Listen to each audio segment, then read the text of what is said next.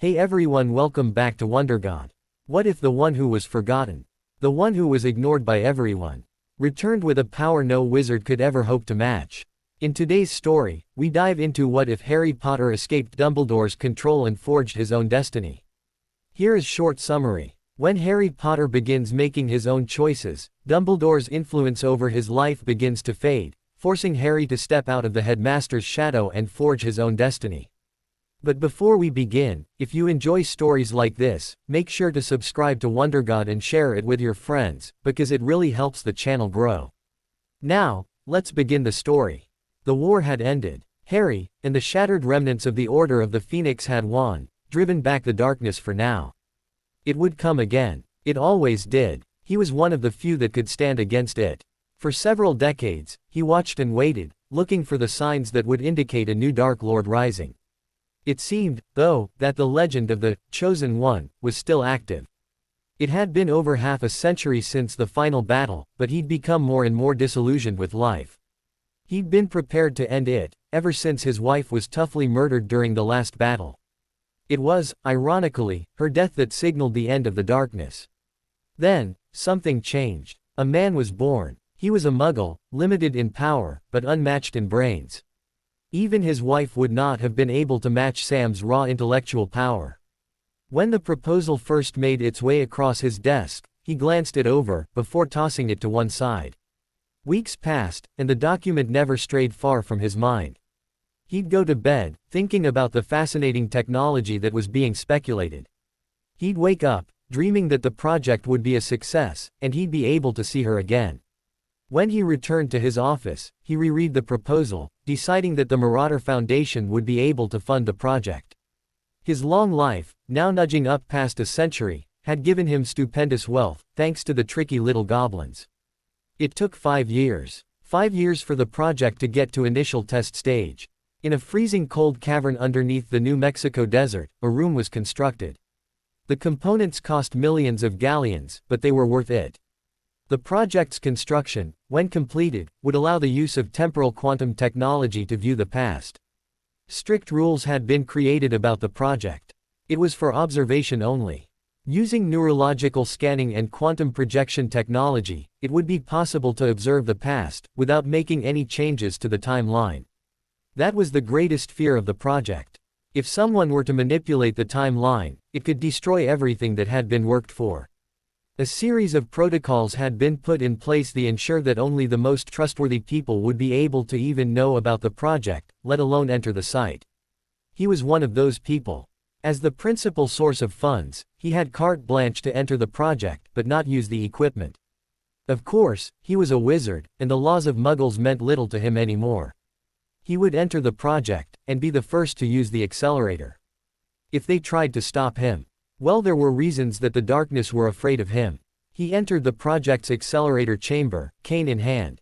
The injuries he'd sustained during the war had never really healed, even after a century of the best medical assistance both the Muggle and magical worlds could offer him. That would change, though, once his journey was complete. The physical properties of breaking the quantum boundary, or stepping into the world, but heavily speculated, but no one knew for sure. The primary theory was that the time traveler would take the form of their past self, time herself obliterating the original copy, and using the quantum fields generated to regenerate the traveler. At least he hoped so.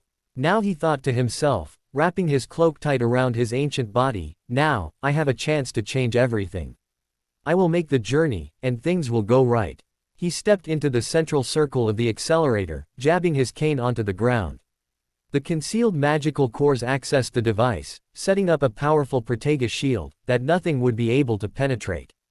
A series of nuclear reactors started up, channeling their immense power into a series of capacitors, which would be used to start the antimatter reaction chamber, located directly below the accelerator room. The onset of antimatter technology was a closely guarded secret by the Marauder Foundation, only to be used by the most honest and trustworthy people. In the center of the accelerator, a series of blue lightning bolts started to arc through the air. The power was considerable, but nothing compared to what was to come. In the background, he could hear the technicians and researchers bleating in fear. What's happening? Who's that? The accelerator's active. He's leaping. The last shout was the one that gathered the attention of everyone there. The project was still in the initial test phase. "He can't leap yet. We're not ready." The voice of the admiral, the project's administrator and principal observer, cut through the cacophony of sound. "Shut it down. Shut it all down." The technicians tried to comply with his demands, but it didn't matter. The reaction had become self-sustaining, feeding on the pure power from the antimatter reactor, with a healthy boost of Harry's own magic. "He'll destroy everything," a final voice shouted. And it was true. He would. But none of that mattered. When the leap was complete, it would all be gone anyway. The landscape around him was changing. Instead of seeing the cool, smooth metal walls of the accelerator chamber, he could see battered stone walls, small holes giving the impression of a drafty room. In front of him, he could see a battered couch, the outline of a fat sleeping child on it. With a grin, Harry stepped forward, in essence stepping across time. As he passed through, the project disappeared from the time stream, never having existed. Harry James Potter, the boy who lived, the man who won, the chosen one, had made his quantum leap. Inside a ragged hut on the rock, a blaze of blue light erupted into the drafty living room. Inside the room, 2 young children were sleeping. One of them, roughly the size of a manatee, was dead to the word, and probably wouldn't notice a herd of hippogriffs bouncing on his butt. The other child, small, messy-haired, and far too thin, had fallen asleep a few hours ago. He'd been planning to stay up and wait for his birthday, but got bored of listening to Dudley's snores. The light streaked out, searching for something similar. When it encountered the small boy, it scanned his DNA, before vaporizing the body, never to be seen again. Harry stepped forward, dropping to his knees in agony as his DNA was overridden with the newly acquired sample. His body, damaged and over a century old, reformed into an identical copy of the recently vaporized boy, before allowing him to slump to the floor. "Okay," he gasped through the pain. "That hurt." Taking stock of his situation, he glanced around, noticing the fat ass sitting on the couch, and hearing the chainsaw massacre from the top of the stairs. That could only be Vernon Dursley. "Well, I'm back." He glanced over at Dudley's watch, noting the time. 11:58 p.m. In 2 minutes, everything changes. He could barely contain himself. Soon, he'd be seeing the woman he loved beyond life itself, and in a month, he'd be returning to the only place he could consider home. A resounding crack echoed throughout the hut, waking the chainsaw massacre upstairs, and the manatee to his left. Harry sat up, grabbing his glasses, and slipping them onto his nose. Note to self, get contacts as soon as possible, he thought idly, while watching the door rock again on its hinges. With a final thump, the door fell inwards, revealing what could accurately be described as a mountain of a man, wielding a pink umbrella. He stepped into the drafty hut, and took a look around, noting the 2 adults perching on the stairs, one of them armed with some kind of Muggle weapon. "Sorry about that," the giant began, bending over to pick up the door. He lifted it and placed it back into the door frame. "I demand that you leave at once, sir." Vernon hissed through clenched teeth. "You are breaking and entering, sir." He raised the shotgun threateningly at Hagrid. Hagrid stomped over, and bent the barrel of the shotgun. "Oh, dry up, Dursley, you great prune." As soon as he released the barrel, the weapon discharged, blowing a hole into the ceiling. Hagrid turned to face the only boy he could see in the room. "Well, I haven't seen you since you was a baby, Harry, but you're further along than I thought." He patted his stomach, particularly around the middle. Dudley, terrified out of his mind, took a step back. I'm not Harry," he stammered. Harry took this moment to step out from beside the fireplace. "I am." Hagrid looked over and grinned. "Well, of course you are." He held out a hand, which Harry shook. Hagrid flopped onto the battered couch, pointing his wand at the fireplace. Tiny balls of flames erupted from the wand, filling the damp hut with warm air. He reached into his pockets, and began pulling out a motley assortment of items. Harry took the poker, sausages and tea from Hagrid, and started to cook the meal. "How do you know how to do that?" Hagrid asked after a moment. Harry gestured with his thumb at the Dursleys behind him. "I've been cooking for them since I was 3 years old," he replied simply, turning the sausages to make sure they wouldn't burn. "Since you were 3? Hagrid asked. "Didn't know you liked cooking." Harry shrugged, turning the sausages again. "Doesn't matter if I like cooking or not. These bastards, Harry again gestured at the Dursleys, make me cook, clean and garden for them. He thought for a moment. They're useful skills to have, really. As expected, Hagrid heaved himself to his feet. What? He roared. Make you work for him like a house elf. Harry pulled the sausages from the flames. What's a house elf? He asked innocently. Hagrid flopped down onto the battered couch, which groaned in submission. That don't matter at the moment, Harry. He reached into his pocket. Here, give me them sausages. He passed over the letter. I reckon you should be reading that now. Harry took the letter, opened it, and started to read. He quickly skimmed through the message, before looking up at Hagrid. Is this a joke? Blimey, Harry, Hagrid began, didn't you wonder where your parents learnt it all? Haven't you ever made something happen? When you were frightened or angry? He looked at Harry's sheepish nod. You're a wizard, Harry. And you'll be attending the finest school of witchcraft and wizardry in the world. He'll not be going, Vernon hissed, obviously annoyed at being ignored by the two magical beings. He'll be going to Stonewall High, and he'll be grateful for it. Hagrid stood again. Harry swore he could hear the couch sigh in relief, as Hagrid made his way in front of Vernon. I suppose a great muggle like yourself's gonna stop him. I hate that word, Harry muttered to himself. He'll be at the finest school for wizardry in the world. 7 years there, and he won't know himself. And he'll be under the finest headmaster Hogwarts has ever known. Albus Dumbledore. I'll not pay for some crackpot old fool to teach him magic tricks. Vernon ranted, only to be stopped when Hagrid's pink umbrella appeared under his nose. Never. Insult. Albus. Dumbledore. In front of me, Hagrid said slowly, before looking over at Dudley. He waved the umbrella, and a pig's tail erupted from Dudley's pajamas. Harry quickly used a bit of wandless magic to complete the transformation, turning Dudley into a pig. Hagrid looked at his umbrella with shock, before quickly jabbing it back into his coat. He leaned in close to Harry. I'd appreciate it if you didn't mention that to anyone at Hogwarts. Strictly speaking, I'm not allowed to do magic. Harry nodded, and grabbed his shirt from the hook by the fireplace. Hagrid pulled the door off the hinges again, before stomping through. Are you coming? Unless you'd rather stay, of course. Hagrid had a cheeky grin. The two headed into London, where they quickly took the tube to Charing Cross Road. On the way, Harry reread his first Hogwarts letter, while Hagrid knitted something big and yellow. Hagrid, can we really get all this stuff in London? Hagrid nodded, and leaned close to Harry. If you know where to go, Harry. He said, before straightening, and counting his stitches. When the two got off the tube, Harry followed the giant down Charing Cross Road, until they stopped beneath a grubby pub billboard, showing the place to be the Leaky Cauldron. Harry smiled as the door was opened, and the sounds and smells of the pub washed over him. He was truly back in the wizarding world now. He stepped into the pub, hiding behind Hagrid.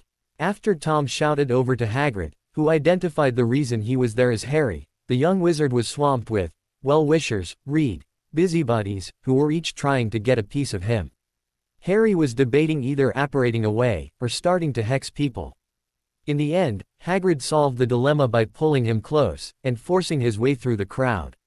When Hagrid introduced Harry to Professor Quirrell, Harry could see the tendrils of black magic that surrounded him, as well as feel the legilimency attempt from the parasitic Voldemort on the back of his head. He tightened his occlumency defenses, before following Hagrid out of the pub. Hagrid tried to hide his grin on his face when he saw Harry come alive at his first glimpse of Diagon Alley.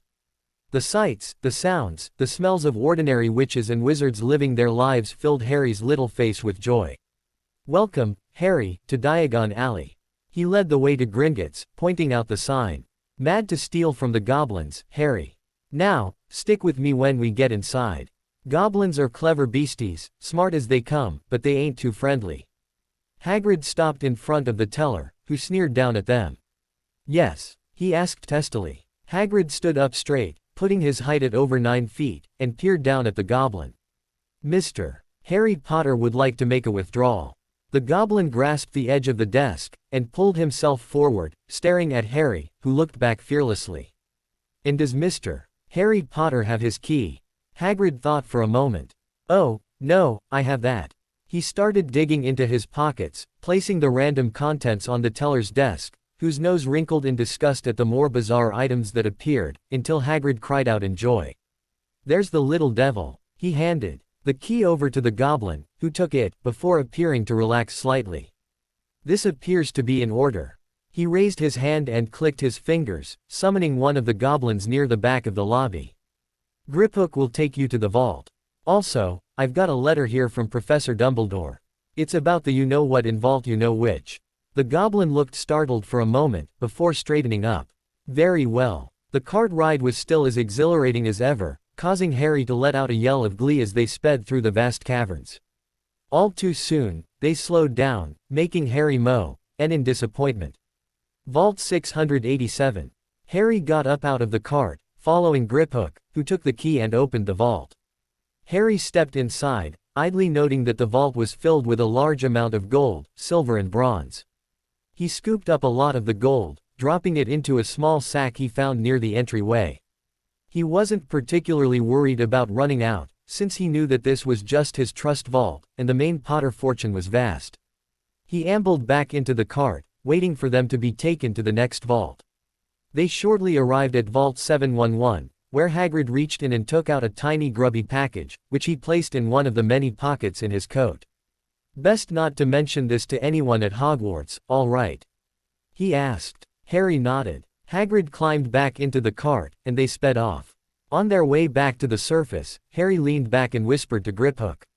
"I know you said, 1 speed only. Is that true?" he asked, grinning at the goblin. Griphook said nothing, just grasped a lever. The cart doubled in speed, prompting Harry to bellow in joy, and Hagrid to moan in fear. They left the bank, Hagrid a frighteningly pale shade of white and trembling, while Harry's cheeks were pink from the rapid velocity of the cart. "That was fun, Hagrid. Can we do it again?" Hagrid turned green, and took a few deep breaths. "I don't think so, Harry," he said after a moment. "I'm gonna go and get a pick-me-up in the cauldron. Will you be all right for the next half hour or so?" Harry just grinned and nodded, before setting off for Traveler's Trunks. Inside the shop, Harry was presented with the smell of sawdust and varnish. He breathed deeply, before taking a stroll round the trunks, looking to see what was available. An older man appeared behind Harry, looking him over with a critical eye. He fought the urge to simply throw the boy out. Based on his appearance, he wouldn't be buying anything expensive. Harry had sensed the man approach, and turned to face him. "Good morning, sir," he said politely. "What do you want, boy?" The man snapped, annoyed at wasting his time. Harry resisted the urge to roll his eyes. "I'll have a ham and cheese sandwich, please," he said, biting down several nasty retorts. "Don't sell sandwiches, boy." The man spat out, looking disgusted. "I know," Harry replied testily. "Obviously," he drawled, "I want a trunk. That's why I came into a trunk shop." "You sure you can afford one of my trunks, boy?" the man asked, not bothering to answer verbally, since the phrase, "money talks," works as well in the wizarding world as the muggle world. Harry pulled out the sack of galleons he'd picked up in Gringotts. Instantly, the man changed, going from grumpy to smarmy in a nanosecond. "Of course, sir," the man smarmed. "My apologies for my previous behavior. I'm Cyril Agamemnon." "Save it," Harry snapped. "I'm looking for a suitable trunk. I'll shortly be attending Hogwarts. I want something that'll last my entire time there." "All of my trunks are durable, sir," Cyril replied, looking a bit offended. "If you take care of them, there's no reason it won't last the rest of your life." Harry looked down his nose at the man. "I'm sure." He gestured to the larger, more expensive trunks. "I'm looking for something a little better than the standard school models." "Of course, sir." Cyril smarmed again. For a moment, Harry was convinced he was going to start rubbing his hands together. It creeped him out a little bit. "I want something with multiple compartments," Harry said firmly. "I want it to have a wardrobe section for my clothing, a library section, holding possibly thousands of books, a section for Quidditch equipment and a broomstick, and another section for holding a vast array of potions equipment and supplies." He stared imperiously at the creepy little man. "Can you supple such a thing?" Cyril nodded, before leading Harry to the ugliest trunk he'd ever seen. It looked like it was made of cheap plastic, and would fall apart if someone coughed on it. "Are you deliberately wasting my time, Mr. Agamemnon?" Harry asked. I want quality, not the junk you pawn to the masses. Harry rolled his eyes and walked away, looking at the more expensive trunks. He found a nice cherry wood 5-section trunk, tucked away at the back. He pulled it out, glancing quickly at it. I'll take this one, sir, that's 50 galleons. Agamemnon said. It's one of my more expensive trunks. See Introduction for Currency Conversion. Harry reached into his sack, and counted out 50 of the heavy gold coins. He slapped them onto the counter. What extra features do you offer? Harry asked. The standard, sir. Agamemnon said, quickly scooping up the gold. Full security system, keyed to your personal magical signature. Wards against theft, fire, water. The usual. How much? Harry asked, reaching into his sack.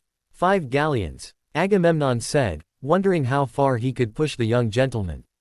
2. Harry replied instantly, drawing out the coins. Agamemnon grumbled to himself. Fine. He waved his wand, quickly casting the charms. The rest of Harry's time in Diagon Alley passed, as he purchased new clothing, all his necessary potions equipment, which required going into the smelly apothecary and erupting 10 minutes later to a colossal sneezing fit, and a new broomstick from Quality Quidditch. He'd have to sneak it into the school, but he wasn't worried.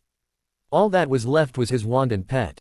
He was hoping Hagrid was in a generous mood, and would reunite him with his familiar. As he left Madame Malkin's, fortunately avoiding Malfoy, pompous little git, Harry made his way to Ollivander's. This was another friend he was looking forward to seeing. His visit went exactly the same as during the original timeline, including Ollivander's creepy outlook on life, as his prediction of great things from Harry. Frankly, he couldn't get the hell out of there fast enough. As he was walking out, Harry looked up to see the giant form of Hagrid shambling closer, obviously recovered from the ordeal of the Gringotts carts. In his hands he held an owl cage, containing a beautiful snowy white owl. Hedwig! Harry screamed mentally. The owl looked up, her eyes widening when she saw Harry. He could feel the bond of a familiar beginning, as Hedwig aligned herself to Harry. Happy birthday, Harry, Hagrid said, looking down on his small charge, and feeling a rush of warmth when Harry looked up at him with tears in his eyes. Thank you, he whispered, the sentiment echoed in his thoughts by Hedwig. Well, that's everything, Harry, Hagrid said, pulling out a pocket watch. I'd best be getting you back to your relative's house. Harry took the cage from Hagrid, cooing softly at Hedwig. That's okay, Hagrid. He looked up. I know you need to get back to Hogwarts to drop off that package. I can take the train back. Hagrid looked down at the watch again, and then back at Harry.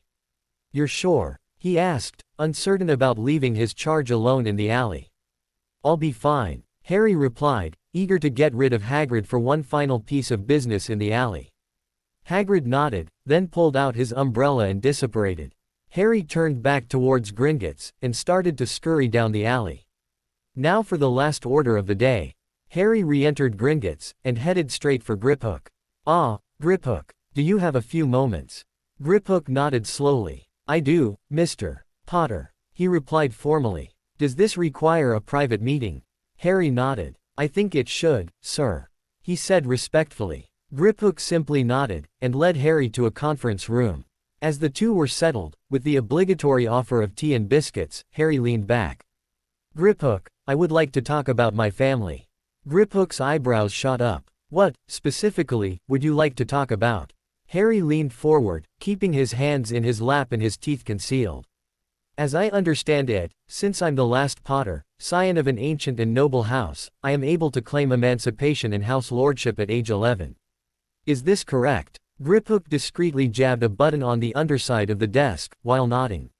Yes, it has happened in rare occasions in the past, Mr. Potter, he said, not wanting to commit to anything. I also know that I'm the last of Godric Gryffindor and Rowena Ravenclaw's line. As such, I am considered an heir of Hogwarts. Harry said, feeling the approach of another goblin, this one with far more power than Griphook. The door opened, to Griphook's relief, as an elder goblin walked in. Even though he was a goblin, Harry was very jealous of his suit. It looked superb. He shook his head. Mr. Potter. The elder goblin spoke with a voice like gravel. I am Director Ragnarok, manager of this bank. Harry stood and bowed deeply. Good day, Director. Please, call me Harry." Both goblins were taken aback by the blatant display of respect from a wizard to a goblin. Something that hadn't happened in decades, at least. "Thank you, Harry," Ragnarok said, waving Harry back to his chair. "I'm honored by your gesture. How can we help you today?" Harry took a deep breath. "As I was asking Griphook, I understand that the last scion of an ancient and noble house can claim emancipation and lordship over their house at age 11.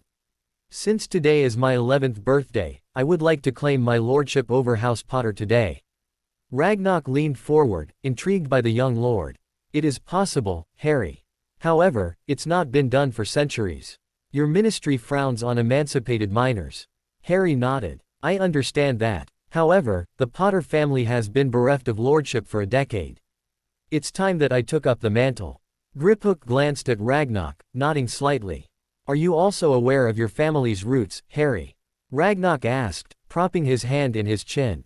"I am aware that the Potter family are the last descendants of Gryffindor and Ravenclaw, making me a founder's heir, and the so-called heir of Hogwarts," Harry replied. "However, I don't particularly want these facts to be known."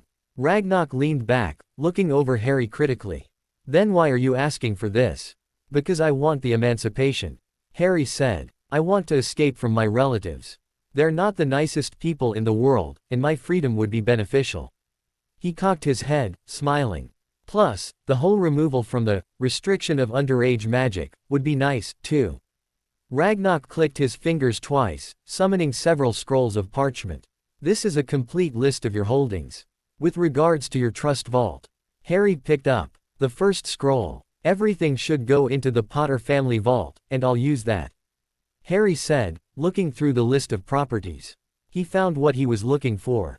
"I'd also like to have my official residence moved here." The next few days were the best of Harry's life to date. He'd moved into the flat above the vacant shop at 93 Diagon Alley. He'd quickly set up a nice home, purchasing furniture and supplies. However, the incident he was truly waiting for happened on the 5th of August. Hermione Granger, the love of his life, had entered Diagon Alley. Watching from the windows of his now Fidelis charmed flat, he saw her enter the alley, heading straight for Flourish and Blots. Harry quickly grabbed his jacket and shoes, and rushed out. As he entered the bookshop, he quickly glanced around, looking for the little girl who would become the woman he loved so much. She was in the history section, and Harry had to bite down a laugh as she picked up her first ever copy of Hogwarts, a history. He approached her, smiling politely. "Hello." Hermione looked up to see a boy, about her age, with the dreamiest green eyes she'd ever seen, looking back at her. "Hello," she replied. "My name's Harry," he said, holding out his hand. "Charmed," Hermione said, grasping his hand lightly, pumping once, then releasing it. "I'm Hermione. You going to Hogwarts?" Harry asked, gesturing at the heavy tome in her hands. "Yes," she replied softly. "I'm going to be a first year." Harry nodded. "Me, too." He cocked his head slightly. "Looking forward to it." Hermione nodded slowly. "Yes. It's a bit of a relief, really." "I know what you mean," Harry said. "All those weird little things that kept happening. At least now, we know why." She nodded. "Yes." Hermione turned slightly, looking back at the bookshelves. Harry ignored the snub, going over to one of the shelves he knew most decent people avoided like the plague, and picked up a slim volume. He headed over to the checkout, paid for it, and headed back to her. He passed her the book, watching her scowl as she read the title. She looked up at him with a death glare he'd come to recognize. "Mudbloods and Purebloods," she asked. "Why on earth would I want to read this?" Harry repressed the smirk on his face. "I've already paid for it. I suggest you read it, Hermione. It's enlightening." Harry turned, and left the store, ignoring the daggers she was trying to jab into his back from her eyes. The remainder of August flew by, as Harry devoured his textbooks, learning all he could. He'd gone back to Ollivander's to have the tracking charm on his wand removed, and tore through the first-year curriculum in record time. Of course, he'd long since passed this level of education, or even the need for a wand, but it was good to get back into the form he needed. September 1st rolled round, and Harry rushed to King's Cross. His trunk shrunk down into his pocket, with Hedwig making her way there on her own. Harry opened the compartment, and swallowed down the cry of glee at having found her. She looked up, and her eyes narrowed. Do you mind if I join you? He asked politely. Hermione, never one to be rude, acquiesced, allowing Harry to throw his trunk up onto the roof rack, and sat down opposite her. For a moment, neither one of them said anything, just engaged in a furious staring competition. So, Harry broke away first. Did you read the book I gave you? Yes. Hermione's response was frosty, lowering the temperature in the compartment by 10 degrees. And, Harry asked, I think it's a load of biased old rubbish. She replied simply. And, to tell you the truth, I'm quite offended that you gave it to me.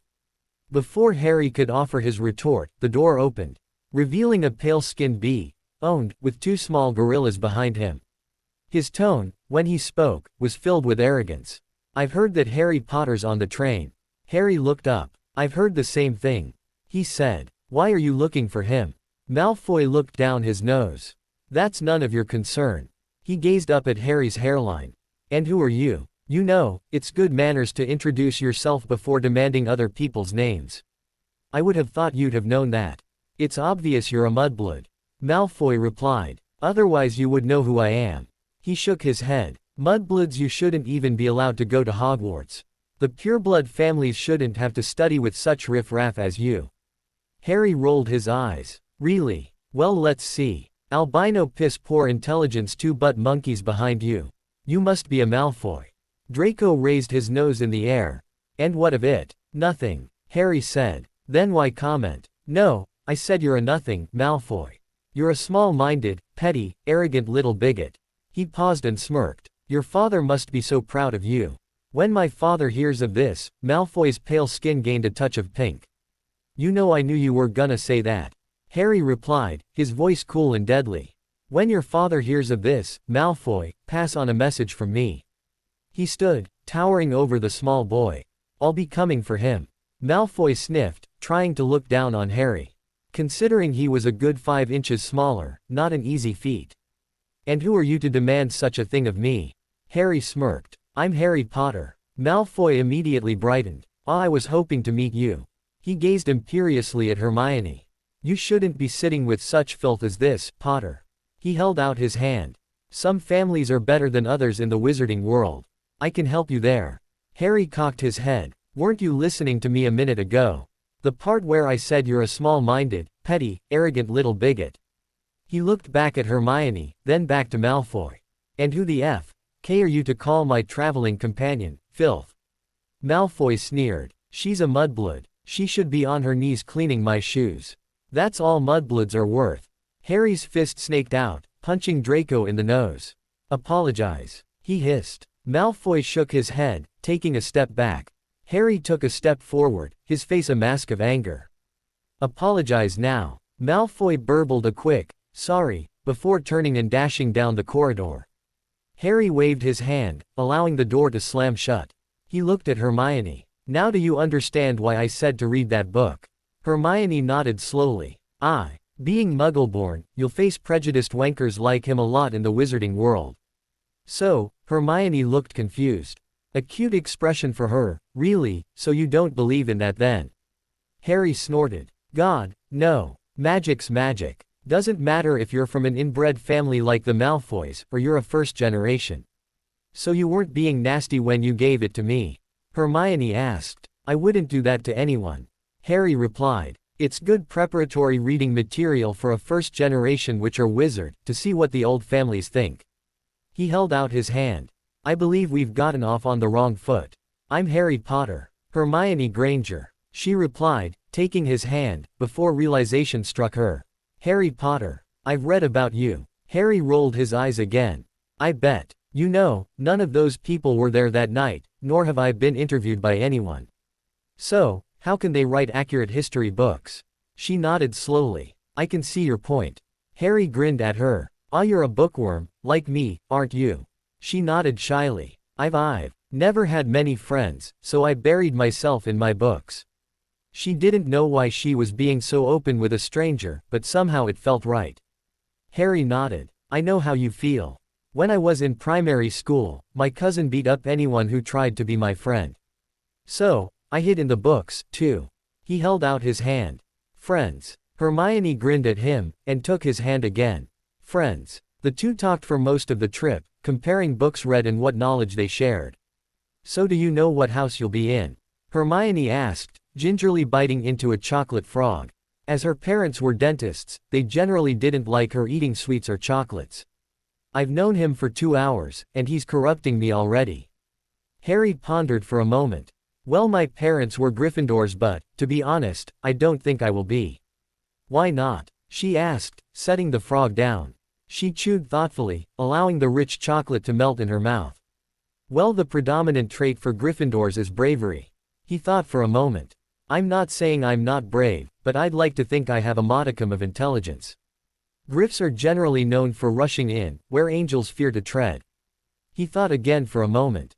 I think I'll be a Ravenclaw. That house is prized for knowledge. Hermione nodded. I heard some kids earlier talk about the houses. They said that Slytherin was for the cunning, but I've also heard it's a house of evil. Harry started sniggering. It's true that Slytherins have a bad representative. It's true that a vast number of evil wizards come from Slytherin, but that doesn't make all Slytherins evil. It's actually a house for the cunning and ambitious. Since most evil wizards want power, they're classed as ambitious. And that's why they go into Slytherin. What about that other house? Hermione asked, taking another delicate bite of her chocolate frog. Hufflepuff. Harry asked. Well, to be honest, it has a bit of a bad reputation itself. People describe it as a dumping ground for the useless and squibs. Those who aren't brave, ambitious or intelligent. It's not true. No, Harry replied, smiling softly. Hufflepuffs value 2 things, hard work and loyalty. Most people in Hufflepuff are fairly quiet, buckling down and getting the job done. That's why they're poorly represented. Puffs generally work behind the scenes. Hermione stared into Harry's eyes. What do you think I'll be? She asked tentatively. Ravenclaw. Harry answered immediately. You'll be a claw, definitely. How do you know? Hermione asked, biting down on her bottom lip. She looks so cute when she does that. Harry thought to himself. Well, when I look at you, I can see a fierce intelligence burning behind your eyes. She blushed, and looked down. I could also see you being a Gryffindor. You're scared, but you're still here. What am I scared of? She whispered, looking down at her lap. Harry leaned back, and gazed at her. You're afraid you won't fit in. He replied softly. You're worried that people will pick on you, tease you, call you names. She nodded. You're also afraid you'll fail. Harry said. You're afraid that someone will tell you it's all a big joke, and they'll send you home. She looked up, staring directly at his startlingly green eyes. How do you know that? She whispered. Harry sighed, and ran his fingers through his hair. He looked down. That's how I feel, he said softly. I'm terrified that I'll get there and then be told it's all some cruel joke, and I have to go back to my relatives. And you don't want that? Hermione asked, keeping her intense gaze on him. No, he said, so softly Hermione had to strain to hear him. She stood, and moved to sit next to him, clumsily wrapping an arm around his shoulders. He looked at her, startled. She was never this forward the first time around. He leaned into her for a moment, sharing the warmth of the hug. He looked into her eyes, inches from his own. Thank you. She smiled warmly at him, sending pleasure up and down his synapses. He felt an overwhelming urge to key her 11-year-old face merging with the 21-year-old he'd known. He shook his head, clearing the image before things got confusing. The train pulled into Hogsmeade Station, prompting organized chaos as hundreds of students rushed off the train, each of them trying to be the first to get to wherever they were going. Harry had stopped Hermione from leaping up as soon as the train stopped. Hermione, just wait a few minutes. I don't particularly fancy getting trampled underneath all that lot, he said calmly. Hermione looked out of the window, seeing some thuggish young men, gigantic compared to her and Harry, push their way through crowds of younger students. She nodded. I suppose so. She looked back at Harry, biting on her bottom lip. I don't want to be late, though. Rolling his eyes, Harry held up his hands. Don't worry. We'll be there with plenty of time. He looked out of the window. See, the biggest ones have gone already. The two got up, and quickly disembarked, hearing a rough voice calling, First years. First years this way. Harry looked up, an unconscious smile on his face as he saw his first friend leading the group of little people to the boats. He turned to Hermione. Are you scared on going on a boat? He asked gently. Hermione shook her head, biting down on her bottom lip. No. Is that how we get there? He nodded. Yep. First years take the boats across the lake, while the rest of the students take carriages up to the school. It gives them a chance to get there before us, so we can be sorted while they're all sat down. Harry approached Hagrid, smiling warmly at him. Hey, Hagrid. The half-giant looked down, grinning at the child. Hello, Harry. How was the ride? It was great, Hagrid. He said, gesturing to Hermione. This is my friend, Hermione Granger. Hermione smiled shyly, as Hagrid held out a hand to her. She took it, and he gently shook her hand, making sure not to hurt her. Any friend of Harry's is a friend of mine, Hermione. I'm Rubeus Hagrid, keeper of keys and grounds here at Hogwarts. Pleasure to meet you, Mr. Hagrid, Hermione said politely. Just Hagrid, please, the half-giant replied, letting her hand go. He turned back to the rest of the first years. Right, you lot, into the boats. No more than 4 to a boat. Harry led Hermione to a boat, seeing a gangly red-haired and a slightly podgy sandy-haired boy get in after them. As soon as everyone was settled, Hagrid let out a cry of, forward. And the boats moved as one, sailing slowly through the Black Lake. As they rounded a small island, Harry got his first glimpse of Hogwarts Castle. It was beautiful. Lit up, the whole castle seemed to radiate magic and wisdom. Next to him, Hermione gasped, as she saw the same thing he did. After disembarking the boats, and sniggering at Ron Weasley who fell in, Harry followed Hagrid up the steps, where a stern-looking woman was stood waiting for them.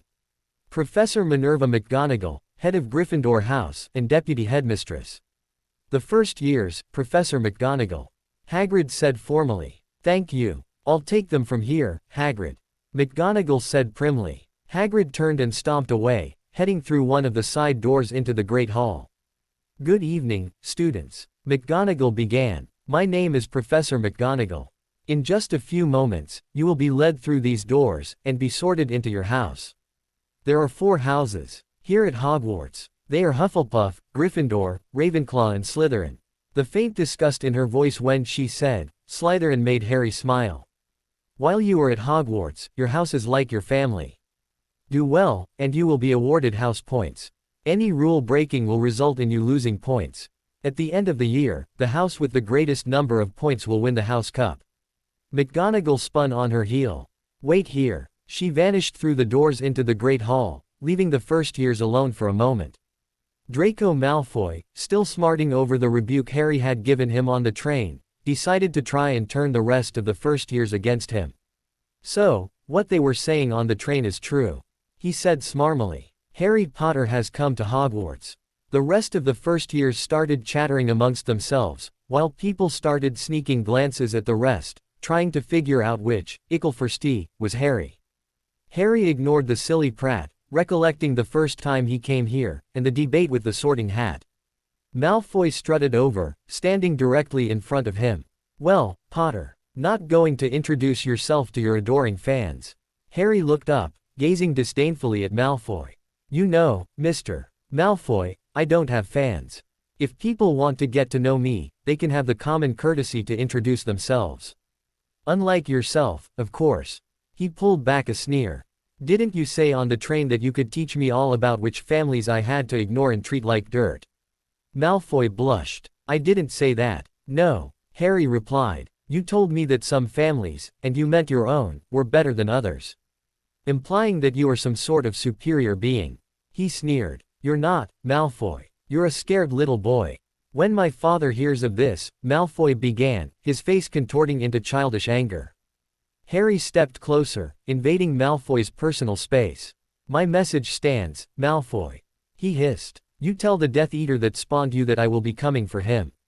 Harry turned round, ignoring the sputtering Malfoy, to see the rest of the first years looking at him. Almost everyone knew the name of Malfoy, a prominent pureblood family, that seemed to consider itself the be-all and end-all of the wizarding world. What? He snapped, turning to face Hermione, who smiled warmly at him. McGonagall came back, taking note of the sputtering Malfoy, and gestured to the first years. This way. Harry entered the Great Hall, following the other nervous first years. The first time he'd been here, he'd been terrified with them, but now, he knew better. McGonagall took a step forward, a long scroll of parchment in her hand. She was about to speak, when the unbelievable happened. The Sorting Hat spoke. "Before we begin," the Hat said, "I need to speak to you, Mr. Potter." Around the hall, people began whispering to themselves. Various cries of, "Harry Potter, isn't he small?" and, "What's the Hat doing?" sounded around him. Harry took a step forward, and closed his eyes. To the astonishment of all, Harry began to glow with a pale white light, and began to float 6 inches off the ground.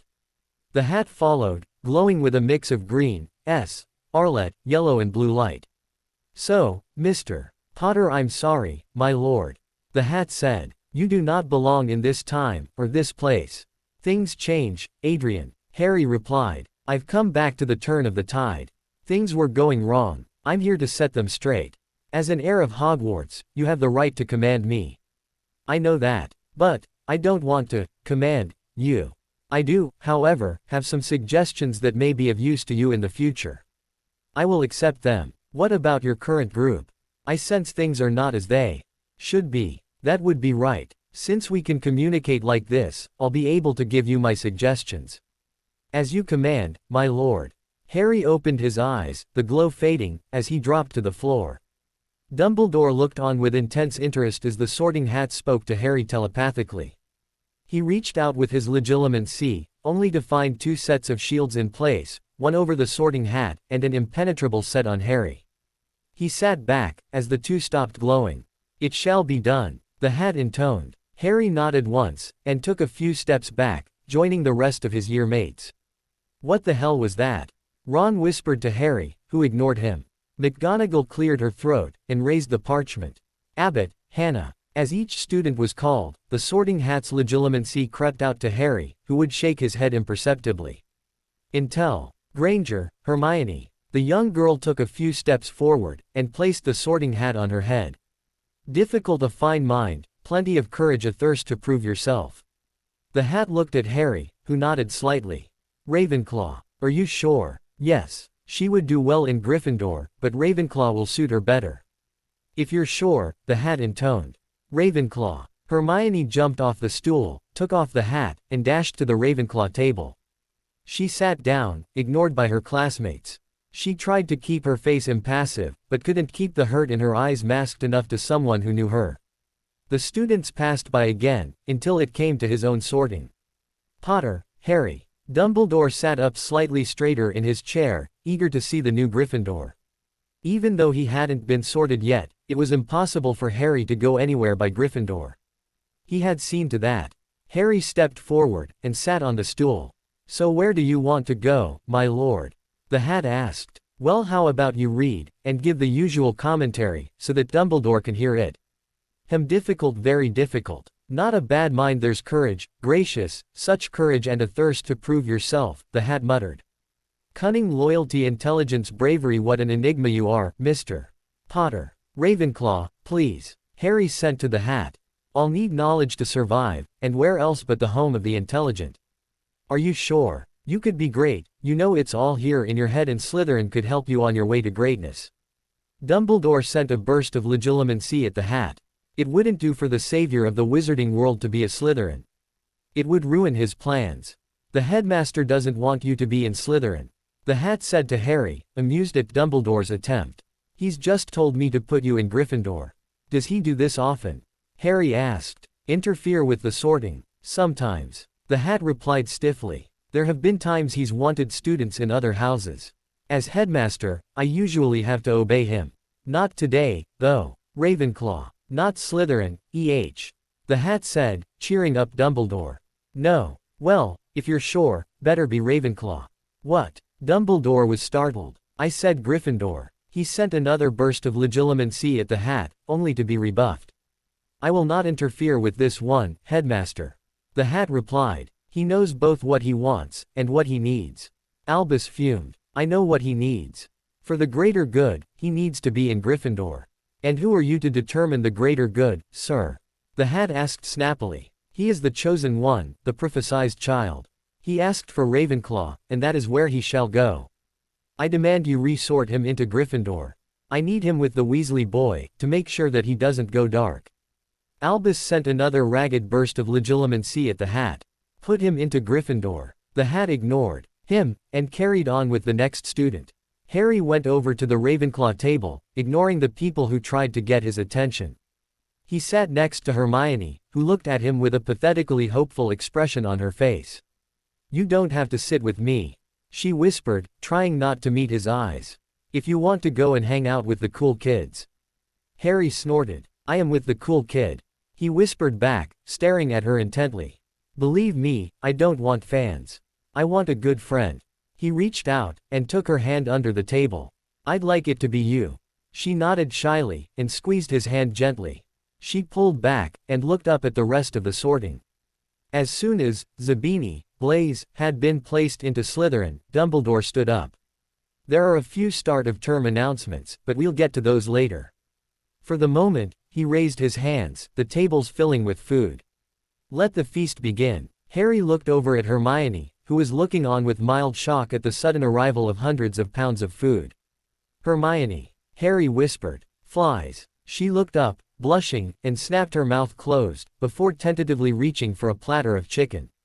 Harry loaded up his plate with his favorites, surprising Hermione when he gave himself a balanced meal, including plenty of vegetables. He started to eat, before a sudden thought made him look over his shoulder to the Gryffindor table, when he saw Ron Weasley eating like a pig, food all round his mouth, and several blobs of gravy and potatoes on his tie. His stomach lurched, and he resolved to avoid the weasel as much as possible over the next few days. He vividly remembered Ron's attitude and jealousy from the first time round, and decided to simply prevent any encounters with the Git. However, there were others at the Gryffindor table that he did want to meet. The Weasley twins, for two reasons. 1, they were cool, and fun to hang out with. 2, they had the Marauders map. And he would need that. He looked over at Hermione, who was silently debating with herself whether or not to have seconds. Harry smiled at her. Hermione. He whispered. It's not gonna go anywhere. If you want more, have it. Harry could almost read her thoughts, the whole, don't wanna look fat, routine that young girls seem to go through. He suppressed a chuckle as Hermione's face worked through several emotions, before placing another piece of chicken on her plate, before adding 2 small roast potatoes. After the feast had been cleared away, leaving Harry with a single piece of treacle tart that he'd managed to grab off his plate before it vanished, Dumbledore stood up to give his speech. Welcome, everyone, to a new year at Hogwarts. For our returning students, it's a pleasure to see you again. For our new students, welcome to the finest school of magic in the world. There are a few rules that I need to pass on to you. The Forbidden Forest, as its name suggests, is strictly off-limits. Dumbledore peered down his nose at the Weasley twins. Some of our older students would do well to remember this rule. Our caretaker, Mr. Filch, has asked me to remind you that magic is not to be used in the corridors. The list of banned items has now reached a record 209 items. The entire list can be seen in Mr. Filch's office if you so desire. He straightened slightly, looking even more formidable. A final notice. The corridor on the right-hand side of the 3rd floor is strictly out of bounds to all students who do not wish to die a most painful death. There was dead silence at this statement, except for Harry, who scoffed quietly and rolled his eyes, earning an elbow to the ribs from Hermione. Now, prefects, please lead your students to your dormitories. Schedules will be handed out at breakfast tomorrow morning.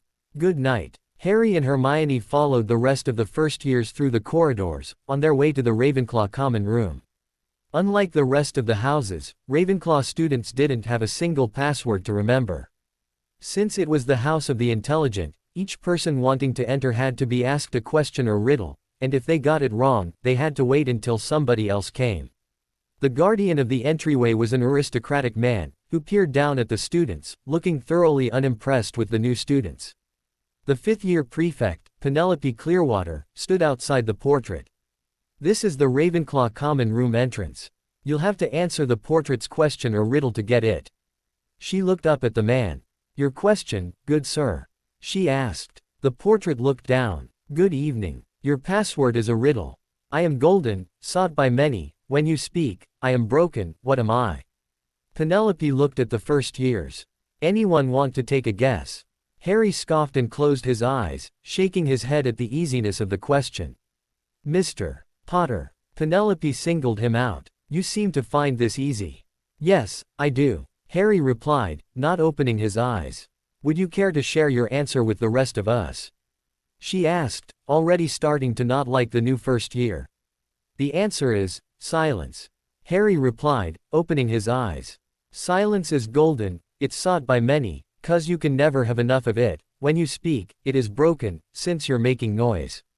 So silence, Harry replied. The portrait smiled. Pass. The portrait swung open. The students ambled inside, to see a comfortable room, decorated in blue and bronze, with lots of small couches and tables. Penelope stood in the center of the room. Girls, your dormitories are on the left-hand side, while the boys are on the right. Your dorm rooms each have your name on. Your trunks and other possessions should be in your room already. Harry nodded, then headed up the stairs, after saying a quick goodnight to Hermione. When he got in his dorm, he was delighted to see that Ravenclaw students each got a single dorm room. No more listening to people bloody snoring. He thought delightedly. No more hearing the chainsaw massacre that is Ronald Bloody Weasley and Neville Longbottom. During the previous timeline, back when he was a Gryffindor, he, Seamus and Dean had decided to play a small prank on Ron and Neville while they were asleep. They had recorded the sound of a motorbike, and played it to coincide with the snores of Ron and Neville. To their utter amazement, the two had soundly slept through the whole thing. After that, the three light sleepers had taken to the game with an amazing display of enthusiasm. They'd each found the loudest, most obnoxious noise they could, and then played it, at full volume. During the experiment, held at 2 a.m., they'd managed to wake 73 people, out of the 78 in Gryffindor. Since Harry, Dean and Seamus had been awake to perform the test, they'd woken everyone else, who promptly decided to congregate in the sixth-year male dorms to voice their displeasure. Ron and Neville had slept through the whole bloody thing, and didn't understand the murderous glances they got the morning after from the rest of the Gryffindors. Harry shook his head, stopping his musing, before stripping down to his boxers, and climbing into bed. Ah, Hogwarts beds. I've missed this. He closed his eyes, picturing the 21-year-old Hermione, before drifting off to sleep. Harry tossed and turned, his tortured mind producing a hodgepodge of dreams, memories and nightmares, all intertwined in a horrific tableau. Harry entered the train compartment, stopping when he saw Hermione, sat alone, engrossed in the newest edition of Hogwarts, A History. She was dressed casually, a t-shirt and jeans, biting on her bottom lip as she learnt some new fact. Harry sat on the bench opposite her, content for the moment to simply gaze at her. Within moments, she glanced up, looking puzzled at Harry's stare. Harry, is everything all right? She asked. Harry nodded. Can I ask you a question, Hermione? It's a bit odd. She snorted. Harry, over the last 6 years, we've done a hell of a lot of odd stuff. I doubt your question could be odder than facing Fluffy. Or fighting in the Department of Mysteries. Nodding, Harry composed his thoughts. Why have we never gone out? He could almost hear the mental squeal of brakes as her brain froze. What? She asked, her voice trembling. Harry leaned back, folding his hands in his lap. Why have you and I never dated? Where the hell did this come from, Harry? Hermione asked, looking slightly panicked. I was sitting, trapped in my room on Privet Drive, pondering life, love and the universe. Harry replied. I was thinking about my relationship with Ginny. Even Hermione could hear the emphasis he placed on the word relationship. Hermione felt her hackles rising. Oh, God, does he know? She thought to herself. Harry nodded at the look of understanding on her face. She dosed me with a love potion, Hermione.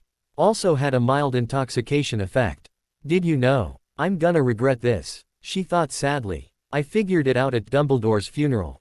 She replied. She didn't seem all that bothered about you breaking up with her. Then, when I went to the burrow, I found a couple of bottles of potion, which confirmed it. She wasn't bothered, because she knew she could get you back whenever she wanted. And you didn't tell me. He said flatly. I assume because you didn't know how to tell me. She nodded again. How the hell do you tell your best friend that the girl he loves is using him? Trying to gain access to his money and fame. I was planning to dose you with the counter potion, and let it go from there. That way, you could make your own choice while free and clear of the potion. If you wanted to stay with her, you would. If not, you'd break up with her properly. She reached into her robes, and withdrew a small vial. This is an antidote to amortentia, Harry. He nodded, but didn't take the vial. I've already had one. Got it from the apothecary in Diagon Alley. Woke me up to quite a few different things. Hermione cocked an eyebrow, putting the vial back in her robe. Like what? Harry leaned back, crossing his arms. Hermione recognized the body language, meaning that Harry was feeling nervous about whatever he was about to discuss, but was going to get through it. In my entire life, I've only found 6 people I knew were showing me their true selves. Hermione asked, confused by the comment. 6 people. The 3 Dursleys. They hated me with a passion, for the simple fact that I'm a wizard. They didn't put any airs or graces on. Flat out hatred. I don't like it, but I can understand it. Next is, oddly enough, Snape. He's hated me since the day I was born, simply because I was born to his most hated foe. And he's never hidden that opinion or lied to me about it. Again, I respect him for that. I think the man's a murdering arsehole who I'm going to kill someday. Hermione's brain transmitted the standard, he's a professor and should be respected, speech to her mouth, but she managed to block it, before shrugging and nodding along with him. That's 4, Harry, she said softly. Who are the others? Number 5 is Ron. Ron. Hermione was confused. But he's been, ever since the day I met him, he's been jealous. No matter what he's tried to be since then, he's always been, and will always be, jealous of the boy who lived. That, and I'm tempted to rip his spleen out through his nostrils for the way he treated you over the summer. Hermione nodded. That day at the Burrow would not soon be forgotten. Calling her a cheap, mudblood whore. The pain in his crotch, according to the twins, had lasted for days. Who's the last? You, Hermione. Harry replied softly. You've always been supportive. You've always been caring. You look after me, for no other reason than you can. He smiled warmly at her. Hermione smiled back, resisting the urge to squish him in a big hug. You're welcome, Harry. He leaned forward slightly. And so, I've been wondering. Why the hell didn't I think about asking you out? You're beautiful, caring, loving and all around great. She blushed prettily. I never thought you'd be interested in me, Harry. She looked down. I'm not pretty like the other girls in Hogwarts. Harry nodded. That's true. You're not. Hermione felt the rush of hurt. She knew it herself, of course, but to hear Harry confirm it like that. Hermione. They're pretty. You, on the other hand, are beautiful. They're clever. You're brilliant. He smiled at her shocked face. You're the one-eyed man in the kingdom of the blind, Hermione. She sniffed, using the back of her hand to wipe away a tear. I know this is an awful way to ask, but I couldn't think of anything better. He suddenly looked shy. Hermione, will you be mine? She snorted softly. Harry, you prat. She replied warmly. I was always yours. Harry suddenly looked shy. Then can I key you? Unconsciously, he bit on his bottom lip, looking at her with such scared eagerness it left her breathless. I'll be very upset if you don't, Harry. Hermione said, launching herself onto his lap. The scene changed as Harry mo.ned in satisfaction. The image of Hermione, breathless, eyes shining and her lips puffy from the workout they'd just received, changed into his last memory of her, from the final battle. Hermione ducked under yet another green killing curse.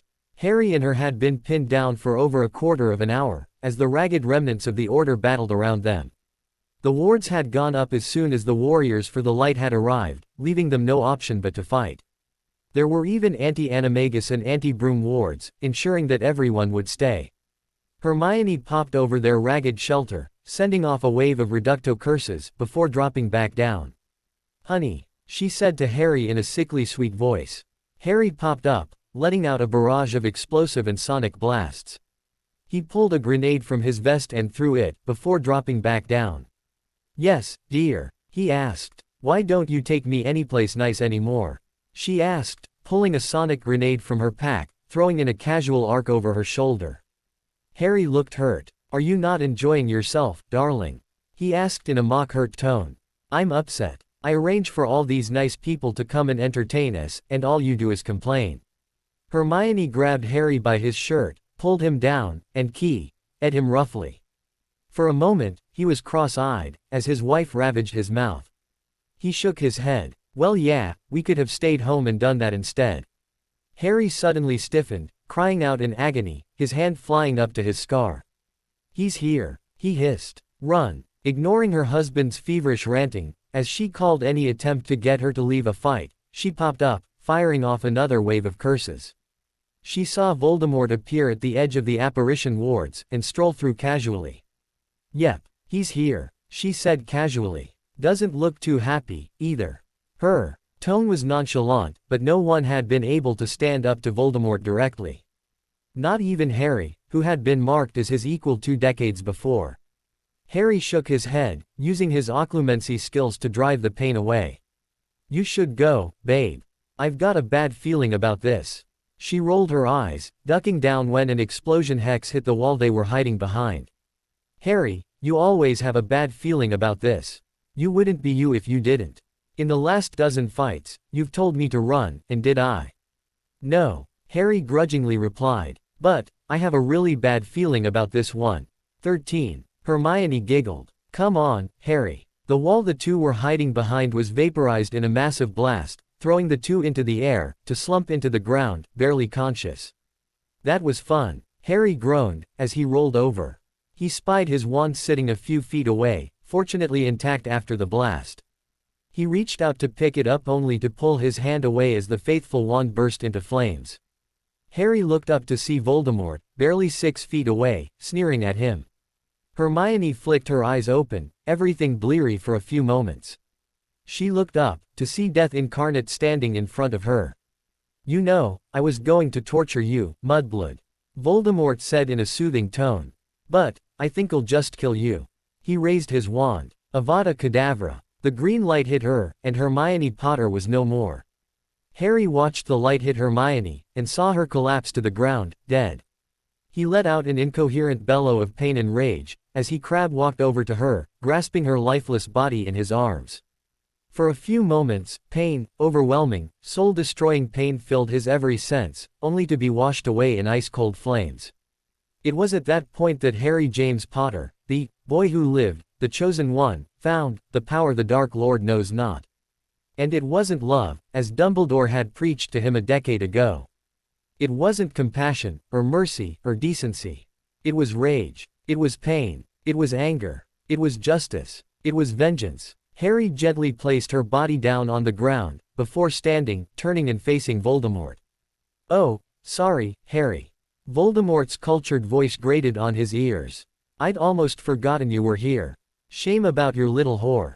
Don't worry, though. You'll be joining her soon.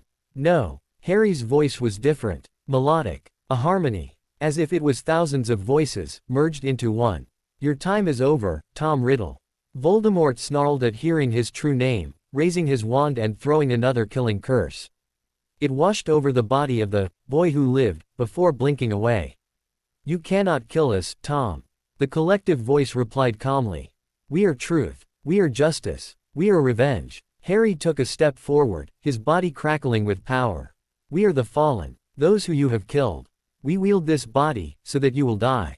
Harry's hand raised, glowing with light, a pure, white magic.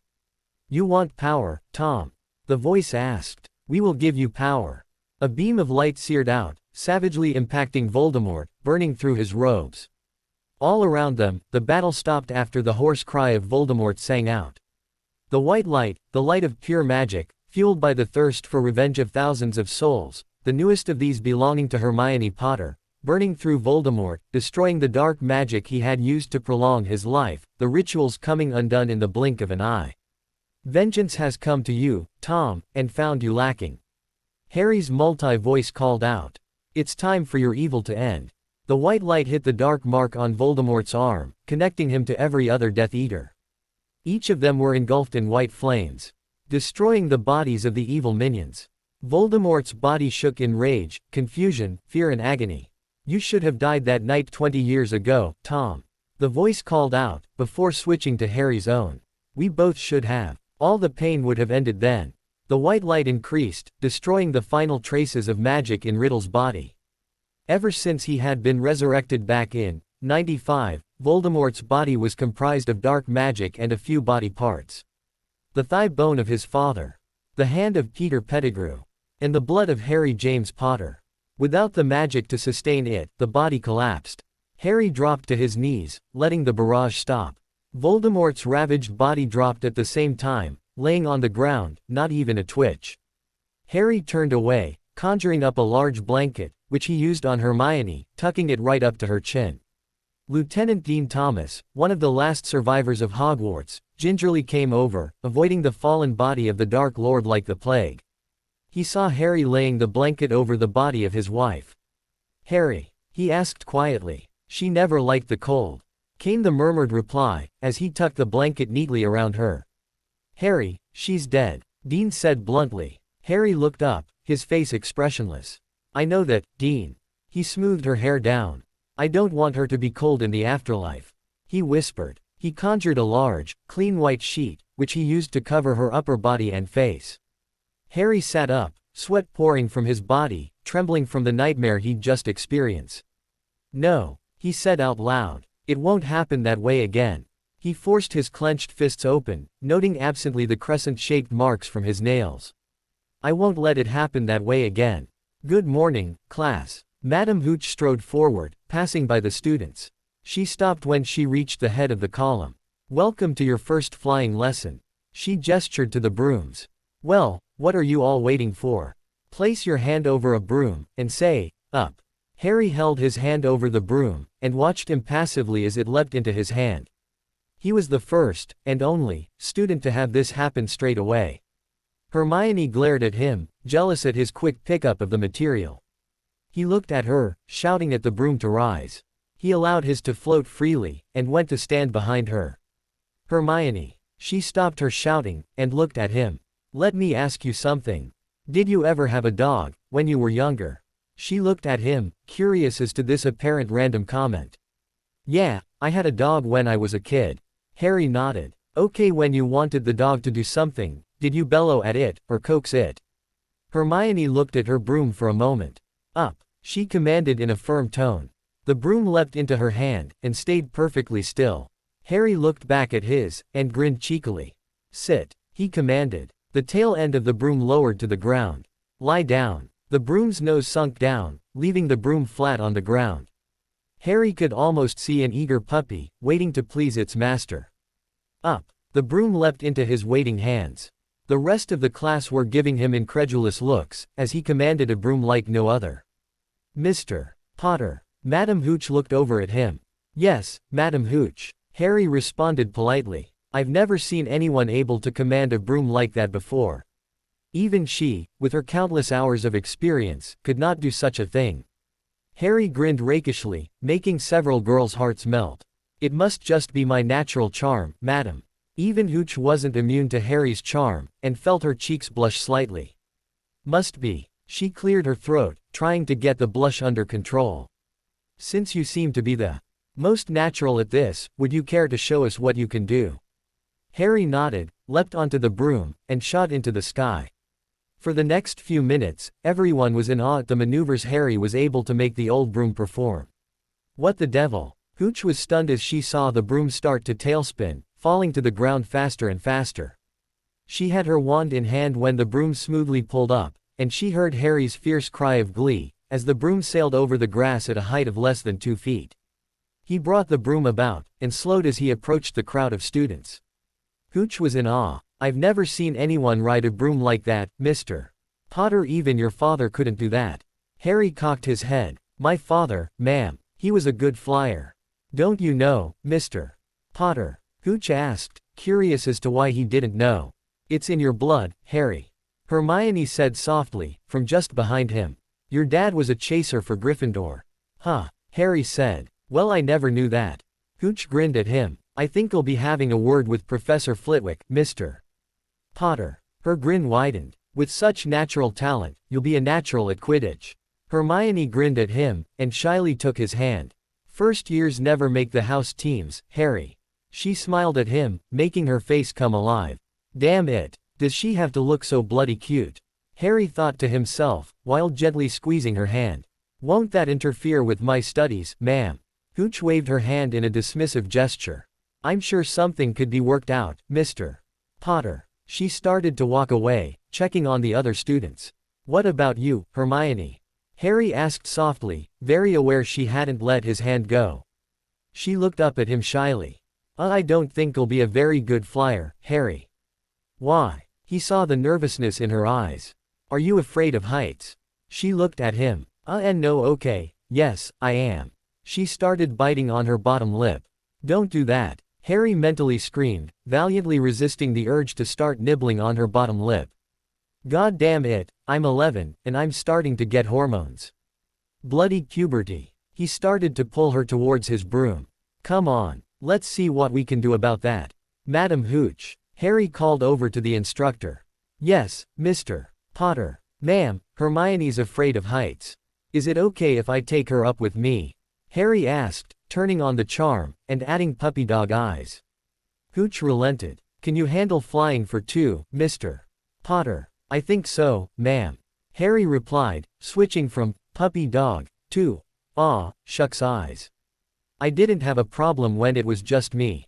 Hooch nodded. While it wasn't officially policy, Harry had shown in 2 minutes that he could handle a broomstick better than she could. Very well. Please be careful though, Mr. Potter. Of course, ma'am. Harry picked up the broom, and held it out to Hermione. Come on, we'll go up together. Hermione shook her head in panic. I can't, Harry. Harry physically picked her up, and plopped her onto the broom. Yes, you can, and you will. He climbed on the broom behind her, and took her right hand in his left. Now, grab onto the broom with your left hand. Hermione followed the order, placing a shaking left hand onto the rough wood of the broom. Harry leaned forward, close enough to smell her hair, and grasped the broom with his right hand. Now, we're both going to be in control. He squeezed her hand, resting his head on her shoulder. Just relax. Remember, the broom is your puppy, and it'll do what you want it to. Just remember, we're the ones in control. She nodded shakily, and pulled her left hand slightly. The broom lifted off the ground, rising slowly into the air. Harry used his hand to pull the broom slightly higher, increasing both acceleration and height. He looked at his traveling companion, sniggering slightly. Hermione, open your eyes. She did, seeing she was high up. She squealed, and slammed her eyes shut. Okay, she'll never learn if she won't open her eyes. Harry thought for a moment. Ooh, the lake. He leaned slightly, letting the broom bank gently. Hermione let out another squeal as the broom started to accelerate. Harry leaned closer, and whispered into her ear. I've got you, Hermione. I won't let you fall with me. If you do fall, I'll always be there to catch you. Hermione, without opening her eyes, turned her head towards him. You promise? Harry nodded, laughing silently. I promise, Hermione. I'll never let you fall. He slowed the broom down, as he approached the lake. For a few moments, he steered gently, trying to get into the best position, before cutting the momentum altogether. Hermione. She breathed back. We're here. Where? Hermione asked, still keeping her eyes closed. Hermione, open your eyes. Please, trust me. The gentle pleading in his voice tugged on her heartstrings. Damn it. She opened her eyes, and gasped. The two were 500 feet above the lake, but Hermione didn't notice the height. In front of them was Hogwarts Castle, the sunlight behind it, causing the whole building to glow orange. There was a reflection of the building in the lake, the scene one of incredible beauty. Wow. Hermione gasped again. Harry, it's beautiful. She looked over her shoulder at him. How did you know where to come? Harry just smiled at her. It's what we saw when we came across the lake, remember? The castle at night, all those lights. A shining beacon all alone, in the night. Well, this is the daytime view. I thought you'd enjoy it. I am. She leaned back into his chest. Thanks, Harry. Harry squeezed her hand again. Anytime, Hermione. Anytime. He pulled his hands free, and wrapped them around her waist, causing her to squeal slightly. You ready to fly us back? Hermione shook her head quickly. No, Harry, what if I get it wrong? Hermione, Harry chuckled in her ear, his breath making her shudder slightly. Don't think about it. Just feel. You can do this. She nodded, king up her courage, and tentatively placed both hands on the broom. She pushed forward, gently accelerating and lowering their altitude. Harry closed his eyes, letting the wind, and Hermione's bushy hair, hit his face. Ah, this is the life. He thought, not noticing Hermione glance over her shoulder at him, a gentle smile tugging on her lips. He's enjoying this. Hermione mused. This is kind of fun. Harry. Ned. Do you think could we do this again sometime? She asked softly. Harry chuckled again. Whenever you want, Hermione. He squeezed her waist gently, sending goosebumps down her arms. Okay, she whispered, gently guiding the broom back towards Madame Hooch and the rest of the first years. In the castle, several people were following the flight with awe, amusement, and chuckles at the romance. Flitwick and McGonagall, both on free periods, watched the two. They remind me of his parents. Flitwick mused, watching the two gently fly back. 100 galleons they'll be married when they graduate. McGonagall said, feeling her old heart mellow at the sight. They're young now when their hormones kick in, they'll be the golden couple of Hogwarts. Flitwick looked up at her, taking another sip of his tea. Are you betting they'll marry when they graduate, or by the time they graduate? McGonagall thought for a moment. I believe they'll marry after they graduate. James and Lily married straight out of school. Flitwick held out his hand. Deal. I believe they'll already be married by the time they graduate. The two teachers shook hands, sealing the deal. Hermione guided the broom onto the grass, before pulling to a stop a few meters away from Hooch. Even though Hermione was a young girl, that short flight was about the most romantic thing she'd done.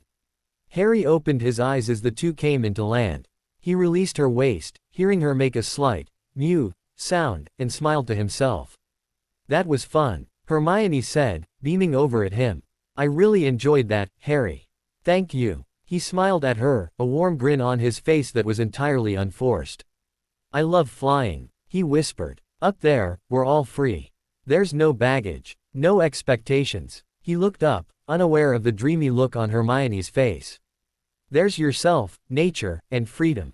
He shook his head, walking away, ignorant of the looks he was receiving from the rest of his class. Harry had to suppress a smirk all through breakfast. Today was the first potions lesson with Snivelous No, Professor Snape. Hermione was idly flicking through her potions textbook, curious as to how it would go. So first potions lessons, Harry? Cho asked from across the table. Yep, Harry replied idly. Looking forward to it, he gestured at Hermione's textbook. It's a fascinating subject, isn't it? Cho rolled her eyes. It would be, if it wasn't for Snape. Hermione's eyebrows shot up to her hairline, a rebuke on her lips about disrespecting a professor, when a hand on her arm from Harry silenced her. Oh, Harry asked calmly. Is there a problem with Professor Snape? Cho rolled her eyes again. Yes, he's an evil, greasy git who hates anyone that isn't in Slytherin. Oh, I'm sure that's not true. Hermione said quietly. Maybe he was just having a bad day.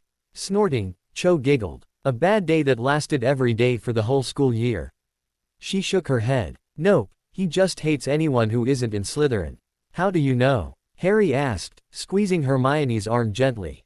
We had potions lessons with the Slytherins last year. Cho replied. They mix and match who goes with who.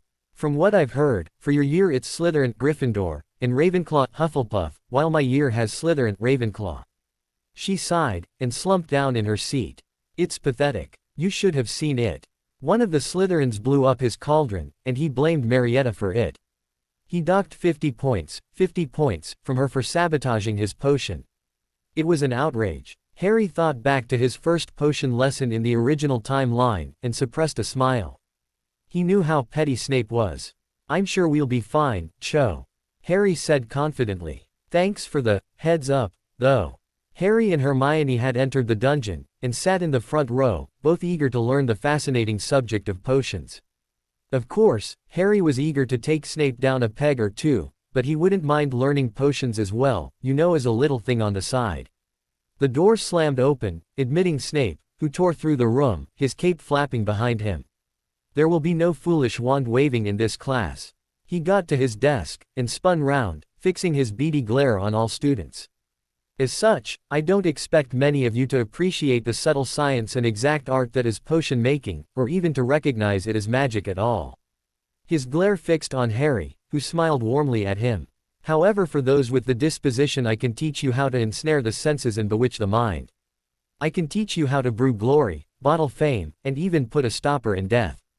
Hermione glanced down to see that Harry had already written Snape's entire speech down, verbatim. And he hadn't even picked up his pen. She glanced at him, curiosity on her face. Snape took a step forward. "Mr. Potter, our new celebrity." He smiled malevolently. "Tell me, what would I get if I added powdered root of asphodel to an infusion of wormwood?" Without missing a beat, Harry responded. "Depending on the quantities involved, Professor, an explosion potentially large enough to destroy Hogwarts." He smiled. "However, if you were to add a stabilizing agent, such as powdered belladonna, or maybe even crystallized moonstone, you would have a rudimentary form of the sleeping potion known as the Draught of Living Death." Snape sneered. "Where would you look if I asked you to find me a bazaar?" Harry grinned, and pointed to the potion store cupboard at the front of the room. Snarling, Snape took another step forward. "And if there were none there, Potter?" "Oh, you meant where do bezoars come from?" Harry asked, smiling innocently. "Why didn't you say that, Professor?" He had to suppress the smirk that was threatening to erupt onto his face. "A bazaar is found in the stomach of a goat, sir." He decided to push a little further. "It's also a common antidote to most poisons." He smiled disarmingly at Snape. "But, since we don't have to worry about being poisoned in your classroom, sir, I'm not worried if we run out of bezoars." Snape growled, actually growled, at Harry.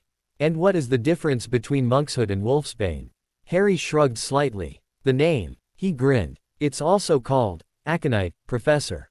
Didn't you know that?" Snape snapped. "That'll be 50 points from Ravenclaw from being a know-it-all smart ass, Potter."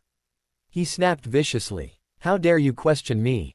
Harry smiled innocently, ignoring the glares from his fellow Ravenclaws at losing so many points during his first lesson. Harry, however, had a plan. He stood up, and straightened his shoulders. "Point adjudication request by the board," he said firmly. Snape looked confused at him. "What the devil are you blithering on about now, Potter?" He snapped. A soft feminine voice spoke out into the classroom. "Identify." The voice commanded. "Potter, Harry James, Ravenclaw House, first-year student." Harry replied. "Specify nature of adjudication." The voice said. "During my first potions lessons, Professor Severus Snape, Potions Master, removed points from Ravenclaw House for answering his questions correctly. Said questions were not from the first-year syllabus."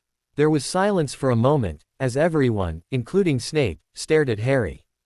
Harry, however, was immune to the stares, waiting patiently. Adjudication confirmed. Harry smiled, and sat down again, ignoring the questioning looks he got from Hermione. "What was that, Potter?" Snape demanded, coming over to Harry, and standing directly in front of him. Harry had to resist the urge to wrinkle his nose at the smell coming from the professor. "Christ, hasn't this guy heard of breath mints? I can just see it now, tic-tac, Professor. 2 hours of minty freshness, with only 2 calories. Probably wouldn't go down too well." "What was what, sir?" Harry asked, smiling innocently. "Detention, Potter." Snape snapped, turning on his heel. He made his way over to the blackboard. "For what, Professor?" Harry asked, still smiling innocently. "For your cheek, Potter." Snape snarled, resolving to ignore the little brat. Harry stood up again, ignoring the pulling on his sleeve from Hermione. "Adjudication request by the board." Harry called out. "Identify." The soft voice called out again. "Potter, Harry James, Ravenclaw House, first-year student." Harry replied. "Specify nature of adjudication." The voice said. "Invalid detention assigned to a student by Potions Master Severus Snape." Harry replied, ignoring the puce color Snape was turning. Detention was assigned for cheek, after answering the Potions Master's questions. "Potter." Snape snarled, drawing his wand. "Adjudication confirmed." The voice said. "What was that?" Snape demanded, waving his wand threateningly. Harry smirked. "I thought there wasn't any foolish wand waving in this class, Professor." "Out!" Snape roared. "All of you, get out. And that will be 100 points from Ravenclaw and Hufflepuff." The students grabbed their bags and dashed out of the door. Harry leaned against the wall outside the dungeon, taking a deep breath and smiling at the rest of the class. As expected, they were less than pleased with him. "What the bloody hell are you doing, Potter?" Boot demanded, grabbing Harry by the elbow. Snape came scurrying out of the dungeon, robes billowing, ignoring the class as he rushed away. Hannah Abbott joined Terry. You just cost us 100 points. Harry shook his head. No, I didn't. Go and check the counters. You'll see they haven't been affected. One of the Hufflepuff boys, Harry didn't know who, dashed away, going to the house point counters located just outside the Great Hall. Terry released Harry, and stood a few feet away, glaring at Harry nastily. Hermione came and stood next to him. What did you do? She whispered. She, too, was upset by the loss of that many points so early in the year. Harry grinned at her. I'll tell you in a minute, when they come back. He smiled his, aw, shucks grin. Trust me, you'll like it. The boy came rushing back, breathing heavily and alarmingly red-faced. He leaned forward, hands on his knees, as he tried to get his breath back. It's true, he gasped. We haven't lost any points. Harry stood up, and dusted off his robes. We though here? He asked Terry and Hannah, who nodded dumbly. Good. He held out his arm to Hermione. Shall we retire to the common room, Miss Hermione? She shrugged, and laced her arm through his. Lead on, good sir. The two calmly left, leaving the other students pondering the same thing. What the hell was going on? Once back in the common room, Harry led Hermione to his dorm room, and shut the door. As expected, Hermione erupted into rapidly asked questions. What the hell was that, Harry? She asked. What did you do to him? What's an adjudication request? Harry dropped onto his bed, and patted the duvet next to him, inviting her to sit down. She sat down tentatively, aware that she was in a boy's room. Have you read the teacher's code of conduct? He asked. She was disarmed by the odd question. No, I didn't know there was one. Harry nodded. I found an old copy at Flourish and Blots when I was doing my school shopping. It's basically a list of guidelines that they are required to follow. He ran his fingers through his hair, distracting Hermione for a moment. It includes sections on punishments, such as point removals and the assigning of detentions. In the old days, if a teacher gave an unfair detention, the student could request that the punishment be looked into by a higher-ranking teacher. Hermione's mouth pursed into a small, oh. So you requested that the points he removed be checked out by someone else? Harry nodded. Sort of. I actually requested adjudication by the Board of Governors, so I'll need to submit my request in writing to them. He grinned at her. It also has the fortunate side effect of ensuring that Snape can't give or take any points until the adjudication process is complete. Same with detentions. Hermione thought it over. So, you've made him toothless. Yep. Harry grinned again. I've removed the fangs from the head snake. He leaned back on the bed, lying down. Hermione followed, lying next to him. Not bad for a Thursday. The afternoon passed slowly, since half of the first years had been ejected from their potions lesson. Harry and Hermione, sticking with the Ravenclaw mindset, read through the potions textbook, consulting frequently with 1001 magical herbs and fungi, as they read through what would have been the day's lesson. After writing an essay about a simple potion to cure boils, something Harry knew would be due the next lesson, the two decided to head down to the Great Hall for dinner. Once again, Harry held out his arm in the gentlemanly fashion, which Hermione took with a blush and a faint giggle. On their way to the Great Hall, the two were approached by a pair of red-headed twins. When Harry looked up and saw them coming, a look of pure panic erupted onto his face, causing Hermione to discreetly pull out her wand. One of the approaching redheads noted Harry's look, and tapped on his twin's arm.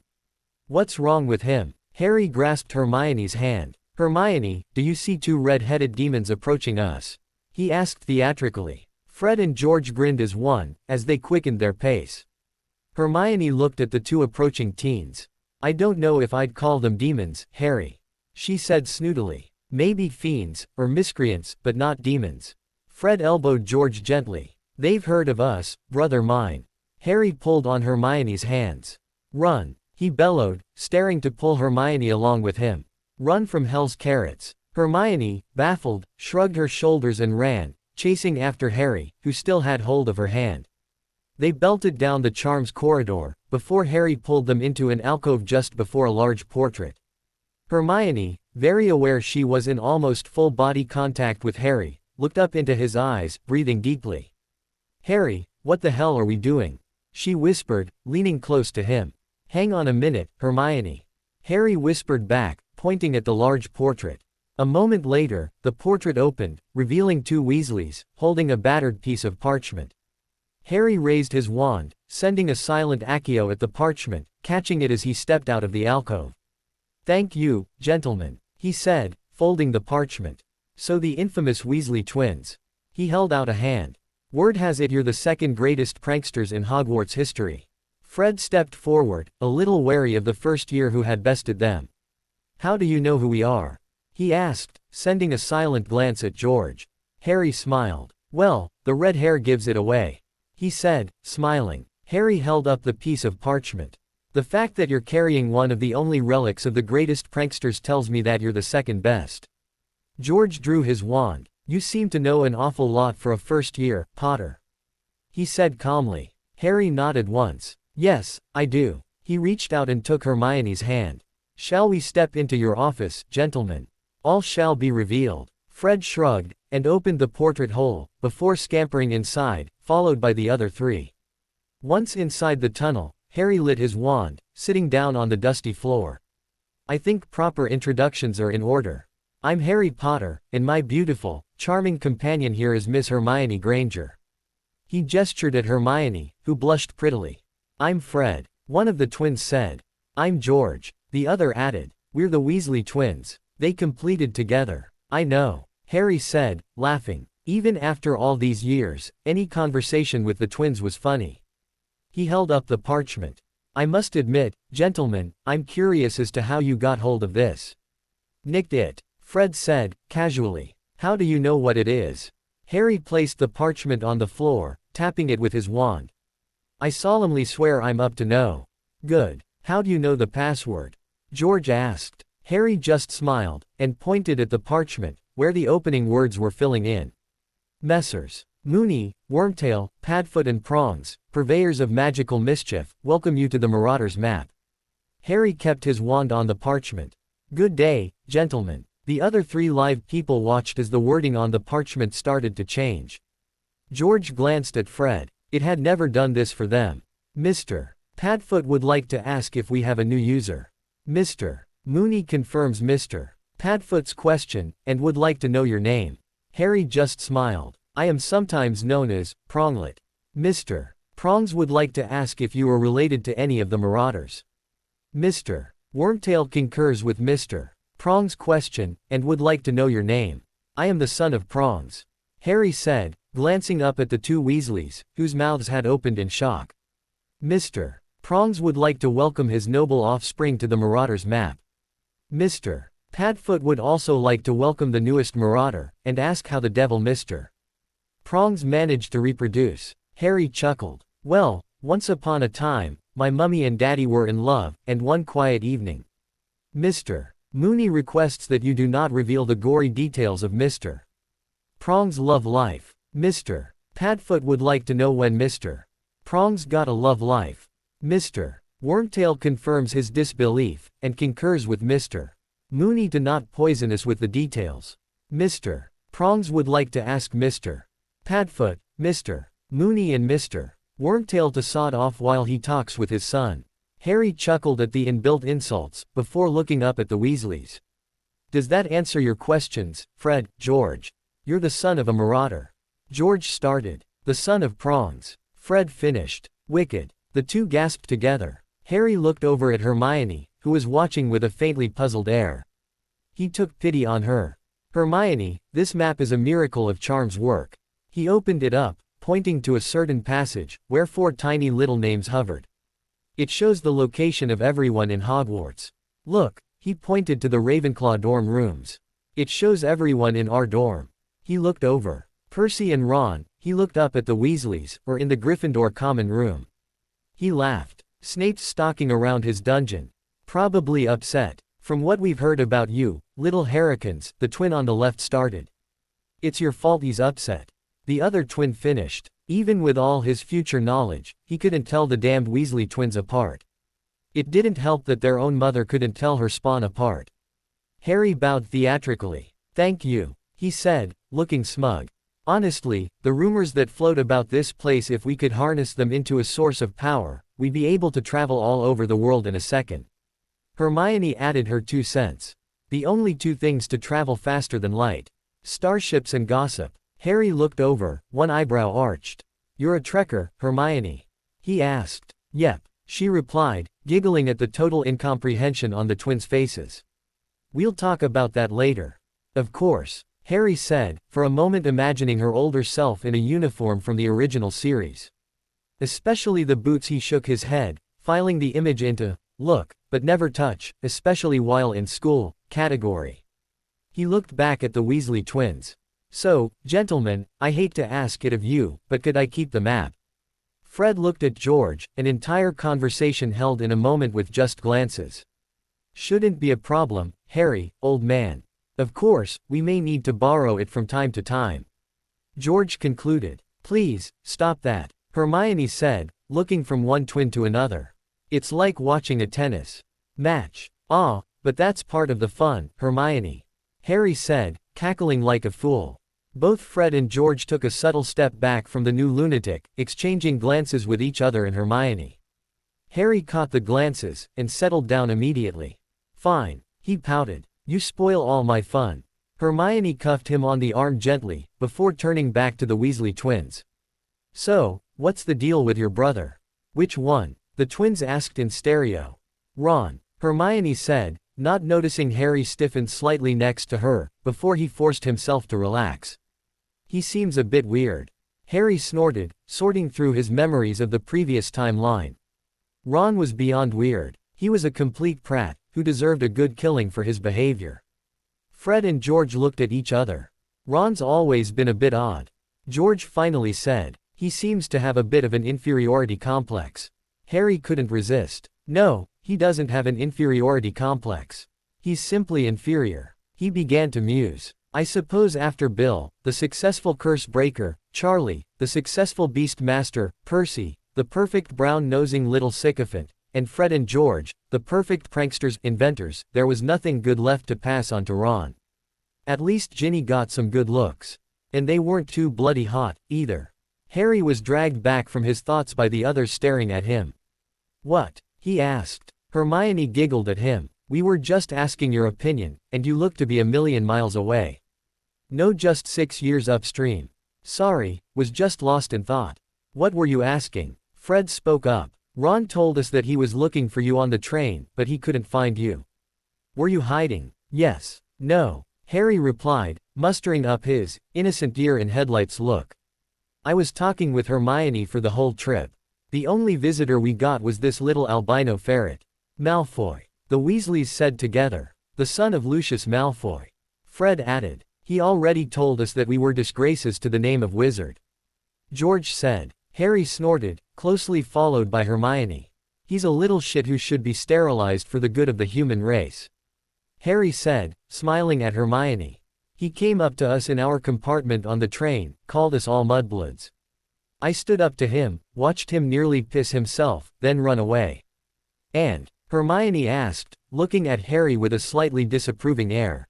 Well, Harry looked over, giving her a repentant little smile. I might have broken his nose, too.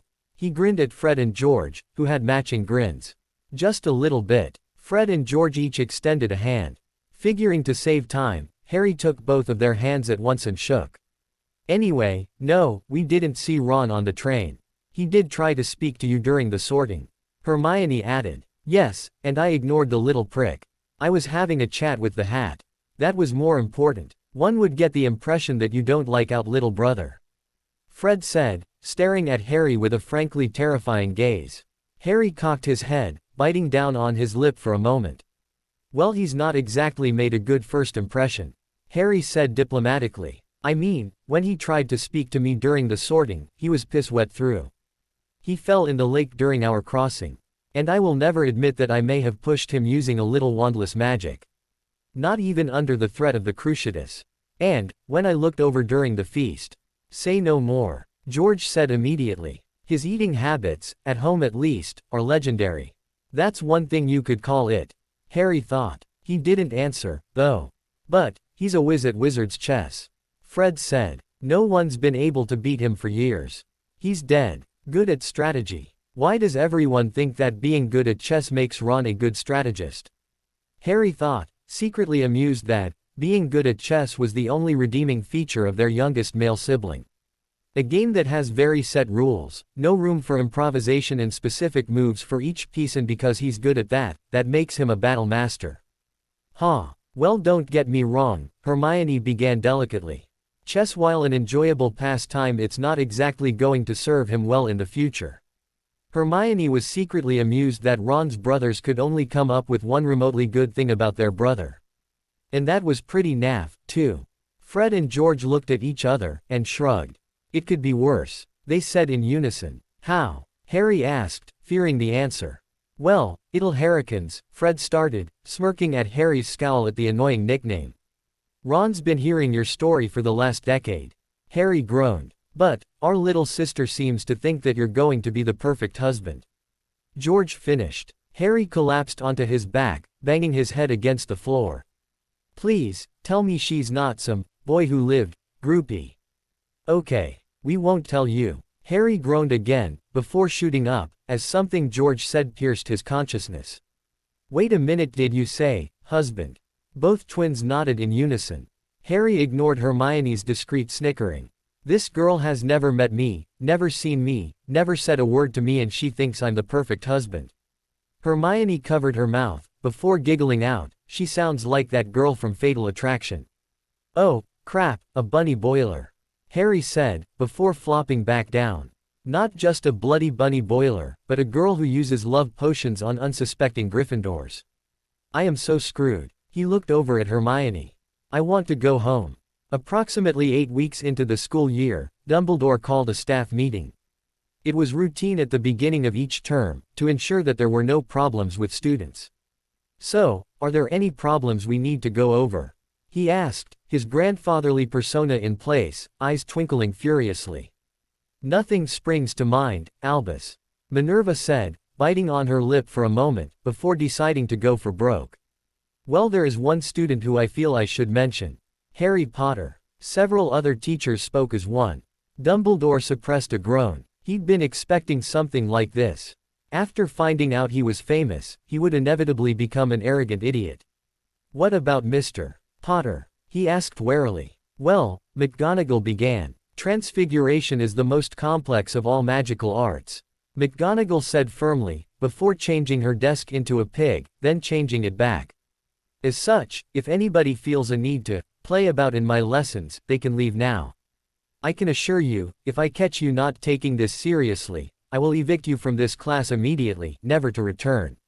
Hermione and Harry shared a glance, before turning their attention back to the stern professor. For the next hour, she lectured on the basic principles of transfiguration, going into enough detail to make Harry go cross-eyed. A swift whack on the back of his head from Hermione straightened him out, while he looked down at his notes. Thank God for auto-quills, he thought, as he saw every word she'd said neatly written in front of him, just waiting to be read. I think not. At that point, McGonagall began handing out matchsticks, telling the students to begin transfiguring them into needles. Harry glanced around the room, taking in the other students. For some reason, this class included all 4 houses, giving Harry a prime view of the ferret, the weasel, and what appeared to be weasels. New sidekicks, Neville Longbottom and Seamus Finnegan.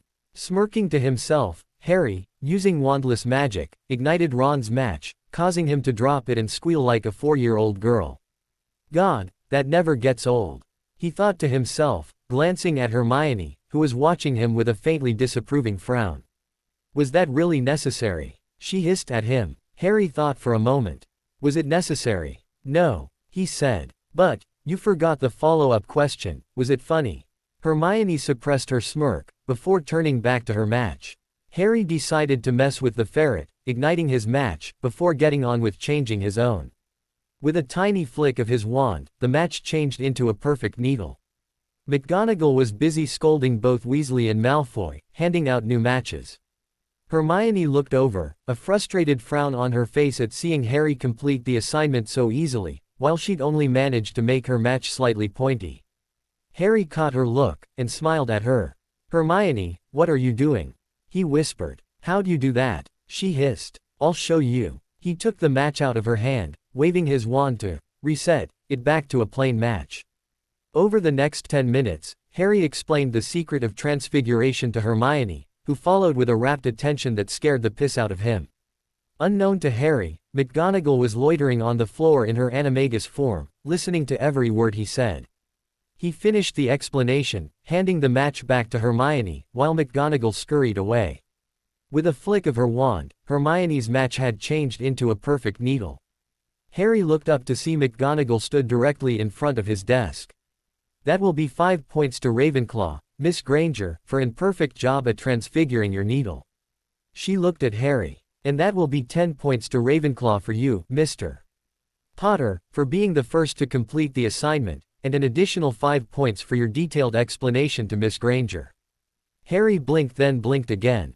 An elbow to his ribs, courtesy of the lovely Miss Granger, brought Harry's attention back to the here and now. "Thank you, Professor." Harry picked up his needle, and started playing, waving his wand. The needle began to grow, both in length and thickness. When it got to be about 2 meters long, Harry stopped. "Mr. Potter?" McGonagall asked, wondering what the hell she'd do with a 2-meter-long sewing needle. "I thought it'd be good for sports day," Harry said. "Javelin's supposed to be really good for the arm." "Right," McGonagall said, taking the freaky needle from him, and placing it on her desk. Dumbledore looked stunned for a moment. "So he turned a match into a javelin?" he asked. Even as a transfiguration master, he'd be hard-pressed to match that. There was only so much you could do with a small match. "That's not all," McGonagall added. "During every lesson, he completes his work with an ease I'd be barely able to do. At this rate, he'll have completed his newts by the end of his first year." I had something SS similar," Quirrell said, stuttering his way through the sentence. "T throughout my L lesson, he knew everything I tried to teach him." "I agree with Minerva. He'll be a newt student within weeks at this rate." Dumbledore looked at Sprout, who shrugged. "He handles plants like I do, Albus," she said simply. "Proof enough of near mastery level," he said, tipping his hat to Sprout. He looked at his snarky potions master. "Severus," Snape sneered, before toning down his annoyance. "He's an adequate brewer," he said. McGonagall smiled at Flitwick. "Severus, for you, that's positively gushing. He must be good." "Filius?" Dumbledore asked, trying to keep the meeting on track. "As good as his mother was during her all year," Flitwick said. "He seems to have a natural connection with magic. I do believe that boy could make his charms do anything he wants." Hooch spoke up. During his first flying lesson, he got on a broom, an old clean sweep 3, in dying need of replacing, and made it perform like a brand new Nimbus, Albus. She smiled at the memory. Not only that, he took another student up with him, since she was afraid to go on her own. Since then, she's come to me several times for practice. We saw them, McGonagall and Flitwick said together. Coming back from the lake. McGonagall concluded. They looked so romantic. Flitwick said dreamily. Snape snorted, then started coughing. "Please, not more Potter love disasters," he muttered to himself. "So, Mr. Potter's adjusting well to life in school," Dumbledore said. General murmurs of agreement were made by the staff members present. "He's not displaying any signs of Severus, do not answer this. He's not demonstrating any arrogance, or belief that he should be treated differently than other students." The group shook their heads, except for Hooch. "Other than what I told you about, Albus. I wouldn't normally allow 2 first years together on a broom, but he appears to have his father's skill and you know how good he was." Flitwick perked up. As good as his father. His eyes turned glassy at the prospect of a Potter on his house Quidditch team. "Better, I'd say," Hooch said, smiling at the charms professor's enthusiasm.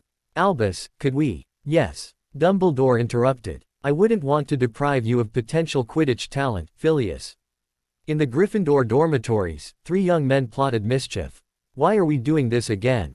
Neville asked. "It seems dishonest." Ron frowned. "Neville, doesn't it seem odd that the boy who lived, the savior of the wizarding world, is in the house for bookworms? Shouldn't he be here, in Gryffindor? Home of the brave. He should." The third member of the trio said, his accent slurring his words slightly. "Harry shouldn't be a Ravenclaw. He'll turn out to be just another nerd. We should get him to move in with us." Neville just shrugged. "Who cares? I mean, he took care of you-know-who. What does it matter what house he's in?" "Well, I don't like him," Seamus said. "Maybe so, Ron said, but, you know about the Potters. They were a very wealthy family, and if we make ourselves friends with Harry, we could share that wealth. Plus, there's the fame of being his friends. He'll be in the spotlight a lot while he's here at Hogwarts, and if we're his mates, we can be there, too. This appealed to Neville's shy nature. In the spotlight, as his friends. How hard can it be, really? Ron asked. I mean, all he does is hang out with that ugly little bushy-haired bookworm. We're way better friends for him.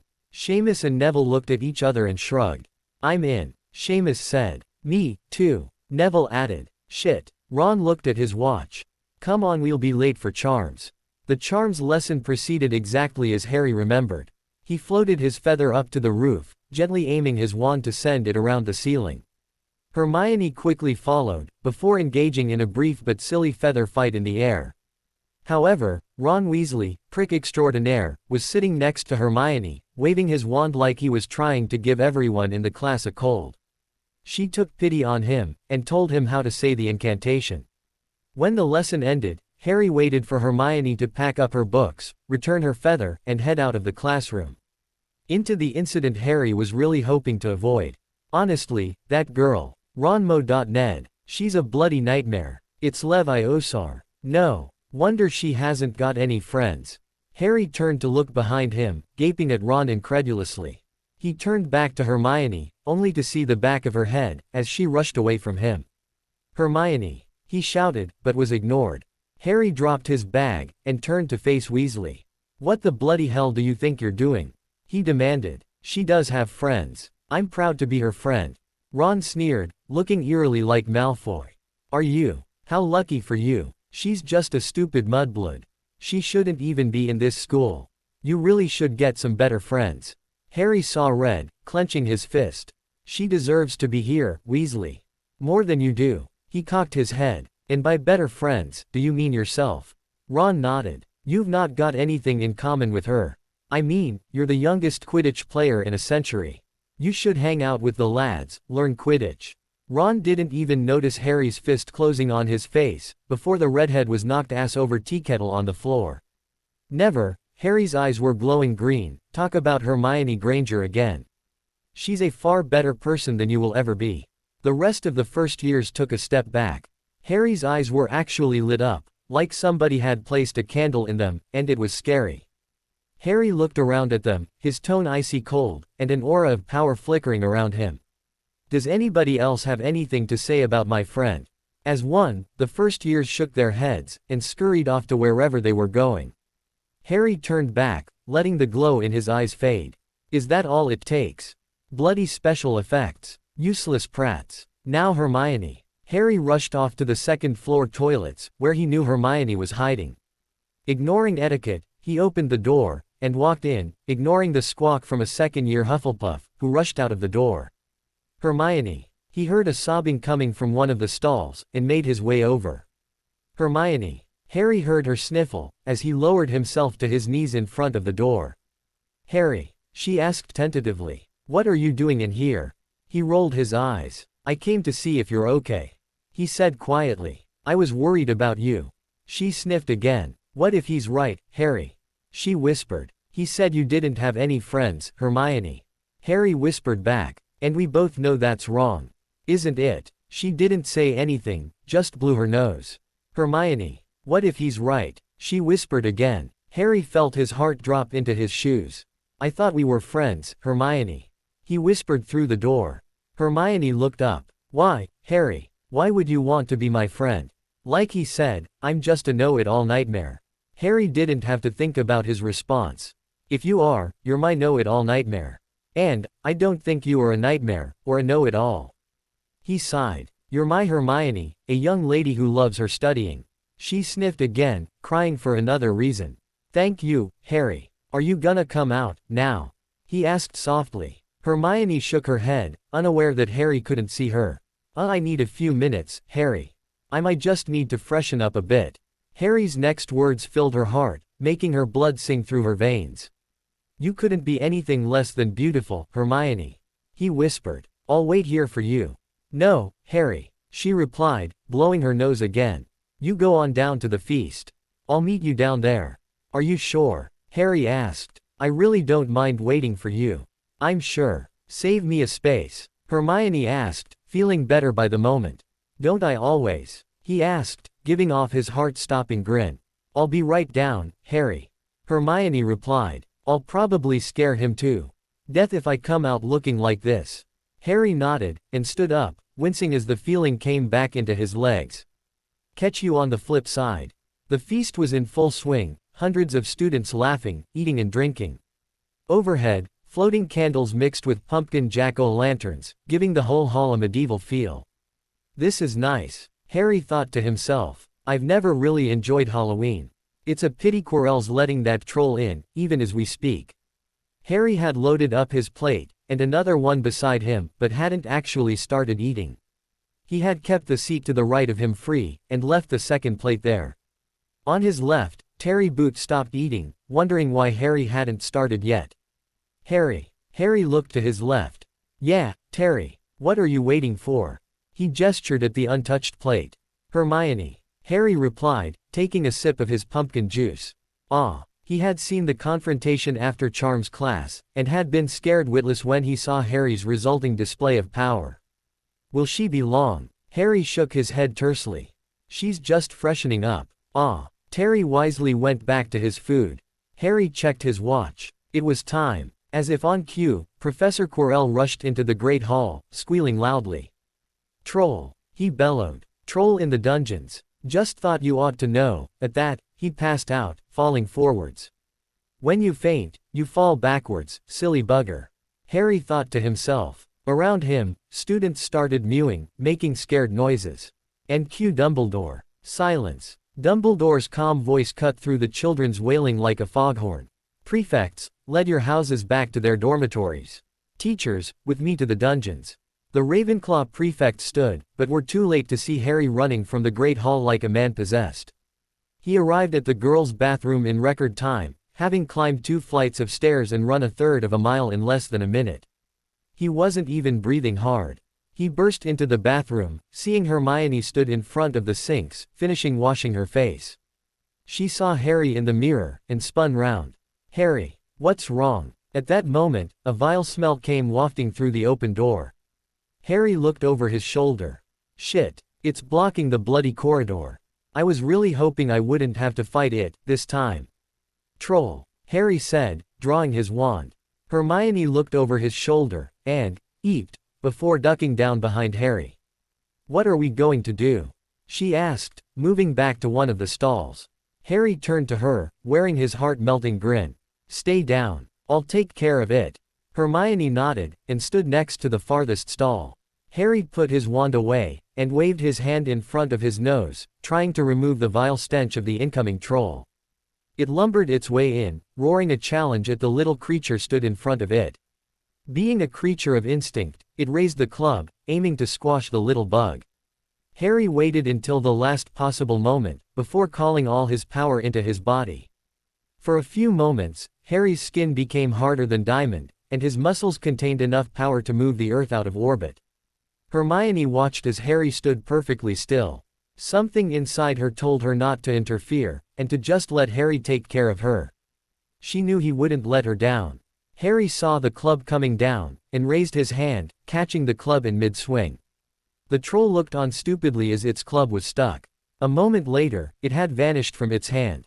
Harry threw the club in the air, spinning it so he could grab the handle. As soon as it hit his palm, he grasped it, and swung it at the troll's knees, before swinging it, in a perfect golf arc, into the troll's groin. As he predicted, the troll roared, dropping to its damaged knees. Harry dropped the club, and closed his eyes, putting all of his power into his legs. Opening his eyes, he saw the troll roughly level with his head, and lashed out, hitting the creature in the face with a perfect tornado kick.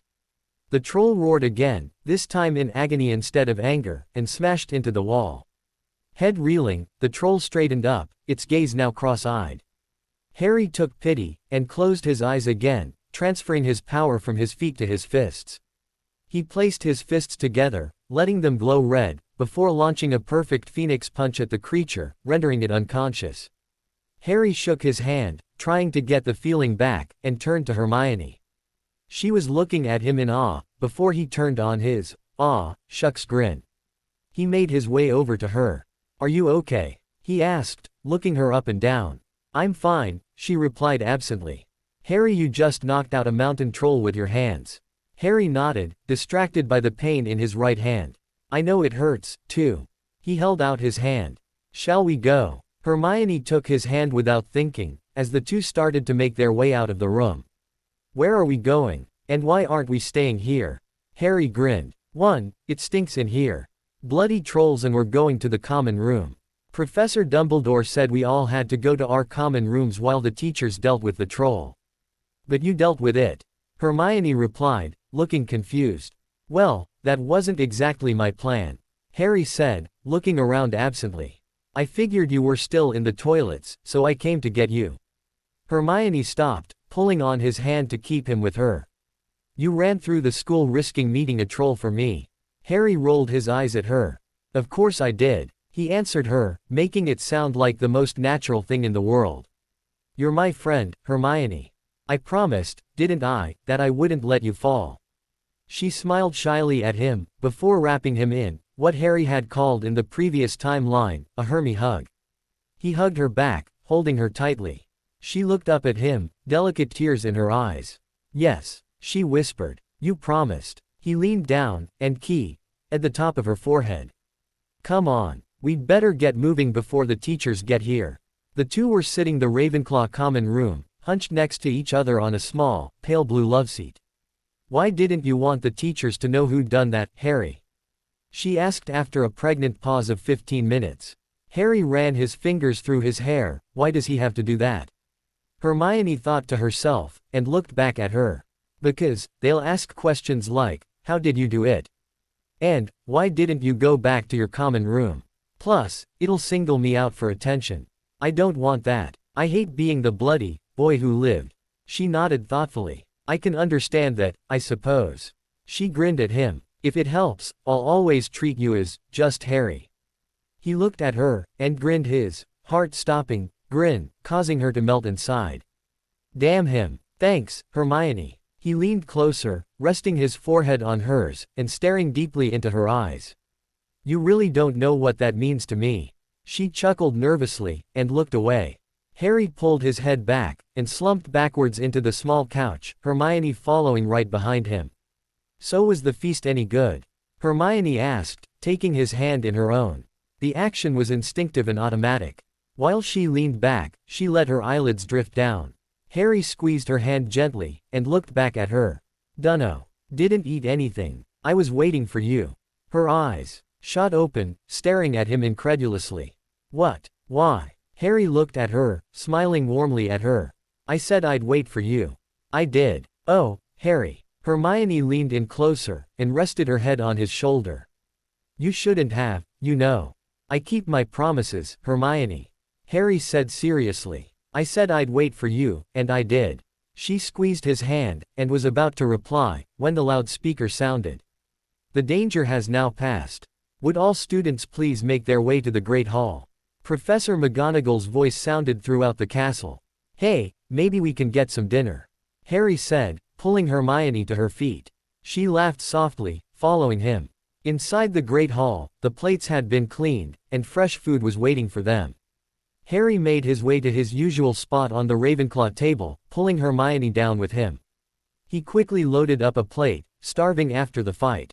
He was about to start attacking his meal, when the headmaster stood up.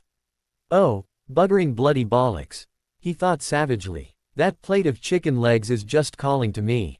Dumbledore cleared his throat. As Professor Quirrell announced earlier this evening, a troll did indeed make its way into the castle. However, we found the troll, unconscious, in the second-floor girls' bathroom. Harry nodded absently, still staring at the chicken legs. They were teasing him now, dripping juices mockingly. Dumbledore gestured to the teaching staff, "would like to know if anyone has anything they'd like to share with us." At the Gryffindor table, Ron looked at Neville and Seamus, who both nodded, and stood up. Hermione poked Harry's ribs, causing him to look sharply at her. "What?" he whispered. He pointed at the teasing chicken legs. "Can't you see, Hermione? They're mocking me. Look at them," he hissed at her. She rolled her eyes, and gestured up at Dumbledore. "Harry, she hissed back.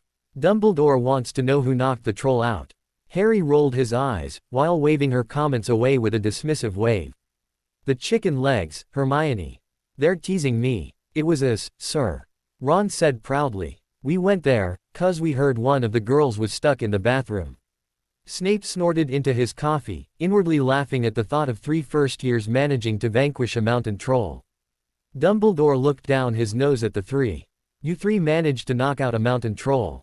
He asked, his legitimacy detecting the lie immediately.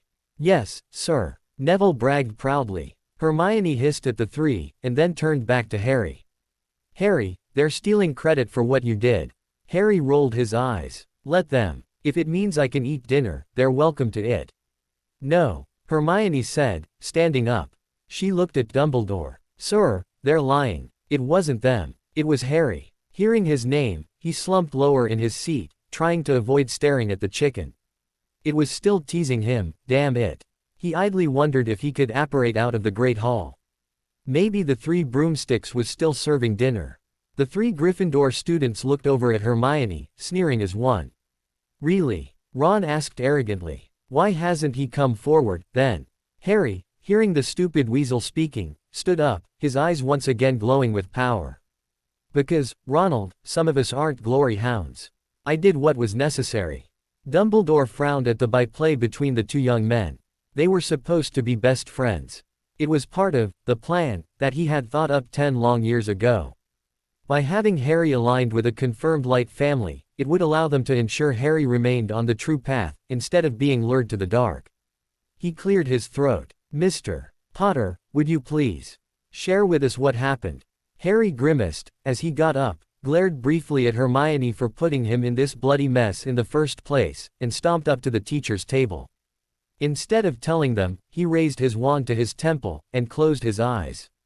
Exertus Memoria. From his temple, a large projection rose, showing the sequence of events, from Professor Quirrell running into the Great Hall, to Harry making a dash through the corridors that no other student could match. When it came to Harry catching the club, everyone gasped in shock. This was a feat that no one could match, not even the most powerful wizard in the world, Professor Dumbledore. When Harry knocked the troll out, using a strange kick and a small punch, everyone was stunned. They watched as Harry made his way over to Hermione, before the memory faded. Harry, without saying another word, made his way back to his place, before Dumbledore's voice stopped him. He couldn't believe what he had seen. Is there anything else, Mr. Potter? Harry turned back to Dumbledore, and shook his head, before something popped into his mind. Just this, sir. If anybody, and I mean anybody, touches the chicken legs in front of my plate, I will be very unhappy. He stomped back to his plate, and lifted the entire platter of chicken legs to in front of him. Around him, the students stared in shock, as he started to eat. A hand crept forward from his right, snagging a chicken leg. He looked up, and saw Hermione staring back at him innocently, a chicken leg held delicately in her hand. He smiled at her. Okay, I'll let you. She grinned at him, and took a dainty bite. At the head table, McGonagall shook her head, bringing her thoughts back to the moment. She stood, and cleared her throat. Mr. Potter. He rolled his eyes, before standing up, still munching on his chicken leg. Yes, Professor. That will be 100 points to Ravenclaw for your outstanding courage and dedication to a friend. Harry blinked, a bit shocked. Hang on a minute, she only gave me 5 points the first time round, huh? Thank you, Professor. McGonagall nodded, then turned to the 3 still standing boys from her own house. Mr. Finnegan, Mr. Longbottom and Mr. Weasley. That will be 50 points from Gryffindor for your lying scheme. And 1 month's detention. The 3 boys blanched at being rebuked so harshly in public. Of course, Ron had to open his mouth. 50 points, Professor. McGonagall's lips thinned to an almost imperceptible white line. 50 points each, Mr. Weasley. With that, the 3 got murderous glares from the rest of Gryffindor House, the most murderous from Percy, the prefect. Ooh, boy. There'll be a howler in the morning for you, Ronnie boy. He thought with malicious glee, sitting down and starting on another chicken leg. The feast was winding down, as most people had eaten their fill, and were chatting. Except for Harry Potter, who was still going strong. Unlike the rest of the places, there were no platters of food around Harry. He was now starting to look up and down the table, to see what was left. "Terry," Harry called out. "Pass us them sausages, will ya?" He looked further down. "Cho, can you send them spuds down here?" He looked down the other side. "Hermione, will you grab them veggies and that jug of gravy?" "Ooh, Marietta, can you pass down that roast beef?" Hermione was watching with a morbid curiosity as Harry ate enough for 3 people.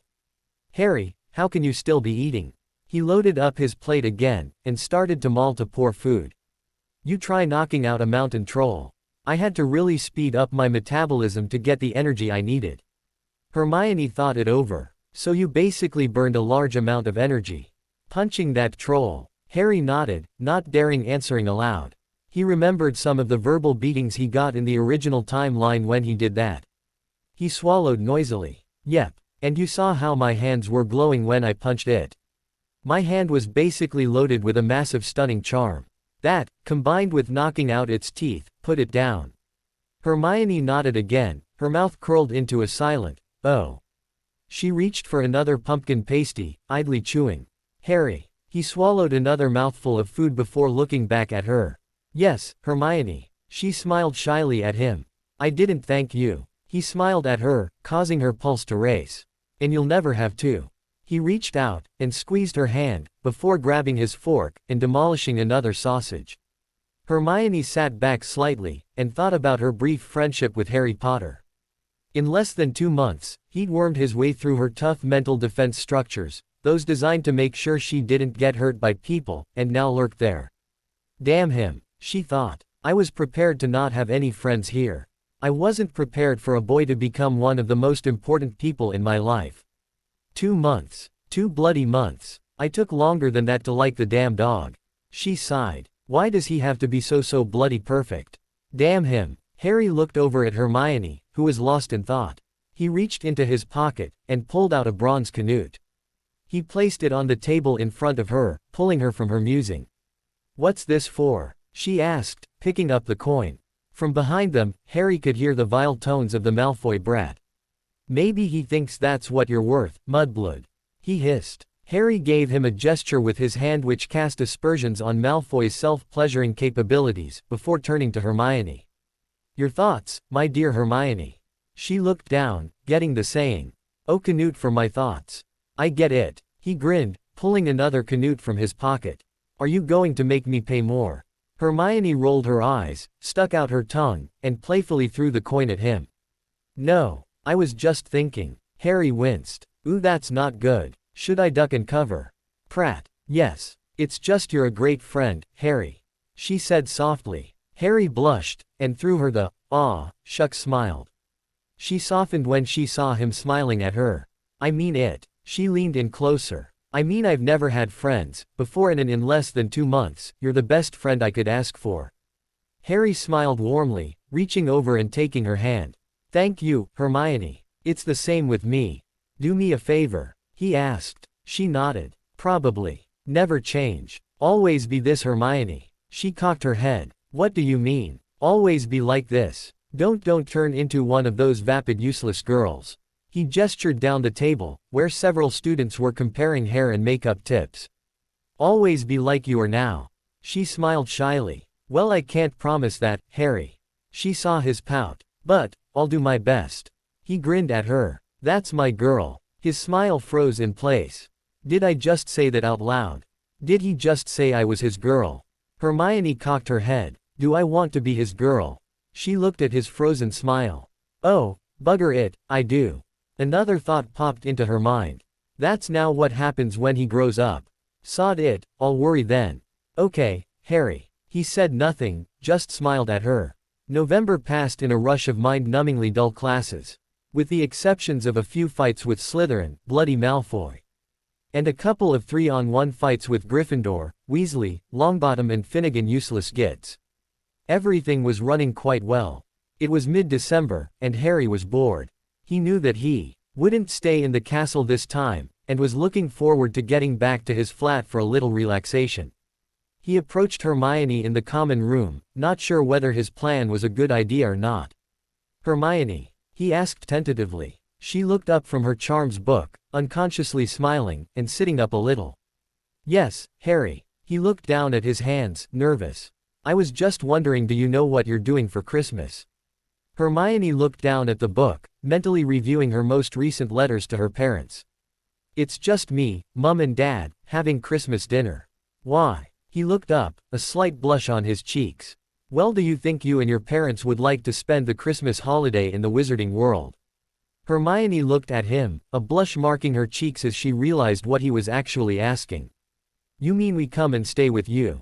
Harry nodded shyly. Yes. I thought you lived with your relatives and that they hated magic. Hermione replied. I don't live with them anymore. As soon as I turned 11, I got emancipated.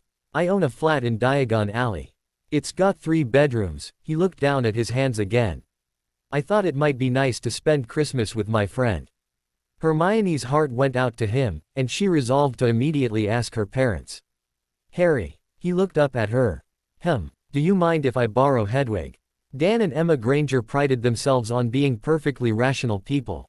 Coming from a perfectly normal middle-class background, and reasonably well off, after all, running a private dentistry earned the pair quite a bit of money, made the two quite aware of the world. Until, of course, it was announced that their daughter was a witch.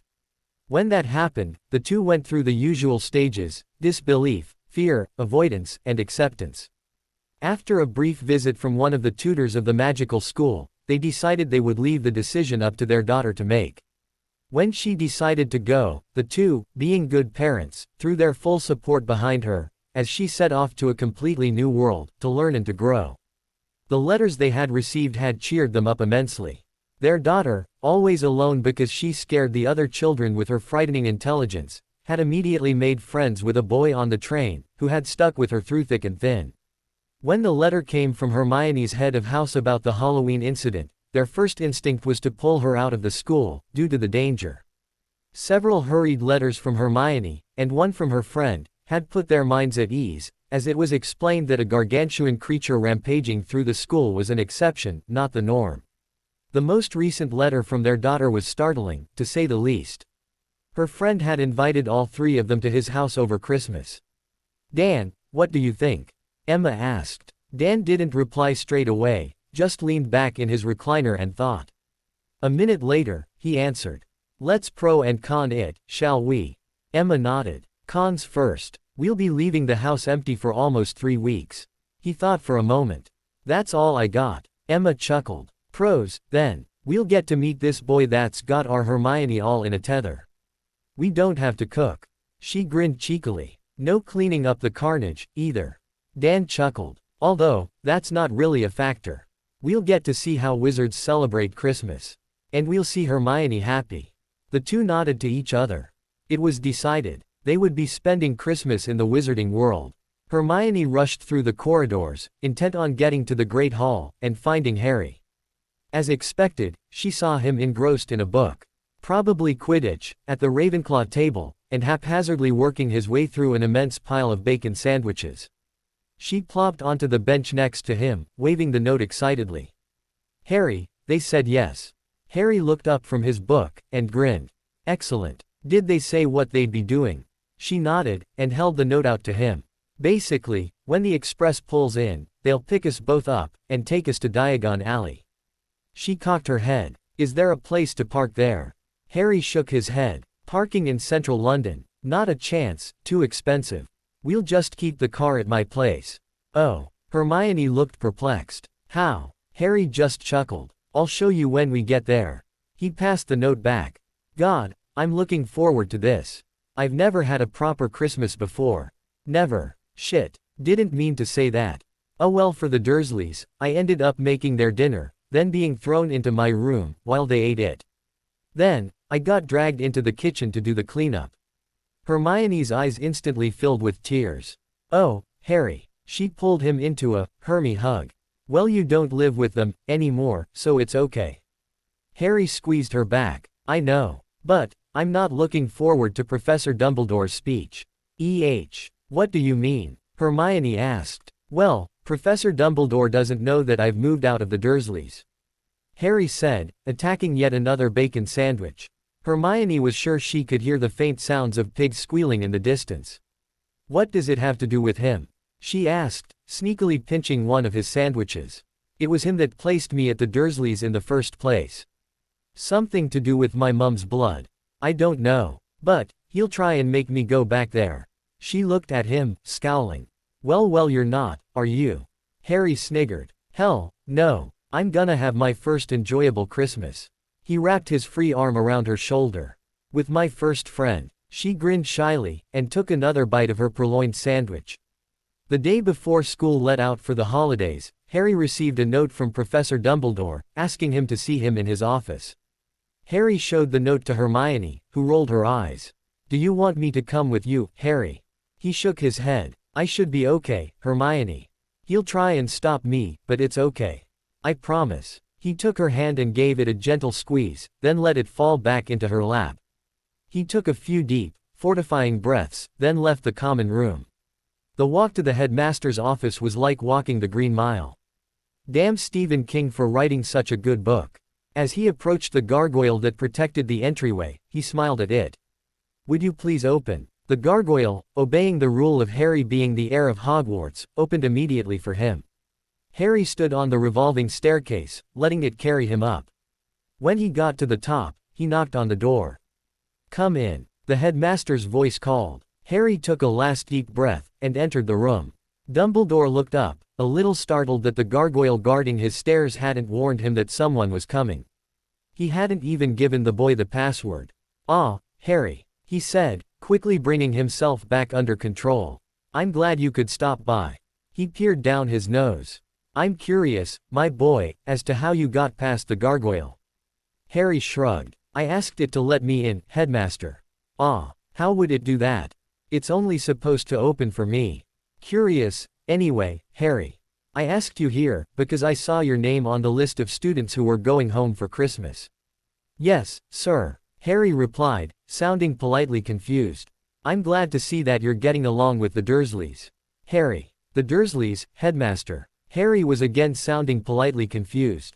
What did they have to do with my going home for Christmas? Now Dumbledore was confused. Well, you live with the Dursleys, Harry. Harry shook his head. No, sir. I live in my flat on Diagon Alley. Have since my birthday. What? Dumbledore sounded aghast. Why didn't you notify me? Cocking his head, Harry stared at the headmaster, tightening his occlumency barriers. With respect, sir, I was planning on notifying you at the end of the year, so that my second-year letter would be sent to the right place. But, Harry, you must return to the Dursleys. It's not safe for you to live anywhere else. Dumbledore replied, in his usual grandfatherly tone. Harry stared at Dumbledore, waiting for the other man to crack first. Dumbledore began to fidget. Yes, Harry. I'm waiting for you to explain that statement, Headmaster. Harry replied with infinite patience. Harry, you were placed with the Dursleys 10 years ago for your own protection. There are special wards available to you, but only if you live there. Protection from what, Headmaster? Harry asked, wondering just how far Dumbledore would go. Dumbledore took off his glasses, and rubbed the top of his nose. That's a difficult question to answer, Harry. I ask that you trust me, and return to your aunt's house for Christmas, and also for the summer. Harry shook his head. I'm sorry, sir. Without a definitive reason, I choose to return to my own home. Dumbledore sat back in his chair, his hands folded on the desk. I'm sorry, then, Harry, but I have no choice but to confine you to the school during the holiday period.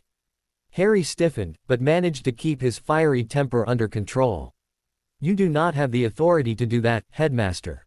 He swallowed several insults. As my headmaster, you have limited authority to advise me, but you cannot specify where I live, nor can you restrict me to the school during holidays. Dumbledore searched through the papers on his desk, picking one up. Actually, Harry, I can. He passed the parchment over. This gives me a power of attorney over you, until you come of age. As such, I have the authority to specify where you go. He leaned back in his chair. So, will you be going to the Dursleys, or remaining at Hogwarts? Harry read the parchment through, noting the date on the bottom, and passed it back with an expressionless face. Neither, Headmaster. I will be returning to my flat on Diagon Alley. He gestured to the parchment. This power of attorney was made on July 1st. As such, when I went to Gringotts on July 31st, I was emancipated, as I am the last of the Potters. He held up his hand, showing off the head of family ring. Dumbledore reared back in shock. How did you know about that? He demanded, all traces of the grandfatherly persona gone. Harry kept his expression neutral. That's not relevant to our discussion, Headmaster. But, as you can see, your document is now worthless.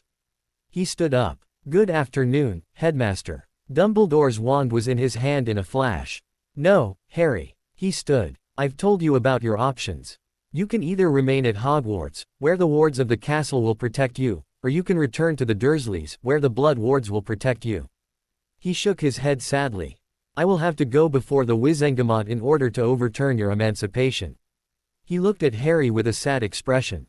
Do you know how much extra work you've created for me, Harry?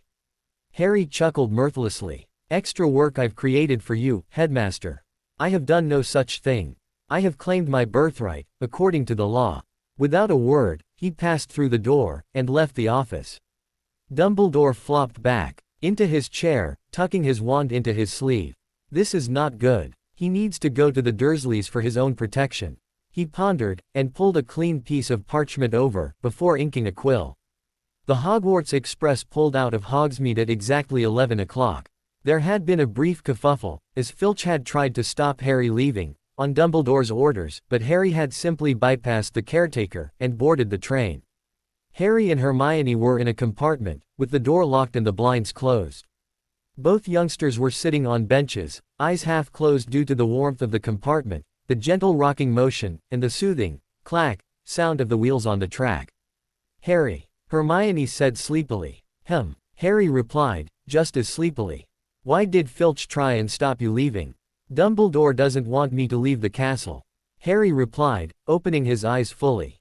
He wouldn't actually tell me why I have to stay with the Dursleys. Pulled out a power of attorney, making him my magical guardian. Hermione yawned, and opened her eyes. You said you were emancipated, though. Harry nodded. I am. He said he's gonna go to the Wizengamot to get it voided. Even thanked me for making a load of extra work for him.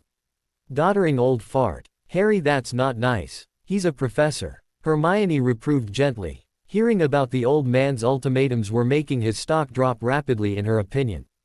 Okay, then, Harry replied. Doddering old fart of a professor. Hermione yawned, and nodded. Much better, Harry. She smiled at him. So, are you gonna explain about the parking now? You never did say. Harry stifled yet another yawn, and moved to the end of his bench. Not yet. Are you tired? Hermione nodded. I can barely keep my eyes open. She said, yawning again. Harry patted the bench next to him. Hermione abandoned her own seat, and sat next to him, snuggling close. This is nice, she whispered. Harry put his arm around her, pulling her even closer. It is, isn't it? He asked rhetorically. Sleep, fair Hermione. I'll wake you when we get there. 5 hours later, the train started to slow as it approached King's Cross. Hermione had abandoned her snuggling to lie down on the bench, her head in Harry's lap, as he gazed down on her adoringly. I will always love you, he whispered, stroking her hair. Hermione Ned, and wriggled slightly, as she made her way back to consciousness. You slept well, Harry said, gazing at her with love in his dreamy green eyes. Hermione felt herself tense as she stared at his eyes, neither blinking. She sat up, rather embarrassed to realize she'd fallen asleep in his lap. Thanks, she blushed prettily. I did sleep well, I could tell, Harry said, smiling. You have the cutest little snore, you know. Hey, Hermione slapped at his arm near the shoulder. I do not snore, I said, little snore, not snore, you know. Harry said, rubbing his arms unconsciously. And, did you notice the key word? Cutest. Hermione blushed again. It seemed half the time she spent with Harry involved her blushing in some way. Thank you, she whispered. In 5 years' time, I'd like nothing more than to fall asleep and wake up to that cute little snore. He thought to himself, his eyes glazing over as he thought about it. He shook his head, bringing his thoughts back to the present. We're just pulling into King's Cross, Harry said, standing up and stretching. He let out a gasp of pleasure as his spine cracked twice, causing Hermione to wince. That's gross, you know. Yes, Harry replied, rolling his head, letting off another 3 cracks from his neck. But it feels good. Hermione rolled her eyes. Grab your trunk, you prat. I wanna find my folks. The two left the train, trunks handily shrunk down in pockets. Harry passed through the barrier, quickly followed by Hermione. When he got through, he stopped suddenly. Standing on the other side of the barrier was Vernon Dursley. What the hell are you doing here? Harry asked, discreetly reaching for his wand. Vernon snarled, and turned purple. I'm here to collect your freak ass, boy. He snapped. Get your trunk, and get in the car. Harry shook his head. No, I don't live with you anymore, remember? Vernon rolled his eyes, and changed color, turning a lovely shade of puce. I know that, boy. But that blasted headmaster of yours sent me a letter, telling me that you were coming back for Christmas, and I had to take you in. He raised his fist threateningly. Now, get your freak stuff, and get in the car. I don't think so, Harry said, pulling his wand out. Go home, Vernon. The corpulent man smirked. You can't use your stick outside of school, boy. He took a step forward, holding his hand out. Give it to me. I'll give it back to you when you leave in the new year. Harry smirked. Unlike other wizards, Vernon, I can use my wand. If you want to push me, I assure you, you will not like the consequences. Now get out of my sight. Vernon, thoroughly intimidated by an 11-year-old child, turned and ran out of the train station. Hermione turned to Harry, staring at him in shock. What the hell was he doing here? Harry fumed quietly. Dumbledore, he hissed. He sent Vernon a letter, telling him to pick me up, and he must have told him that we can't do magic outside of school. The ramifications hit him then. If Vernon started beating me, I wouldn't even be able to threaten him with magic. He could have killed me. Hermione shuddered, and attacked him with a Hermie hug. Well, he's gone now. She gave him a gentle squeeze, before letting go. Now, we need to find my parents. 10 minutes later, a Vauxhall Vectra pulled out of King's Cross Station, 2 adults and 2 wizards tucked inside. The heater was going full blast, in an attempt to get rid of the chill. A Beatles CD was going, and when Harry began to sing along, he shocked all 3 Grangers. You know the Beatles? Emma asked. Harry nodded. Yeah, unlike most people, though, I'm also an Elvis fan. Hermione looked at him oddly. Why's that odd? A chuckle from the passenger seat caught Hermione's attention. As a rule, if someone's a Beatles fan, they don't really like Elvis. Like me and your mother. I'm an Elvis fan, while she likes the Beatles. Oh. Hermione looked baffled. So, where are we headed, Harry? Dan asked, pulling into the traffic. Charing Cross Road, Mr. Granger. Harry replied politely. When we get there, we'll need to find a secluded spot to park. Emma looked over her shoulder. Parking in London, Harry? No, ma'am, Harry answered. It's hellishly expensive to park in London, especially for 3 weeks. So, we're keeping the car at my place. All 3 pairs of eyes fell onto him.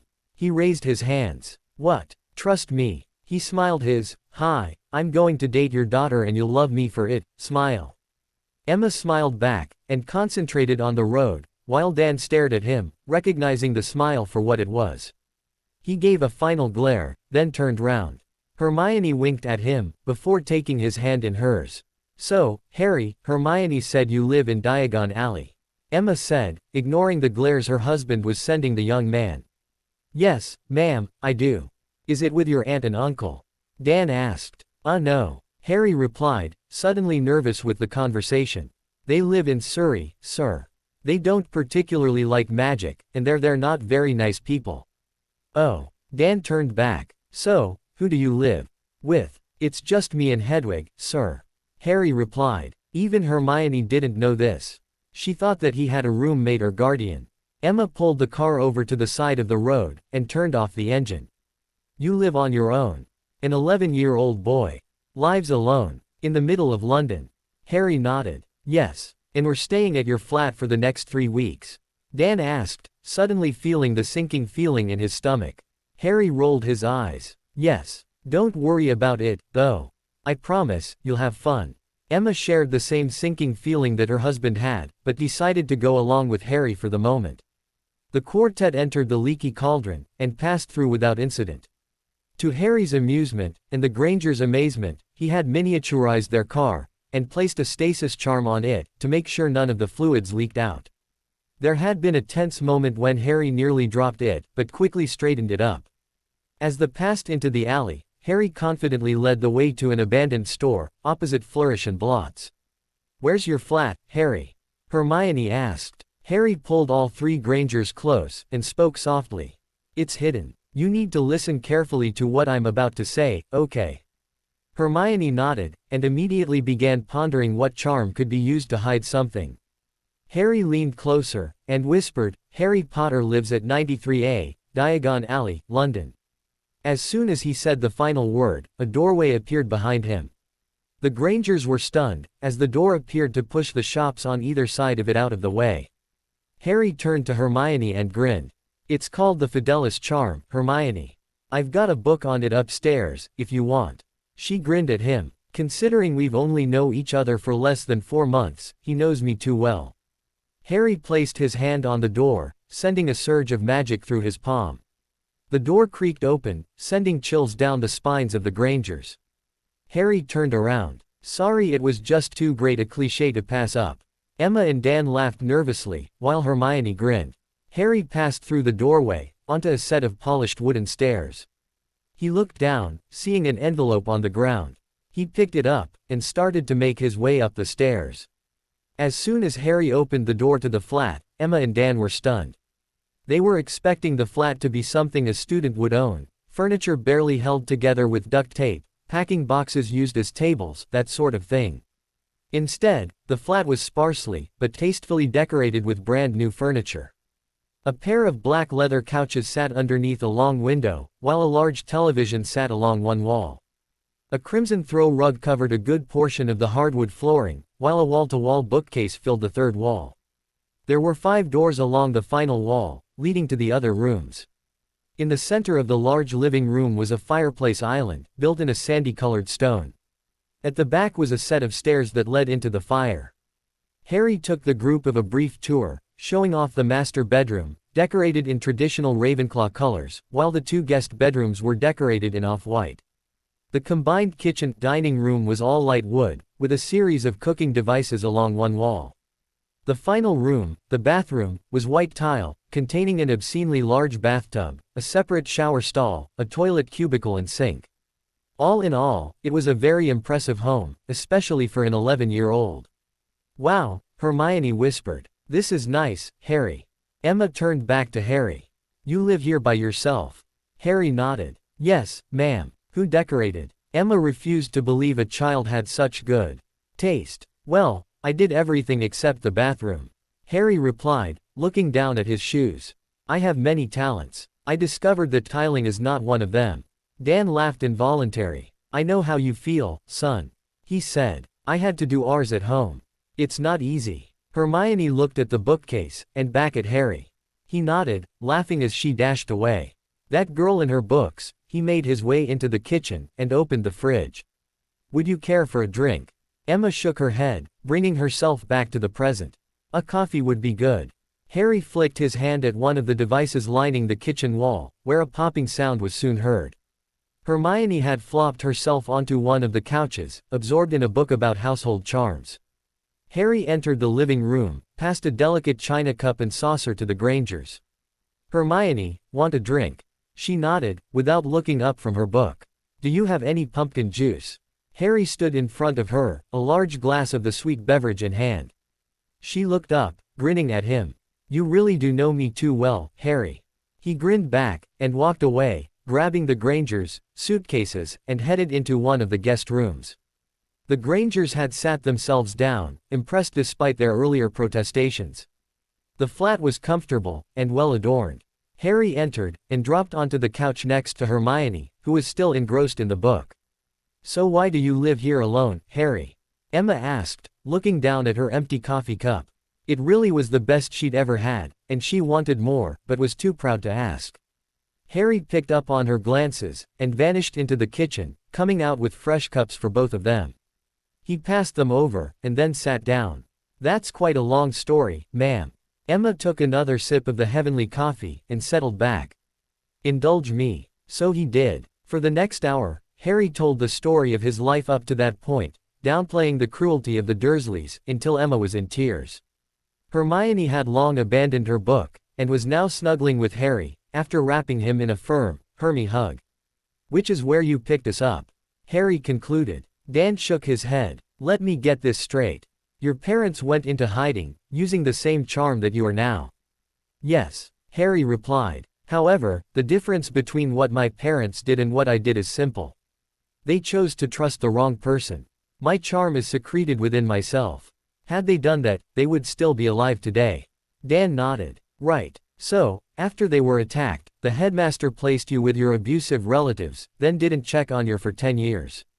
You turn up at school, don't tell him that you've moved house. Then, when you're going home, and he finds out you don't live with the abusive monsters anymore, he tries to stop you from going to your own house. He then sends a letter to that big ape, to come and pick you up, telling him that you can't do magic outside of school." He looked at Emma, who nodded slightly. "Why the hell are you going back?" He glanced at his daughter. "Why should we send Hermione back to school? It sounds like your headmaster is an evil, scheming old man." Harry held up his hands, stopping the diatribe. "I can understand what you mean, sir, but it's not like that. Professor Dumbledore's not evil. He really does have the best of intentions." "The road to hell," Emma started. "I know," Harry interrupted. "But, Dumbledore's been a fighter against evil since 1914. For the last 77 years, he's fought the good fight. His problem is that he's lost sight on the individuals. He concentrates on the big picture." He sighed, and leaned back on the couch. "He really is a great leader, and an excellent tactician. He just doesn't see the little people anymore." Dan leaned back on the other couch. "I still don't like it," he muttered. "Dumbledore's other major problem is that he sees the best in everyone. He can't believe that the Dursleys would abuse their own nephew. In the wizarding world, children are held very dear. Child abuse simply doesn't happen here. That's why Dumbledore felt it was safe to leave me with the Dursleys. He believed the best about them." Emma shook her head. "I can understand that, and it's nice that there's still people dreamers, like that. But, that sort of person shouldn't be in charge of a school. If he's always giving second chances, people will never learn that their actions have consequences." Harry nodded slowly. "I know. And he understands that the Dursleys are uncomfortable about magic. That's why he told them about the underage restrictions. He felt that it would make the Dursleys more comfortable, and therefore, make it safer and easier for me. What he doesn't realize is that the Dursleys would take advantage of the situation, and beat me more." Hermione wrapped him in another hug, leaving him very emotional. He shook his head, and quickly squeezed her back.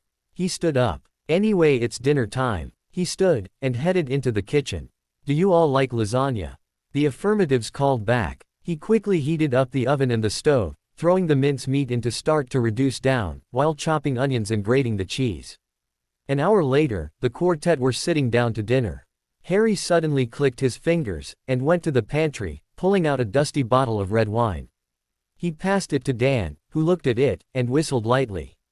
Emma quirked an eyebrow, and whistled when Dan passed her the bottle. "Harry, we can't drink this."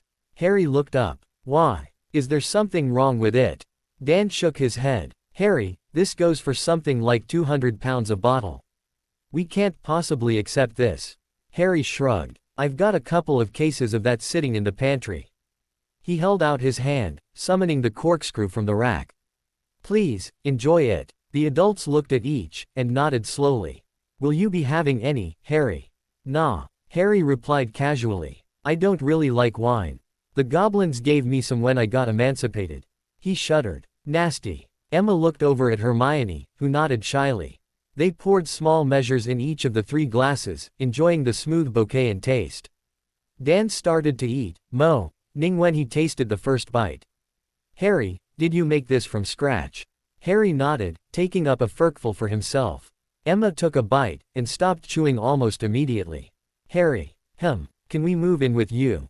Emma asked, with a straight face. Dan nodded. "And can you cook all the time?" Hermione just grinned, taking a large furkful of her own. She chewed slowly, before swallowing. "Harry, this is better than at Hogwarts." Harry just blushed, and looked down. "It's only a lasagna," he muttered. "I made a cheesecake for dessert." Dan grinned. "Okay, we can sell the house in a few weeks, give the practice time to be sold." Harry's face shot up. Emma and Dan started laughing. We're kidding, Harry, Dan said, scooping up another furkful. But, this is good. Cooking for the Dursleys has to have some benefits. Harry muttered, drinking from his water glass. The two adults looked at each other guiltily, before carrying on eating in silence. After dinner, and having been unceremoniously shooed out of Harry's kitchen, the three Grangers sat on the couch, looking troubled.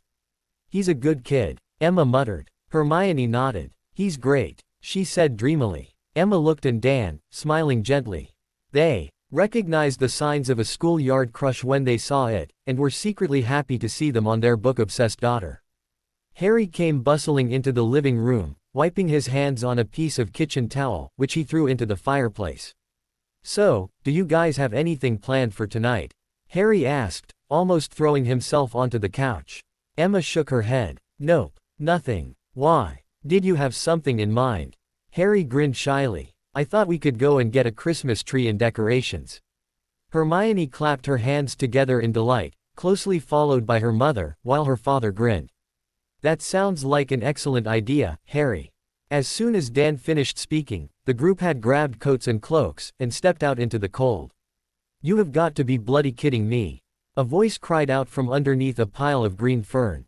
Hermione giggled, taking a large step back. Harry, buggering bollocking shite, he murmured. His head popped through the branches, his glasses hanging half off his nose, and his hair adorably mussed up. Hermione, sweetie, he asked in a sickly sweet voice. Hermione's giggles had taken over, especially when she saw his face appear through the greenery. Yes, Harry. He looked down at the base of the tree. Would you defindo a bit off the bottom here? Then Leviosa it, while I get the pot in place. Hermione wielded her wand, the silver cutting beam taking a few inches off the bottom of the tree, then levitated the tree, while Harry grabbed the tree stand, and forced it underneath. Hermione let the tree down, sighing in relief when it sat on its own. Emma and Dan had fallen onto the couch laughing at the spectacle. Harry tried to flatten his hair, put his glasses back on and came out from behind the tree, knocking pine needles off his sleeves. He glared at the two adults, who'd been no bloody help at all. Why is it an 8-foot tree doesn't fit under an 8-foot roof? He beeped gently. Can someone please explain it to me? Both adults shook their heads, before dissolving into laughter once again. Why did you have to get a real tree, Harry? Hermione asked, wiping the tears from her eyes. Wouldn't a plastic one have been easier?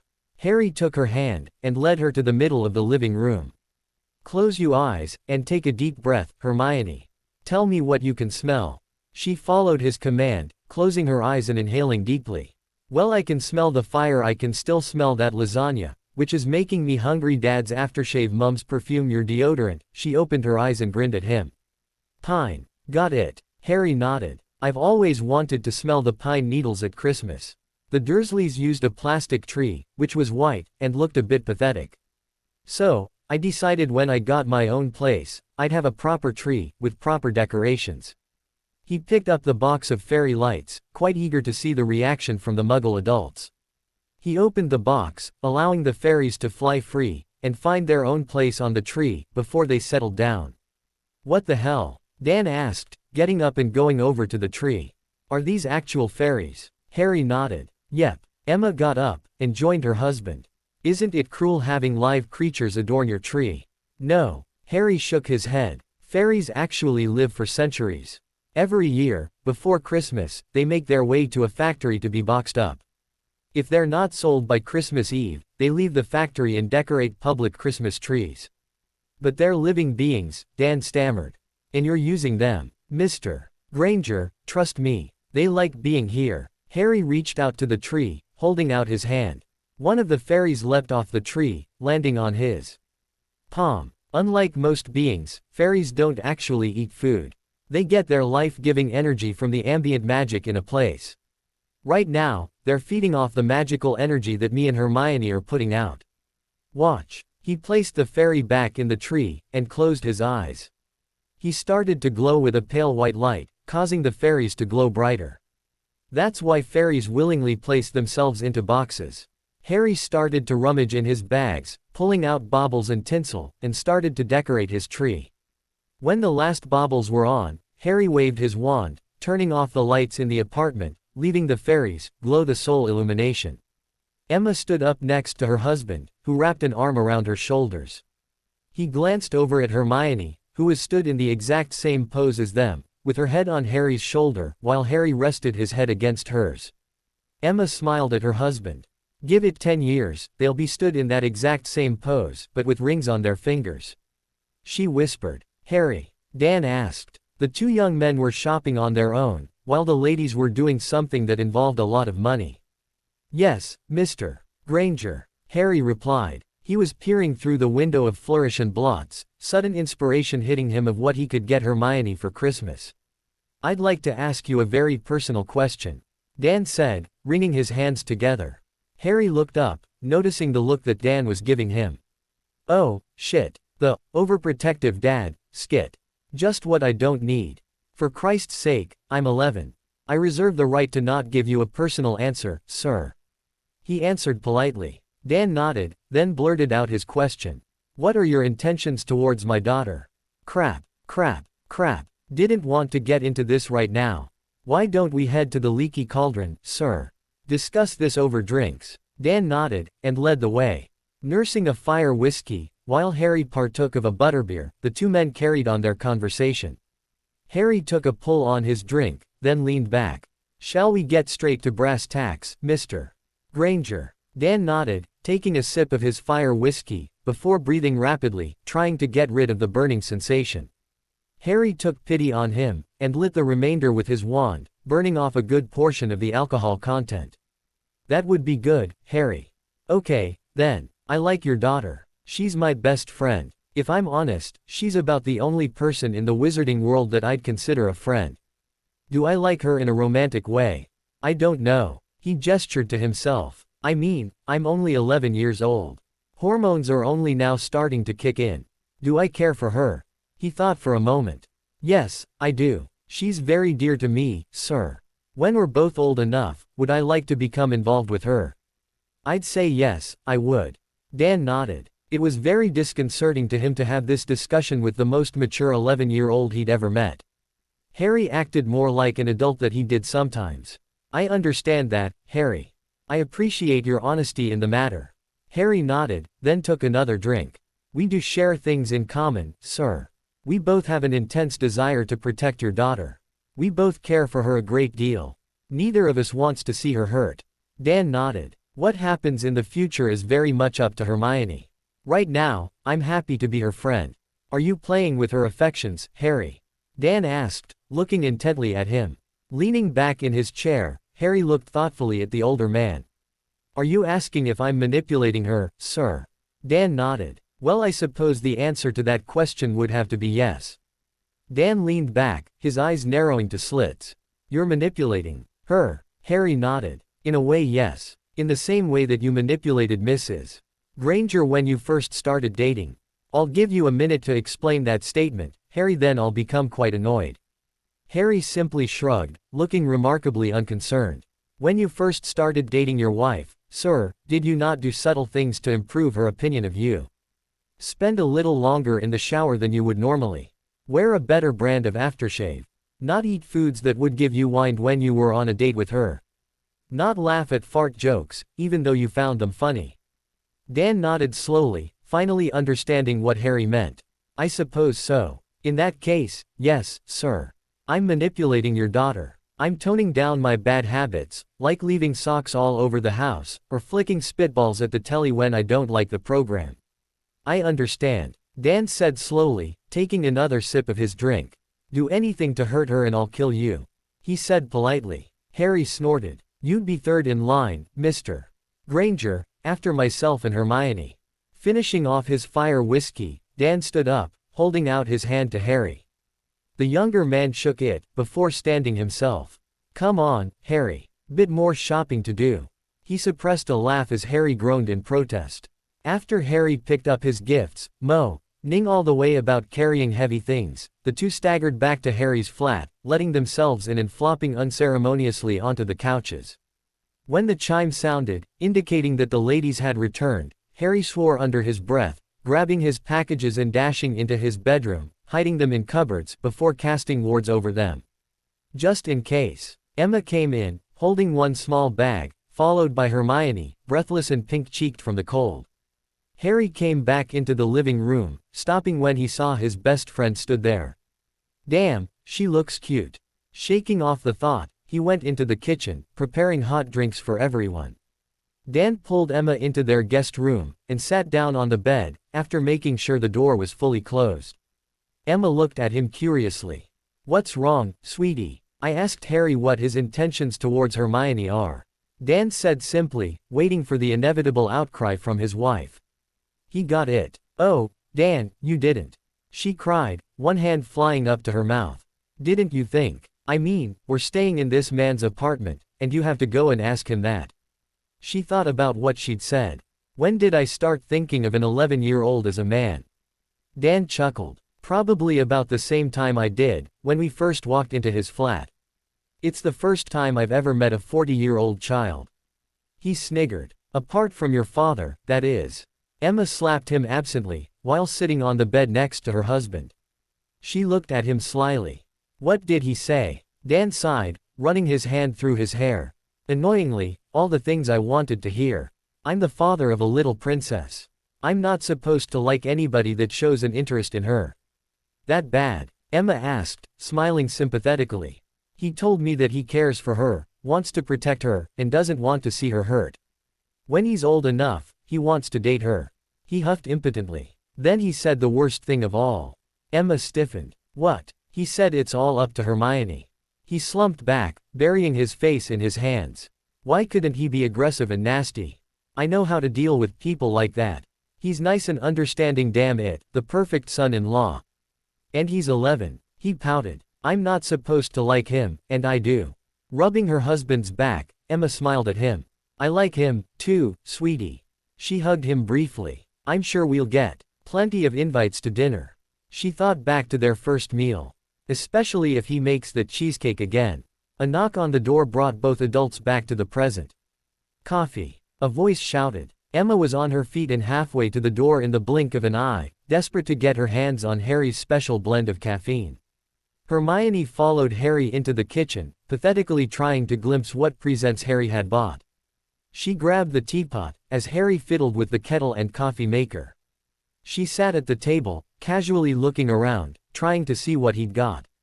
As soon as the coffee was ready, he took it to Hermione's parents, before coming back into the kitchen, and pouring water into the teapot. Had a conversation with your dad earlier. Harry commented blandly. Hermione looked up, blanching at the implication. Oh, no, she whispered. Yes, Harry looked up, smiling gently at her. He asked me, in an ever so subtle way, what my intentions were towards you. Burying her face in her hands in mortification, Hermione started shaking. Perfect my one friend, and Daddy tries to scare him away. A pair of gently calloused hands took hers away from her face, as Harry knelt down in front of her. Hey, he said gently. She was still looking down, not daring to meet his gaze. He reached out with one hand, lifting her face up with a finger under her chin, until she was staring directly into his eyes.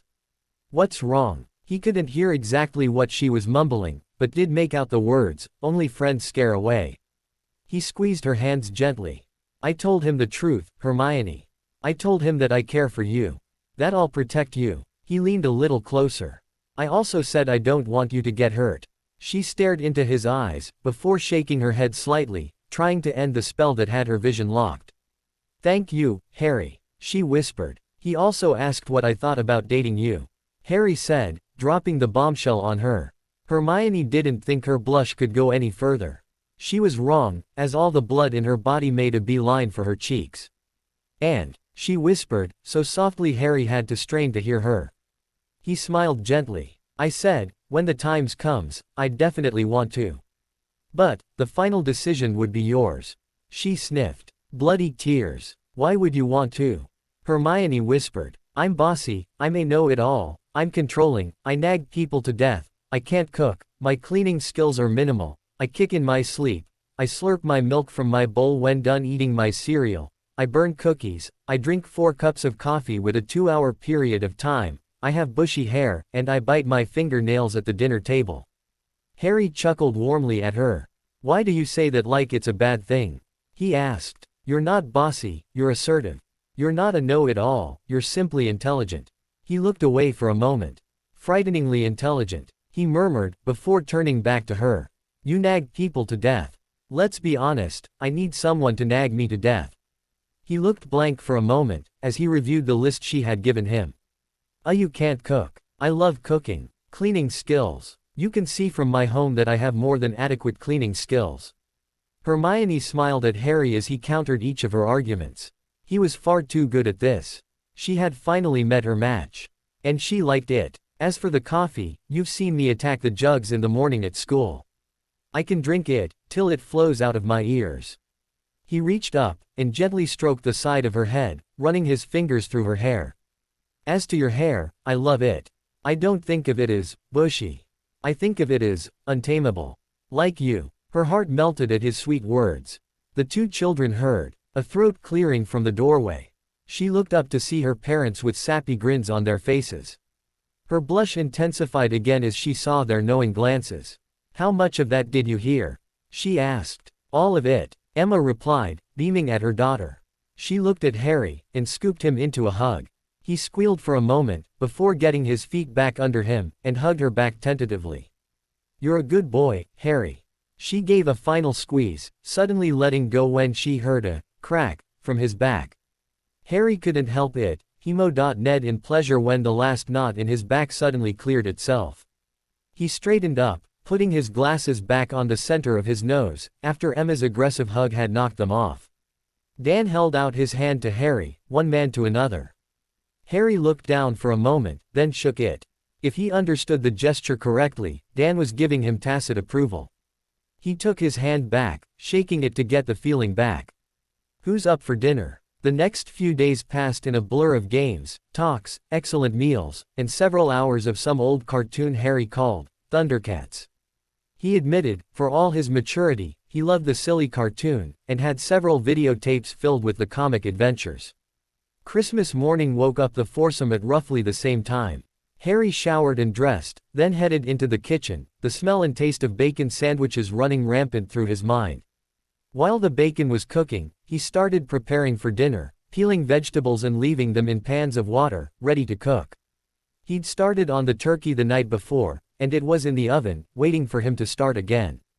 After feeding the group, they trooped into the living room, and sat on the floor around the tree. Harry gingerly reached under the tree, and pulled out two identical, small wrapped presents, which he passed to the adult Grangers. The two children watched as they unwrapped the gifts, to discover pocket mirrors. They glanced at each other, not quite sure what to say. Harry immediately picked up on the subtle byplay, and came to the rescue. In case you're wondering, they're not just mirrors. He gestured to the wall above the television, where a large, rectangular mirror hung. Think of them as the wizarding world's equivalent to a mobile telephone. He stood, and went over to the mirror. He leaned in close, pressing what appeared to be a small button. Emma Granger, he said firmly. In Emma's hand, the mirror started vibrating. She looked down, to see a tiny flashing symbol in the bottom right-hand corner. She pressed the button, gasping in shock when Harry's head appeared in the mirror. She looked up, to see her own face in the mirror above the television. That's amazing, she blurted out, to hear her voice echoed a fraction of a second later by the large mirror. It's like Star Trek, Hermione said, looking down at the mirror. You know, those big view screens. Harry nodded. Cool, isn't it? He gestured to under the tree. There's one for you there, Hermione. Harry sat back down, pulling out more gifts for the older Grangers, a small collection of Muggle and wizarding alcohol, various chocolates and fragrances, and gift vouchers to various stores in the alley. Harry smiled sheepishly at Hermione's parents. I'm sorry, it's not something a little more personal. The elder Grangers were stunned. Between them, Harry must have spent thousands of pounds. A case of the wine they had drunk on their first night along was worth almost £2,500. And he was apologizing. Harry. Dan finally managed to utter. It's too much. You can't give us all this.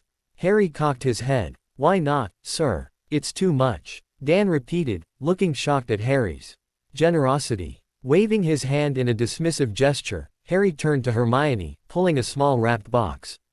This one, I'm really quite proud of. He passed her the box. Hermione was a bit nervous. After seeing the enormous expense Harry had gone to for her parents, people he'd known for approximately 4 days, she was dreading to see what he'd do for her. All of a sudden, she was terrified at the crappy present she'd bought him. It wasn't even in the same league. Tentatively, she opened the parcel, to find a polished wooden box, about the size of a packet of cigarettes, or a bar of soap.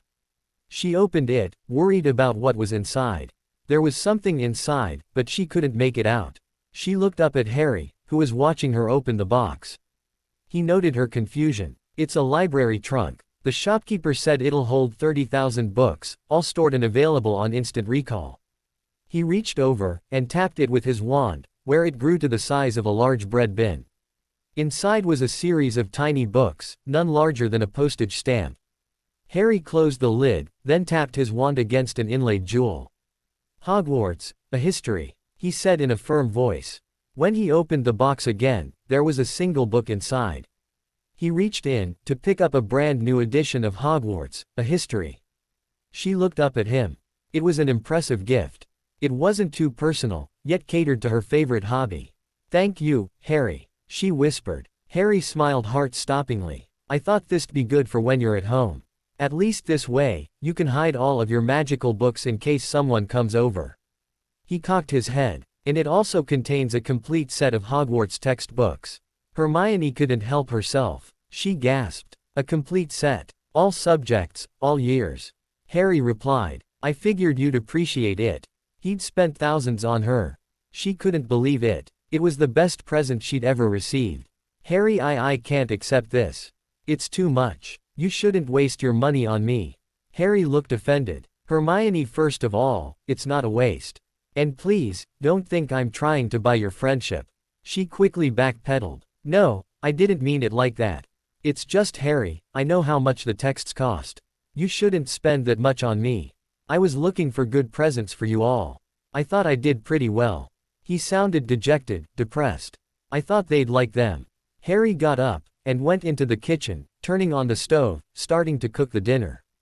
"It feels like being back at the bloody Dursleys. Why can I never get anything right?" In the living room, the three Grangers were stunned. As one, they stood up, and headed into the kitchen. "Harry!" Hermione called out. He turned round, trying to mask the tears in his eyes. Without thinking, Hermione wrapped him in a hug, squeezing him tightly. Dan and Emma were quite shocked. Harry had come off to them as a confident young man. Now, they were seeing the scared little boy that lurked inside of him. "Harry, you picked excellent presents," Emma said. "To be frank, better than anything we could have got for you." "We were shocked, is all." Hermione squeezed him, then pulled back slightly. "Harry, that's the best present I've ever received. It's perfect. It's a very expensive present." Harry shrugged, sniffling slightly. "I just picked stuff I thought you'd like. Wasn't looking at the price tag." Dan spoke up. "You did an excellent job at that, Harry. It's just way more than we were expecting. Please, don't feel bad.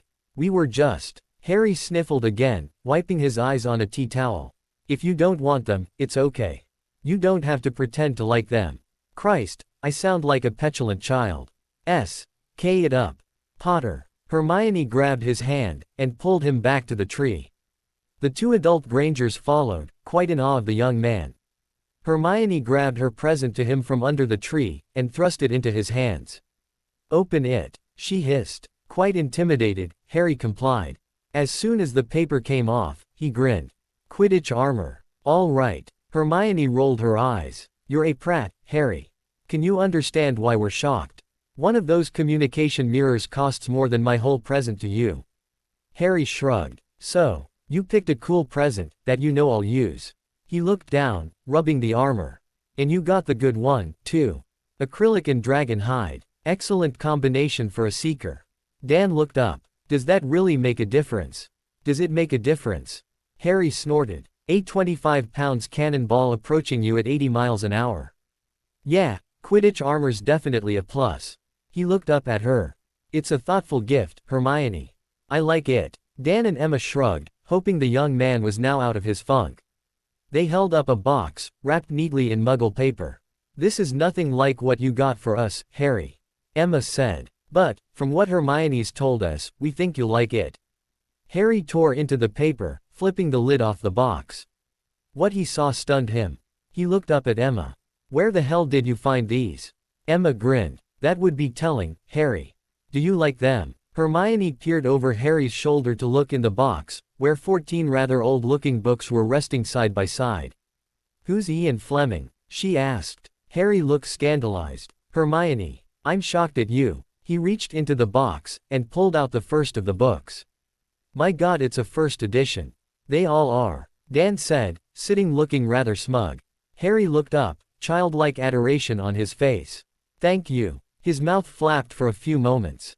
"I don't know what to say." Flopping down on the floor next to him, Hermione rapped him on the back of the head. "Who's Ian Fleming?" "Only one of the greatest English writers of all time, Hermione." Harry replied. "He wrote the James Bond books." He looked down. "And now, I've got them all." He cackled. "This is brilliant. Thank you." Dan and Emma grinned at each other. Harry turned to Hermione. "Since you'll probably be taking your library trunk back to school, can I keep these in there?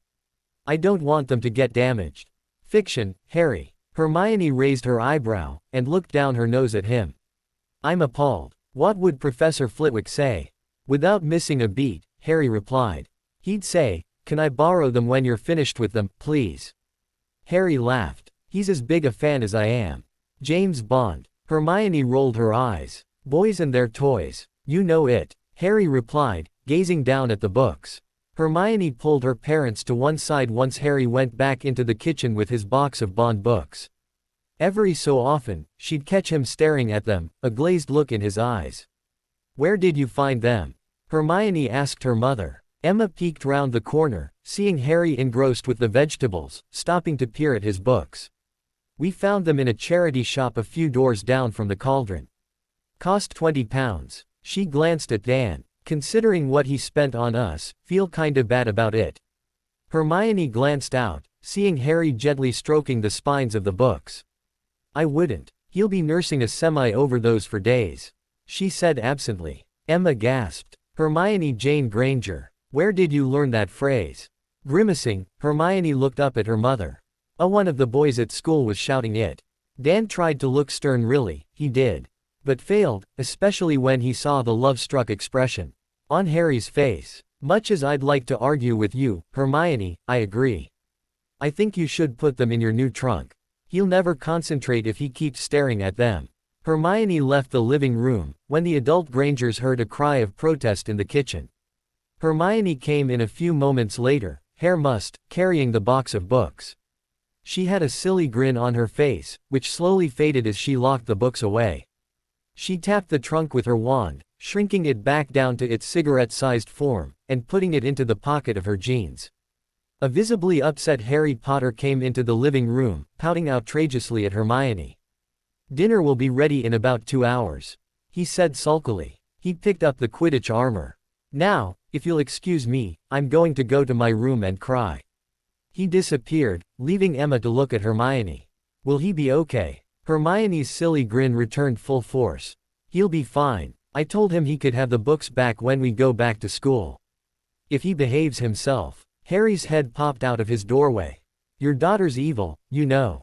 For the good of humanity, she should be destroyed." His head vanished, and they heard the sounds of his cupboard closing. Harry came back into the room, discreetly looked around for his new box of beloved books. "Hermione. Sweetie." Hermione looked back at him, fluttering her eyelashes. "Yes, Harry," she asked in a sweet voice. You wouldn't know where my books are, would you?" "Yes, Harry," she replied, still fluttering her eyelashes. "Any chance I could have one to read now?" he asked, pouting and giving her his puppy dog eyes. Resist. "Oh, he's so cute, no, resist." Hermione's brain screamed at her. It was difficult, but she managed. "Only just, though. I told you when you can have them back. You'll just have to behave yourself." He pouted, then flopped on the couch next to her. "You're evil." He started to tickle her, sending her into a fit of giggles. A flash of flames interrupted the tickle fight, which Harry was winning quite handily. Harry leapt to his feet, wand in hand, aiming at the interloper. "Fox," he said softly. In the bird's beak was a package wrapped in brown paper, while a small note was attached to his leg. Emma and Dan scurried back at the sight of a bird which arrived by fire. Harry took the package, and untied the note, glancing over at the Grangers. It's okay. He's a phoenix. They can travel from one place to another by flames. Makes them very hard to track, and very secure messengers. He started to open the letter. Makes me wonder why he's here. Whose is he? Hermione asked, tentatively reaching out to stroke the bird. Fawkes, being the disgusting flirt he was, allowed Hermione complete access. Shortly afterwards, all three Grangers were petting the bird, causing him to let out a trill of pleasure. Harry was reading the note. He's Dumbledore's familiar, he said absently. You can't really own a phoenix. They come to you when needed. Fawkes joined Dumbledore during his war with Grindelwald back in the 40s. The note was brief. Dear Harry, I would like to arrange a meeting with you when you return to school from your Christmas holidays. It has to do with why I would like you to return to the Dursleys during the summer. There are also a few other things we need to discuss upon your return, notably what to do about Professor Snape. Since your proclamations, he has been unable to be as effective a teacher as required, and we would like you to drop your proclamations, so that Professor Snape is able to deal with the older, more unruly students. Since this is now taking up a great portion of his time, he is unable to support the younger students, resulting in a drop in the efficiency of their education. I would like to thank you for the gift you sent me. Every year, I receive countless new books, but you are the first person to supply me with warm woolen socks in a long time. How did you know? I look forward to finding out upon your return. The package that Fawkes is bringing to you is something that your father left in my possession before he died. It is time it was returned to you. Use it well. A very Merry Christmas, my boy. Albus Dumbledore. Harry snorted as he read the information about Snape. He passed the note to Hermione, who read it, and looked at him in confusion. Hermione read the note, and passed it to her mother. Emma read it, and looked up. What does it mean about Professor Snape? Harry rolled his eyes. During our first potions lesson, Professor Snape was really quite nasty. He asked me questions from the second-year textbook, the fourth-year text, and a Newt-level question. Basically, he comes across as angry, mean, and quite useless as a teacher. He doesn't teach, he just throws it at you. I also heard, unofficially, mind you, that he hold private lessons for the Slytherin students, so that they actually learn potions. With the injunctions I placed, Snape can't give or take points from any student, nor can he issue a detention, until I've submitted my formal complaint to the board of directors. You haven't done that yet? Hermione asked. Harry smirked. It must have slipped my mind. He grinned cheekily. I was planning on making it last a little longer, to be honest. Hermione smirked. How much longer? Oh, sometime around the end of my 7th year. And you say I'm evil? Hermione snorted. You are. Harry mock glared at her. You've hidden my books. An evil thing to do to a Ravenclaw. He turned to Fawkes. Can you make sure you never bring him here without permission, Fawkes? The bird nodded, before launching into the air, and vanishing in a trail of fire. So where were we? Oh, that's right, Harry asked, before grabbing Hermione, and starting to tickle her again. Harry knocked on the door to Professor Dumbledore's office, waiting for the inevitable signal to be let in. Come in. Harry opened the door, and stopped in his tracks. In front of him were all 4 house heads, as well as Professor Dumbledore. Is this a bad time, sir?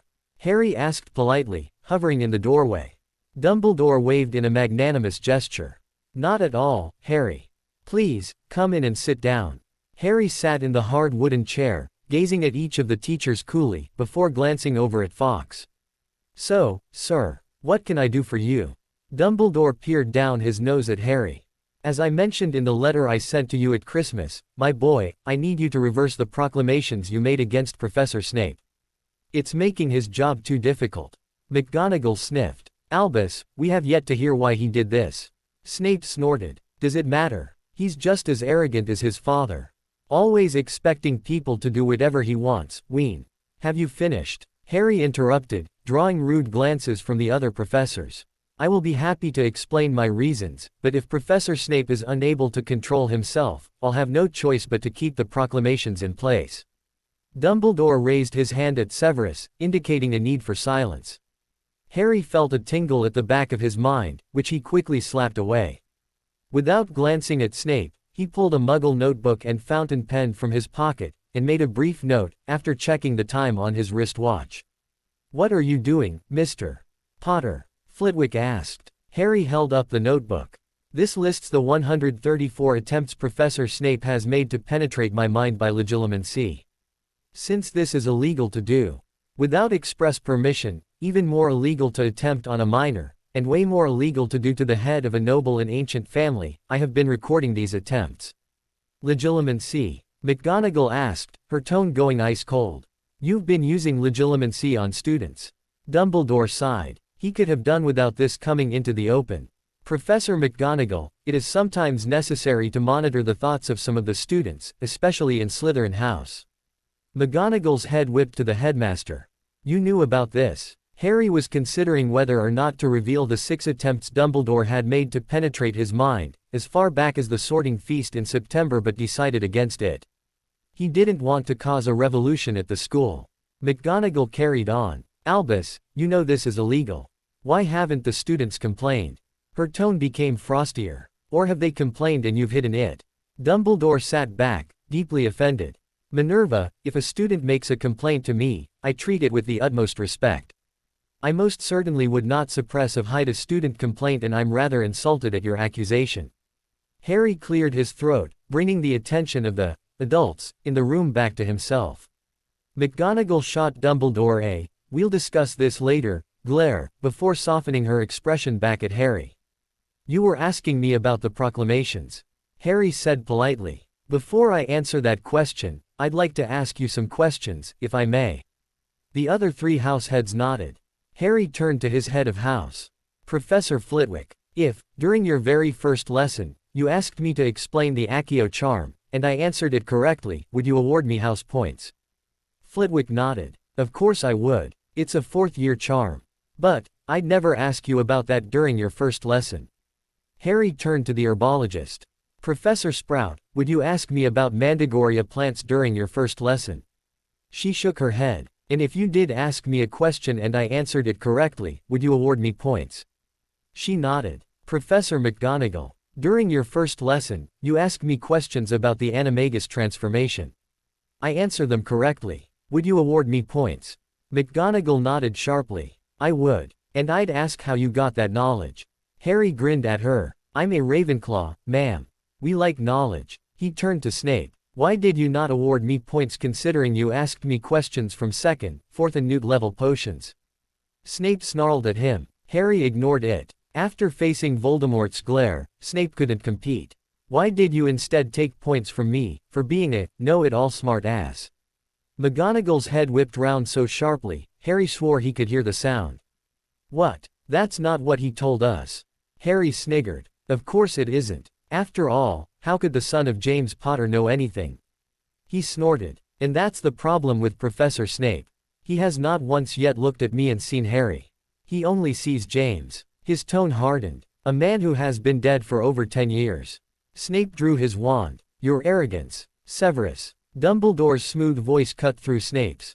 "Is this true?" "Of course not." Snape snarled. "He's lying. He's just doing it for the attention. Put a sock in it, Snivellus." Harry snapped. "I know all about why you hate my father, but I don't know why you're taking it out on me." He took a deep breath. "I would be prepared to remove the proclamations, provided several conditions are met." All 5 adults leaned back slightly at the thought of an 11-year-old setting conditions on a professor. "And what would those be?" Dumbledore asked. Harry smiled evilly. "First of all, Professor Snape is removed as the Slytherin head of house. He's biased towards them, which is why they have won the House Cup for the last 8 years." "What?" The other 3 house heads stared at Snape, who squirmed uncomfortably in his chair. Harry stood up, and went over to the Sorting Hat. "Adrian, could I have the punishment book, please?" The Sorting Hat animated, and looked down at Harry. "Of course, Mr. Potter. Are you well?" "Not bad, Adrian. Thank you for asking. Yourself? Did you have a good Christmas?" Harry replied, picking up the heavy tome that had materialized in front of him. "I did. I must say, Mr. Potter, it's the first time I've ever received a gift." The hat smiled. "I feel like a new hat again." "Thank you." Harry chuckled. "I thought you'd appreciate it.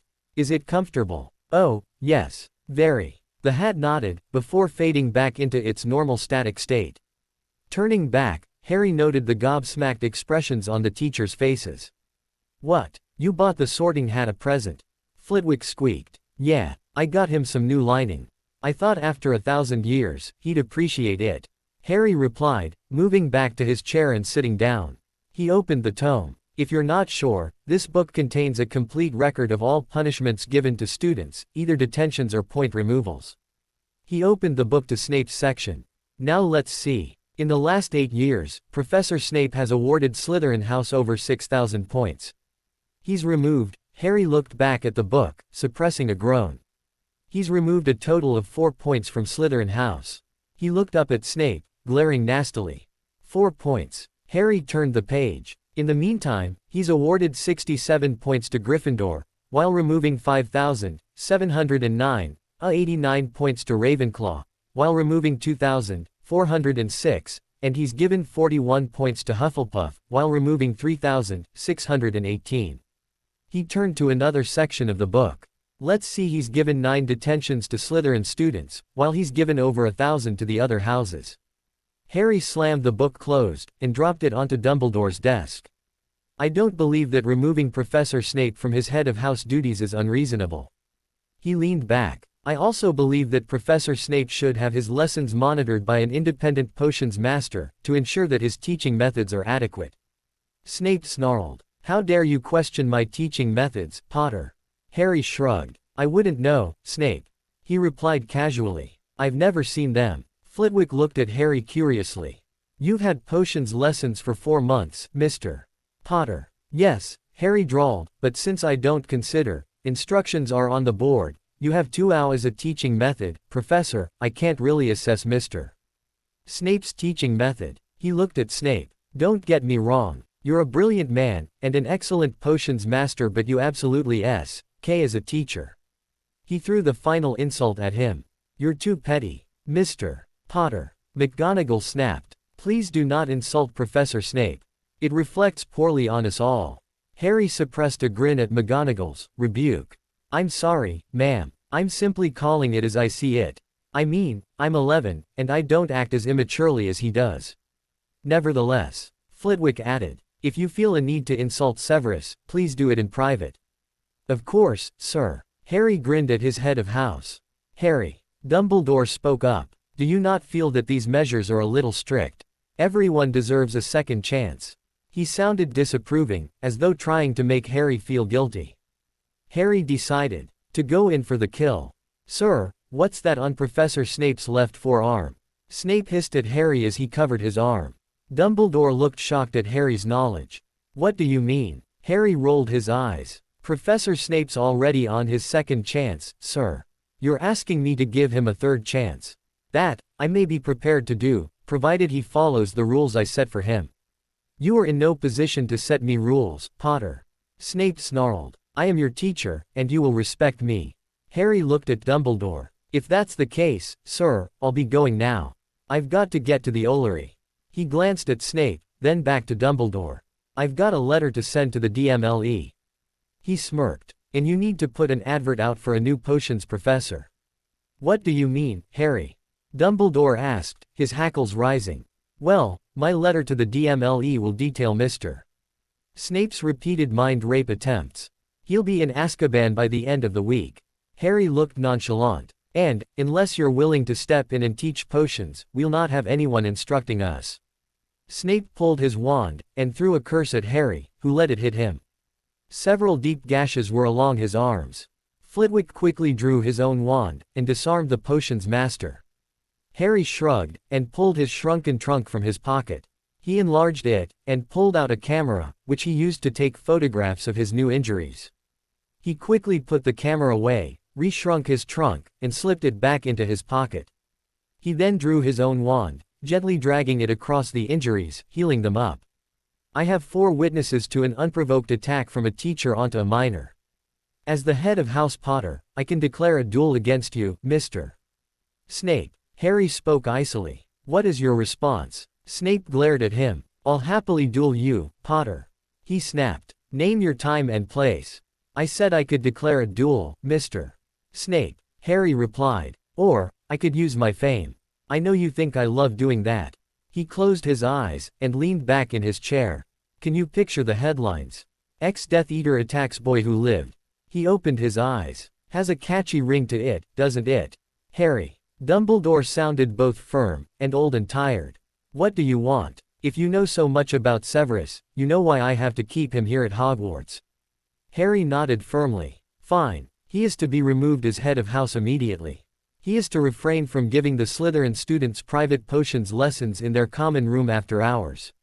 He is to have no unsupervised contact with any student, especially myself. Any punishments he wishes to give to a student needs to be confirmed with that student's head of house before they are notified of said punishment. Flitwick smiled to himself. It was very reasonable, considering. Dumbledore, on the other hand, was less than impressed. Mr. Potter. That is too harsh. Take it or leave it, Professor. Harry replied casually. Personally, considering I could have his mastery pulled, and have him either jailed or Ed, I think I'm being pretty reasonable. Dumbledore nodded slowly. Fine. He sighed. Is there anything else? Harry thought for a moment. Actually, sir, there is. I would like you to teach all potions lessons for the next 2 weeks. Why? Dumbledore asked warily. Sir, Harry said reproachfully. I'm aware that you hold a mastery in transfiguration, but you're an alchemist, first and foremost. I'd like to have some proper lessons. Maybe if Mr. Snape watches a master at work, he'll be able to do better. I'd like to actually learn potions, not just be shouted at. Dumbledore nodded. Fine. He looked at the other house heads, who shook their heads. Thank you, Harry. Dismissed. Harry nodded, and got up. He nodded at Sprout, McGonagall and Flitwick, and left the room. Dumbledore turned to Snape. This is your last chance, Severus. That young man holds far more power than you know. Snape sneered. He's an attention-seeking brat. His arrogance is far too out of hand. He should be expelled for threatening a teacher. Flitwick, calm, quiet little Flitwick, exploded. You're lucky you still are a teacher, Severus. He snapped. I'll be watching you. If you're not careful, I'll recommend Mr. Potter does have you fired and in Azkaban. In all my years of teaching, I've never seen such a disgraceful display. McGonagall joined in, cursing a student, just because he disagrees with you. You're lucky I'm willing to listen to Mr. Potter. Her eyes narrowed. Also, if you use legilimency on any student, I'll have you in Azkaban before you can say, potion. Sprout said nothing, just glaring at the potion's master, before the three got up, and left the room. Albus, you can't be serious. Snape snapped. I am. Dumbledore said firmly. You are hereby removed as head of Slytherin House. You are to have no contact with students unless authorized and supervised by their head of house. You will not give any punishment unless authorized by that student's head. Are we clear? Snape pouted. Fine. He spat, before getting up and leaving the room. Harry headed back to the Ravenclaw common room, a spring in his step, whistling a jaunty tune. He approached the portrait hole, wondering what today's question would be. Which of the founders wielded a sword? The portrait asked. Godric Gryffindor. Harry answered. Pass. The portrait opened, granting Harry access. As soon as he passed through, he saw Hermione sitting on one of the love seats near the fireplace. Harry. A voice called from his left. He turned to see Cho Chang, with Marietta Edgecombe hovering in the background. What's up, Cho? Harry asked, stopping. Why don't you come and sit with us, Harry? Cho asked, smiling demurely. "'Cause I wanna go and sit with Hermione." Harry replied. Why? Cho was insulted. She'd spent hours on getting her hair and makeup right. She wanted to look good for the boy who lived, after all. "'Cause she's my friend," Harry replied in a slow voice. Harry, Cho began confidently. "She's a buck-toothed, bushy-haired little know-it-all. Why would you want to hang out with her, when you can hang out with me?" Harry grinned, and leaned close to Cho, who felt her heart start to beat faster. Was he going to key her? When he was next to her ear, he whispered. "Because she, unlike you, is worth it." He straightened up, and walked over to Hermione, ignoring the second-year burst into tears behind him. Hermione looked up to see Harry approaching, and smiled. "Hey, Harry, how did it go?" Behind them, Cho ran for the stairs to her dorm room, Marietta close behind her, slowing to give Harry a glare, before she chased after her. What's that about? Hermione asked, looking after the two girls in confusion. That may be my fault. Harry admitted, a hint of shame in his cheeks. They asked me to go and sit with them. Hermione's face dropped, ever so slightly, before she masked her hurt. And I said I was coming over here to you. He pondered whether to reveal Cho's next words, then decided to go for it. She then said that you were a buck-toothed, bushy-haired know-it-all, and I shouldn't hang out with you. Oh. Hermione was a little upset that the pretty second year had just dismissed her like that. Then I said something which, well, I can't say she took it the wrong way, 'cause that'd be a lie. Harry leaned close, and whispered in her ear. I said that you, unlike her, are worth it. He leaned back. I will not cry. I will not cry, Hermione said to herself. When Harry wrapped her in a hug, she started to cry. Okay, I will cry. Bugger it. Don't cry, Hermione, Harry said, unsure why she was crying. She sniffled on his sleeve. It's okay, Harry. These are good tears. What the hell are good tears? Harry asked himself. Why are there good tears? Why can't girls ever be simple to figure out? Okay. Hermione pulled back, keeping her hands held in his. You don't understand girls, Harry. She asked mockingly. I'm shocked. I thought you were really clever. Harry rolled his eyes. Hermione, not even girls understand girls. He leaned back, waiting for the inevitable swat. Seriously, what are happy tears? Hermione, laying in her dorm room, sat and pondered the mystery that was Harry Potter. During her brief time at Hogwarts, Harry Potter had been a mystery, wrapped in an enigma, with a riddle as a bow on top. How does he know how to do all these things? He's never really sat down and explained. How could any first year transfigure a match into a needle so easily? And then explain it to her like it was nothing. How could that same first year then transfigure a needle into a javelin? Without breaking a sweat, he had utterly destroyed Professor Snape's authority during his very first class, and then removed him from his head of house duties. How did he know this? How could he do all the things he'd done? Christmas was another revelation for her. The gift she'd been given would have been enough to almost bankrupt her parents, and he'd given it to her without a second thought. Who is Harry Potter? Dumbledore sat in his office, dealing with the administrivia that came with running a large school. Inside, however, his thoughts were in turmoil. He was thinking about the mystery of the boy who lived. He'd hoped, by putting him with the Dursleys a decade ago, that Harry would be a nice, pliable child, open to receiving the training he'd need to truly defeat Voldemort. He was hoping that Harry would not be an arrogant idiot, like the Malfoy spawn that was attempting to take control of Slytherin House. Instead, what he got baffled him. Harry had occlumency shields in place that Dumbledore could only dream of. He exhibited a degree of magical control that was far beyond an 11-year-old, especially one who'd been introduced to the wizarding world less than 6 months before. How is any of this possible? Dumbledore pondered for a moment, before realizing that he had a source of knowledge sitting in his very office. With nary a word, he pulled the sorting hat off its shelf, and placed it onto his head. Be in your bonnet, Headmaster. Adrian, I have need of your guidance. Dumbledore said sagely. And what would you like to know?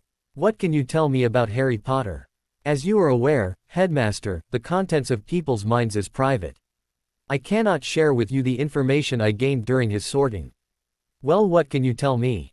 Only this, do not attempt to manipulate the boy, Headmaster. He has an impressive grasp of his magical skills, and his morality is exceptional. Do you want him to respect you? What kind of question is that? Dumbledore asked, indignantly. I am one of the greatest wizards in the world. And young Mr. Potter respects your position, Headmaster. However, there is a wide margin between respecting the position, and respecting the man who holds that position. So, I ask you again. Do you want Mr. Potter to respect you, or just the position you hold? Me. Dumbledore whispered. Then heed this warning, Headmaster, for I am not in the habit of dispensing them twice, Mr. Potter is a powerful wizard, probably more powerful than you are. Treat him with the respect he deserves as the head of house Potter, and as an adult wizard. For when he came to me, he was the least childlike of his peers. Are you saying he's not himself? That was one of the things Dumbledore was worried about Harry. He could have potentially been possessed by Voldemort during that fateful day. Oh, he's nothing but Harry James Potter. The hat replied smugly. But you'll find he's nothing like the rest of the children in this school. Then what do you mean? Have you looked into his past, Headmaster? You placed him with his relatives, did you not check up on him? I had an agent close by. And what did they report to you? The hat didn't give him a chance to reply. My advice is to get to know him, as himself. Not the boy who lived, or some ignorant child. Get to know him, and there may yet be hope for you. Dumbledore removed the hat, which faded back into its static form. I shall do as you recommend. On the far side of his desk, one of the spindly little devices began to chime, emitting a puff of smoke. Dumbledore strode round the desk, relaxing slightly when he recognized which ward it was. Why not now? Upon his return to school, Harry had taken his invisibility cloak, newly returned to him at Christmas, courtesy of Dumbledore and Fawkes, and gone looking for the Mirror of Erised. During his wanderings, his mind struggled through tortured paths of memories, and questions that he should have asked himself back in July. What do I do? Do I reveal what I know? Do I keep quiet? A thought raced through his mind, chased by a black grim. What do I do about Sirius? I could free him now, but that'll change the future, making my knowledge worthless. It was a quandary that was eating away at him. He survived 12 years in Azkaban before. I know he can do it again. But, should he have to? Is that fair to him? Caught up in his musings, he didn't notice that he had passed the chamber he needed, until he felt the tingle of a ward. He looked up, grinning to himself as he entered the room. There, in front of him, he saw the mirror. From this position, he could feel the magic involved, reaching out to his mind, slipping through his occlumency shields like a hot knife through soft butter. He braced himself, and looked into the mirror. Dumbledore strode down the corridor, his wand flicking slightly in his hand as he cast a disillusionment charm over himself. He was wondering what Harry was doing wandering the school after curfew, and what had drawn him to that particular room in the whole of the castle. As he got to the room, he peered in, noticing Harry sat on the floor in front of the mirror, his invisibility cloak wrapped round his shoulders, leaving the image of a head floating 2 feet from the floor. Tell the truth, it was a rather disconcerting sight. Albus made his way behind Harry, looking into the mirror himself. As always, he saw the same image, his wife, dead now, and had been for many decades, along with his daughter. Both had been killed during the battle with Grindelwald in 1945, just before Dumbledore had confronted him in Germany. Albus' mirror image was showing him a Christmas morning, unwrapping his present from his daughter, a box full of woolly socks. Using his occlumency, he pushed the image away from his mind. He was here to talk to Harry, not reminisce about his long-gone family. Inwardly, he wondered what Harry saw when he looked into the mirror. Being a mere 11 years old, he would have bet that it was something childlike, maybe a present or gift of some kind. Maybe images of his family. Taking a chance, he gently reached out with his legilimency, trying to probe the young man's thoughts. Harry looked into the mirror, feeling his heart swell at the image contained within. He knew it could never happen. But inside, he felt the pang of longing. A feather-light touch on his mental shields brought him sharply back to the present. Without looking up, Harry broke the silence. Good evening, Headmaster. Is there something I can help you find? Behind him, the disillusionment faded, revealing a slightly sheepish-looking Dumbledore. Harry smoothly stood, allowing the invisibility cloak to fall to the floor. Good evening, Harry. Dumbledore said. I apologize for my efforts at probing your mind. Harry tilted his head slightly. It's rude, Headmaster, but you were not malicious with your attempt. So, I shall let it go this time. His tone hardened. But, only this time. Do not do it again. The warning was evident in his voice. Dumbledore nodded. I am sorry, Harry. So, what were you looking for in my head, Headmaster? Harry asked, mocking Dumbledore's title slightly. Dumbledore remembered the Sorting Hat's warning, and decided to be completely honest with the young man. Many people have looked into this mirror, Harry. I was curious as to how you were taking it. Harry looked back at the mirror, smiling slightly at the image inside. It's a miracle, Headmaster. It seems to be showing me images that I know can never happen. Such is the danger of using the Mirror of Erised, Harry. Dumbledore said sagely. Have you realized what the true function of this mirror is? Harry pondered for a moment. Erised, he closed his eyes. I desire. He opened his eyes, looking at Dumbledore. The Mirror of Desire. Is that right, sir? Dumbledore nodded. Can you read the inscription, Harry? Harry looked at the top of the mirror, reading the inscription there. Verized straw eru ytoube kafru oyt on woshi. So if the name of the mirror is backwards, let's assume this is, as well. Dumbledore nodded, proud of the young man's reasoning ability. A correct assumption, Harry. I show not your face but your, what's that word? Ah, heart's desire. He looked up at Dumbledore. How does it work, sir?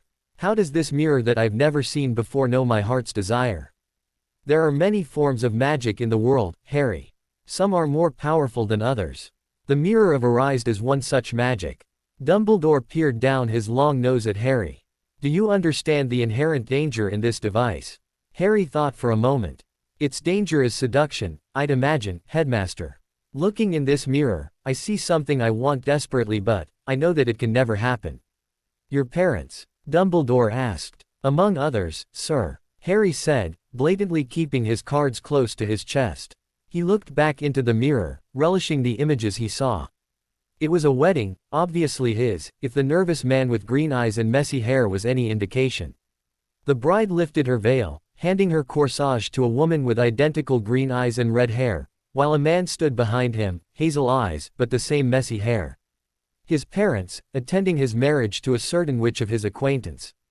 Behind his father was Remus Lupin, Nymphadora Tonks Lupin, Sirius Black and Teddy Lupin. He looked back at Dumbledore. It's certainly a tempting device, sir. He straightened up slightly, strengthening his resolve. But, it's not real. He gave a final gaze at the image, locking it into his memory. It's a dream. It does not do to dwell on dreams, Harry, Dumbledore said, wisdom shining through, and forget to live. Harry looked up. I disagree, sir. He stared straight at the headmaster's eyes, matching fire with twinkle. Without dreams, we have nothing to strive for in life. He looked pensive. We would drift along, wherever the tides of time take us. Dumbledore sat down on the stone floor, gesturing for Harry to join him. Harry sat, keeping his back to the mirror. While you're here, Harry, do you have time to talk to an old man? Harry nodded, almost feeling the image in the mirror shift slightly. He glanced over his shoulder, smiling at the image. A very pregnant Hermione screaming slightly, as a child was born. A young girl, green eyes and messy, bushy hair. Harry shook his head, standing up. Sir, could we go somewhere else? I don't like the idea of staying in here with that mirror. Dumbledore chuckled, glad that Harry was wise enough to avoid the temptation. Of course. Since you're already out after curfew, would you care to talk in my office? The two made their way to the headmaster's office. By the way, sir, Harry said after a few moments. I'd like to thank you for sending the cloak to me. Dumbledore glanced down. What makes you think the cloak came from me, Harry? Harry chuckled. Sir, who else has access to both my family and a phoenix? Plus, you signed the note. I'm assuming that my father left the cloak with you before that night in Godric's Hollow. Yes. Dumbledore was both impressed with Harry's abilities, and a bit annoyed that he'd forgotten he'd signed the blasted thing. He suspected he'd only seen the faintest hints of Harry's true intelligence and power. I was studying the cloak, since it's unlike any other invisibility cloak I've ever seen. That was late Uber of 1981. I never got the chance to return it to your father before he was killed. Then, thank you, sir. Harry said politely. As the two entered Dumbledore's office, Fawkes trilled a welcome, and neatly deposited himself on Harry's lap. Hello, Fawkes, Harry said softly. Dumbledore settled behind his desk, conjuring a tea set, and quickly poured the drinks. Harry, I must admit, there have been a number of questions about you recently, both from the staff, and I must admit, I have a number of questions myself. Harry took the tea from Dumbledore, blowing on it before taking a sip. He made a gimme gesture to Dumbledore, and sat back slightly. First of all, Harry, Dumbledore paused for a moment. How do you ask someone why they're not more stupid? You seem to know an awful lot for a first year. I'm a Ravenclaw, sir. Harry said proudly. We prize knowledge. Harry, you know too much. Dumbledore said gently. According to Professor McGonagall, during your very first Transfiguration lesson, you assisted Miss Granger, and far exceeded the work she set. Harry had been prepared for these questions for quite a while. Ever since he had considered taking a joy ride into the past, he knew this would crop up, and he had gained the necessary material. Sir, when I went to Gringotts, I found trunks in one of the vaults. These contained my parents' journals. Do you remember my parents' school records, sir? Ah, he did remember. While James Potter was not the most studious person he'd met, the young man had been very gifted in transfiguration. Especially as it related to battle. Your father? Harry nodded. Yes, sir. In his journals, he detailed how he'd learned transfiguration. He also wrote down, what he considered, anyway, the big secret. It's all in the visualization. Dumbledore nodded, taking a fortifying sip of tea. Since I know what a matchstick looks like, and I know what a sewing needle looks like, it was relatively easy to make the change between one and the other. Making the needle bigger was again just a matter of knowing what I was turning something from into, and the rest happened. And what about your charms work? Dumbledore asked, conjuring a plate of biscuits. He glanced around, making sure the portraits in the room were asleep, since midnight snacking would go against his reputation. That was in my mother's journal, sir, Harry said. Although, she was honest, and called it a diary. According to her diary, she was very good with both charms and potions. Harry took a deep breath. To be frank, sir, I don't sleep well. So, I have plenty of time to read. During August, when I was living alone in Diagon Alley, I had plenty of time to read and practice. Dumbledore nodded again. That brings me to another point, Harry. He leaned back, steepling his fingers.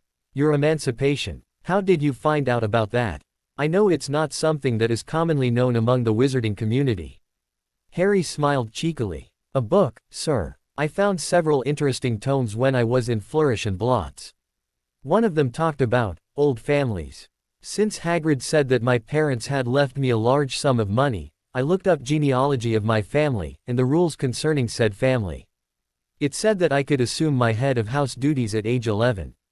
So, I went to Gringotts, and got it done. Dumbledore leaned forward. And why would you want to leave your relatives' home, Harry? You were safe there. Safe from what, Headmaster? Harry asked politely. I asked you at Christmas, and the answer you gave was less than satisfying. Dumbledore sighed. Normally, Harry, I would not be having this discussion with a child. The Sorting Hat cleared its throat noisily from the shelf, before transmitting a message into the headmaster's mind. You'll find he's nothing like the rest of the children in this school. Dumbledore nodded slightly. But, in this case, I will make an exception. When your family was attacked, Harry, we were left with a number of problems. He took another sip of his tea, and demolished a biscuit. While it was true that Voldemort had been vanquished, his loyal followers were still at large. If any of them had managed to find you, they would most certainly have attempted to kill you. Harry nodded, stealing a biscuit from the plate, while Dumbledore chuckled and moved the plate closer. As such, it was necessary to hide you from the Death Eaters. Because of the sacrifice of your mother, it provided you with a powerful protection, based on blood. As long as you lived at a place where your mother's blood lives, in this case, your Aunt Petunia and Cousin Dudley, Voldemort and his followers would not be able to touch you. Harry nodded again. That makes sense, Headmaster. He nodded graciously. However, what do you know of Aunt Petunia? Dumbledore, for a fraction of a second, looked uncomfortable, but masked it quickly. I had somebody living on Privet Drive, watching over you, Harry. She reported that Petunia did not seem to pay as much attention to you as your cousin. Also, Professor McGonagall watched them on the day that I dropped you off. She was not enthusiastic about leaving you there. Harry snorted. Sir, Aunt Petunia despised my very existence. For 10 years, I was treated as a South Avenue. Hagrid compared me to a house elf, whatever that is. I cooked for them, I cleaned for them, I did everything in that house. I was barely given enough food to eat, and was occasionally beaten for asking for more. Dumbledore looked aghast. What? He whispered. Sir, do you consider a cupboard, underneath the stairs, to be an appropriate bedroom for a growing child? What? Dumbledore's whisper was harsher. What do you mean? When I was growing up, I never had clothing of my own. Everything that I wore was a hand-me-down from my cousin Dudley. Harry shook his head, muttering the next few words. It didn't help that he's the size of a baby killer whale. He looked back up at Dumbledore, who'd gone white. All the time, I was told I was a freak, and that I should have the freakiness beaten out of me. At the time, I didn't understand. Now, I realize that they were talking about my being a wizard. Frankly, sir, when the opportunity came to get away from the Dursleys, I did. That's why, when you told me as Christmas I had to go back, I refused. They don't want me, I don't want them. Harry had never seen Dumbledore look so angry, not even when dealing with Crouch Jr. at the end of the Tri-Wizard Tournament during the original timeline. I think, Harry, that you are right. Sir, one thing I don't understand. I'm making the assumption that Voldemort's followers have now all been captured. Dumbledore nodded. Then why wasn't I removed from the Dursleys? If you thought that Voldemort's men would be coming after me, wouldn't it make sense to give me the training I needed to defend myself? Dumbledore nodded slowly. At the time, Harry, I had my reasons for keeping you away from the wizarding world. It wasn't that I wanted you to be unprepared. I simply felt that if you had a normal upbringing, away from the pressure of being the boy who lived, it would make you a better person. Harry nodded. It confirmed several things he'd suspected originally. I assume that this is to prevent me from becoming an arrogant little peacock, strutting around Hogwarts like I own the place. It's ironic, considering that out of everyone, I pretty much do own Hogwarts. Ah, the irony. Frankly, yes. Dumbledore looked haggard. If you grew up in the spotlight, people constantly praising you for something that you didn't even remember, it would turn you into a glory hound. To be frank, Harry, and please don't take this the wrong way, I rather like the person that you are now. Harry blushed. Thank you, sir. However, there are still questions I would like answered. You seem to have an innate grasp of magic that is almost impossible to find in an 11-year-old. Even one who had been trained from birth would still have issues with the finer points of charms, or transfiguration. Shit, think fast, sir. Hermione has almost the same grasp as me. We both have a thirst for knowledge, and quite frankly, have scarily impressive reading speeds. Dumbledore peered down his nose at Harry, hoping a good long stare would unnerve the young man, making his spill a little more information. It even worked on Severus but not Harry. Harry gazed back with the same intensity, only looking away when Fawkes trilled from his lap. Harry, I suspect that you are not telling me everything. Dumbledore said imperiously. Harry just nodded affably. That would be an excellent assumption, Headmaster. He replied casually. However, if I may be so bold, are you telling me everything? Dumbledore suppressed a grin. Oh, at long last, a worthy conversationalist. Both men, for there was now no doubt in Dumbledore's mind that while Harry may have a limited number of years behind him, he was no child, had a firm grasp on conversational skills. While Harry had revealed details of his home life, there was nothing there that could be used against him. At this point in time, Harry, Dumbledore said carefully, I have revealed all I can to you. Obviously, as you grow older, I will be able to share more with you. Harry grinned. The same with myself, sir. May I assume, from our earlier conversation, that you will not be returning to the Dursleys' house for the summer? A fine assumption, Headmaster. Harry said. The only way I would return to the Dursleys is if every other building, tree and cave in the world was destroyed. Dumbledore nodded. Not entirely unexpected. May I have your address for school records, Harry? Harry thought for a moment. Dumbledore was a powerful wizard, but even he could not break the Fidelis charm on Harry's flat. Yes, sir. Harry Potter lives at 93A. Diagon Alley, London. The information appeared in Dumbledore's mind. There was a flat above that vacant shop in Diagon Alley. Why didn't he remember that earlier? Do you have the property under a Fidelis charm, Harry? Harry nodded. That's an awfully advanced piece of magic, Harry. Most adult wizards aren't able to cast it. Harry nodded again. How were you able to cast it? Harry smiled inwardly. Time for yet another misdirection. Sir, with enough money, goblins make very powerful allies. Entirely true, just not related to my Fidelis charm. Dumbledore nodded. Ah. He opened his fob watch. Good lord, it's almost 2 in the morning, Harry. You should get some sleep. Harry nodded, yawned, and stood up. Fawkes sleepily trilled, and flew over to his perch, before settling down for the night. He cocked his head to the headmaster, and vanished out of the door, leaving Dumbledore to ponder over the conversation.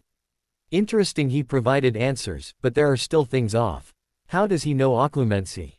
Why didn't Arabella report about the abuse he received? There were still things about Harry Potter that he needed to find out. Harry made his way back to the Ravenclaw common room, smiling slightly to himself. It had been a battle of wits with Dumbledore. In the past, he would have been soundly defeated by the headmaster within moments. This time, thanks to his far superior knowledge, he'd managed to hold his own, drawing the competition to a stalemate. After a brief but silly fight with the portrait, Harry entered the common room. He saw a bushy mass lying on one of the couches, and smiled warmly. Hermione. He crept over, looking down on her sleeping form. When she was asleep, her face was peaceful, and so very cute. He shook himself. Get it together, Potter. While she may look, sound and act like your wife, she's not. Your wife was killed by Voldemort. Another voice, what he considered his inner demon, decided to speak up. She's still Hermione, though. She's still the woman that you loved. Not this version. She's already different from what happened. You say, Tom Ayt too. I say, Tamar too. This is an almost totally different Hermione. She's not a Gryffindor, she's not friends with Evil Weasel. That's all irrelevant, Harry. She's still Hermione. At the core, Harry was startled from his musings by a pair of chocolate eyes staring into his. Hi, Hermione whispered, a bit unnerved by Harry staring at her for the last 2 minutes. Hi, he whispered back. What are you doing still up? Hermione stretched, reminding Harry of a lioness stretching herself before beginning a hunt. I was waiting for you to come back. I was hoping to have a chat. Inside, Harry groaned. It's never good when she say that. What about? He asked, settling himself on the floor in front of her. To be frank, Harry, I've got some questions for you. Harry rolled his eyes. No, not again. Oddly enough, Hermione, I've just had a very similar conversation with Professor Dumbledore. Hermione sat up, smiling at him. Oh, good. It's still fresh in your mind, then. Bollocks. Spots the jugular, straight in for the kill. Harry nodded. What would you like to know, Hermione? Basically, Harry, I want to know how you know what you know. Hermione said simply, leaning back on the couch, folding her arms. Great. Harry said sarcastically. That's a bit vague, Hermione. If you're talking about my cooking skills, then the answer would be practice. But, I have the feeling that's not what you're talking about. Hermione glared at him for a moment, before softening. You know that's not what I mean, Harry. How are you so good at magic, considering that you're essentially a Muggleborn, like me? Aha, Harry thought. Hermione, how are you so good at magic, considering you're a Muggleborn? Well, Hermione stammered. I read a lot. I'm several weeks ahead of classes in my textbooks. Harry nodded, then stood up. Wait there a minute. He vanished up the stairs, heading for his dorm room, and opening his trunk at the library section. He quickly pulled out a number of dusty tomes, before sealing the trunk and heading back down the stairs. He passed a crimson notebook into Hermione's hand. When I went to Gringotts to claim my inheritance, I found a number of my parents' journals. In them, they listed all sorts of things. Their experiences at learning magic, including shortcuts. That's how I seem so advanced in my classes. I've got, in essence, the complete Hogwarts learning experience in my hands. And head, since I've been here already. Hermione flicked open the journal, reading the first page, before slamming it shut, and handing it back to Harry. Your mum's diary. Yes, Harry said softly. My mum's diary lists everything, from her first day at Hogwarts to about a month before she died. When they went into hiding, they put a lot of their possessions into storage, in case they needed to move in a hurry. I've been reading them, and I've gained a lot of insight. Hermione's gaze softened. What's it like reading about your parents, Harry? She whispered. Harry shrugged. Well, it's better than nothing, really. He whispered back. I know I'll never get to meet my mother, so reading this gives me some insight into her.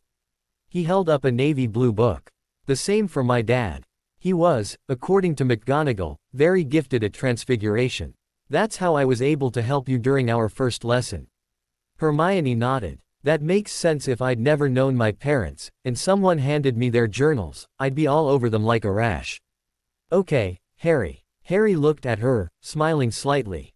I'm curious about one thing, Hermione. He waited for her to nod her head slightly. This must have been bugging you for weeks. Why are you only asking me about it now? Hermione smiled warmly at him. I thought I'd see if I could work it out on my own. Frankly, Mr. Potter, you're quite the enigma. Harry mock bowed. Thank you, Miss Granger. Coming from the smartest witch of our generation, I consider that quite a compliment. As it was intended, kind sir. Hermione said, standing up and curtsying. It would probably have been more impressive if she wasn't wearing her nightgown. Anyway, Hermione, Harry said, yawning widely. It's almost 3 a.m., and I'm buggered. I'm gonna go to bed. Hermione stood up, and headed for the stairs, before stopping, and looking at Harry. She debated with herself for a moment, then came over and kissed him briefly on the cheek. Good night, Harry, she whispered. She turned and rushed for the stairs, not stopping to look behind her. Harry chuckled to himself, shaking his head as he climbed the stairs. The two intense chats he'd had that evening were heavy on Harry's mind as he dropped into bed. The verbal sparring with Dumbledore had left him feeling angsty, and whenever that happened, his mind automatically returned to Sirius. What the hell do I do? Seemed to be running on automatic through his head. If I get him out, everything will change. People will ask me too many questions about how I know he's innocent. Dad's journal doesn't cover anything about the change in Secret Keepers, and only Mum, Dad, Sirius and Peter knew about it.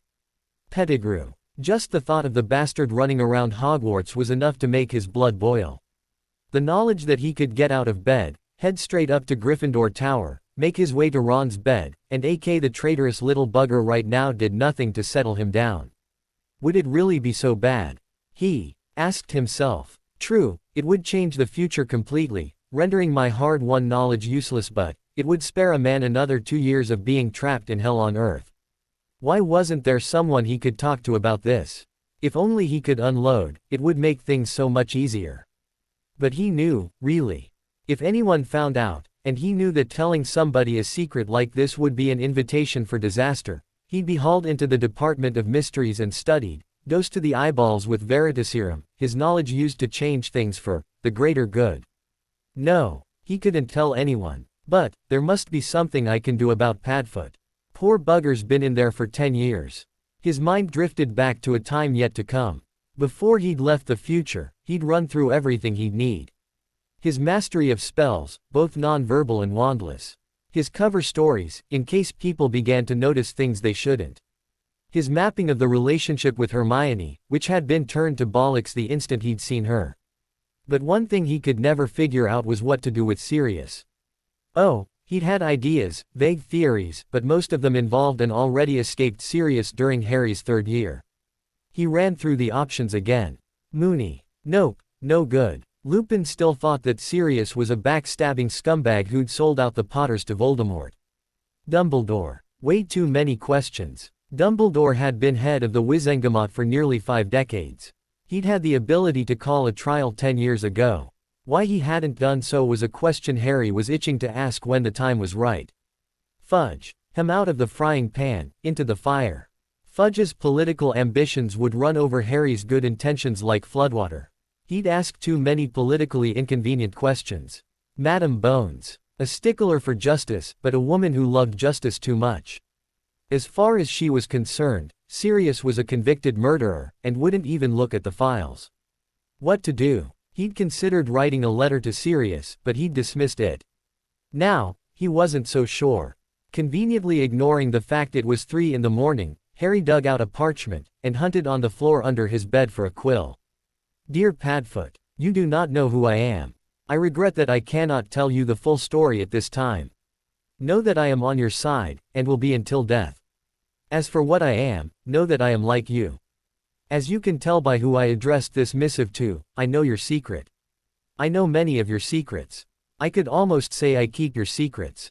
But I am not a secret keeper. Just like you are not. There are things happening, Padfoot, that change everything. Help is coming for you. It won't be immediate, and it certainly won't be obvious.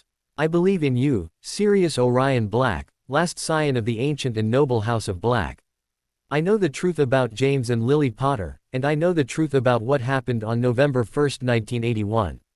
You did not blow up that street, and you are not responsible for the deaths of 12 non-magical people. They said when you were taken in, that you started laughing, and crying out that it was all your fault that the Potters are dead. I know the truth of that statement. You believe that it was your idea to switch the secret keeper from yourself to Pettigrew.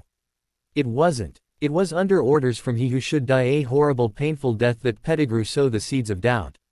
I know your concerns at the moment are getting enough food to survive. Sirius Black cannot survive in Azkaban. But Padfoot can. Padfoot will be able to keep Sirius' sanity intact. I know you're concerned about Moony.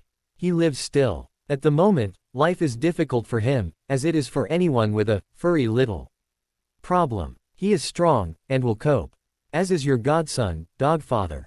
He is well, and protected at the moment. Prongs would want you to stay strong. Your time is coming, Padfoot. When it approaches, you must act swiftly. Perhaps doing crossword puzzles would help pass the time. You never know what you might profit from. Keep the faith, brother. Stripeclaw. Harry signed the letter with a flourish. The name, Stripeclaw, had been given to him by Moony, when he completed his animagus transformation. A white Bengalese tiger. Unfortunately, the ability had been stunted due to the regeneration of his body during the time travel. He wouldn't be able to manifest the ability again until his late 4th or early 5th year, at the earliest. It was a shame, really. He missed being able to prowl around the castle, scaring the crap out of the skinny red demon that roamed the halls. Harry rolled the parchment up, using his wand to create a blob of sealing wax, where he imprinted a tiny picture of a stag, a dog, a wolf and a lily flower. With a soft sigh, Harry opened his mother's diary, flicking to an entry about 8 months before he was born. It was when Lily had found out about being pregnant. With that thought in mind, he fell into a fitful sleep. The morning sun was not kind to Harry, as the rays beat relentlessly on his eyes. He mowed.net and rolled over, wincing as the sharp corner of the book poked his cheek. With a muted groan, he sat up, rubbing his eyes, and stretching until his back popped. He staggered out of bed, intent on taking care of his usual morning problem. 2 minutes at the toilet and he felt much better. All he needed now was coffee, and shower, and a brief trip to the Ollery to send his missive off. He only hoped Sirius would appreciate it. Sirius Black was bored out of his mind. Literally. He knew it was too small to wander by itself, but here in sunny Azkaban, the retirement home for the criminally insane, it didn't really have much choice. Mail call. One of the Aurors guarding the prison shouted. Sirius didn't even blink. After 10 years and 2 months in Hell Azkaban, he'd never once received a piece of mail. At first, it hadn't really bothered him, but he'd been longing for human contact that didn't involve being spat on or punched. The Auror stopped outside Sirius' cell, startling the convict. Got something for you here, Black. The Auror spat. Don't know who'd wanna write to a murdering scumbag like you. Sirius took the letter, and retreated to the furthest wall of his cell. As he read it, some of the years of abuse fell away. Knowing that his brother by choice and his godson were safe and well was a balm to his wounds. One line particularly interested him. Sirius Black cannot survive in Azkaban. But Padfoot can. Padfoot will be able to keep Sirius' sanity intact. He'd tried to change into his animagus form before, but he'd been too weak to maintain it for more than a few minutes. The thought of his innocence had kept his powers, but they were dreadfully weak. Closing his eyes, thinking of spending a Christmas Day dinner with Moony, Prongs, Lily and the Pronglet filled his mind. The instant the image was complete, a fresh surge of power, greater than anything he'd felt in almost a decade, raced through him, and Sirius Black was gone from Azkaban. Only Padfoot remained. In a castle several hundred miles away, a young man looked up in sudden surprise. He'd felt something familiar. With startled realization he grinned. Bide your time, Padfoot. I'll be coming for you soon enough. January passed slowly for Harry. Malfoy was as prickish as ever, while Ron Weasley was still the human equivalent of a visible beak line, irritating, awkward and unsightly. The confrontations with Dumbledore and Hermione weighed heavily on his mind. He needed to unload on someone, but who? The same list of people as his dealings with Padfoot sprang to mind, but was easily dismissed. With a burst of inspiration, Harry quickly left the common room, and headed for the 7th floor, neatly avoiding the Gryffindor common room. When he stopped outside the statue of Barnabas the Barmy, he closed his eyes, walking 3 times. I need someone to talk to. I need someone to discuss my problems with that won't be found out. The door appeared, and Harry stepped inside. His first glance at the room made him snigger. It was set up like a psychiatrist's office, with several large, plush couches, and an antique wooden desk. There was another door, on the far side of the room, that opened as soon as Harry shut the external door. 5 people stepped out. He recognized 4 immediately. James Potter, Lily Potter, Sirius Black, a 21-year-old Hermione Granger, and an elegant woman, appearing to be about 30. Harry sat on the couch, looking over the new arrivals with interest. "Good afternoon." "Hello, Harry," James said. "It's a pleasure to meet you." "The pleasure's mine," Harry replied politely. "I know what you all appear to be, but who are you?" The stranger smiled at Harry. "Well, I am the anthropomorphic manifestation of Hogwarts." Harry's eyebrow shot for his hairline. "Really? I didn't know Hogwarts was capable of generating an anthropomorphic manifestation." He stared closer. "You're sentient, aren't you?" Before the stranger could continue, Harry pressed on. "Of course the founders would have placed as much of themselves into the school as they could, plus 1,000 years of magic, not to mention all the emotional conduct of the students, would have given you that push. Indeed. You may refer to me as Arcesipio, young heir." "Arcesipio?" Harry asked. "Why, Arcesipio?" "Because that is both who and what I am. It is Latin for fortress of learning." Arx replied. "You may refer to me as Arx. I am the heart of Hogwarts. What powers me, gives me life, protects us." Harry just nodded at her, before looking at the carbon copy of his dead wife. "And you?" Not Hermione smiled at him. "The founders, all 4, left their essence within the school, call it their living magic, when they passed beyond the veil. The Heartstone contains these essences. It's how the Sorting Hat works. We are called up each year to divide the new students." "Really?" Harry had no idea. "I thought the Sorting Hat did that all by itself." "No." Not Hermione replied, smiling at him in the provocative way that drove the future. Harry wild. "The Sorting Hat is a conduit to the Heartstone. Hogwarts herself determines who goes where." "Ah." Harry thought for a moment. "That's how the castle knows how many beds to set up in each dorm, isn't it? Because she's already decided who goes where." "Indeed." Not Lily spoke up. "You truly are a member of my house, young heir. So you'd be the manifestation of Rowena Ravenclaw, then?" Harry concluded. "Makes sense. Ravenclaw was my great to the power of infinity grandmother." Harry turned to Not James. "You'd be Gryffindor." Not James nodded. Harry turned to Not Sirius. "My first thought is another Gryffindor, but my second is that you're actually Hufflepuff's essence." Harry smiled. Sirius was fantastically loyal to me even at the cost of his own life. Not Sirius just nodded, grinning in that slightly manic way that truly represented Sirius Black. Harry turned to the replica of his wife. "So you'd be Slytherin then?" "Certainly makes sense. Hermione was always tremendously ambitious." Not Hermione nodded. "You placed her in Ravenclaw in this time stream." "Why?" Harry leaned back on the couch, resting his head against the back, and allowed his eyes to drift closed.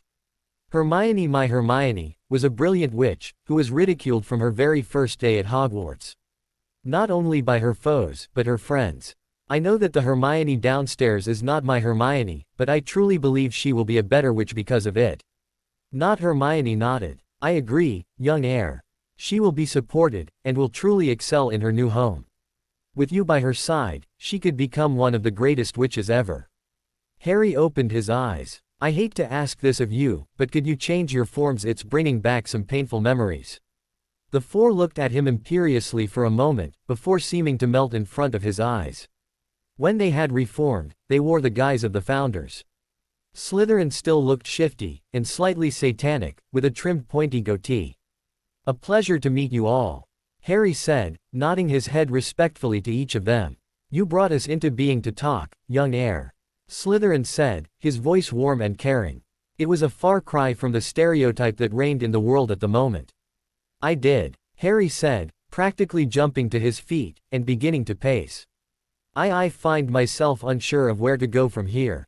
Helga smiled warmly. "Tell us your problem." Harry stopped for a moment, before pacing again, faster than before. "Before I left my original time, I was so sure of the things I had laid out. The project that I was working with had devised a new method of time travel. Not like a time turner, where you can only travel back a day. He stopped, and turned around, before beginning to pace again. This technology was completely unconnected from magic. Muggles have time travel machinery. Rowena asked. I didn't think that was possible. Harry snorted. Non-magical humans have a massive amount of technology. When I left the future, it was the end of the 21st century. Humans had mastered space travel to the nearby planets, updating their astronomical knowledge of the galaxy immeasurably. They'd created a way of conjuring food, so that there was virtually no hunger in the world. And there was the project. Time travel to any point in your own lifetime. Incredible, Salazar commented. Simply incredible. However, there was a danger in the project. By stepping outside the confines of the machine, you would step into the past. Harry slumped back into the chair. The downside, though, you killed someone, Helga said. Another version of yourself. Harry nodded. Yes. Stepping into the world caused the technology to assimilate the DNA of the original, and use it to regenerate the new arrival. My 112-year-old body was returned to its prepubescent state. This has upset you? Godric asked, leaning forward in his chair. No, Harry said absently. And that's only one of the things that worries me. Should I feel guilty for killing someone? Rowena, sweet, gentle Rowena, took the plunge. But, did you kill him? If you killed Harry Potter, how are we talking to you? You are Harry Potter, as much as the other. You removed him from the time stream. It's not that easy, Harry said. I meddled with fate. Tinkered with destiny. Decided to destroy 101 years of the space-time continuum because I didn't like what had happened. Doesn't that make me as bad as Voldemort? You will save lives, heir. Salazar said firmly. You will improve history. How do we know? Harry persisted. How can anyone know the future? How do we know I won't cock it up anymore? He ran his fingers through his hair, before letting out a groan of frustration.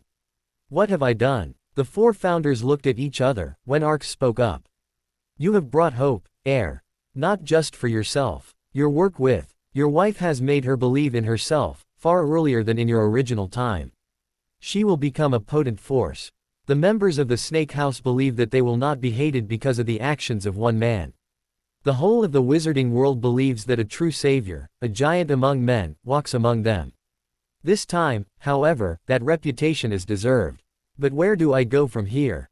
Harry whined, truly sounding like an 11-year-old. I want to get Sirius out of prison, but that'll bollocks up the timeline. It'll prompt Wormtail to escape earlier, which could lead Voldemort to resurrect himself before I'm ready. He slumped back into the couch, before lying down. I want someone to understand. Godric stood, and kneeled in front of the couch. We understand what you have told us. He said kindly. What you want is guidance. Harry nodded vigorously. Just for once, I want to be taken care of. I want someone to tell me what to do, not for their sake, but for mine. He looked at Godric with puppy dog eyes. What can I do? Prepare yourself, young heir. Salazar said, standing just behind Godric. Think about what is to come, make a list, and then get what you need. He reminds me of Moody.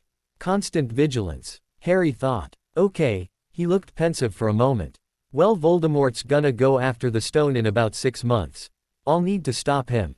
At the moment, Voldemort's so weak, I can take him on without any problems. Godric just nodded. Overconfidence can be a weakness, Harry. He held up a hand to forestall any protests. But, being afraid will not serve you. Well, after that, I'll need a way to get to school for the beginning of my next year.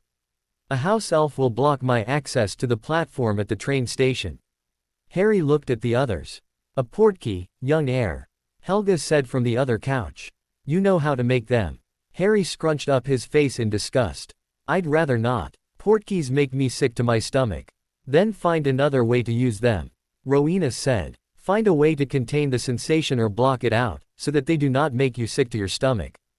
Harry nodded, his keen mind already beginning to contemplate what he could do. I also need a way to protect others. There were so many casualties. The 3 death curses are still in use, I assume. Arx asked, suddenly. Death curses? Harry asked, confused. There's only one killing curse. No, the death curses are, well, they're the work of evil, Harry. Rowena said. A curse for mind control, a curse to torture, and a curse to kill. In our time, using one of them was an automatic death sentence. Ah, we call them the unforgivables now, Harry said. Using one on another human being gets you a one-way ticket to prison. Arx spoke up again. There must be a way to stop these vile creations. She smiled at him. As an heir of Ravenclaw, I'm sure you're up to the task. Great, find a way to block the unblockable. Arx, baby, you don't ask for much. You want mayo on that? Harry asked cheekily. He sobered up. There's a basilisk under the school. Salazar froze. Blink is still here? He asked, sounding both shocked and afraid. Harry snorted, before starting to laugh. You called a 63-foot basilisk, Blink. He let loose a fully belly laugh, which lasted far too long, in Arx's opinion. Harry took his time to bring himself under control, before taking a single glance at Salazar, and bursting out laughing again. After Harry had calmed himself, which had taken a lot of effort, he started again. Yes, Blink is still here. She'll go around petrifying students. The positive is that the final battle with, Harry snorted, trying not to start laughing again, Blink, is that a charmed diary will be destroyed. The downside is that it'll create another sort of monster. What sort? Godric demanded. A potion-obsessed fangirl. Harry shuddered. She interfered with my heart. I don't particularly want to deal with her, and saving her life will certainly do that. You will need to pick the lesser of two evils, Harry. Salazar said. A fangirl can be contained. Blink could cut a swath across the whole wizarding world. Fine. Harry pouted. The talk with the founders had broken up shortly after that, with an invitation that Harry could return. While he'd not managed to make a decision regarding Sirius, he'd managed to get some things off his chest, and onto the chests of others. While trudging back, Harry saw Neville Longbottom sulking down the corridor. Shit, he thought. I'm so not in the mood for a fight at the moment. Potter, Neville said as he saw the other boy approach. Longbottom, Harry replied in a neutral tone. Something I can do for you. Neville shook his head, then stopped. Actually, there is. I want to give you something. Harry's hand subtly went for his wand. Oh, Longbottom held out his hand. I want to give you my apologies. I've been behaving like an ass for the last few months. Harry reached for Neville's hand automatically, before he froze in place. What? I've been acting like a prat. Neville said cheerfully. I realize that now. I've been treating you like dirt since you got here, and I want to say, I'm sorry. Why? Ron, Neville mumbled. He said it was a chance to shine if we were to try to become your friends, so that we could share your fame. Ron's a dick, Harry said bluntly. So you're trying to become my friend? That doesn't make any sense. Ron's practically been stalking me since I got here. Creepy little git. I'm not asking to become your friend, Mr. Potter, Neville said. With the way I've been acting, I certainly wouldn't want to. But, I do want to apologize to you. This is so not the Neville I remember. You've confused me, Longbottom, a situation I don't particularly like. That was not my intention, Neville said, letting his hand drop to his side. But, my apologies are there, nonetheless. Harry just stared at him for a moment, causing him to squirm, before Harry turned away. I'll consider it, Longbottom. He what? Hermione asked loudly. He said he wanted to apologize. Harry replied. The common room had stopped at Hermione's outburst, and were getting back to whatever they were doing before. Why? He's been a prat for months. I know this, Harry said, leaning back on the loveseat. It's odd. My first thought is to tell him to sod off, but thinking about it, I think he was just lonely. Lonely? Hermione leaned back, grasping Harry's hand automatically. We were both lonely when we got here, and we didn't start acting like idiots. No, Harry agreed. But, then again, both of us are quite mature. Independent, even. You're very responsible, and I'm what was it your dad called me? Oh, yeah, a 40-year-old child. Both of us know better. Tell you the truth, I think Longbottom's had a very shielded lifestyle. He just didn't know better. Hermione just stared at him for a moment. What did you tell him? Just that I'd consider it. Harry replied, squeezing her hand gently. You never know, he could turn out to be a great friend. Or a giant beep. Hermione hissed back. I've not forgotten all those fights that those three have tried to start. That's Weasley, Harry said dismissively. That boy's so stupid, it frightens me. I think it's his sister you should be worried about. Hermione said, starting to chuckle. You remember what Fred and George said. Thanks for that, Harry said with mock cheerfulness. There's an image I need to scourgify. Harry awoke the following day with a startled realization. He'd been at Hogwarts for almost 5 months, and had only been to see Hagrid twice. He'd need to spend some time there, so he could pump Hagrid for information regarding the Philosopher's Stone, and about the Gringotts break-in. And Fluffy. And Flammel. Man, the guy's like a fount of information we shouldn't know. He leapt out of bed, racing into the shower block with a determined glint in his eye, before he realized that it was Saturday, and he had plenty of time.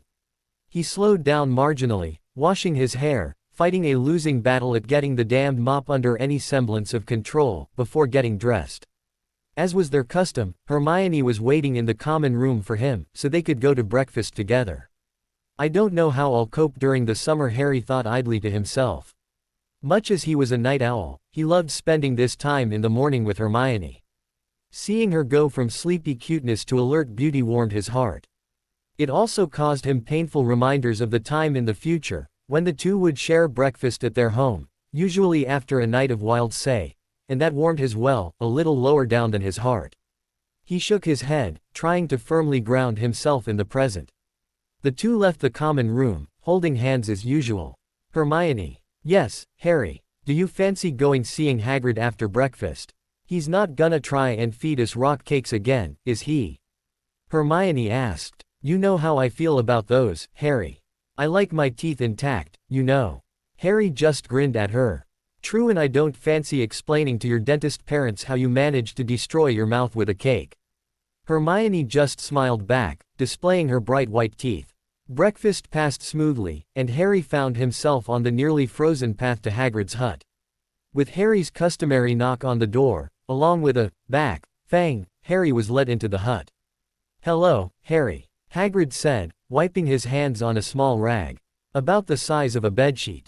King-size bedsheet. I've not seen you for a while. Harry hung his head with shame. I know, Hagrid. I'm sorry. Things have just been so different. It took me a while to get used to it. I know that's not an excuse, though. Can you forgive me? Hagrid just smiled, pulling a large teapot from the shelf. Course I can. Now, be sitting yourself down, you two, Hermione, and I'll put the tea on. Would you like a cake? With identical, panicked headshakes, Harry and Hermione declined. No, thanks. Just came from the Great Hall. Yeah, Hermione added quickly. Ate so much for breakfast, just about ready to pop. Hagrid just shook his head, turning back to the fireplace. Harry leaned closer to Hermione. You know, I think he actually uses rocks for his cakes. He whispered, watching Hermione try to stifle her giggles. If we ever have to lay siege on Hogwarts, I think there'll be enough ammunition in here to get through the doors. Hagrid was soon serving them their tea. So, Hagrid, what's new with you? Not a lot, Harry. Hagrid replied, biting into a rock cake. There was a strong crack, which Harry wasn't sure was the cake or Hagrid's tooth. Had a few injured unicorns in the forest lately, but apart from that, my job's pretty much the same day to day. Didn't think anything could catch a unicorn. Hermione said quietly. Most things can't. Hagrid replied simply. They move too fast except for the most powerful dark magic. Harry just hemmed. Hagrid, do you know anything about why we can't go to that corridor on the 3rd floor? He asked. Well, 'cause of Fluffy, of course. Hagrid said. Fluffy. Harry and Hermione said in unison. What's a Fluffy? Hermione asked. I shouldn't have said that. Hagrid stammered. Harry suddenly sat up. That reminds me, Hagrid. Do you remember when we went to Diagon Alley? Hagrid nodded nervously. You got something from Vault 713. That same day, there was a break-in. Do you think they're connected? Hagrid started sweating. I wouldn't know about that, Harry. He said. That was a mission from Professor Dumbledore. Top secret. Hermione noticed Hagrid's nervousness. Hagrid, you know more than you're telling. And no, Hagrid shook his head, taking a quick drink from his tea. It's nothing to do with me, he said firmly, after taking a moment to fortify himself. It's to do with Professor Dumbledore, and Nicholas Flamel. He clamped his hand over his mouth. Thank you, Hagrid. Harry thought victoriously. It's nice to know that you're as effortlessly predictable as ever. He really couldn't fault Hagrid, though. He was one of the most open people Harry had ever met. An innocent child in a giant's body. I shouldn't have said that. Should not have said that. Became Hagrid's mantra as the two youths left the hut. I love Hagrid to bits, Harry said as they snuck away, but the poor fella can't keep a secret to save his life. He smiled. I wonder if, when we get to 6th year, we can get him involved in those Friday night study sessions that Vector thinks nobody knows about. What does she call them? Advanced studies in probability matrices. What? Poker. Let's face it, Hagrid'd be bankrupt before your chairs warmed up. Hermione just snickered for a moment, before she sobered up. I've heard that name before, she said, her eyes glazing over as she started to search through her memory. So have I, Harry said, recognizing the signs of Hermione's search. I'll save you the time. Hermione's eyes became sharper. He's on the back on Dumbledore's chocolate frog card. He's an alchemist. He and Professor Dumbledore found the 12 uses of dragon's blood in the early part of the century. Hermione clicked her fingers. That's it. I knew I've read about him. He's the only person in the last 12 centuries to make the Philosopher's Stone. Harry stopped in his tracks. Do you think that's what's being hidden on the 3rd floor? It must be, Hermione said, taking his hand, and pulling him forward, shouting her unknown battle cry. Quickly, Harry, to the library. 5 hours, Hermione. Harry Mo.Ned. You can be so cruel, sometimes. Honestly, Harry. Hermione lectured. 5 hours in the library is not cruel. On a Saturday. Harry hissed. The two had returned to the common room after Harry's Ning got the better of her. You don't think it's evil dragging me to the library for 5 hours on a Saturday? Hermione just shrugged. Not really. You scare me, sometimes. Harry said, parroting Ron from the original timeline. You're brilliant, don't get me wrong, but scary. Hermione preened under being called brilliant, but ignored the scary part.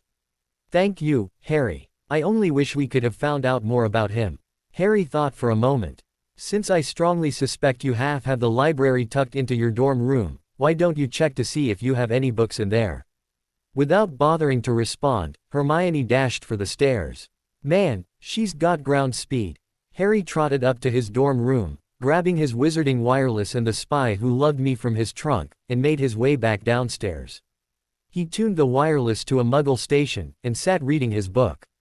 Hedwig made her way into the common room through an open window.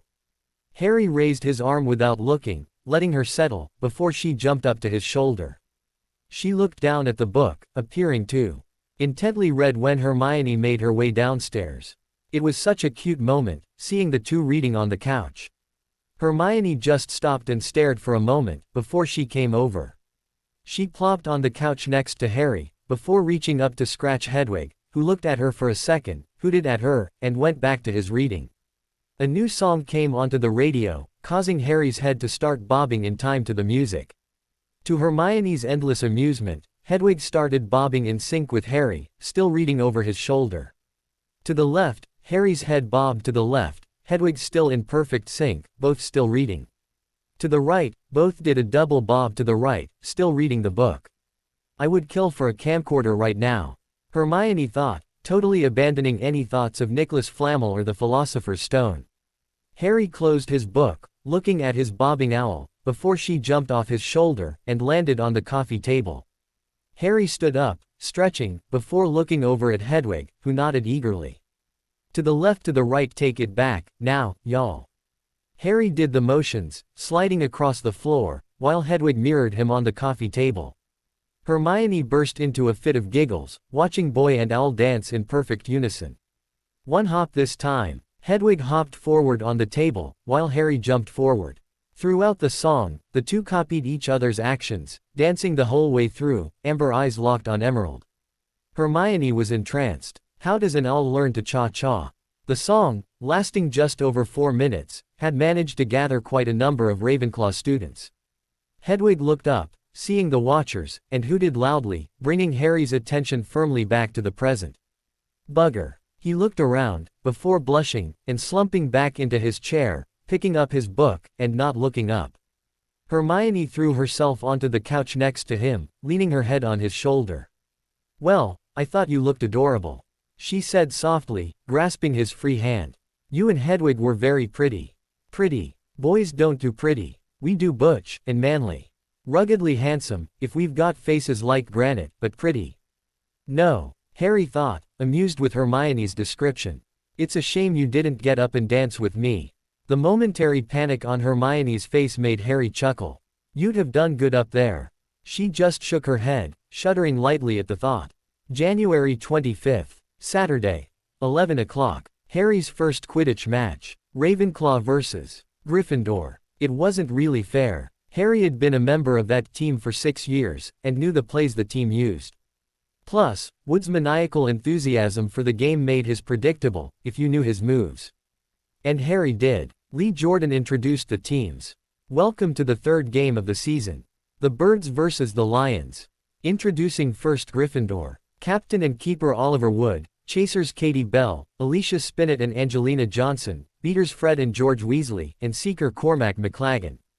The 7 crimson-clad Gryffindors sailed onto the pitch, moving smoothly. Harry almost burst out laughing when he heard that Cormac was playing seeker. The arrogant braggart knew next to nothing about Quidditch.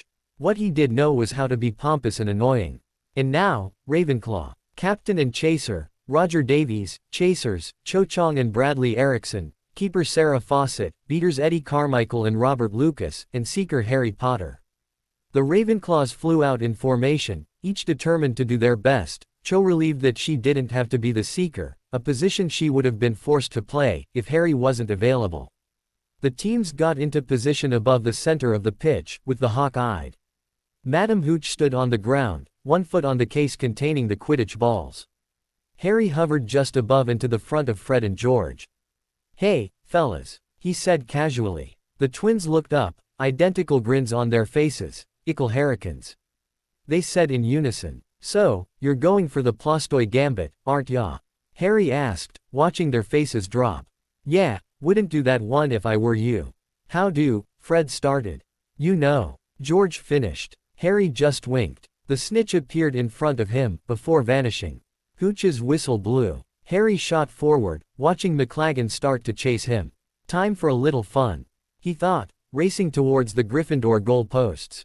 McLaggen followed recklessly, not really paying attention, just pouring on speed, trying to pace Harry, who raced round the goal post, before accelerating to his Nimbus top speed, bypassing the other seeker easily. He rocketed down the pitch, drawing level with Katie Bell, who was clutching the quaffle to her chest. "Hey, Katie," Harry said, flying parallel to her. She tried to shake him off, but Harry's abilities with a broom were unsurpassed.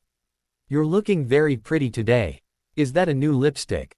Davies, at that moment, knocked the quaffle from Katie's hands, straight into the waiting arms of Erickson, who shot towards the Gryffindor goals. Katie looked murderously at Harry, who simply winked, blew her a key, and pulled away. Harry raced towards McLaggen, playing a little game of chicken while he waited for the snitch to appear. He knew from experience that it wouldn't show up for at least 10 minutes, giving him a chance to taunt the Gryffindors. McLaggen saw him coming and eeped, before racing away. Harry chased after him, watching Ravenclaw take 2 shots on goal, only to have them knocked away by Oliver Wood. He's too good. Let's see if we can shake him up a little." Harry soared towards the goal posts, pulling his broom to a halt just behind the center goal. "Hey, Ollie," Harry called. "You're looking very good today. In fact, watching you sit there, I've never wanted to be a broom so much in my life. Do you wanna go get a drink after the game?" Oliver turned round, just as Cho sent the quaffle through the left hoop, scoring the first goal of the game. Wood stared at the goal hoop, before turning back to glare at Harry, but he'd already flown off, flying in between the Weasley twins. "Watch her, chaps," he said, flying perfectly in between them, even as they batted bludgers at the Ravenclaw chasers. "If there's a party after the match, do you boys fancy coming up to the tower to celebrate the Ravenclaw win? You know we'd be happy to have you there." "Harry, are you trying to distract us?" George asked. "Well, yes," Harry replied, a sloth grip roll allowing him to roll underneath the path of a bludger, before it smacked into George's broom, knocking the other boy off the broom. Harry's seeker reflexes reacted on instinct, grabbing George out of the air, and holding him steady until he could recover the broom. "And Potter saves Weasley from a nasty spill." Jordan's voice called out. "Not against the rules, but not something you see every day." George looked at Harry oddly, before he suddenly pulled away, leaving Harry to concentrate on finding the snitch. And Alicia Spinnet scores for Gryffindor. That's 10 all. No sign of the snitch yet, but both seekers are hunting for it now. Harry's raspberry blowing while flying upside down forced George Weasley to hit a bludger, watching the heavy iron ball smash Angelina Johnson firmly in the calf, the wet smack of bruised flesh echoing around the pitch, while Cho shot forward on her clean sweep 8, scooping up the dropped quaffle and scoring a magnificent solo goal. At that point, Harry's main worry about the game came true. His broomstick started bucking like a wild horse. Bollocks. Quirrell, you rotten bastard, couldn't you have let me have one game in peace? Harry hung on as his broom tried to throw him off, when he suddenly let go. Hermione was watching in the stands. Hagrid stood behind her, seeing Harry on the broom. That's not right, Hagrid proclaimed loudly. Something's interfering with Harry's broom. The two watched Harry let go of the broom, being thrown forward a good 6 feet, before gravity asserted its hold. Ha! The stupid bird can't even stay on his broom. Ron Weasley was laughing, Seamus laughing sycophantically along, while Neville looked at the redhead with a look of pity and disgust. Checking left and right, he stamped down hard on Ron's foot, relishing the feel of snapping metatarsal, while looking innocently at the chasers for both teams battling throughout the sky. Harry thrust one hand towards the ground, stopping his momentum completely. The second hand went towards his broom, trying to summon the broom forward. A second attack, this one a tough legilimency assault, crackled around his mental shields. With using so much of his power holding himself 100 feet in the air, Harry felt far more pain than normal. Get out! Get out! Get out! He mind-screamed, turning his head towards the teacher's box, where he saw Quirrell staring at him. You want in my mind. How's this? With that, Harry sent his memory of being hit by Voldemort's killing curse 10 years ago. It wouldn't kill Quirrell, but it would. There it was. Quirrell fell backwards off his seat, knocking his head on the bench behind. Harry reached forward for his broom, Accio running through his mind. However, fate was obviously still pissed with him, as a bludger hit him square in the small of his back, pushing him forward to collide with the broom. With an explosive paw, the breath was knocked from his lungs, and for a moment, all he could do was hang onto his broomstick. With a monumental effort, Harry forced his head up, gasping for breath. When he stopped seeing spots, he slowly, painfully, hauled himself back onto his broom, before flying gently forward. Marvelous, Harry thought viciously. I get the crap knocked out of me, and now I see the bloody snitch. With an agonized grunt, Harry reached forward, grasping the snitch. And Harry Potter's caught the snitch. Lee's voice sounded. Ravenclaw wins, 200-60. He tried, really, to keep the disappointment out his voice as he announced his own house losing. Harry let the broom drop down gently, where he saw Hermione waiting, her face pale, with tiny crescent shapes embedded in the flesh along her jawline. She's been gripping her face again. Harry thought idly, as he started to grow very cold. Oh, crap, I'm going into shock. He landed next to Hermione, who grabbed him in a hug. Oh, Harry, I was so worried, she said, looking into his eyes. Are you okay? Harry shook his head, before tottering forward a few steps, colliding with Hagrid. Hagrid? He asked, his voice distant. Harry. The giant replied, looking concerned. Catch me. Harry slumped forward, to be scooped up by the half-giant. That was the last he knew. It took 2 days for Harry to convince the evil Queen of Medicine to let him out of the hospital wing. As usual, she'd fussed over him enough to fill his year's quota of mothering, and his taste buds were currently on strike, in protest to all the vile concoctions he'd been forced to swallow. Shortly after getting his release orders, he dressed and run out of the hospital wing, leaving a small cloud of dust floating after himself. He belted down the corridor, fleeing for his life. He pulled to a stop when he sensed someone ahead of him. He crept up, and peered round the wall, hearing the soft FWUMP of a body hitting the ground. Bugger. A soft feminine voice said softly. Stifling a giggle, Harry stepped out into the corridor, and extended a hand. Can I help you, miss? He asked, his voice wavering slightly with the force of laughter. The girl looked up, to see the famous Harry Potter stood over her. Her face erupted into a fierce blush that crept up to her hairline. She reached out and took the hand, levering herself to her feet. Thanks. When she was back on her feet, she looked down, embarrassed. Harry picked up on this. Don't worry about tripping, miss, he said, looking at the ground. It's a tricky piece of floor, that. Deceptively flat, and unimpeded. The girl looked at him, a fierce glare. Thanks, she spat. I'm Harry, Harry said, holding out his hand again. Harry Potter. Oh, please, the girl said. Like there's someone in this school who doesn't know who you are. She pumped his hand once. I'm Tonks. Harry bit back a small gasp of shock. He knew Tonks was a 7th year while he was a firstie, but he'd never have guessed that this girl was Tonks. He looked her up and down. She was short, standing about 5 feet and 2 inches, an inch shorter than himself, with soft blue eyes and buttery blonde hair. She was clad in the standard robes of a Hufflepuff student, but he had to admit, they looked a damned sight better on her than they did on anyone else. She looked adorable. Tonks, Harry looked puzzled for a moment. Wait a minute, are you that girl who hates her name? She who will not be named. Tonks barked out a short laugh. Is that what they're calling me now? Harry nodded enthusiastically. Yes. A group of 5th years said that you'll hex anyone who calls you. Harry stopped just before saying her name. Tonks' hand inched a little closer to her wand. By your first name. Tonks nodded once, allowing her hand to drop back to her side. You've got that right, kid. Hey, don't call me, kid, Harry retorted. Nymphadora. Tonks pulled her wand, and launched a tickling hex at Harry, who quickly dodged to the side. She snarled gently at him, before placing her wand back in her robes. Don't call me Nymphadora, she snapped, her hair changing color to a blood red, a sort of biological red alert sign. Harry just held up his hands. Okay, sorry. He glanced back at the floor. So, why'd you trip? She blushed again, and mumbled something. What? Harry asked, placing his hand behind his ear and cupping. Didn't quite catch that. I said, Tonks enunciated, that I'm a bit clumsy. Oh, Harry asked, peering intently at her. Is it true what they say about you?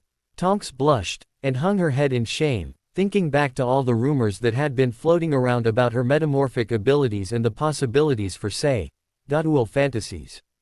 What is it they say about me? She asked glumly. Harry grinned. They say you have the ability to fall over a stray particle of thin air. She looked up at him, glaring for a moment, before she relented and nodded. Harry just stared at her for a moment, before letting out a slight growl, and pulling his wand. Wait a minute, what are you? He snapped suddenly. You are not what you appear to be. What are you? Tonks took a step back, stumbled over a dust mite, and fell onto her ass. With a squeak, she tried to pull herself to her feet. The tip of Harry's wand, glowing red with a stunning charm, stopped her. What do you mean? Tonks stammered. Harry's voice had turned as cold as ice. You have active magic running through you. It appears to be some kind of glamour, but more complex. This is not your real appearance. Harry said. What are you? A Death Eater? Are you here for the stone? Hoping to return your master back to power? What? Tonks just stared at him. What is your mission? Harry roared. Tonks' jaw flapped a couple of times. Answer me. What is going on here? A new voice called out. Harry turned his head slightly, seeing Professor McGonagall approaching quickly, with Hermione at her side. Harry held up his hand, forming a shield between the approaching ladies and the fallen Tonks. I'll be happy to explain in a moment, Professor. Harry said, not taking his attention away from Tonks. You never answered the question, Tonks. Tonks scrunched up her face, releasing her metamorphic energy. Her body changed, growing several inches taller, her face changing to a cute heart shape, and her hair lengthening and turning black. Bellatrix, Harry snarled, repositioning his wand. No, McGonagall commanded firmly. Mr. Potter, stop this at once. That is Nymphadora Tonks. Harry turned his head slightly. Then why was she disguised, ma'am? Harry said brusquely. Tonks cleared her throat nervously. I'm a metamorph. I have the ability to change my physical form. Then why disguise yourself? Harry snapped. Tonks blushed, her face and hair turning red. Well, as you said, I look a lot like Bellatrix Lestrange. She's my aunt. So, I change what I look like, so people don't know that little bit of gossip. Harry lowered his wand. He looked down at the ground, face heating up with a blush and sheepish expression. Sorry, Miss Tonks. The shield stopping McGonagall and Hermione dropped. Hermione dashed forward, wrapping Harry in a firm Hermy hug. Harry, are you okay? You've been in the hospital wing for 2 days. I deserve an Oscar for that acting. Harry thought idly, while hugging Hermione. I already knew she looked like the Bella Beep, but, damn. And what better way to introduce myself to Tonks than threatening to kill her? Academy Awards, here we come. I'm fine, thanks, Hermione. Harry said softly. He pulled away from Hermione, and extended a hand to Tonks. I really am sorry about that. He hauled the blushing metamorph to her feet. She changed her form, back to the short B, owned. I'm curious, Mr. Potter, McGonagall spoke up, how you knew that young Miss Tonks was not what she appeared to be. Crap, never thought of that. I knew I wanted to meet her, get properly introduced, but I didn't want to do it in front of a teacher. I don't know, Professor. I just knew that something wasn't right.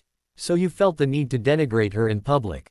McGonagall snapped. Harry shrugged. I didn't know what she was, Professor. For all I knew, she could have been a Death Eater in disguise. I thought it best to show a little vigilance. Oh, Lord, McGonagall muttered. It's another Moody. She cleared her throat. I assume you will not be harassing Miss Tonks again. No, Professor. Harry replied, smiling innocently. Not for a good 3 years or so. Then, however, she's fair game for harassment. Hee hee. Hang on, I'm thinking the words for a giggle, rather than just giggling. Oh, Lordy, what did I drink in the hospital wing? I blame Pomfrey, using Snape's potions. Snort. Oh, God, I'm doing it again. He tried snorting, and found his nose stubbornly refusing. I'm broken. Oh, when I get through with the Creator, we'll be having words. Very well. McGonagall stalked off, muttering something about constant vigilance. Harry turned back to Tonks, holding out his hand. My apologies again, Miss Tonks. She took his hand. Maybe I'll see you around at some point. Maybe. Tonks replied, stalking away, muttering about insane celebrities. Harry turned back to Hermione. Is everyone gonna walk off muttering from me today? He asked. Hermione grinned at him, and started to walk away, muttering about egotistical prats. Hermione. When he caught up with her, they carried on their conversation. So, are you feeling okay, Harry? Hermione asked tenderly. That injury looked pretty nasty. Harry snorted. Without that Quidditch armor you bought, it would probably have snapped my spine, Hermione. He said. So, thank you, once again, for getting me a great Christmas present. But you're sure you're okay? She asked, grasping his hand and pulling him to a halt. I'm fine, now, Harry said, squeezing her hand gently. All better. Best of all, that injury sorted out my back problems. Feel good now, Pratt. Hermione snorted, starting up again and giving his hand a tug. I've been thinking more about the stone. Harry debated the idea of hiding behind a statue of armor and make a, oh no, Hermione's thinking, joke, but decided that he really didn't want to be put back in the hospital wing straight away, so just nodded. Me, too. Doesn't it seem curious that it's been brought to the school now? Frankly, yes, Hermione replied, her face scrunching up as she worked her way through it. There's no reason to bring it to Hogwarts. Why would you hide a stone at a school? I have a better question. Harry said. Why would you bring a dangerous and highly magical artifact into a school, when there have been rumors about Voldemort trying to regain his old strength? Surely it would be better to simply hide it under a Fidelius or a Blood Ward somewhere. Why hide it up on the 3rd floor, and then tell 400 students not to go there? Dumbledore has to know that by telling kids not to go somewhere, he's gonna make the kids go there. It just doesn't make any sense to me. He must have a reason. Hermione said softly, uncertainly. I believe that. Harry replied firmly. The question is, what is the reason? Is it a test of the school defenses? Can they withstand Voldemort? Is it a test of the bloody boy who lived? A test of teacher loyalties? Is it all a coincidence? I don't believe in coincidence. Hermione said, slowing down. But, it could be any one of the others. I do believe in coincidence. Harry said, pulling her to a halt. Coincidences happen every day. Is this one? He bit on his lip for a moment, then carried on walking. I just wish there was some way to use that bloody heir status. Heir? Hermione asked. What does that mean? Should I really need to start remembering that this is not my Hermione? Ideally at some point before 7th year. Heir of Hogwarts. He replied uncertainly. You're an heir of Hogwarts? Hermione asked dramatically. Wow. Harry pulled her to a stop again. At this rate, we'll never get back to the bloody common room. Why are you wowing, Hermione? Don't you know what that means? She squealed. Yes, I do know. Do you? He replied. She was about to answer then shook her head. No. What does it mean? Harry Ked air through his teeth for a moment before grinning sheepishly. Tough question. Do you want to know what it actually means, or what people like Ron Weasley think it means? What it actually means, Hermione said, her facing morphing into its usual, gimme knowledge. Look, in basic terms, I have the ability to portkey through the wards of Hogwarts, since the blood of a founder runs through my veins. The anti-portkey wards the founders set up are among the most powerful ever created. What's a portkey? Hermione asked quickly. Harry sighed. A portkey is a form of magical transport. Basically, when a portkey is activated, you're dragged into a cyclone of magic, and whisked wherever you need to go. It's very fast, something like 1 mile every 0.9 seconds, so you could go from Land's End to John O'Groats in just over 13 minutes. Hermione calculated for a moment. That was extremely fast. Could you give me that in English? It's known as hypersonic velocity. Basically means that a portkey travels at the equivalent of Mach 5.2, or 1,787 meters per second. He grinned at her. You could get to America in under an hour. Not even Concorde can match that. Personally, out of all of the magical ways to travel, that's probably my favorite. He thought for a moment. Or, rather, that's the one I dislike the least.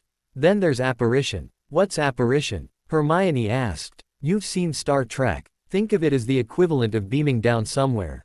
Problem is, it's limited in range, and it's slower than a portkey. Plus, it's very easy to ward against. That's why being an heir of Hogwarts doesn't allow me to apparate in Hogwarts grounds. Each headmaster and headmistress has added their own anti-apparition wards when they assume office. There's something like 40 different anti-apparition wards over the Hogwarts grounds. Even the founders themselves wouldn't be able to do it. Oh. Hermione looked a little crestfallen. Is that it? Yep, Harry said, looking pensive for a moment. The only other possible benefit would be if I ever wanted to apply to be headmaster, here. Because I am a founder's heir, my application would be given a little more consideration, but that's it. I wouldn't automatically become a teacher or headmaster, based solely on my bloodline. Makes sense, Hermione said. What would people like Weasley think it means? Harry snorted. He probably thinks I'd be like royalty. People think that the founders have massive vaults under Gringotts, containing millions of galleons, and that I could take over the wizarding world with just a snap of my fingers. Hermione pouted. Couldn't you? That would make things so much easier. She looked at him coyly. Please. Harry just grinned. Sadly, no. The founders created a school, a very good, very old school, but that's all they did. They didn't change the world. They simply gave English witches and wizards a place to learn. HMPH. Hermione looked at him oddly. Why do people make such a big deal of it, then? Why do people play up to being related to the royal family? It doesn't get them anything.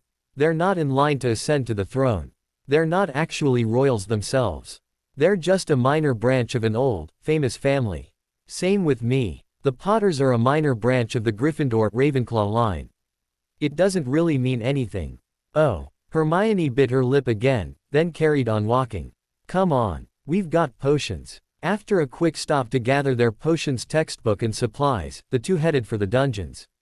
Harry had asked Professor Dumbledore to teach potions lessons for a fortnight upon his return to school, but Dumbledore had taken to the lessons with a passion he'd forgotten, and extended the teaching.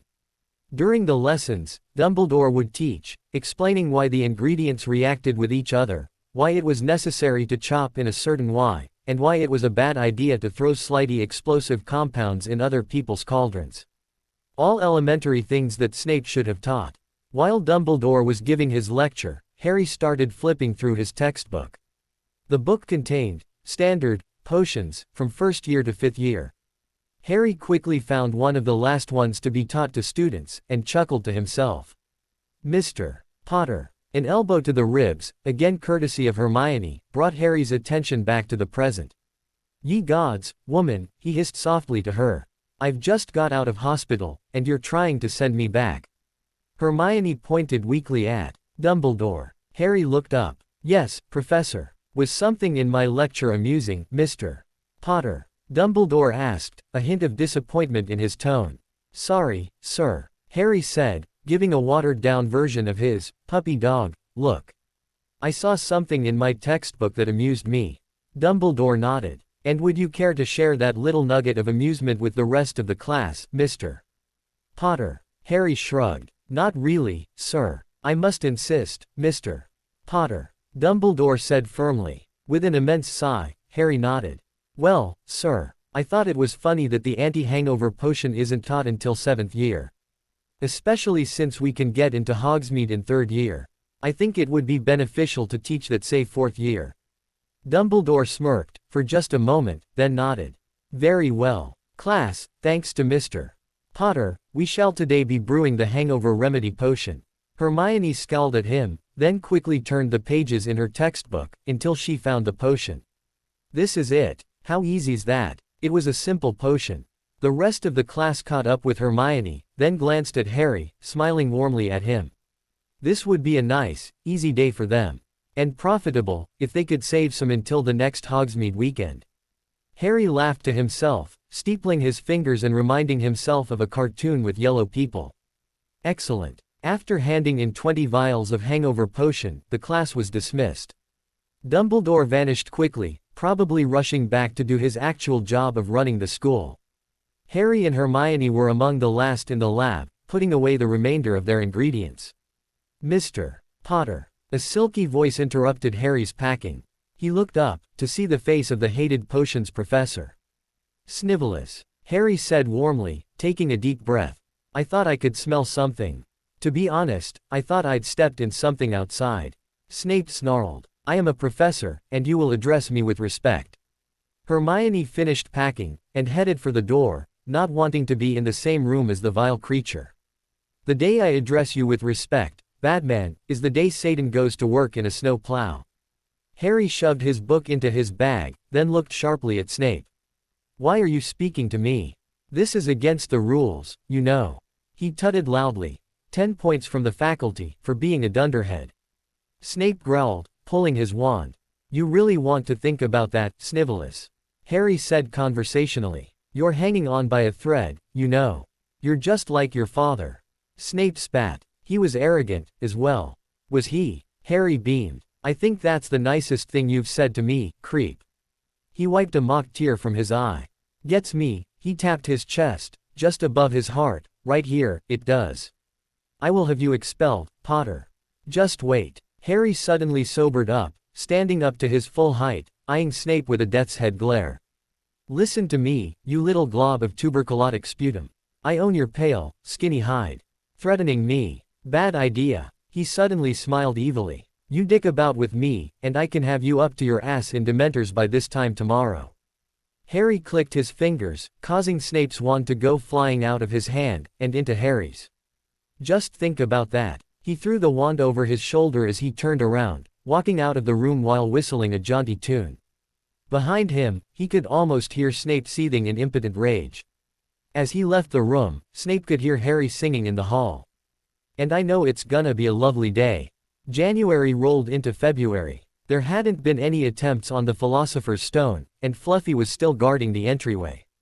Harry and Hermione still battled for the top spots in all subjects. Since they were best friends, it wasn't really a battle, more a friendly tussle. It wasn't quite Greco-Roman wrestling in chocolate pudding, but Harry was prepared to wait for all year for that. There was one thing Harry was really starting to dread: February 14th, Valentine's Day. In the previous timestream, Harry and Hermione didn't really celebrate that particular holiday. As far as they were concerned, they were in love, and showed that every day. Why bother with a commercial holiday designed to sell cuddly toys and overpriced gift cards? However, his Hermione had been dead, relatively speaking, for almost a century. The Hermione he was with now had led a sheltered life, shunned by her peers for her startling intelligence and fierce devotion to learning. I can send her something nice for Valentine's. Maybe a bouquet of yellow roses. Nice, but not overly romantic. A symbol of friendship. I'm sure she'd like them. Harry thought. He was sat at the breakfast table, and thought hard. With a screech, Hedwig appeared in the mail hole, soaring down to her master. How do you always know, Hedwig? He asked softly. You're such a beautiful owl, aren't you? Hedwig preened for a moment, looking at Harry with her big, amber eyes. And you're so clever, Harry. Hermione's soft voice cut into his staring contest. He looked up, to see her sit down next to him. Have you got a letter? He shook his head. No, I was just thinking of sending a letter off, and Hedwig came swooping down. He tickled her under her chin. She's such a clever, pretty owl, aren't you? Hermione just smiled, reaching across Harry to add her own tickles. Hedwig hooted softly, soaking up the attention. She's not just your pet, is she? How is it possible that you have a familiar at age 11? Most witches and wizards can't do it until later in life. Harry shrugged. Dunno. As soon as I saw her, I felt something different. I can tell when she's tired, or in pain. When was she in pain? Hermione asked immediately. She got into a fight with one of the school owls. He must have been trying to use some cheesy owl pickup lines on her. Harry changed from tickling her chin to tickling her belly. Head's a lady of class, aren't you, girl? Nothing but the best for you. Hedwig hooted again, seemingly agreeing with Harry. Harry quickly glanced at Hermione. Do you have some parchment and a quill? Hermione dipped into her bag, producing the required items. While Harry was writing out a note, she looked at Hedwig, and leaned in. You're an animagus, aren't you? Some kind of karate-kicking cha-cha dance instructor. Hedwig looked at her and winked, the owl equivalent of a smirk on her face, before bobbing over to Harry, who tied his completed note to her leg. He leaned in close to whisper a destination to her. Hedwig nodded, gently nuzzled his ear, and leapt into the air, her powerful wings carrying her straight to the mail hole. Harry turned to Hermione. So what's on the agenda for today? Valentine's Day dawned with snow. It was the first thing Hermione noticed as she opened her eyes. That, and a nice aroma, which permeated her room, and wasn't there when she went to sleep. She sat up, glancing around the room. There were bundles of yellow roses arranged everywhere. She got up, reaching for the nearest bundle. She found a card, the chicken scratch used to inscribe it immediately identifiable as Harry's alleged handwriting. She read it, a warm feeling growing in the pit of her stomach. To my best, my beautiful, my only, Hermione. Love, Harry. Each of the cards said the same. She smiled warmly, before heading to the shower. Harry woke up, a silly grin on his face as he realized that Hermione would be waking up about now, and finding his handiwork over her dorm room. He shot out of bed, racing to the shower. He got into the common room, sitting down on the navy blue loveseat closest to the stairs. He only had to wait a moment, before Hermione came down, dressed in her robes, with a yellow rose attached to the front. As soon as she saw him, she rushed over, giving him a Hermie hug, which included an extra squeeze and was held a few seconds longer than the standard issue hug. They're beautiful, Harry. Thank you. She gave him a key. On the cheek, both of them blushing. Bloody hell, Harry thought, as he felt his cheeks heating up. I've had say, with a variation of this woman for almost 5 years. I've done things to her that I could never tell her parents. Or anyone in a position of authority in most governments. And now, when she kisses me on the cheek, I'm blushing like an 11-year-old. What's wrong with me? You are an 11-year-old again, Harry. Who asked you, anyway? Hermione's thoughts were a little more innocent. He's so sweet. Why am I blushing? It was just a friendly peck on the cheek. You'd like it to be a bit more, wouldn't you? A traitorous part of her brain responded. Shut up. Harry cleared his throat. Wanna go to breakfast? The two made their way into the great hall, hand in hand. They went to their usual spot, and loaded up on the heavy breakfast foods Hogwarts offered. Wanna snowball fight later? Harry asked, not quite meeting Hermione's eyes. She nodded, without looking at him. Oh, hell, Harry muttered, taking Hermione's hand and squeezing. Why are we both blushing, Hermione? Is it 'cause it's Valentine's Day? Hermione, still blushing, nodded quickly, then waited a moment for her hair to catch up. Let's just forget it's Valentine's, shall we? You're still my beautiful best friend. Why should flowers make you embarrassed? Hermione cleared her throat. It's not just flowers, Harry. Hermione said softly. No one's ever given me something for Valentine's. Ever. Harry smiled warmly. Well, I'll make sure I get you something every year, then. He promised. Did you like them? Again, she nodded vigorously, her hair struggling to keep up. Good. You can kick my ass later with snowballs. She grinned at him. The screech of owls filled the hall. Harry looked up, to see a number of owls heading directly for him. Oh, bollocks, he muttered. They landed on the table in front of him. Harry began to untie the letters, piling them up next to his plate. Tonks, sitting at the Hufflepuff table, noticed the growing stack, and suppressed a smile. Harry seemed to be a typical clueless male when it came to Valentine's, although the lovely Rose the girl next to him was wearing certainly caught her attention. Harry finally pulled the last letter off the last owl, and sent them all back. He looked at the pile. 31 letters 31. If this is the work of the Weasley twins, I'm going to be most annoyed. He opened the first letter, not recognizing the handwriting. Dear Harry Potter, my name is Angela Poplar. As it is Valentine's Day, I thought this would be the best time to send this offer of marriage to you. At this point, Harry stopped reading. You have got to be bloody kidding me. Marriage proposals. I'm 11 years old, for Merlin's sake. Hermione looked over his shoulder, reading the first part of the letter, and sniggering quietly. Harry started to screw up the letter, picking up the envelope, noticing it was too stiff to be empty. With a trembling hand, he reached in to pull out a photograph of an older witch, appearing to be in her late 20s to early 30s. Oh, come on, Harry groaned. She's nearly old enough to be my mum. The wizarding photograph, an attractive witch in a small bikini, winked at him, blowing him a key, while demonstrating hand motions that would probably lead to arthritis in later life.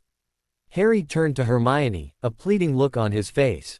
Hermione, please help. Hermione just carried on snickering into her hand, shaking her head before dissolving into a fresh wave of giggles. Harry quickly opened the rest of the letters.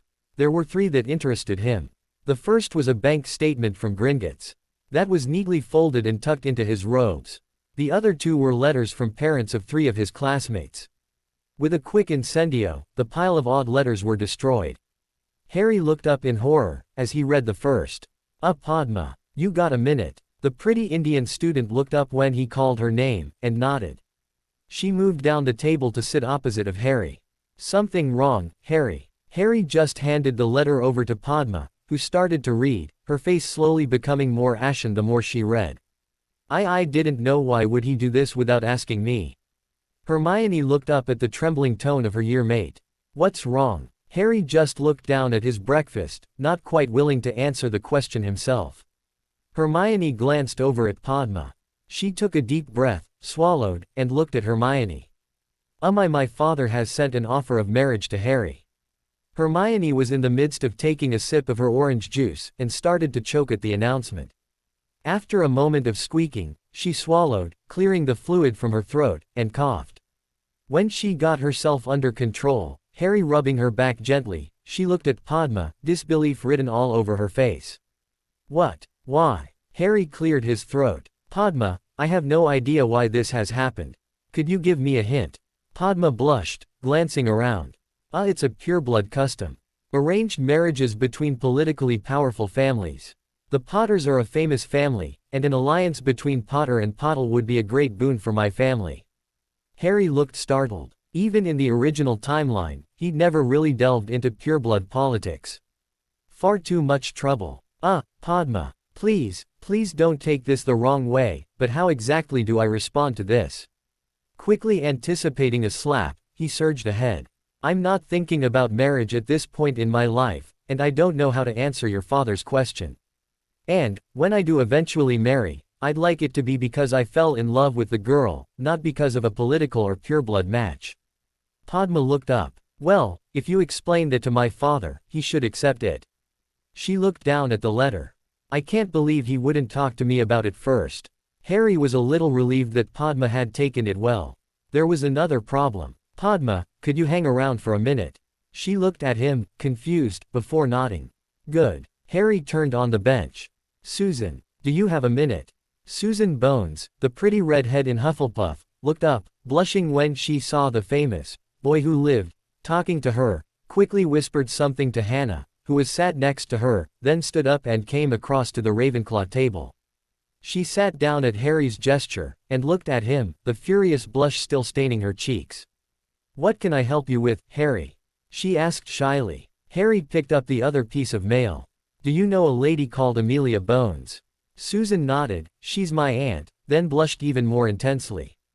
This was going to be an awkward conversation. I received a letter from her this morning," Harry said, extending the piece of parchment to Susan, who quickly took it and read, blushing even more and squeaking incoherently. It took a full 3 minutes for Harry, Hermione and Padma to get Susan to calm down enough to speak again. Harry, Susan looked like she was about to pass out. She's always trying to arrange a good match for me," she stammered. Harry just nodded. "I can understand your aunt trying to find you a good match," he said delicately. "However, at this point, I'm not looking for marriage. For Merlin's sake, I'm only 11 years old." Susan squeaked something, and tried to stand up. Padma came to his rescue. "Susan, don't take it personally." She gave Harry a sly glance. "I don't think our young Mr. Potter's gotten out of his toys stage enough yet to notice girls." Harry's brow arched, and he gave Padma a piercing look. His voice, when he spoke again, was husky, and sent chills down the spines of all 3 young ladies. "I'll have you know, Miss Pottle, that I got out of my toys stage quite a while ago. I'm fully capable of noticing attractive young ladies. And the only one I want is sitting next to me, smelling nice and looking cute." "Damn her." Padma stared at him for a moment, before smiling ruefully. "Serves me right for fishing for compliments, Harry." Padma looked at the letter her father had sent. "I don't understand it, though. Why did my father send this to you? He should have sent it to the head of House Potter." Harry, while Padma was pouting, had pulled out his bank statement from Gringotts, and was flicking through the list of minor transactions. "I am the head of House Potter," he said absently, not looking up. "Emancipated wizards at age 11 can take control of the family." His family ring became visible for a moment, and then disappeared. He looked up, to see Padma and Susan staring at him. "What? You're the house head?" Susan squeaked. "Do you know what that means?" Harry just looked vaguely confused. Yes. Harry, as the head of an ancient and noble house, you actually have the title of Lord, and a seat on the Wizengamot." Padma exclaimed. "Now I understand why my father sent you this letter. It would be a great honor to join with the Potter family." "Shit. Run. Hide. Obliviate." Harry's brain screamed. "No, too severe. For now, I still stand by what I said, Padma," Harry said firmly. "When I do eventually marry, which won't be for a while yet, I want it to be because I fell in love with the girl, not because it's politically convenient." Hermione cleared her throat next to him. He glanced at her, noticing a slight frown on her face. Long years of exposure to that frown made him recognize what it meant. "I'm not looking for love at the moment, because I already love Hermione, and would die for her in an instant, but I'd be glad to have 2 extra friends."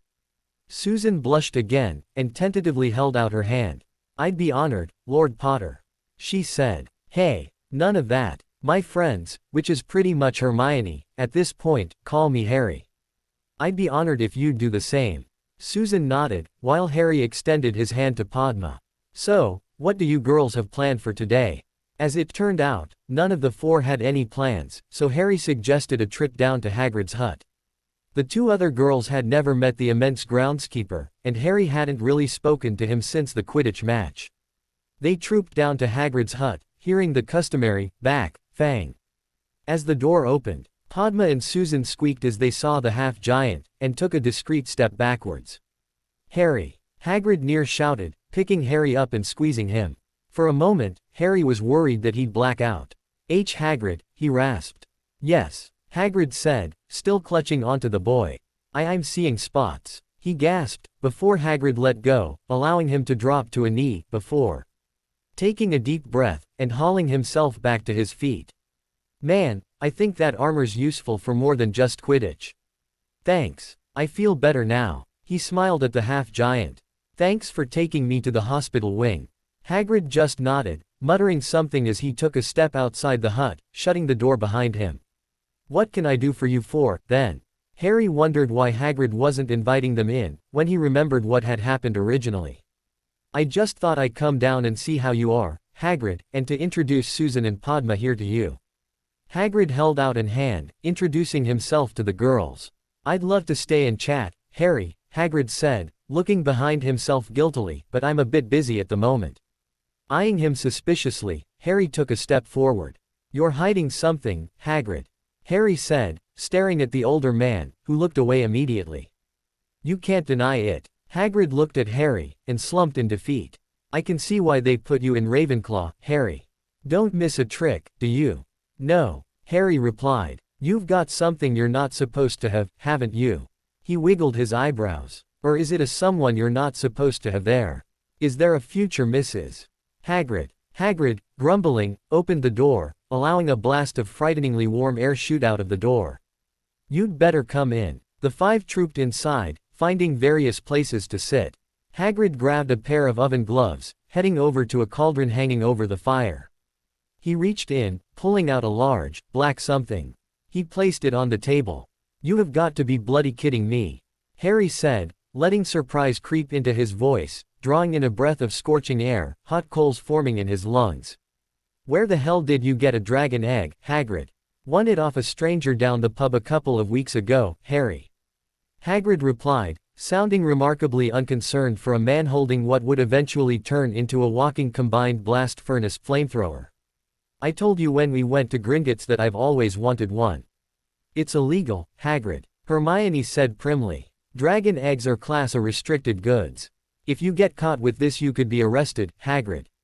Hagrid, still burbling with excitement over finally owning a dragon egg, carefully ignored Hermione's rebuke.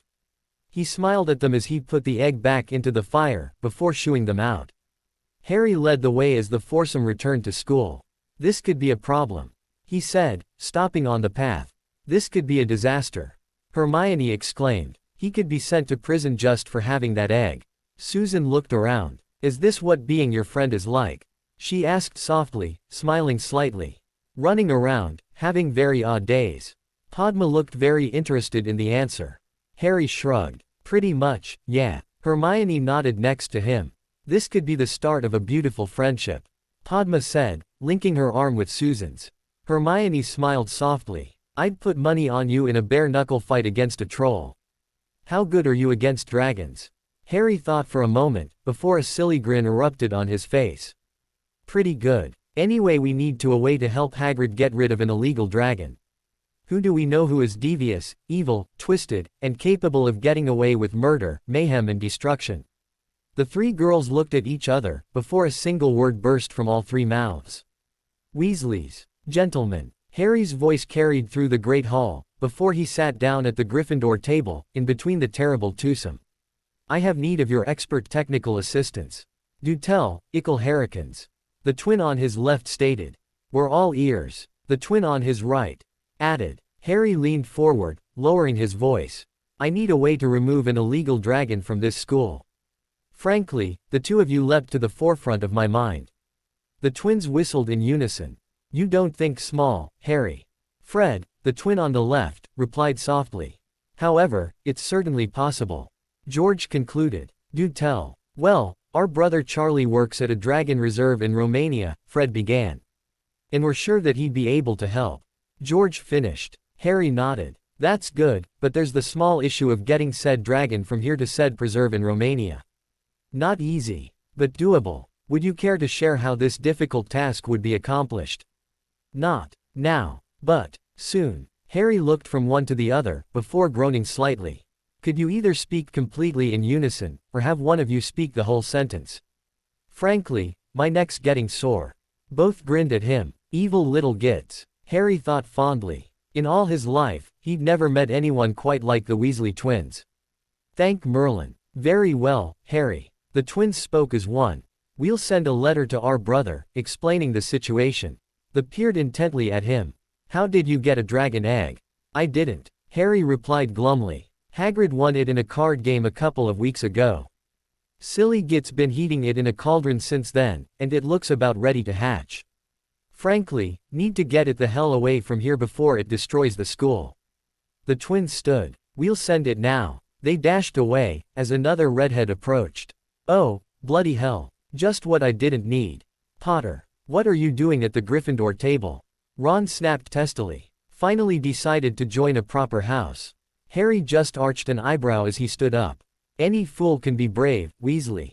He said pompously. It takes someone with intelligence to win a proper fight. Ron sneered. Looks remarkably like Draco like that. Harry thought idly. Oh, yeah, what would you know about it? Harry just sniggered as he walked away from the impotent git, heading back to Hermione. Don't want to leave her alone. After all, it's only Valentine's Day once a year. His last view of the Weasel was watching him spatter gravy over his robes. The more things change. Harry was still waiting to hear from the Weasley twins about contacting Charlie to remove Hagrid's baby dragon. It had been a week since the letter was sent, and Harry knew the egg would be hatching soon. This time, however, he had absolutely no desire to go wandering in the Forbidden Forest to chase dead unicorns. There were more dangerous things he could be doing with his time, like rearranging his sock drawer. He spent the next week hanging out with both Padma and Susan. It was weird, he'd spent 7 years as Parvati's year mate, but he already knew more about Padma from just his recent short contact. Susan was difficult at first, as she had an armor plating of shyness around her, which took some serious effort to breaking. However, once he'd managed to crack through, he found her to have a base sense of humor and an evil laugh, a result from living with the head of the DMLE. This sense of humor managed to intimidate Neville a little, as he appeared to be nervous, and unsure as to whether he was allowed to laugh, whenever he was in the same class as the others. Seems like being apart from the Weasel has sapped what self-confidence he had. Harry decided that he'd try and build that up. Harry was enjoying lunch in the Great Hall, with Padma on his left, Hermione on his right, and Neville sat in front of him at the Gryffindor table. They were talking about the differences between arithmancy and mathematics. Well, Hermione and Padma were talking about that, Neville was. Ducking sprouts being thrown at him by Ron, and Harry has using his wand to fire them back, considerably harder. Ron and Seamus, both covered in tattered shreds of green vegetable, looked deeply offended when Harry pointed out that, with the green on their robes, they looked almost Slytherin. Slytherin. The redhead sputtered. I can't be a Slytherin, I'm good. God, you annoy the life out of me, Weasley. Harry snapped suddenly. You told me that all Slytherins are evil, slimy and can't be trusted. Why? 'Cause they're prejudiced. Ron nodded. That's exactly right. They're evil. Harry laughed sardonically. Don't you get it? You're prejudiced against them. What? I'm not prejudiced. I just hate Slytherins. Absolutely thicker than a brick sandwich.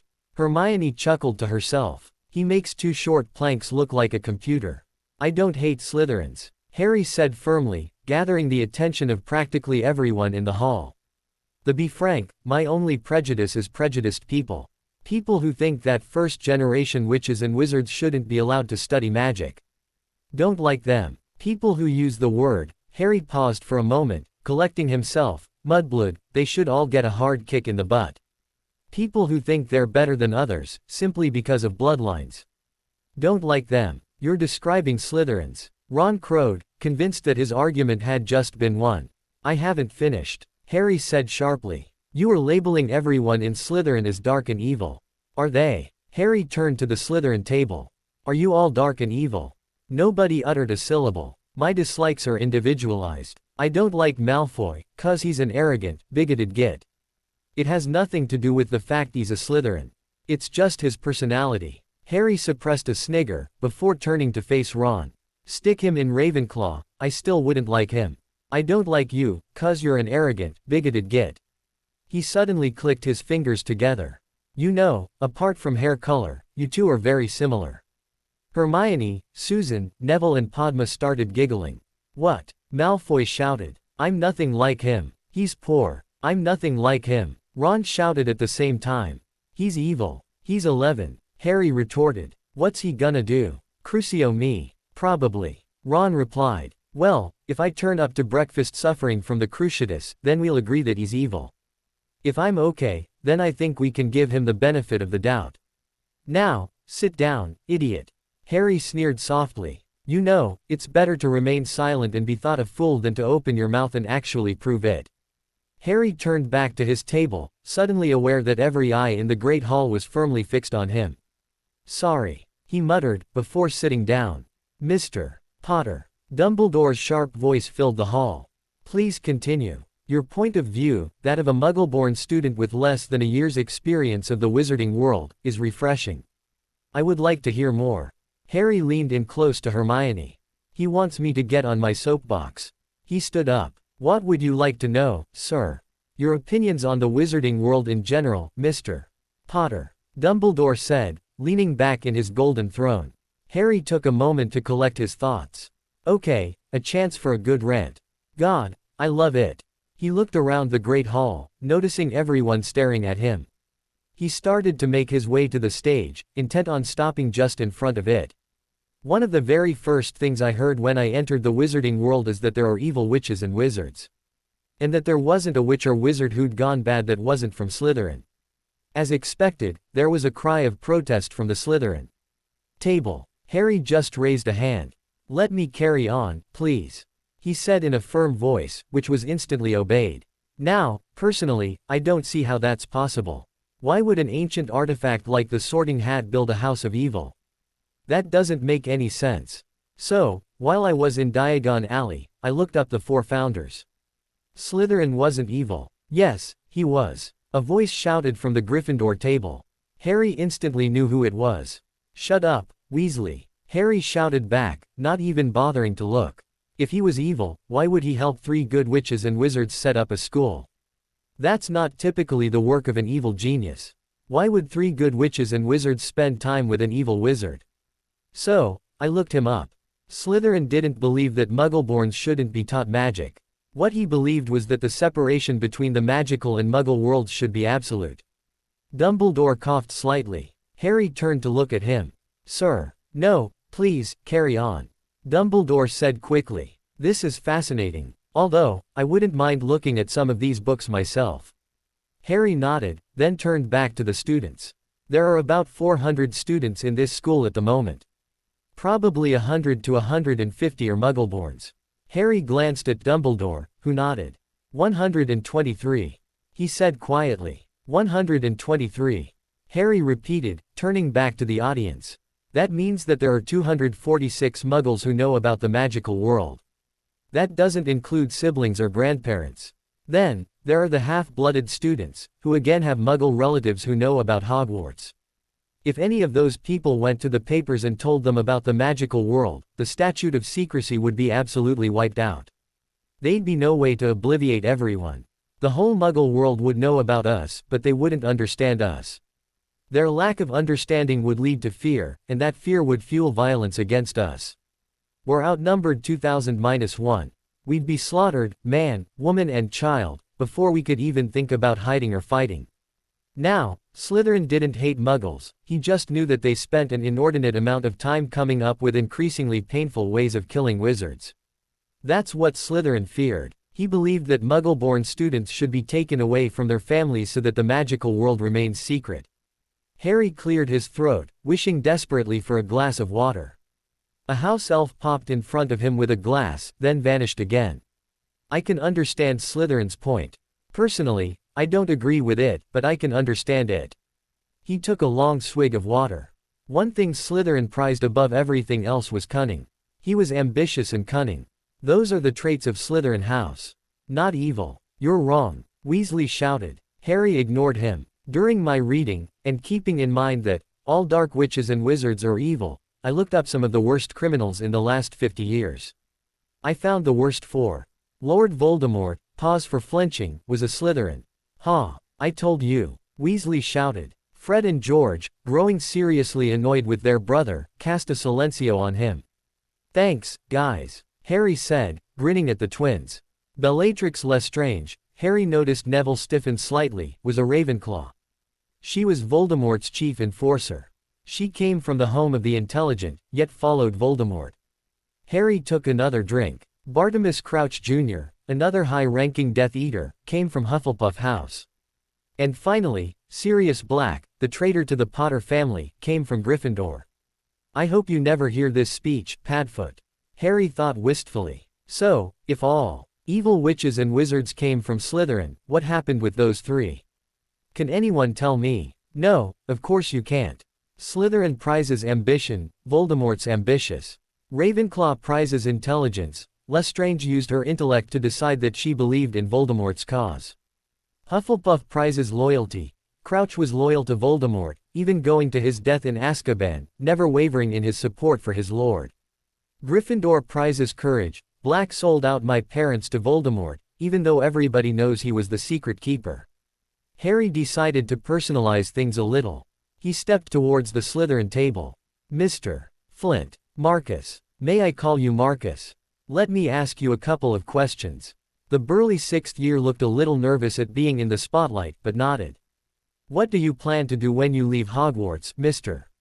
Flint? Harry asked politely. Flint looked thoughtful for a moment. Either that, or he's constipated.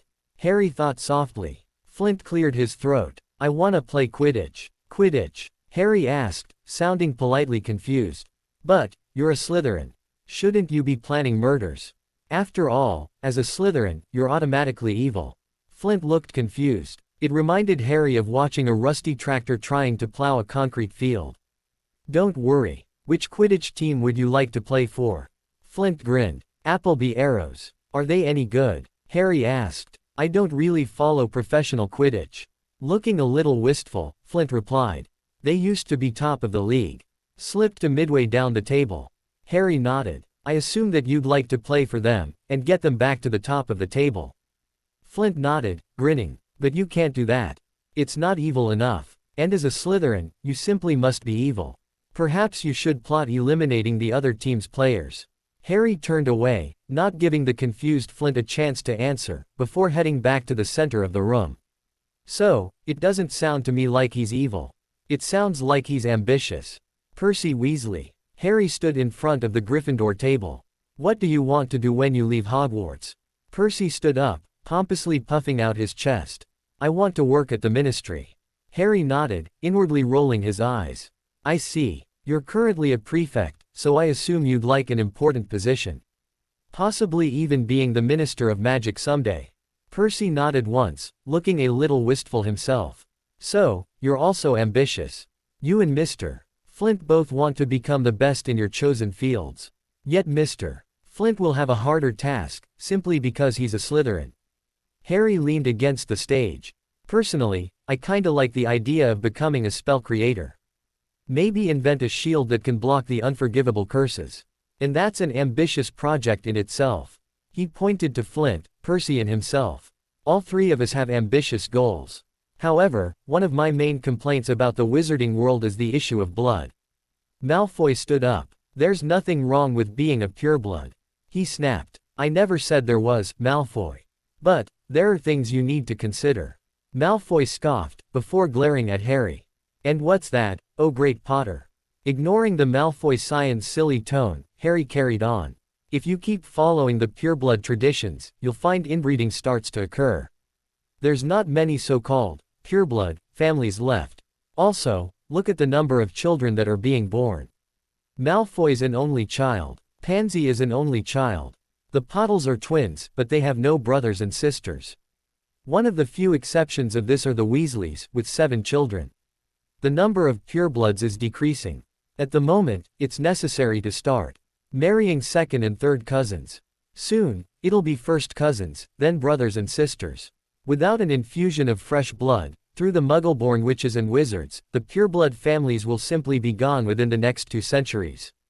Bearing in mind the lifespan of witches and wizards, I believe that some of us will even see it. Your blood doesn't matter. The only thing blood has to do with anything is keeping you alive. It doesn't matter if you're a 30th generation pureblood, or a first generation.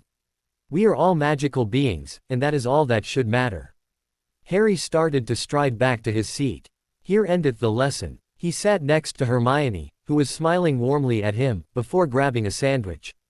Dumbledore stood up, gaining the attention of everyone in the hall. Slowly, he began to clap, quickly followed by the rest of the faculty. Even Snape. Soon, all the students were clapping, except for Malfoy and Ron Weasley. Harry ducked down in his seat, blushing a bright red. You did very well, Hermione whispered, rubbing his back slightly. The following morning, Harry was sat at the Ravenclaw table, waiting for Hermione and Padma to join him. A very soft cough next to him brought Harry's attention to Susan Bones. "May I join you?" she asked shyly. Harry nodded, gesturing to the bench next to him. Susan tentatively sat down. Next to her, Tonks practically threw herself onto the bench, nearly spilling everyone currently sitting to the floor. "Watch her, Harry," she said, reaching for a bowl of cereal.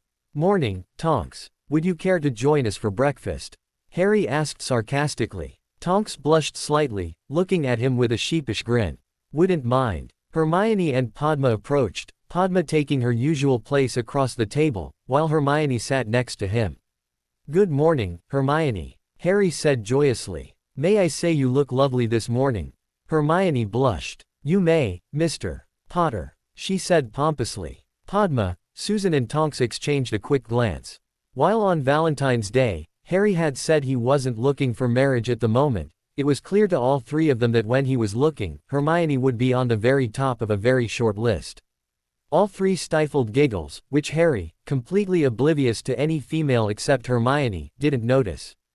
Another throat clearing grasped Harry's attention. He saw Neville Longbottom, blushing slightly. "Longbottom," Harry said neutrally. "Something I can do for you." Neville just coughed slightly. "I was wondering if I might join you, Mr. Potter. Are you here on Ass Weasley's orders, Longbottom?" Harry asked casually, ignoring Padma's very ladylike snort at the name given to Ron. "No," Neville said, blushing even more. "I had to listen to his rant last night about how you were trying to corrupt everyone. Said Slytherins are evil." "Oh, we are," another voice said from behind Padma. Harry glanced up to see Blaise Zabini stood there, his hands held casually behind his back. "Zambini, right?" Harry asked. He quickly turned to Neville. "Sit down, man. You're making the place look untidy." Neville sat next to Tonks, blushing at the beautiful metamorph.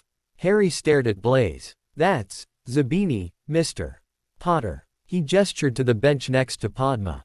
"May I join you?" Harry looked at Padma, who gave him a quick nod, before blushing slightly. Harry gave a slight wave, before Blaise sat down. "So you gonna try and turn us evil?" Harry asked, reaching for a platter of bacon. Blaise arched an eyebrow, maintaining an expressionless face. "Yes. Is that a problem?" Harry shrugged. "No, not really. Live fast, die young, and leave a beautiful corpse. All good with me." He stared at Blaise, admiring the way Blaise didn't squirm like most people. "Any reason you chose today to sit with us?" "Yes," Blaise replied. "God, he's like Spock. Couldn't ask for a more emotionless person if you tried. Do you feel like sharing the reason with us, or just letting us bask in your presence?" Blaise looked thoughtful for a moment. "I'll allow you to bask. It's good for the skin." Hermione snorted, giggling at Blaise's deadpan air. "I like you," Harry said, grinning at the Slytherin. "Come the revolution, I'll deal with you last. So, I imagine I annoyed a lot of the Slytherins yesterday." "You did." Was Malfoy crying and whinging like a little beep? Harry asked, looking like a child who'd just found out Christmas was to become a daily event. "Was he ranting to everyone about how disrespectful I am to purebloods?" "He was," Blaise said. "He said that your comments were an insult to all purebloods, and that you should be put down like the little half-blooded mongrel that you are." Again, all this was said in a deadpan voice. "Ah, I'm just devastated," Harry replied, still grinning. He looked at Padma. "What about you, Pad? Were you insulted by my comments? After all, if I'm insulting purebloods, might as well try and collect the full set." "I cried all night," Padma intoned, looking serious. "I felt absolutely violated, you evil little beast." She couldn't maintain the expression, and started giggling. Hermione glanced over at the doors, groaning slightly, before tapping Harry on his arm. "Incoming." Harry looked up to see a pair of grinning red-haired maniacs rushing towards him. He Ned, before letting his head drop onto the table. "Should have just stayed in bed," he muttered. "Ah, little Harrikins," the twins said in unison, slumping onto the bench next to Hermione, winking at her. "We have news." Harry looked up, a look of genuine horror on his face. "And what news do you bring, Hell's Carrots?" Fred reaching into his pocket, pulling out a slightly burnt piece of parchment. We have a letter from Charlie. Tonks perked up. Charlie. Your brother. George looked at her for a moment, eyeing her up and down. Yes. You know Charlie. Tonks nodded quickly. Yep. He was a couple of years ahead of me. Nice guy. She sighed, her face and hair turning red. Fred and George sniggered, before turning serious. You should read this, Harry. Harry took the note, quickly assimilating the information. He turned to the group of individuals, before passing the note to Hermione. She read it, and quickly looked up, nodding at Harry once she'd guessed his intentions. So who here feels like getting into some real trouble? The removal of Norbert from Hogwarts went smoothly, all thanks to Hermione's tremendous planning. She'd listed all the things that could possibly go wrong, 151 items. Damn, that girl was smart. And thought up enough plans to counteract every single one. At the end of the planning session, Harry could feel himself going cross-eyed. It was certainly a better plan than, let's just hike the damned box to the top of the astronomy tower. So, it had all gone swimmingly. Of course, Harry spent another week consoling a bawling Hagrid. It turned out Hagrid was not the best drunk in the world. Since losing his baby, he had to be constantly reassured that yes, he had friends who cared about him, and no, he wasn't a monster for getting rid of said baby. Hey, Hermione, Harry said as he entered the Ravenclaw common room. She was sitting on the love seat in front of the fire, the light from the flames making her look like her head was surrounded by chocolate flames. Hi. Hermione responded absently, reading through a book with far too many pages. Whatcha reading? He asked, slumping next to her. Hermione tilted the book slightly, so she could carry on reading while Harry read the title. Alchemy, the Truth. Harry snorted. Party on. I'm trying to find out more information about that stone. Hermione replied, glaring lightly at Harry. I still can't figure out why Professor Dumbledore brought it to Hogwarts. I thought if we found out more about it, we'd have some clue. We've discussed this. Harry thought absently. It's too much of a coincidence that it's here, now. I don't trust coincidences. Hermione nodded. We could go and ask him. She offered. Oh, I could see it now. Harry snorted. Headmaster, why have you brought the Philosopher's Stone, a highly powerful and dangerous magical artifact, into a school full of nosy children the same year that Harry Potter starts here? Yeah, that'd go down well. Hermione giggled. Maybe a little more tact would work on that plan. Tact. Harry managed to look and sound offended.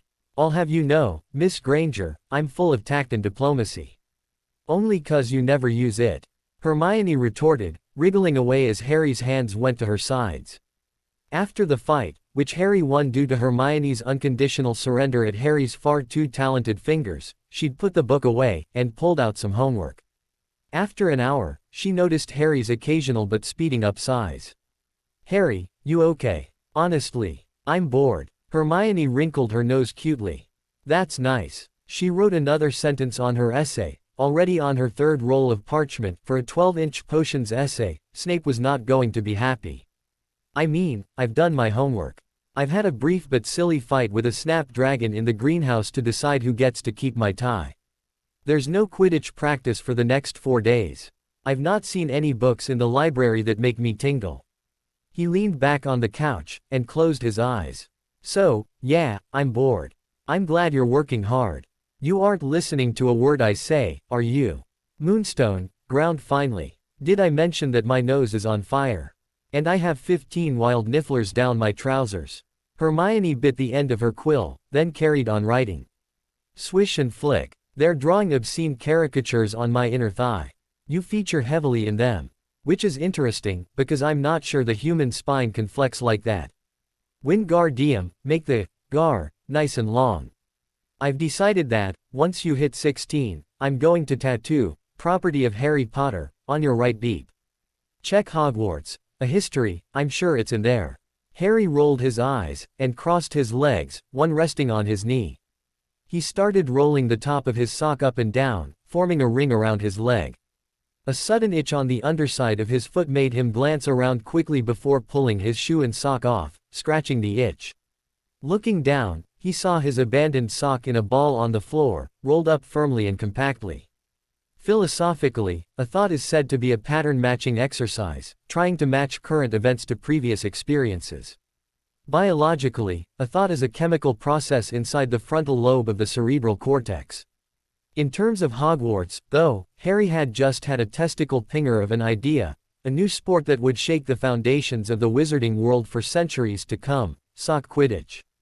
Hermione, if you need me, I'll be in the library. If you don't need me, probably still be in the library. Realizing that the dramatic phrasing had wheedled down to a whine, Harry shrugged and disappeared. Hermione, finished with her paragraph, looked up, noticing the empty chair next to her. Harry, after an hour in the library with Quidditch Through the Ages, a quill, parchment and pants with a weird look on her face, Harry was ambling down the fifth-floor corridor, just past the Charms classroom, where the twins had commandeered a collapsed tunnel as their own personal common room. Gentlemen, and I use that term very loosely, are you in there? Ickle Harrikins. What can we do for you? Harry wandered down the darkened passage, and sat down in front of the twins, who appeared to be messing around with a tube and a pile of grey powder. I need help, boys. Weasley help. No worries, Harry. How can we help? I need you to have a word with your Quidditch team. I've got a suggestion, and I get a feeling that Ollie isn't going to listen to me, especially if he hears Harry wants to suggest something to you. How long did it take for him to come out of the locker room after our game? About an hour. He seemed kinda nervous, and unhappy about sitting on his broom. How curious. Harry cleared his throat. Anyway, I've had an idea, and I'd like the opinion of Hogwarts, premier mad scientists and miscreants to help me out. We're in. Guys, you don't even know what I'm asking. True. Still, we're in. Harry smiled as he held up his parchment, and pointed out what he'd written. What do you think about this? Harry had one more thing he had to do before his plans came to fruition. Even though he'd decided to not rescue Sirius yet, he'd still make sure that the man had adequate resources while he was locked into Azkaban. As such, he'd been down to the kitchens, got a basket full of food, and snuck away to Hogsmeade to pick up a small parcel. Back in his dorm, he wrote a note, before pulling out a pebble he'd picked up on the walk back. With a moment of concentration, he tapped his wand, Portus, and dropped it onto the back. Activate. With the command, the basket vanished into a trail of light. Hang in there, Sirius, he said softly. We'll get things sorted soon. In the retirement home for the criminally insane, a large black dog was sitting on his haunches, licking something he couldn't reach when human. Come on, we all know Sirius would do that. He heard a spinning sound, and had to stamp down the urge to bark loudly. No point in hiding as an animagus if I'm gonna let the bloody Dementors know about it. He thought idly, as a picnic basket materialized in his cell. Without thinking, he changed back to Sirius, plucking the note off the top. Dear Padfoot, happy birthday. I know I said that things were going to get better. He's a start for you. Enclosed in this package are some new clothes, some good food, and even a small birthday cake. I trust that you listened to my last note. Sirius will be getting too weak to last. Padfoot needs to take control. By the way, I'm having problems with my crossword. Can you help? Stripeclaw. Sirius opened the parcel, ignoring the new clothes, heading straight for the cake. Chocolate. He bit down, feeling the chocolatey goodness melt on his tongue. It's still warm, my God. It took seconds for the cake to be demolished, before he started on the rest. After he was finished, he looked up out of his window, seeing the dog star shining brightly. Thank you, Stripeclaw. I hope someday I can repay you for this. Good evening, ladies and gentlemen. Lee Jordan sat at a small table, a piece of parchment in front of him. Welcome to the exhibition game of sock Quidditch, created by Harry Potter of Ravenclaw. A brief description of our new sport, before I announce tonight's game. There are 6 Quidditch games played per season here at Hogwarts, each house playing 3 games, and the winner of the cup is decided purely on points scored. The average game lasts 73 minutes, and the average winning score is 230 points. House Quidditch players have an average school career of 4 years, and roughly 6 players go from each graduating year into professional Quidditch. He put the parchment down, and looked at the assembled audience of about 100 people, a collection of Ravenclaw, Hufflepuff, and Gryffindor. However, for Quidditch fans, 6 games a season isn't enough, so we need more. Now, let me explain the differences between the two sports. In sock Quidditch, oh, and to Harry, I'm sorry, but I'm going to end up calling it Squidditch. Everyone suddenly swallowed a laugh as a high-speed black sock ball hit Lee directly in the face. Anyway, sock Quidditch, he pronounced the words clearly, features the same team structure, 3 chasers, 2 beaters, 1 keeper and 1 seeker. The quaffle is used to score goals, each goal being worth 1 point. There is only a single goal, which is a 1-meter square, and chasers aren't allowed in that colored semicircle in front of the goal. The beaters don't use bats but tubes, which attract the 2 bludgers, and then fire them out. If the beater hits the chaser, they'll have to drop the quaffle, and will not be able to pick it up again until somebody else has touched it. The game is played on foot, and, in case any Slytherins have managed to sneak in here on the sly, this is a non-contact sport. The game plays until the snitch is tagged. The seekers for the team have to hit the snitch with a color change spell, the color indicating which side has won. No wands are permitted in the game, except for the seekers, who are using special wands that can only fire color change spells. Lee looked at his parchment, then smiled. Sounds confusing, folks, but trust me when I say, watch the game, and then you'll understand. Tonight's game is an exhibition game, and a grudge match between the captains. Firstly, the Lions' Pride, captain and keeper Oliver Wood. Chasers Katie Bell, Alicia Spinett and Angelina Johnson. Beaters Fred and George Weasley. And seeker, Cormac McLagan. The Gryffindor Quidditch team came out of the crowd, and formed up around Oliver, all dressed in red t-shirts. And their opponents, Potter's Secret 7. Jordan flinched as another sock hit him in the face. Damn it, Harry. He shook his head. Sorry, their opponents, Norfolk and Chance, captain and seeker Harry Potter. Chasers Padma Patil, Susan Bones and Neville Longbottom. Beaters Hermione Granger and Nim. A sudden growl echoed across the pitch. Beaters Hermione Granger and Tonks. And keeper Blaise Zabini. The 6 first-years trooped out with Tonks, who, at her disguised 5 feet 2, was about the same size, all dressed in white t-shirts, ready to face their older, faster and considerably stronger competitors. Granger. You've got the buck-toothed bookworm on a Quidditch team. Ron Weasley elbowed his way to the front of the crowd. And a Slytherin. Harry was about to launch into a tirade about Ron's prejudice, his rampant stupidity, his disgusting eating habits and anything else he could think of and, to be honest, there was plenty when all 4 beaters raised their tubes and shots practice bludgers at Ron, the Weasley boys hitting him in the face, the girls hitting him a little lower down. Anyway, our referee for the evening is Professor Flitwick, who very kindly agreed to spend his time away from the seedy underworld of Hogwarts. Staff gossip to assist Harry and Hermione with enchanting the equipment for this evening. On a technical note, the plan this evening was to use actual socks. Unfortunately, Professor Dumbledore objected to us using his Christmas presents for a sporting event, so we're using something called squashed. Frantic whispering was suddenly heard. Sorry, squash balls as bludgers and the snitch, and a red ball called a basketball for the quaffle. Now, ladies and gentlemen, will you all please stand for the Hogwarts school song. 4 beaters' tubes were suddenly pointed at Lee Jordan, who decided that cowardice was better than being hit in the face with a hard rubber ball or 4. Then again, we all know the school song. Places, please. The 2 teams went to their ends, with Harry and Oliver meeting in the middle for the pregame handshake. Ready, Potter? Oh, yeah. Harry held his hand out, and smiled as Wood gripped his hand hard. Harry, not to miss out on an opportunity to distract and irritate his opponent, rubbed his thumb over Oliver's knuckles, mumbling to himself. Such lovely soft hands. Wood jerked his hand away and shuffled backwards towards his own goal, before one of the Weasleys approached him. Harry smiled as he overheard, just trying to distract you. Focus, Ollie. The whistle blew, and suddenly the quaffle bounced off the floor high into the air, where Angelina, utilizing her extra 4 inches of height, snatched it out of the air, throwing it in a long, loping pass to Katie, who started to run forward, the quaffle tucked securely under her arm. A dead-eye shot from Hermione made her drop the ball, and she could only watch Padma, moving with the speed of a striking cobra, scooped up the loose ball, and started to run down the pitch, dribbling the ball, basketball style.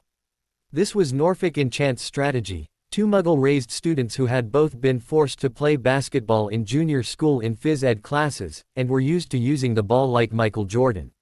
A bounce pass across to Susan, immediately bounced over to Neville, and Longbottom's head-down sprint towards the goal ended up with a powerful shot that Wood just managed to stop. Luckily for the Lions' pride, Katie Bell was Muggle-born, and was able to appreciate how sneaky Harry was. If either of the Weasleys hit the quaffle while it was being dribbled, it wouldn't count as a drop, but she had played both basketball and netball in school, and therefore stormed past Susan, taking the dribbled ball out of her hand, and passing it to Angelina, who tucked it under her arm, running forward, Alicia barely a meter behind her. Tonks managed to clip the quaffle with her bludger, but Alicia scooped up the loose ball, launching a spear of a shot that sailed past Blaze. 1-0 to the Lions' pride. Lee Jordan sounded jubilant that Gryffindor had taken an early lead, especially against a Ravenclaw captain and a Slytherin keeper. Zabini's beaten with a rocket shot from Spinnet. Harry, standing next to Blaze, clapped him quickly on the shoulder. "Don't worry. Lucky shot. Easy to say when they've got Wood at their end. Let's see them do that again." He ran through the list of tactics he'd assembled with his team through their training sessions, and smiled to himself. Pinball. Blaze nodded, and launched the ball towards Susan, who immediately shot it to Neville, who ran maybe 2 paces before firing it at Padma. The rapid-fire passing meant that the 3 younger chasers didn't make much distance up the field, but it was difficult for the Lions' chasers to get anywhere near the quaffle. Harry saw his moment. His chasers were ready, their chasers were out of position, and both Hermione and Tonks had the bludgers.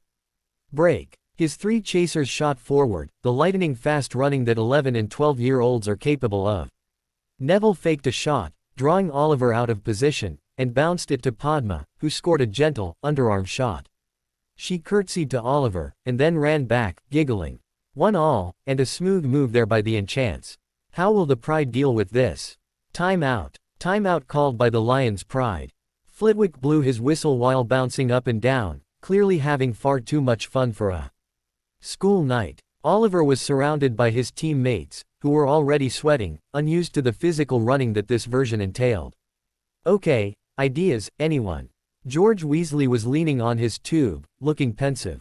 "No, we can't use the bludgers to distract them, and their passing is pretty accurate." He snorted. "They've not played real Quidditch, so they're able to adapt better." "Okay. Angelina, take the ball. Run at them. Alicia, you'll be in front of her, screening her from view. Katie, you go behind, ready to scoop up the loose ball. Cormac, any sign of the snitch?" McLagan just shook his head. He was the least in shape of all the players, and was already panting, red in the face and looking hopeful that medical attention was lined up at the after-game party. Or, at least, a nice bottle of oxygen. Right then, let's show these kids some Gryffindor pride. The team broke, and Wood launched the ball straight to Angelina, and the 3 of them began a close-knit charge down the pitch. Harry had expected this tactic, was one he had practiced himself, and had developed the perfect counter for. Claws. Punch and slide. Hermione nodded, scooping up a loose bludger, firing it at the quaffle. While the ball was dropping, Padma slid, feet first, underneath Angelina's arm, catching the quaffle, before passing it to Susan, who, with Neville in support, was offered a free pitch, with only one Weasley guarding it. A quick pass to Neville, only a fraction of a second before the bludger would have hit, left Neville 1-on-1 against Wood, who, this time, did not manage to make the save. 2-1 to the Enchants, and it looks like Potter is more than able to match Wood, tactic for tactic. "Come on, Gryffindor." Lee Jordan looked puzzled for a moment, and then realized what was wrong. McGonagall wasn't berating him for showing favoritism. Cool. The crowd, by the point, were starting to get more vocal, as they realized that, while it wasn't regular Quidditch, it was fast, it was fun, and it was something you could cheer about. Except for Ron, who looked outraged as this sacrilege. Puffs. Artillery. Susan was already charging down the pitch, behind Angelina, who looked baffled at the fact that she wasn't being closely marked. Tonks shot the first bludger at Johnson, who dodged, straight into the path of the second bludger that Hermione had passed to Tonks. Susan scooped up the dropped ball and shot, which Wood caught. A long high pass, over the heads of everyone, landed the ball in Katie's waiting arms, and she shot, scoring past a surprised Zabini. 2-2, a magnificent breakaway from the Lions, and now we're seeing some tactical acumen from both captains. The sudden blast of a white spell distracted everyone for a moment as Harry was trying to nail the snitch, which had finally come out of hiding. The snitch, moving extremely quickly, dodged the spell, and then vanished up towards the ceiling. In the momentary distract, Angelina managed to intercept a pass, and scored against Blaze, leaving them 3-2 in front. The game progressed for another 10 minutes, leaving the score at 6-3 for the Lions' Pride, with another impromptu session of both seekers taking pot shots at the snitch. Time out. Flitwick blew his whistle. Time out for the enchants. You know, I helped with the charming of that damn thing, and I'm still surprised at how fast it moves. How we doing out there? Hermione was breathing hard, unused to the physical activity. Even so, her aim with her bludgers was scarily precise. I'm knackered. I'm not built for running, I'm built for reading. Neville, red in the face, nodded. While he was a slightly podgy boy, the baby fat was covering a layer of slab-like muscle, honed through years of wrestling. Plant pots into submission. It's impossible to get a ball past wood. Got the grace of a cat with the eyes of a hawk. Harry, get the snitch. With all due respect, you guys can't compete with kids a few years older than you for much longer. Tonks, her hair white to match her team, hefted her beater tube. Plus, the Weasleys are getting better at blocking the bludgers. It's going to get away from us without the snitch. Time. The players all got back into position, and Tonks was proven correct. The stamina and longer legs of the older players soon started to show how conditioning won matches, as the Lions were winning 9-5 when the snitch was spotted. Harry saw it before McLaggen and shot 3 spells at it, watching as the snitch danced out of the way. It shot towards the enchant's goal, and Harry chased after it, tripping over, ironically, Tonks, before he landed painfully on the floor. From his prone position, he nailed the snitch, which had just ducked a red spell from McLaggen. Flitwick blew his whistle, and then fell off the platform he was standing from, the excitement too much for him. And that's it. It's over. Norfolk Enchants wins 20-9. Lee Jordan blew out of breath. Well, folks, I don't know what you were expecting today, but I don't think that was it. Harry wandered over to the announcer's table, rubbing his bruised elbow gently. That, ladies and gentlemen, was sock Quidditch. What we'd like to do is arrange an informal league, open to all houses, all years. All you need is 7 people, from any house, and we can play. Since this isn't a school-sponsored event, I'd like to get an underground Quidditch league set up. We'd need at least 6 teams for that, but I'd like more. In a school with about 400 people, we should be able to rustle up at least 10 or so. Are you in? A cheer erupted from the crowd, and 2 new teams signed up then and there. Cedric Diggory's, Beware of the Badgers, and Eddie Carmichael's, The Talons. The rest of the crowd promised to talk to their housemates as they left, leaving the 2 teams, Lee Jordan and Flitwick, left in the room. Well played, Lions. Oliver. Good game, man. And I'm sorry if I make you nervous. Oliver laughed. It's okay. I have to say, it's a good way of distracting people, trying to ignore same-say come-ons from an 11-year-old to kind of catch your attention. He shrugged. You played well. Guess we'll just have to wait for a league game for use to get our revenge. Harry laughed and nodded, and they all left, heading back to their common rooms. It had been a good day. It was getting close to time. Harry knew this, but had been putting it out of his mind. With all of his changes to the timeline, he'd left Quirrell alone, simply because he didn't want to change history over the Philosopher's Stone. With the exception of making friends, there wasn't really anything worth changing until 3rd year. So far, he'd been doing well. The addition of Blaise Zabini to his small circle of friends would make a radical difference in the days to come. The Zabini family led the neutral families, those who would not get involved with the Order or with the Death Eaters in the war to come.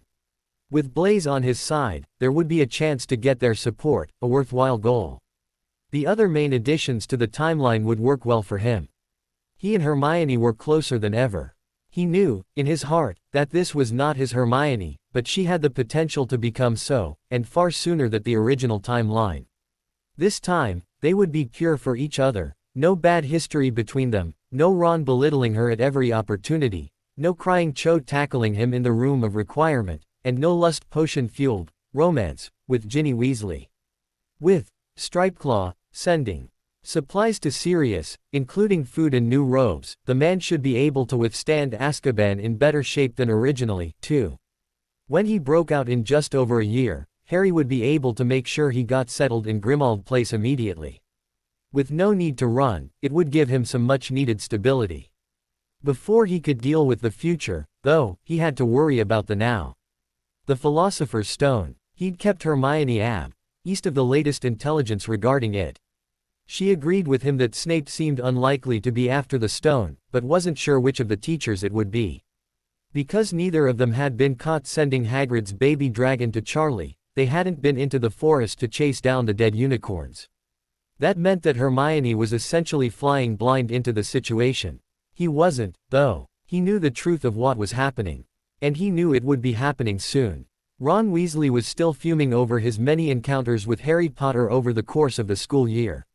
Instead of going into Gryffindor, where a hero of his stature was supposed to go, he ended up in the home of the nerd bookworms.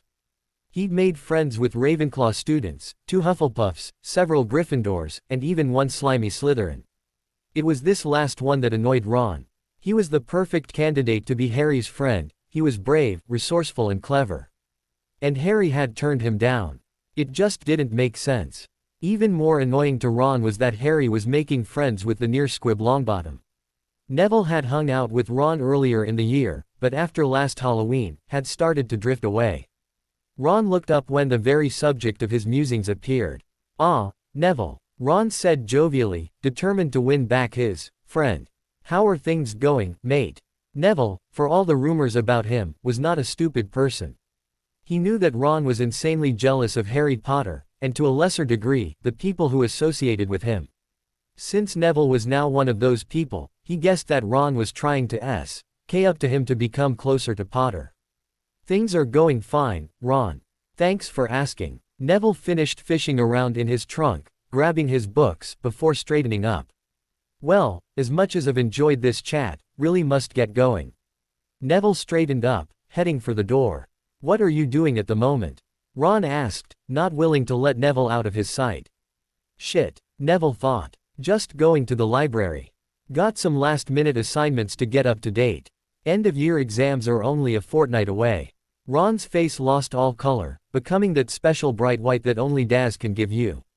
His jaw flapped for a couple of moments, before it clamped shut and he swallowed. "Can I come with you? I forgot all about the exams."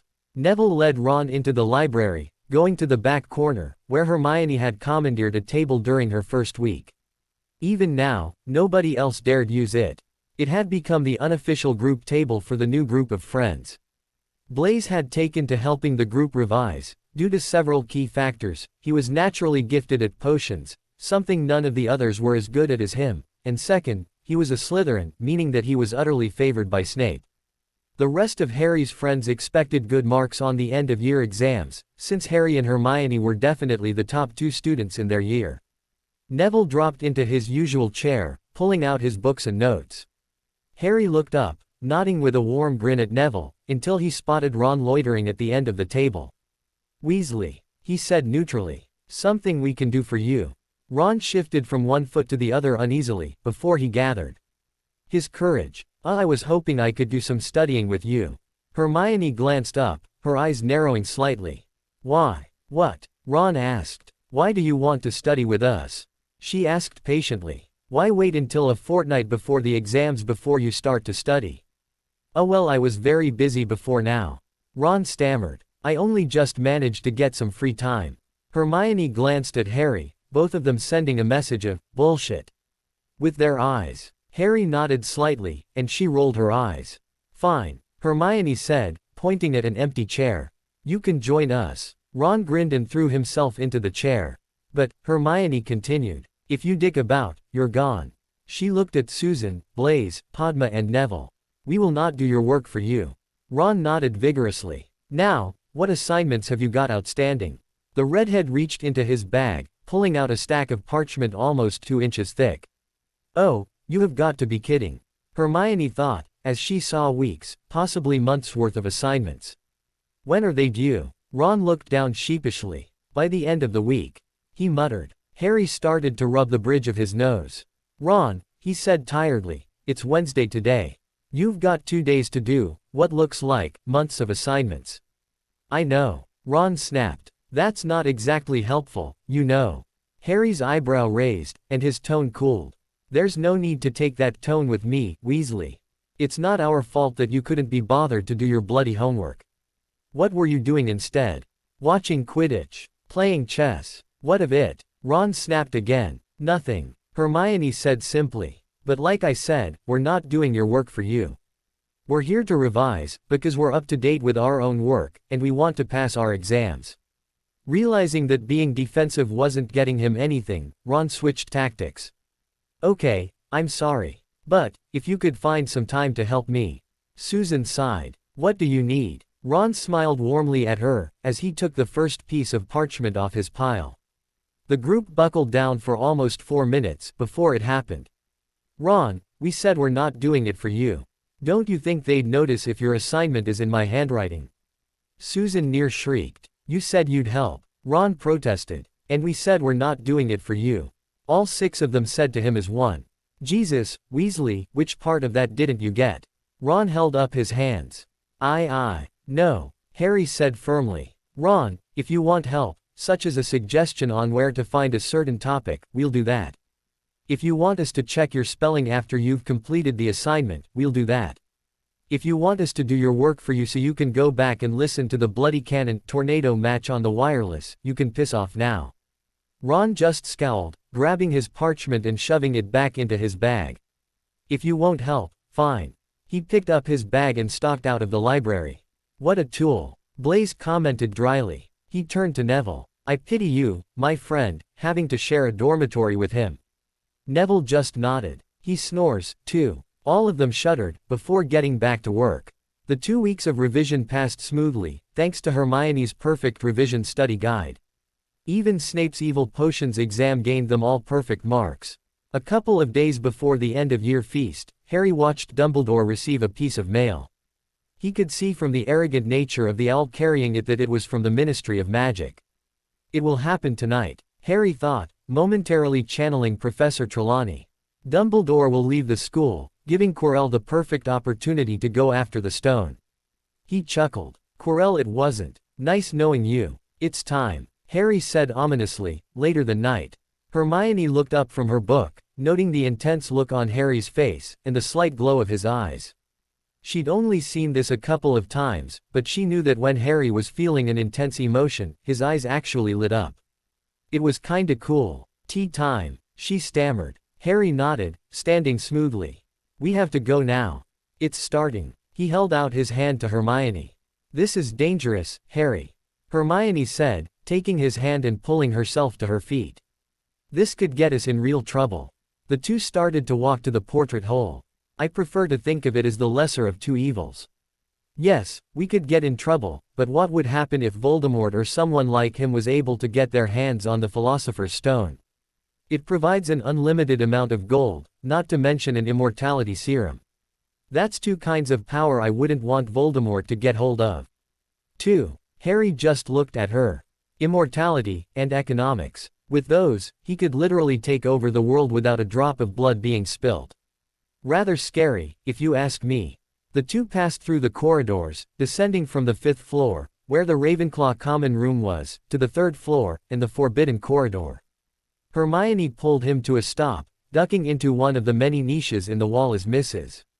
Norris stalked past. Harry, she whispered. Harry whispered back, keeping a close eye on the demonic feline. Can we really do this? Harry chuckled. Yes, he said quietly, but firmly. We can do this. We will do this, Hermione. You and me, we can take on the bloody world. She grinned at his declaration, and took his hand. Let's get it done. Without another word, the young heroes entered the Forbidden Corridor, Harry silently waving his wand at the locked door. With a muffled click, it opened, revealing the contents to Hermione for the first time. What the bloody hell is that? She whispered harshly, spotting the sleeping Fluffy. The sound of soft music filled the background, overpowered by Fluffy's roaring snores. Harry just glanced at her. I do believe that's a Cerberus, Hermione. He just pointed his wand, watching a bright red bolt erupt from the end, slamming into the sleeping dog. With another casual flick, Harry levitated the colossal animal away from the trapdoor it had been sleeping on. How do you know that was there? Hermione asked, drawing her own wand. Harry just looked sheepish. It's about the only reason to have an immense guard dog in an empty room. Ever since his quantum leap into the past, he'd become so much better at acting, he mused to himself. You know, this reminds me of a cartoon I saw when I was a kid. He looked at Hermione, lowering his voice as he started quoting. There's nothing compared to the horrors that lurk beneath the trapdoor. For there is always something down there, in the dark, waiting to come out. Behave, Harry, Hermione said, trembling slightly as she heard his ominous tone. Well, shall we see where the rabbit hole leads, Alice? He asked, wiggling his eyebrows. Of course, White Rabbit, Hermione said. She was about to step forward, when she hesitated. I'll go first, Harry said, rolling his eyes as he jumped. Hermione peered through the trap door, seeing nothing in the darkness. After a few moments, a deep, evil-sounding voice rang out, Burke. Feed me. Hermione rolled her eyes. Funny bastard, aren't you, Harry, she muttered as she jumped. She fell for what felt like miles. I do hope I don't go, splat, on the bottom. She mused absently. All too soon, she could see something rushing up at her. She braced herself, closing her eyes, only to feel something soft and squishy wrap itself around her. She opened her eyes to see Harry sat on top of the squishy mass, looking at her, his eyes twinkling. Hey, there. Fancy seeing you here. Hermione scowled at him. You have a rotten sense of humor, you know. I know. Harry smiled at her. It's one of my many crosses to bear. Being the boy who lived, I have so many. Incredibly intelligent, rakishly handsome, it's a wonder I stay sane. Sometimes I doubt that. Hermione mumbled. Harry just looked at her and grinned. Okay, rakishly handsome isn't that inaccurate, she thought. Damn him. Why does he affect me so much? Those were thoughts for another time, though. At the moment, she needed to concentrate on surviving the rest of the evening. So, where do we go from here? Harry asked her, bringing her musing back to the present. And what's this stuff we're on? Hermione's brain raced through her herbology books. Should have brought Neville, she muttered. This is Devil's Snare, Harry. That's nice, Harry said slowly. And why exactly would Devil's Snare be at the bottom of a trapdoor? It must be one of the defenses for the stone, Hermione said, already feeling the snare start to grip her tighter. It'll tighten on us until we die. Harry just stared at her. Huh, and we stop this how? Flicking through pages in her mental textbooks, Hermione was silent for a moment, until she came upon the answer. Heat. Devil's Snare hates heat and light. Damn, if only we had some wood, we could start a fire. Chuckling, Harry just raised his wand. Or we could hit it with an incendio and jump through the hole it makes. Or we could do that, yeah. Hermione mumbled, looking embarrassed. She raised her wand. Incendio. A series of flames came out of the end of her wand, forcing the quivering plant to open a hole. Hermione jumped through, quickly re-aiming her wand when she landed on the floor, making sure to keep the hole open. A moment later, Harry somersaulted through the hole, landing neatly on his feet. Hermione lowered her wand, watching the hole quickly reseal itself. Well, that was bracing, Harry said, looking around. Shall we carry on? Hermione said nothing, just reached out and took his hand, following his lead. She started walking, wincing slightly as the path started to incline downwards. Are you all right? Harry asked, noticing the wince. Marvelous, Hermione thought, seeing the worry on his face. How do I answer that? I landed on my bum. Harry chuckled. I'd offer to key it better, but the memory of that talk with your dad last Christmas springs to mind. Heat rushed into Hermione's cheeks as she realized the implications of Harry's statement. Looking down, she mumbled. I doubt you'd want to key my ass, Potter. Biting down on his lip was the only way he could avoid saying that in the future. She'd rather enjoyed that. He just pulled her closer, wrapping an arm around her shoulders. Do you want to rest up for a bit? Hermione stared at him suspiciously. For a moment, she'd almost heard a comment in her mind that made her blush even harder. Surely not. She pulled on his hand, forcing him to stop. Harry. Yes. Harry stared at her intently. See, can I ask you something? Hermione whispered. Hermione, Harry said softly, you can ask me anything, at any time. You know I won't laugh at you, or tell you to leave me alone. He squeezed her hand. What's on your mind? Why are you my friend? She whispered, even quieter than before. Harry asked, leaning closer. Why are you my friend? Hermione repeated, a little louder this time. Am I not good enough to be your friend? Harry asked in a small voice. Are you having second thoughts? This was something that Harry had been fearing. Ever since he met her in Flourish and Blotts last August, his changes to the timeline would affect his relationship with Hermione negatively. Instead of becoming a couple sooner, he'd drive her away. Merlin, no, Hermione exclaimed, squeezing Harry's hand almost painfully. That's not what I meant at all, Harry. I'm not good enough to be your friend. Harry looked at her like she was a particularly stubborn stain on a favorite shirt. Hermione, for the brightest witch to attend Hogwarts, you can be rather dim sometimes. Hermione huffed at him for a moment. And what does that mean? Hermione, have I, at any point in the 11 months that I've known you, given you any indication that I think you're anything other than a perfect friend? No, Hermione mumbled, looking down. She felt Harry's calloused fingers gently lift her chin up. She held her breath for a moment as she realized how close he was to her. Their lips were barely inches apart. And do you know why that is? He asked softly. No, because, my sweet Hermione, you're everything I could want in a friend. Or a girlfriend, or a lover, or a wife. He added silently. Hermione's eyes shot directly to his, as though she heard his thoughts. Harry, can I ask you something else? Harry shrugged. Sure. Do you remember what you said to my dad at Christmas? Hermione started to nibble on her bottom lip, causing Harry's eyes to drop as he watched her.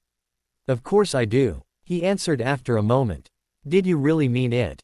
Harry just stared at her for a moment, drinking in the image of her face, superimposing it on the face of her older self, merging the two together. I assume you mean the part about wanting to date you. She nodded jerkily. Hermione, how could I not want to? He stared intently at her again. Do you want to? She nodded, letting the gesture trail off. More than anything, Harry. You can't know, she shook her head. The thing is, Harry, how will people react? The most famous wizard in the world dating a mousy, ugly, boring little bookworm. I don't know, Harry replied. I want to date you, not some mousy, ugly, boring little bookworm. Hermione rolled his eyes at his lying gesture. Harry, she broke off as Harry pushed her against one of the stone walls, his hands tightly on her shoulders. Shut up, he hissed. How dare you say such things about my girlfriend? She couldn't help but grin at his gesture. Harry, he shook his head. Look, haven't you heard some of the gossip going around the school? Nope, don't listen to gossip, Harry replied simply, still staring directly in her eyes. Instead of making her uncomfortable, she found this oddly relaxing. Harry, people have been saying that you need to marry a pureblood, and make as many powerful babies as you can. She chuckled as a new thought popped into her head. There's even a group of third years who have decided to try and become your harem. Harry snorted. A harem? Why the hell would I want a harem? He saw Hermione's mouth open, and carried on. There's only one woman I want, and she stood about 6 inches in front of me. Hermione's jaw snapped shut, and she blushed. Now, as much as I'd like to continue this conversation, we really should go and save the Philosopher's Stone. Harry resisted the urge to key her, and stepped back, not releasing her hand. Let's go. They carried on down the corridor, entering a large chamber. Harry heard a slight fluttering, and looked up. Ah, Flitwick's flying keys.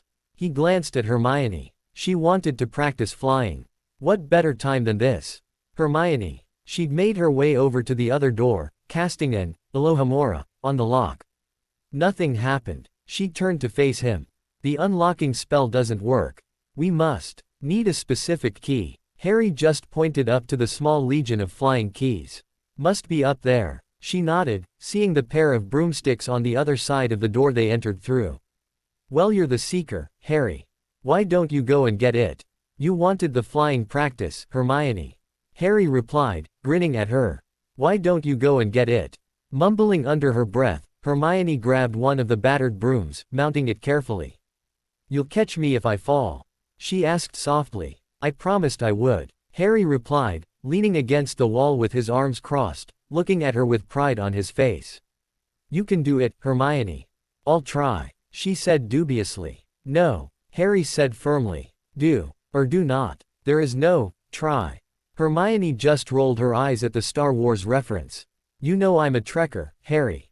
Star Wars was a bitter disappointment. Just go and get the bloody key, will ya? She gave him a dirty look, then kicked off. For a couple of moments, she wobbled uncertainly in the air, before she gathered her wits, smoothing out the ride. She started to soar amongst the keys, looking for the one that should fit the lock. Look for a damaged wing. Harry shouted up. If it's been stuffed into a lock. Yes. Hermione shouted back, cutting him off. If you know better, why don't you come up here and capture the bloody thing? 'Cause I need you to be as prepared as possible. Harry thought, reaching out with his hand, summoning the other broom to him wandlessly. The practice is good for you. Harry shouted back, keeping the broom hovering next to him. Hermione just mouthed a few words. From his prone position, Harry didn't catch all of them, but there did seem to be several anatomically impossible suggestions, as well as general comments about his sanity and parentage. She accelerated, searching through the keys with a methodical efficiency. Less than 2 minutes later, found it. Harry mock cheered. All right. Now, go get it. I hate you sometimes, Harry. He heard her mumble as she accelerated after the key. She chased it around, circling round other keys that moved quicker, chasing her as she did the other. With a muffled yell, she grabbed the broken-winged key, as dozens of others slammed into the broom handle. Hermione felt herself start to fall, the broom slipping out of her fingers. For an instant, gravity didn't exert its hold, until she started to fall. Harry, you promised. She was halfway to the ground, following the law of gravity, when a strong arm wrapped round her waist, swinging her up onto a soft wooden handle. Without thinking, she wrapped her arms around her savior's waist. The broom accelerated downwards, heading for the door. Harry grabbed the key from Hermione's unresisting hand, throwing it towards the door, and using a little wandless magic to make sure it entered the keyhole. With a click of his fingers, the key turned, the door opening automatically. Harry aimed the broom at the just opened door, accelerating to maximum speed as quickly as possible as he dropped. The instant the broom passed through the entryway, he waved his hand, slamming the door shut behind them. He heard several sharp impacts in the door, the keys that had been pursuing them hitting heavily into the wood.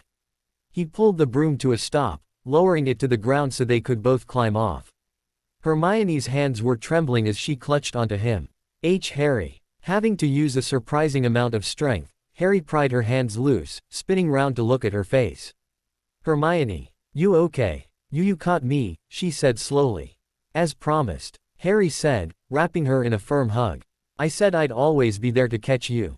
She clung to him for a moment, as the terror started to subside. Thank you, she said sincerely. I need to have a good long think about tonight. Harry squeezed her a last time, then broke the hug. So we've had Professor Sprout's trap, the keys are obviously Flitwick's. I wonder what's next. Harry moved forward from the antechamber, into a large darkened room. McGonagall's chess set. I wonder how good she actually is. A series of sconces along the walls ignited, revealing the giant chess set. Wizard's chess. Hermione looked at Harry. I can't play this. I can. Harry said. There's a couple of free spaces on the black side. What do you wanna be? Hermione glanced at the two free spaces, the king-side knight, and the queen-side rook. I'll be the rook. She moved over to stand at the corner, looking at Harry nervously. Harry mounted the knight's horse, grinning at Hermione. I wonder just how good McGonagall is at chess. I'd rather not find out. Hermione said. In chess, white moves first. As she spoke, the white moved a pawn to a3. Harry grinned. Pawn to d6. The black pawn rumbled forward slowly. Harry looked up, seeing a white pawn move to h3. Queen to a4. Harry commanded. The queen, looking rather vicious, moved forward, staring down at the pawn she was rapidly approaching. The white side moved its knight to f3. Bishop to f5. Harry commanded. The white counter-attacked by moving its knight to c3. Harry. Hermione called up. That knight's in position to take your queen on the next move. Not a problem, Harry said. Queen to c2. The queen rumbled forward, decimating the pawn in that square. Checkmate. The large sword in the white king's hands fell forward, signaling its surrender. Harry hopped off the horse he was astride, walking over to Hermione and taking her hand. That's it? She asked. Not much of a challenge, is it? Harry chuckled. That's one of the easiest maneuvers to block in chess. He shook his head. I honestly can't believe McGonagall didn't build a defense against it. Maybe she thought it was too simple. Hermione took his hand, and sidled through the mostly intact white side. Still good game, Harry. He chuckled as they went through the door, only to hit the invisible wall. Sweet child of mine, Harry gasped, wincing. Troll. Hermione stammered, covering her nose with her mouth. The troll, the source of the stench in the room, was unconscious, bleeding from a series of wounds on both torso and head. Well, whoever came down here before us must have taken it out, Harry said, breathing through his mouth in a futile attempt to block the eye-watering smell. This one must be from Quirrell. He's the Dada teacher. Can we move on? Hermione asked, tears in her eyes. I'm gonna pass out from this stench, soon. Without another word, the two progressed on. The last room contained a table with a series of bottles. Joy. Harry deadpanned. Potions. Hermione picked up the piece of paper, quickly reading the riddle. Harry just watched her, almost seeing the synapses firing. Harry idly picked up a small bottle, as though looking in it. That's the one, Harry. Hermione said. That potion will get you through the flames. There's only enough for one. Harry said, looking at her. I'll go back get help. Hermione looked at him, concern and worry prominent on her face. You're a great wizard, Harry. She said softly. Not as good as you. Harry said, smiling softly as he remembered this conversation from the first time round. Me. Hermione retorted. Books cleverness, there's more important things, Harry. Things like friendship, bravery and, she trailed off. And love. Harry said, staring straight into her eyes. You be careful going back, Hermione. She lurched towards him, wrapping him in the tightest hug he'd ever experienced, in either life. He felt his body start to react to the presence of a warm, female body pressed against him, and took a small step back, so it wouldn't be obvious to her. Be careful going forward, Harry. She mumbled into his neck. She leaned back, brushing her lips over his cheek. Good luck. Without another word, Hermione grabbed another bottle, drinking the contents, and rushing back to the first door. As she stepped through the flames, she looked over her shoulder to see Harry downing the other bottle, before he squared his shoulders. Harry stepped through the flames, intent on facing Quirrell alone. He passed through the door, stopping when he saw Quirrell Mort staring at the mirror of her eyes. You, he called out, managing to sound surprised. Quirrell turned round, an evil smile plastered onto his face. Yes, me. But I thought Snape, Harry stammered. Yes. Quirrell's voice was not longer timid and stuttering. He now exuded a smooth, silky confidence that made Harry's skin crawl. He does seem the type, doesn't he? Harry nodded absently, glancing around the large stone chamber. Yeah, he does. He seems like the type to torture young children with legilimency attacks. Quirrell's face dropped slightly, before hardening. He raised his wand, casting a non-verbal, Incarcerus. Harry let the ropes hit him, inwardly rolling his eyes at the predictability of Quirrell, even without his future knowledge. Does he? Quirrell asked, sounding thoroughly uninterested. Well, he may have been attacking you, Potter, but he certainly kept an eye on me. Did he? Harry asked, sounding equally bored. I can't imagine why. You're such a useless nobody, you're barely worth my time, even now. Quirrell nodded absently. Yes, who would suspect poor SS stuttering Professor QQ Quirrell? I did, you useless wanker. How you managed to survive for almost a year with Voldemort's mind in your body, I will never know. So why are you after the Philosopher's Stone? I have my reasons. If it wasn't for Severus stopping me on Halloween, I'd have had it, and been out of here. Halloween? Harry asked innocently. May as well let him have his moment. He'll be dead, soon enough. Yes, the troll. Harry didn't need to feign his anger at this point. You mean, you let the troll into school? Quirrell nodded absently, as he listened to a voice only he could hear. Harry's voice became colder. You let the troll into the school, which nearly hurt my Hermione. Quirrell looked up, and gave a type 2 Snape sneer. A mudblood. Why should I care about a pitiful little mudblood? Because, I'm going to kill you for her. Harry thought silently. She is not a mudblood, Quirrell. He snapped. She is a good person. Far better than you, you evil little prick. Quirrell laughed, a malevolent sound in the quiet air of the dungeon. There is no good in evil, Potter. Only power, and those too weak to obtain it. He waved his wand at Harry, before glancing at the mirror again. The ropes tightened, but Harry didn't bother to fight it. He knew he'd be able to break them. "Do you really believe that?" he asked, his voice full of innocent curiosity. He'd never had the chance to speak to Quirinus Quirrell before, and was oddly curious as to his views. "Do you really believe there's no such thing as good and evil?" Quirrell stopped, and for a moment, his eyes cleared, before glazing over slightly, a sure sign of possession. "Yes, I do. There's no such thing as right and wrong, either." Harry, always up for a philosophical debate, carried on.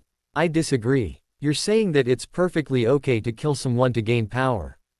Quirrell just nodded. "What happens at the end, though? When you've killed everybody else, and you're the ultimate power on the earth, simply because there's no one else. What do you do then?"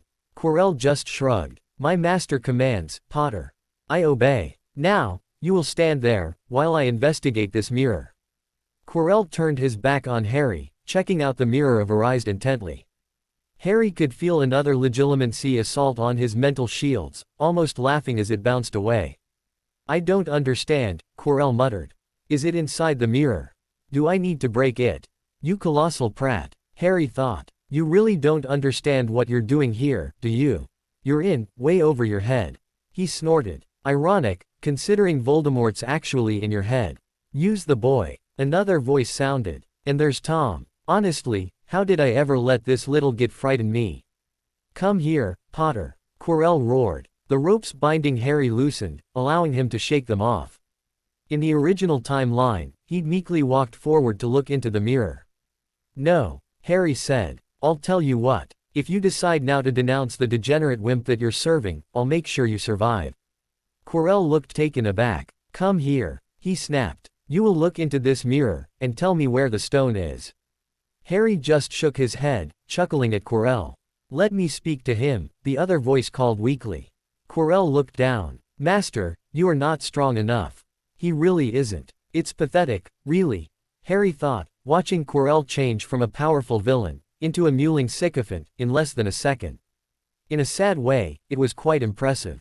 "I have strength enough for this." Quirrell said nothing, just began to reach up and unwrap the smelly turban from his head. As more and more of the cloth came off, the stench in the chamber increased. "Jesus," Harry muttered, breathing through his mouth. When the last of the turban was removed, Harry came face to face with the killer of his wife and parents. "Voldemort," Harry said calmly. "Potter." The face spat. "See what I have been reduced to." Harry just nodded. "Yes," he replied casually. "You know, that's never gonna heal if you don't stop picking at it." Voldemort hissed at him. "Where is the stone?" Harry ignored Voldemort's face, and looked at Quirrell's reflection in the mirror. "This is your only chance, Professor Quirrell. If you don't renounce Voldemort." Voldemort just laughed, while Quirrell gulped nervously. "You're an interesting child, Potter. What sort of man would you be if you just killed us?" Harry smiled, a death's head smile. "No second chances," he said firmly. "I'm that sort of a man." "Kill him," Voldemort hissed savagely. Quirrell Mort spun round, raising his wand. Avada Kedavra. The bolt of green light tore through the air to Harry, who simply ducked as the lethal curse approached.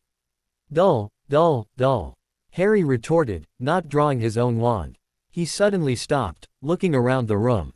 Quirrell Mort stopped moving, looking at Harry. "What is wrong with you now, idiot boy?" Voldemort snapped from the back of Quirrell's head. "Do you hear them?" Harry asked, cocking his head as though listening to something. "Hear what?" Quirrell asked, looking around the room. "The drums," Harry said quietly, pulling his wand from his sleeve. He started tapping out a 4-note beat, waiting a second, before tapping out the beat again. "Can't you hear them? The constant drumming." Voldemort looked at the reflection in the mirror, seeing Harry stood in the middle of the chamber, tapping out some kind of beat on his wand. "You're insane." Harry smiled, giving Voldemort 2 thumbs up.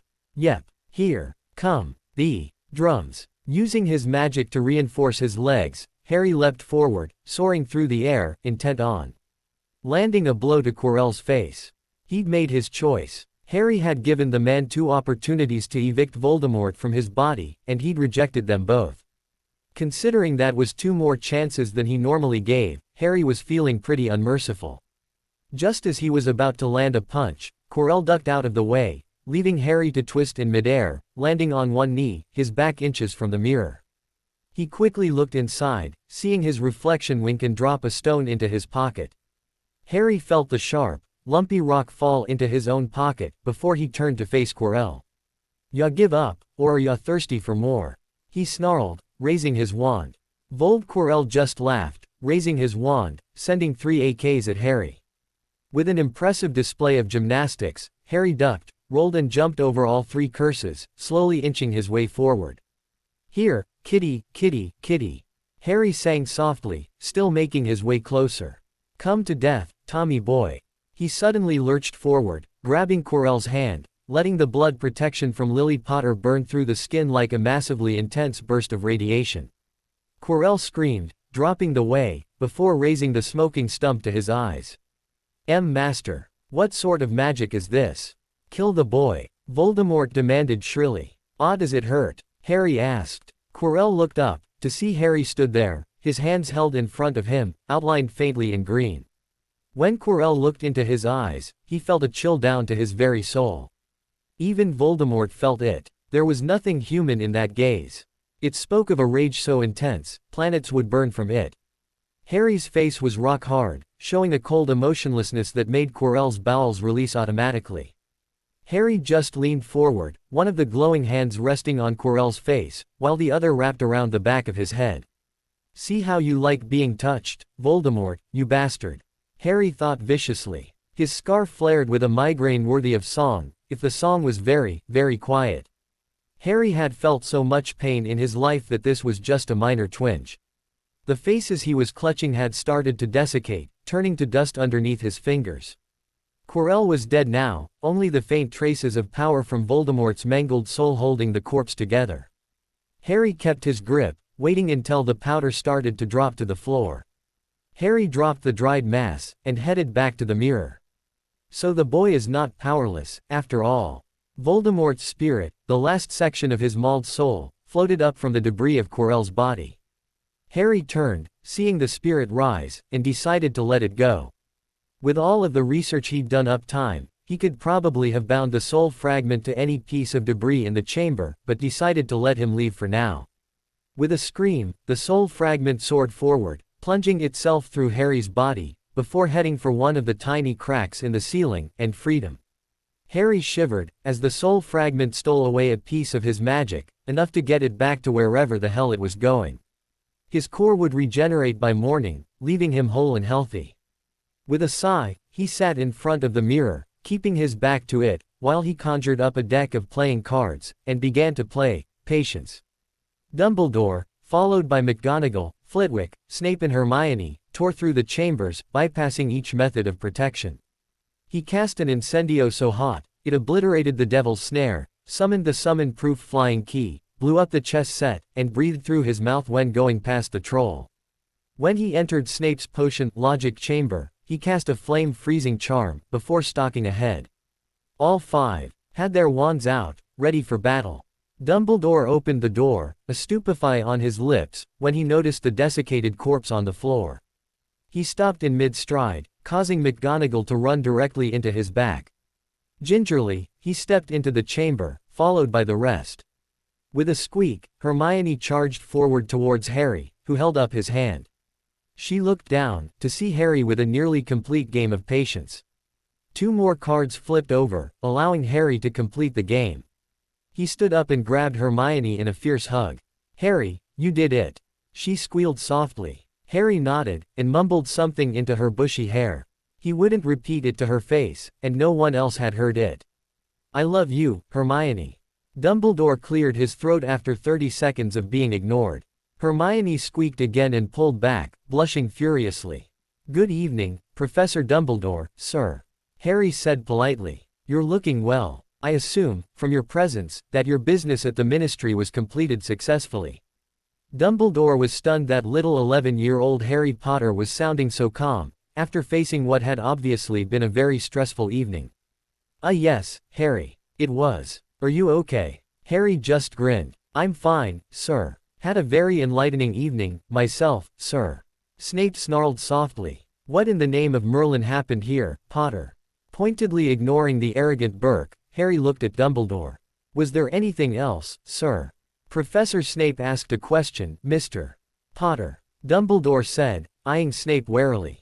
It may have been a little ruder than I would have asked it, there was a warning in the voice that even the thickest man on the planet couldn't have missed, but it is still valid. What happened? Harry just shrugged, keeping one arm around Hermione's waist. She unconsciously leaned backwards, resting herself against him. Well, sir, Professor Quirrell thought it'd be a marvelous time to steal Nicholas Flamel's Philosopher's Stone. Naturally, sir, I disagreed. And, Snape demanded petulantly. We had a bit of a Barney, sir. Harry said, not taking his eyes off Dumbledore. Professor Quirrell. McGonagall said, her Scottish brogue becoming thicker.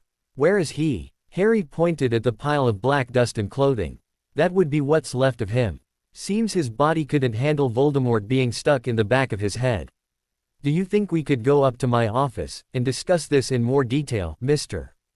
Potter? Flitwick asked calmly. Certainly, sir. Flitwick's office amused Harry. Half of it was in half scale, in relation to Flitwick's diminutive stature, while the other half was in conventional size.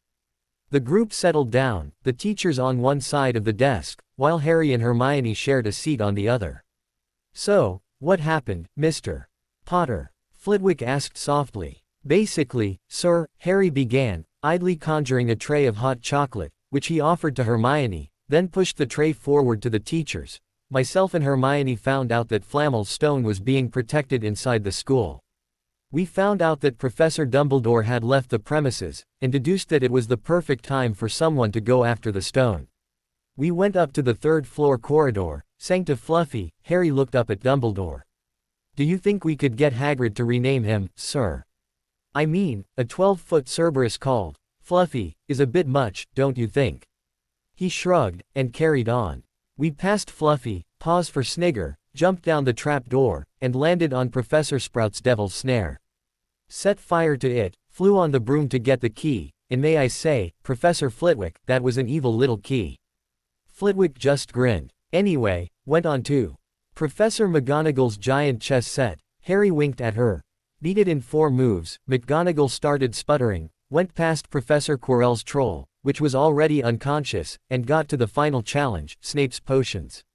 Snape sneered. Hermione figured out which bottle was the anti-flame potion, but there was only enough for one. She took the other potion, and came back up to find some help, while I went on ahead. I will not tell you that she keyed me, and that I was nursing a semi when I went through that door. Harry thought to himself. I got into the final chamber to see Professor Quirrell looking at the mirror of her eyes. Harry smirked at Dumbledore. Nice challenge, by the way, sir. Took me almost 10 seconds to figure it out. Dumbledore pouted for a moment, before marshalling his face, and starting his eyes to twinkle. 10 seconds, Mr. Potter. Yes, sir. And what was the challenge? Dumbledore asked, raising his brow to his hairline. Well, Professor Quirrell wanted to give the stone to someone. I just wanted to make sure the stone was safe, but I didn't want to use. Logic suggests that there was an enchantment on the mirror, making it so that only someone who wanted to find the stone, find it, but not use it, would be able to retrieve it. Harry smiled winningly at Dumbledore. Dumbledore was devastated. 10 seconds. About that, sir. Harry said. An elbow to his side brought his grin under control. So, Quirrell took his turban off, which reeked, by the way, to show that he had another face, on the back of his head. McGonagall made an odd gasping sound, which she quickly smothered. The head identified itself as Voldemort. Harry suddenly looked up. Was he always that ugly, sir? He asked innocently. 'Cause he had a face which only a mother could love. Flitwick and McGonagall snickered, Snape rolled his eyes, and Dumbledore twinkled. Even then, I bet they had to hang a lamb chop around his neck so the dog would play with him. Anyway, we had a verbal joust, which he lost, then he attacked me, shot 4 AKs at me, all missed, then grabbed me. His hand started to burn, so I grabbed his head until he turned into dust. There was a few seconds of absolute silence. Harry could hear the ticking of a watch, and took a quiet slurp of his hot chocolate. Everyone seemed to be a little flabbergasted, except for Harry, who just sat calmly, drinking his chocolate. You've had a busy evening, Mr. Potter. Flitwick said. Yes, sir. Harry replied. I'm a bit tired, as well. I do believe a good night's sleep will do wonders for you, Mr. Potter. Dumbledore said, taking control of the meeting. Perhaps a visit to the hospital wing may be in order. Are you feeling unwell, sir? Harry asked innocently. You should be careful, sir. At your age, Harry was interrupted for another shot to his ribs from Hermione. He yelped, before glaring at her for a moment. No, thank you, sir. I'll be fine. With your permission. Dumbledore just nodded, as Harry stood up, taking Hermione's hand in his. As they walked out of the door, Dumbledore could hear Harry's indignant protests. Was it necessary to keep hitting me in the ribs, woman? Dumbledore was about to say something to Flitwick, when a small item flew through the open doorway. Without thinking, Dumbledore caught it, and took a look. It was the Philosopher's Stone. Harry ran back to Hermione, who was waiting further down the hallway with a small scowl on her face. You could have just handed that to him, Harry. She mock-scolded. Where's the fun in that? He asked her, wrapping his arm around her waist. They carried on towards the Ravenclaw common room. So, what was that verbal joust you had? Hermione asked, reaching down and taking hold of Harry's hand. Huh. Harry looked over. Oh, after he called you a mudblood, Harry hissed for a moment. I told him that you were a good person. He stopped, causing her to stop as well. It was Quirrell who let the troll in at Halloween, you know. She shook her head. It's his fault I almost died, she whispered to herself. Well, he won't be doing it again, Hermione. Harry said, wrapping her in a tight hug. I'll always be there to protect you. I'll hold you to that, Harry. She whispered, squeezing him back, before pulling away, and grabbing hold of his hand again. So, you were saying. Oh, yeah. I told him that you're a good person, and he said, there's no such thing as good and evil. There's only power, and those too weak to obtain it. That's bollocks, Harry. Hermione said primly. I know that. Harry replied calmly. I told him there's good and evil, and right and wrong. He disagreed. After that, he attacked me. Which means he couldn't come up with a retort. Ergo, I won. Hermione just laughed softly, before opening the portrait hole. Once back in the empty common room, the two stopped in front of the fire. Hermione just stared at Harry, while he stared back. So, she said, not sure where to go from here. So, Harry replied. He reached up one hand slowly, resting it against her cheek, while he stroked under her eye gently with his thumb. Been a pretty eventful evening, wouldn't you say? Hermione leaned forward slightly, feeling the pressure of Harry's hand on her cheek increase. Why yes, she breathed. Hell of a night. What the hell is he doing to me? She thought. Harry's thumb was sending sensations all over her face and neck. Her eyes fluttered closed. You know we should probably head up to bed. Harry said, smiling gently at her. Hermione's eyes shot open, looking at him incredulously. Harry. Our own beds, Hermione. He replied, looking very amused as the conclusion she'd leapt to. He leaned close, pressing a key against her forehead, before stepping back. Sweet dreams, sweet Hermione. He vanished up the stairs, looking back. She reached up and touched the top of her forehead, feeling her skin tingle from his key. Good night, sweet prince. She whispered, before heading up her own stairs. Hermione woke the following morning, feeling exhausted. She'd spent a good portion of the night pondering what had happened with Harry the night before. He'd told her that she was the best friend he could ever hope for, and wanted her to be his girlfriend. Even though she was only 12, she knew that he would be an exceptional boyfriend. She couldn't wait to see him today. She showered, manhandled her hair into something resembling control, dressed, and dashed downstairs. She looked around the common room for Harry, but couldn't see him. She glanced at the stairs, noticing Terry Boot making his way down. She didn't think much of Boot. Yeah, he was clever, as almost all Ravenclaws were, but he was so deathly dull. Morning, Terry, she said cheerfully. Boot looked startled. Morning, Granger. Have you seen Harry this morning? She asked. No. Heard him, though. He was up at the crack of bloody dawn. Showered and buggered off, letting the rest of us go back to sleep. Oh. Thanks, Terry. Hermione said, turning away from him. She plopped onto the couch, grabbing a book off the coffee table. Terry just shrugged, and headed for the portrait hole. It opened, revealing the last person Boot would have expected to be there. Good morning, Headmaster, he said respectfully. Good morning, Mr. Boot. Dumbledore replied, stepping aside so Terry could leave. The terrified first year scurried away, leaving Dumbledore chuckling, before heading over to Hermione. Have you seen Mr. Potter, Miss Granger? Dumbledore asked. Hermione looked up from her reading, to see the headmaster stood just inside the portrait hole. Not since yesterday, sir.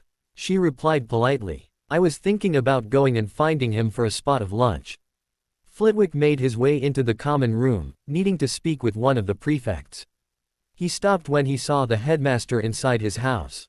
Albus, is everything all right? Fine, Phileas. Dumbledore replied. I was just needing to speak to young Mr. Potter about his summer arrangements. Hermione's face pursed slightly when she heard this. She still remembered the confrontation from last Christmas, where Dumbledore had Filch try and stop Harry from leaving the castle. Taking a deep breath, she spoke up. Why do you need to speak to Harry about his summer plans, sir? Dumbledore turned to face the girl, slightly shocked to hear her question him like that. From what he'd heard from the other members of staff, she was almost worshipful of authority figures with the exception of Professor Snape, which Dumbledore could understand, but would never admit to, and her questioning was almost rebellious. That's something that I need to speak to Mr. Potter about, Miss Granger.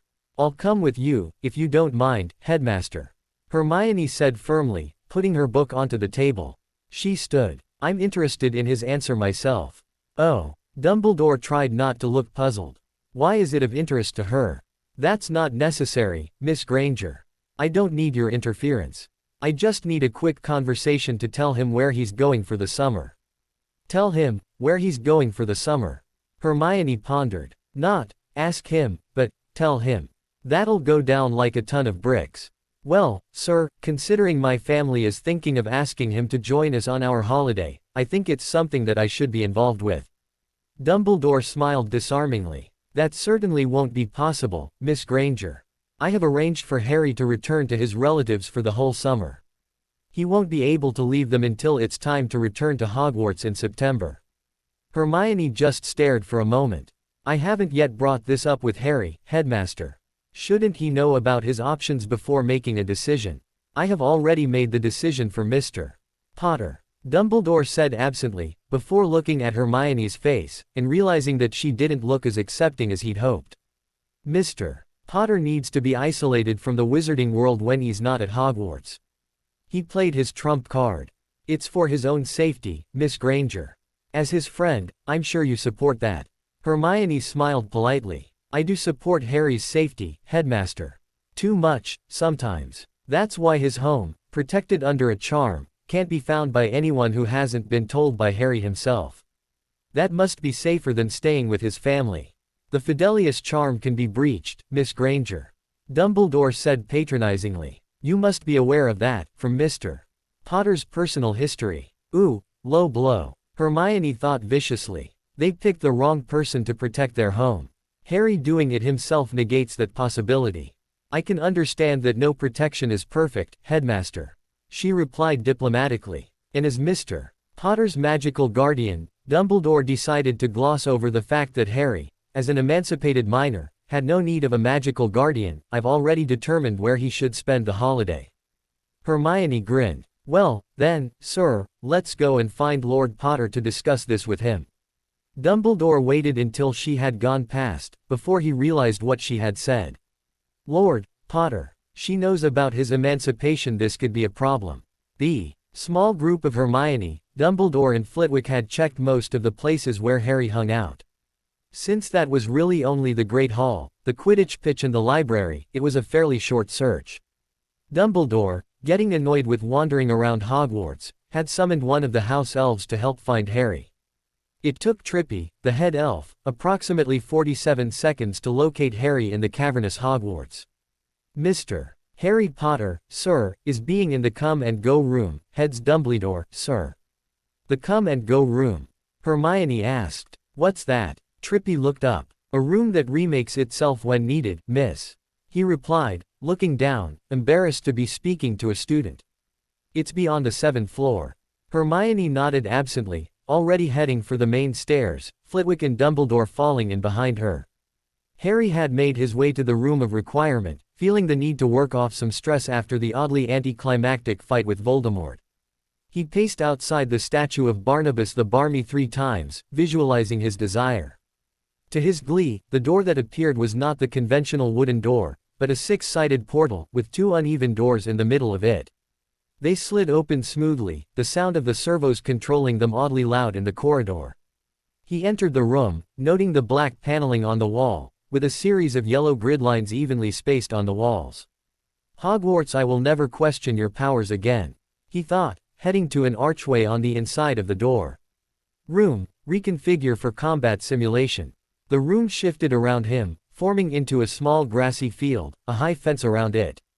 6 Death Eaters appeared in front of him, standing motionless until Harry began the scenario.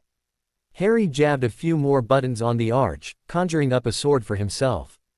Instead of the sword of Gryffindor, a weapon he was entitled to by right, he conjured a straight-bladed katana, midnight black blade and pommel.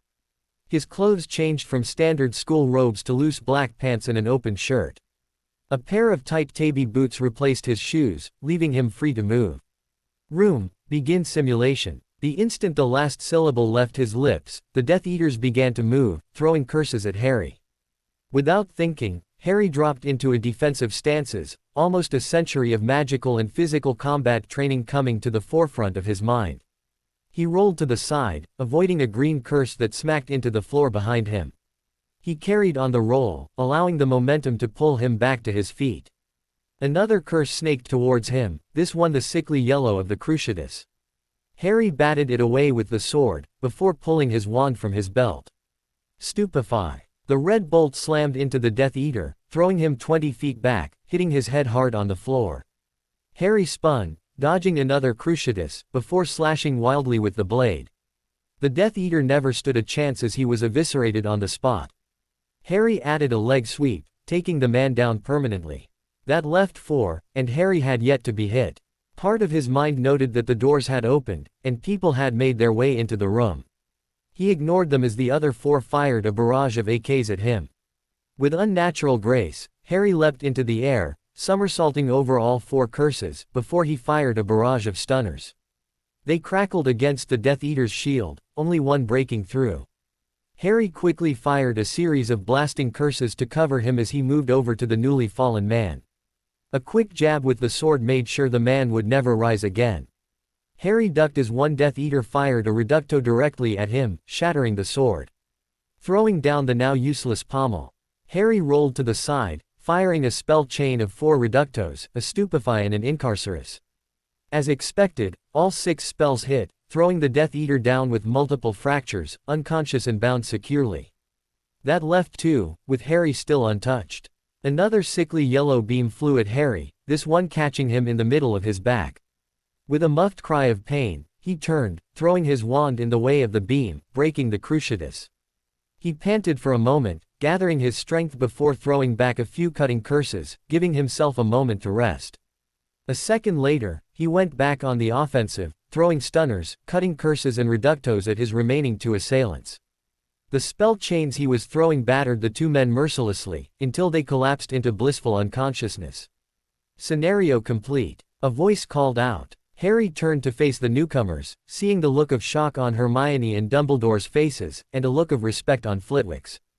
"Good morning, professors," he said, turning to Hermione. "Morning, sweet. An impressive duel, Mr. Potter," Flitwick said. "What were the spells?" "Standard Death Eater combat tactics, sir," Harry replied. "The usual nasties, including the killing and torture curses?" Dumbledore asked. "Yep," Harry replied. "And what if these curses hit you?" Dumbledore asked. "Well, to be honest, sir, I don't really want to find out," Harry replied. "I know that the Cruciatus hurts, and I don't want to be hit by the AK again." "This is dangerous, Mr. Potter," Dumbledore chided. "You are playing with your life." "No, I'm not," Harry retorted. "I'm playing a training scenario. There's safety protocols in place. It won't kill me. We will continue this discussion at another time, Mr. Potter," Dumbledore said. "At the moment, I need to discuss your summer arrangements. Please come with me to my office." Hermione cleared her throat. "Sir, before you do, I need..." "Miss Granger," Dumbledore interrupted. I have had this discussion with you. He turned to Harry. Please come with me now. Harry, I really must insist that you return to the Dursleys this summer. Dumbledore began, smiling benignly in his usual, grandfatherly, way. The two had left Flitwick and Hermione behind on the 5th floor, near the Ravenclaw common room, and continued on to Dumbledore's office. Why, Headmaster? Harry asked, absently looking at Dumbledore. Dumbledore looked elated. This is far better than last Christmas.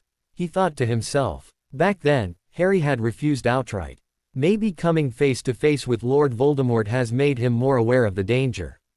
Your recent encounter with Lord Voldemort has certainly brought you to his attention, Harry. His second defeat at your hands will make him more eager to attack you. The protections offered at Privet Drive cannot be breached by Voldemort. Really? Harry asked. He already knew about the Blood Wards from his first pass through time. This is going much better than I expected. Dumbledore smiled winningly. Yes, Harry. As long as you reside in a place where your mother's blood lives, you cannot be harmed by Voldemort or his followers. His smile grew even larger. So, I shall update the school records to indicate that you have gone back to the Dursleys. Harry chuckled. I think not, Headmaster. What? Dumbledore looked astonished. Someone had dared to refuse him. Why not, Harry? They're the last of your family. You should reach out to them. Ha! Harry spat. They've done enough, reaching out to me, Headmaster. Usually, though, they had a weapon in hand when they did it. While your blood protections may stop Voldemort or his Death Eaters from attacking Privet Drive, it does nothing to stop Vernon, Petunia and Dudley attacking me. And frankly, I'm not prepared to accept nearly 10 weeks of beatings just to keep them safe for another year. Harry, I'm sure you exaggerate the situation. They're your family. Dumbledore tried switching tacks, going for the sympathy family angle. No, sir, they're my relatives, Harry replied. They have made it very plain to me, during the 10 years that I was locked there, that they do not consider me a part of their family, and I have no intention of ever claiming them as my family. Dumbledore sighed. Why do children always have to make things difficult? Can't he see that I know what I'm doing? Harry, I really must insist. You can insist all you want, Headmaster. Harry replied firmly. Unless you can give me a valid reason, I must decline. Dumbledore sighed, before leaning back in his chair, and taking a Comfort S.K. on a lemo drop. Very well, Harry. I will explain. Shortly after Voldemort was banished, I left you at your relative's house, invoking the same kind of ancient magic that your mother used to protect you. A lie, Harry thought, listening to Dumbledore with half an ear, while wondering what the old man was planning. Mum didn't use any magic to protect me. It was the sacrifice, combined with Trelawney's bloody prophecy, that saved me that night. Dumbledore, unaware of Harry's thoughts, continued with his lecture. This type of protection requires that you live in the same house as your mother's blood, in this case, your Aunt Petunia, and in a lesser respect, your cousin Dudley. Harry nodded. Blood wards. You're talking about blood wards, aren't you? Yes. Dumbledore nodded. An ancient, powerful, and if memory serves, an extremely illegal piece of magic, Headmaster. Harry replied, smiling slightly. Doesn't the Ministry consider any blood magic as dark and dangerous? Dumbledore just waved it away. It was for the greater good, Harry. Ah, there's that bloody phrase.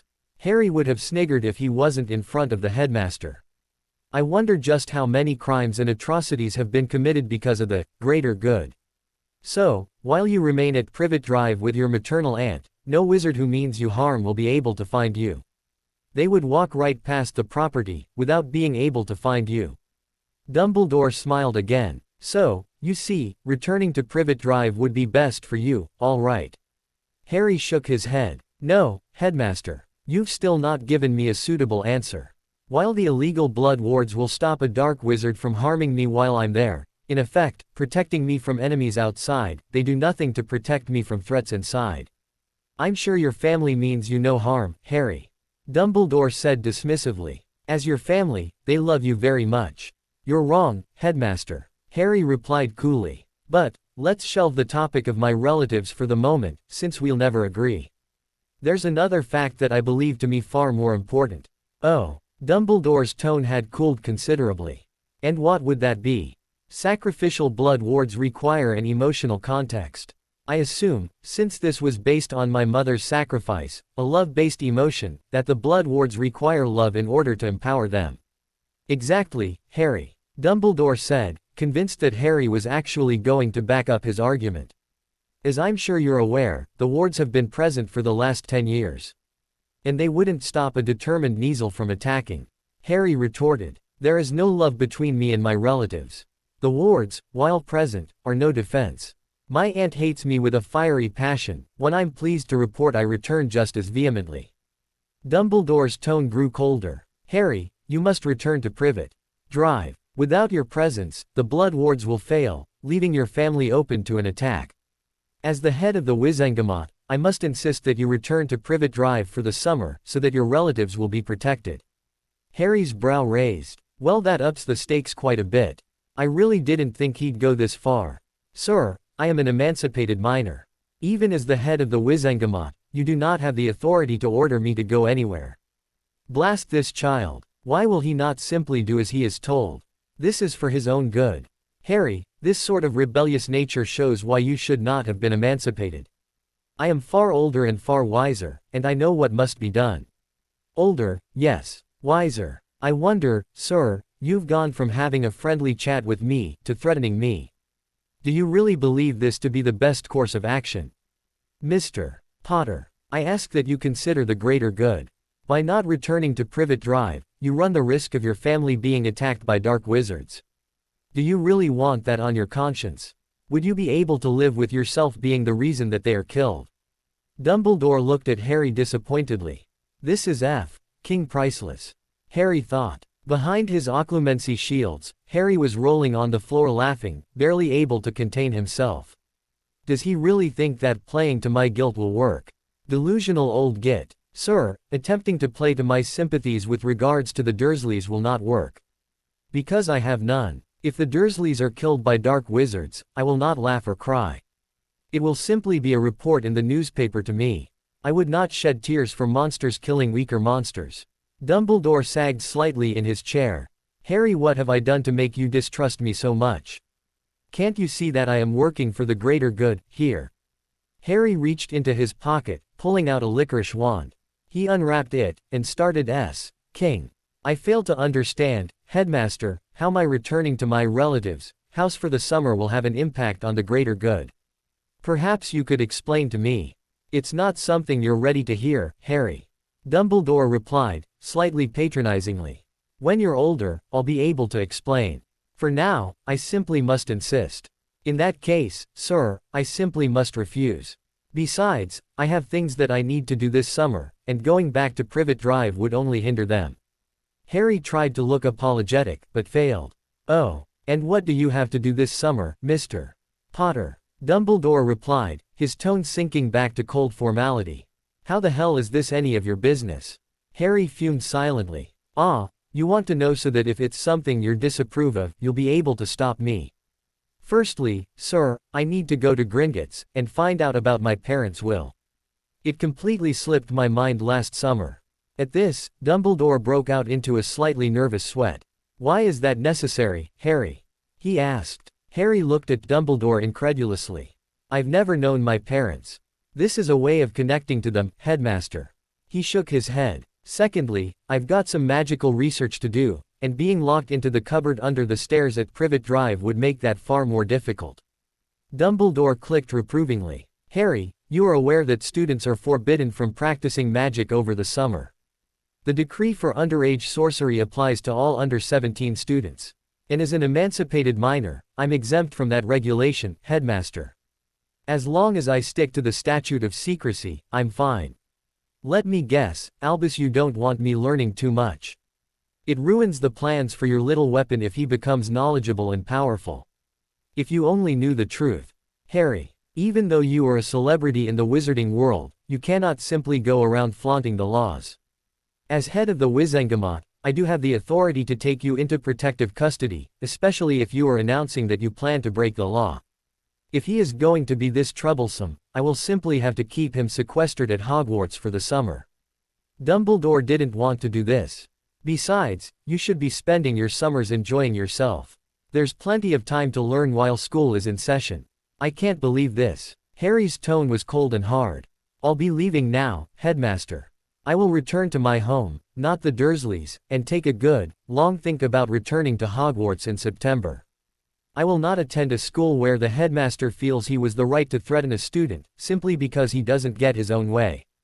Harry stood. Good day. What just happened? Dumbledore asked himself. I'm not threatening you, Harry.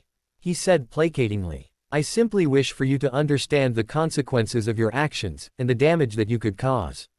Harry walked over to the door.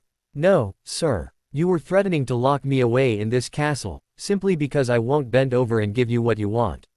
He shook his head sadly. Imagine the newspapers, sir. What'll happen when the story gets out that the boy who lived withdraws from Hogwarts because of the manipulations of its headmaster? He can't withdraw. Dumbledore thought in a panic. Time to play the parent card. Harry, you know your parents wanted you to attend and graduate Hogwarts. To Dumbledore's horror, Harry just shrugged. If you say so, Headmaster. I, personally, don't know anything of the sort. He opened the door. I'll let you know what I decide. With those final words, Harry was gone. Damn. Dumbledore spat, slumping into his chair. How did this go wrong? Why wouldn't he just do as he was told? How do I fix this? Dumbledore had called both Professors McGonagall and Flitwick to his office just after Harry left. The two had responded quickly, making their way to Dumbledore's office. Is there a problem, Albus? McGonagall had asked as soon as they were settled. In a word, Minerva, yes. Dumbledore replied. I asked Mr. Potter to return to his relatives for the summer months. He refused. I need you to convince him to go back. Why? Flitwick asked. There are special wards available at the Dursley house that will ensure Mr. Potter is protected. These wards can only be situated in the place where his mother's blood lives. These wards will be able to protect him completely from Voldemort. And did you explain this to him? McGonagall asked. I did. Dumbledore said. However, in a fit of childish rebelliousness, he has refused to return. Albus, Flitwick said slowly, out of all the words I could use to describe Mr. Potter, childish, is not one of them. I agree, added McGonagall. He's the most mature and responsible 11-year-old I've ever met. She paused for a moment. Did he say why he refused to return? He made vague comments about not being happy there. Dumbledore replied, not meeting either of the gazes. Instead, he was pretending to read some paperwork. However, his safety is more important than his happiness. Flitwick glanced at McGonagall, who nodded near imperceptibly. We'll have a word with him. Flitwick offered. It didn't take long to track Harry down. He was back in the Ravenclaw common room, having a quiet conversation with Hermione. Ah, Mr. Potter, McGonagall said. Might we have a word? She glanced at Hermione. In private. Hermione started to stand up, only to be pulled back down by Harry. You may have a word, Professor, but not in private. Anything that you have to say to me may be said in front of Hermione. This will be a private conversation, Mr. Potter, McGonagall said firmly. Very well, Harry said, still not releasing Hermione's hand. What school-related subject do you wish to discuss with me? It's not a school subject, Mr. Potter, McGonagall said, becoming slightly annoyed at Potter's resistance. However, it is. She was cut off as Flitwick stood up on his tiptoes to place his hand on McGonagall's arm. Mr. Potter, Harry interrupted. If it's not school-related, please call me Harry. Very well, Flitwick said. Harry, Headmaster Dumbledore has asked us to have a discussion with you about your summer arrangements. Did he? Harry said, amused. I would have loved to have been a fly on the wall in that conversation. Indeed, Flitwick replied dryly. He told us that you refused to return to your relatives, and what did he say? Ah, yes, a fit of childish rebelliousness. Really? Harry chuckled. That's nice. Good to see his honest opinion of me. He looked at the two teachers. And do you believe him? No, the two said together. McGonagall carried on. You are very mature, Harry. Besides, I don't like getting involved in a dispute of this kind with both sides of the story. I'd like to hear your side before I take a stand. Very well, Harry said, squeezing Hermione's hand as he stood up. Shall we take a walk? Harry led the quartet into the hospital wing, the dreaded domain of Poppy Pomfrey. He shrank back as he heard her bustling about, presumably making sure her stocks were up to date. "Poppy," Flitwick called out. "Phileas." Poppy's head appeared in the doorway to her office. "Is there something wrong?" "We're not sure," Flitwick said. "The headmaster has asked us to ensure that Mr. Potter returns to his relative's home. Mr. Potter brought us here. It's his show." Harry smiled at the matron. "Madam, would you run a medi-scan on me, please?" Poppy was stunned. The odds that one of the students would voluntarily subject themselves to her tender mercies was astronomically high. She pulled her wand, waving it over Harry. It took a few moments for the initial results to come back. Mr. Potter, are you sure you wish me to discuss this in front of other people?" "I have nothing to hide," Harry replied, before looking at Hermione. "You might find this distasteful." She squeezed his hand. "You're my friend, Harry," she said shyly. "I want to be here for you." Poppy nodded. "First of all, you've suffered from severe malnutrition, virtually all your life." "I know. Only in the last 10 months or so have I been receiving a proper diet," Harry replied, sounding completely unaffected. "I was fed only the necessary amount to stay alive by the Dursleys." He snorted. "Ironic, considering I was always the one who cooked it for them." Poppy just nodded, waving her wand at a quill on the desk. It leapt into action, transcribing the conversation.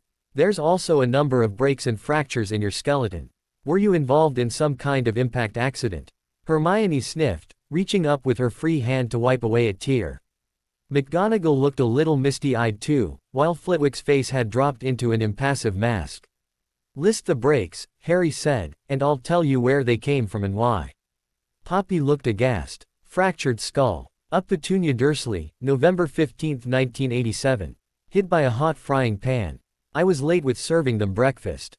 Broken left radius. Dudley. Fireplace poker. September 5, 1986. I got better marks on a spelling test. It healed quite poorly." Poppy noted, making sure the quill was still recording the conversation. "Not surprising," Harry replied, smiling grimly. "I had to rebreak it twice 'cause it wasn't healing properly." "But if it was in a cast, why would you need to rebreak it?" Hermione asked, the tears evident in her voice. "Who said it was in a cast?" Harry asked. "The Dursleys refused to take me to hospital. They said a freak like me didn't deserve to have it set. They left me in my cupboard until it was healed." "Fractured right wrist," Poppy said, her voice becoming a monotone, if only to make sure she didn't start crying herself. "That one was Vernon. He hit it with the car door. August 18, 1989. It wasn't clean enough for him. Compound fracture of your right femur." "Oh, yeah, that one bloody hurt," Harry said. "That was Vernon and Dudley tag-teaming me. They threw me downstairs." He chuckled mirthlessly. "Then they beat me for cracking the plaster at the bottom of the stairs." April 1, 1991. "They're animals," Poppy hissed. "Keep going," Harry said. "There's still more. The right-hand side of your ribcage," Poppy said. "Ah, Dudley's experience with cricket," Harry replied. "He wasn't very good at it, so he found a new use for the bat." That was January 29, 1990. Poppy waited until the quill had moved on to a new piece of parchment. "There's a few other minor fractures.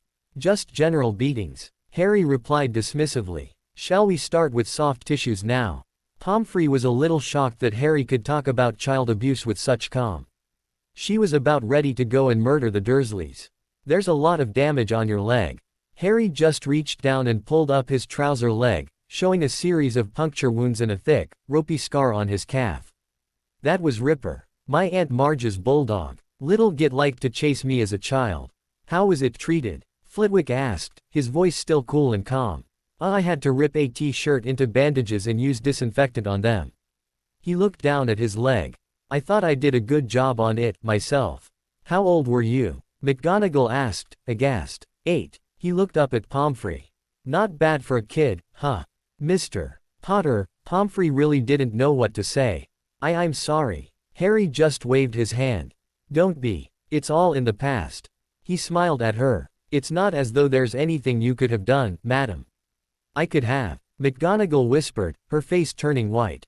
"I was there when Albus dropped you off in 81. She looked at Harry, with tears in her eyes.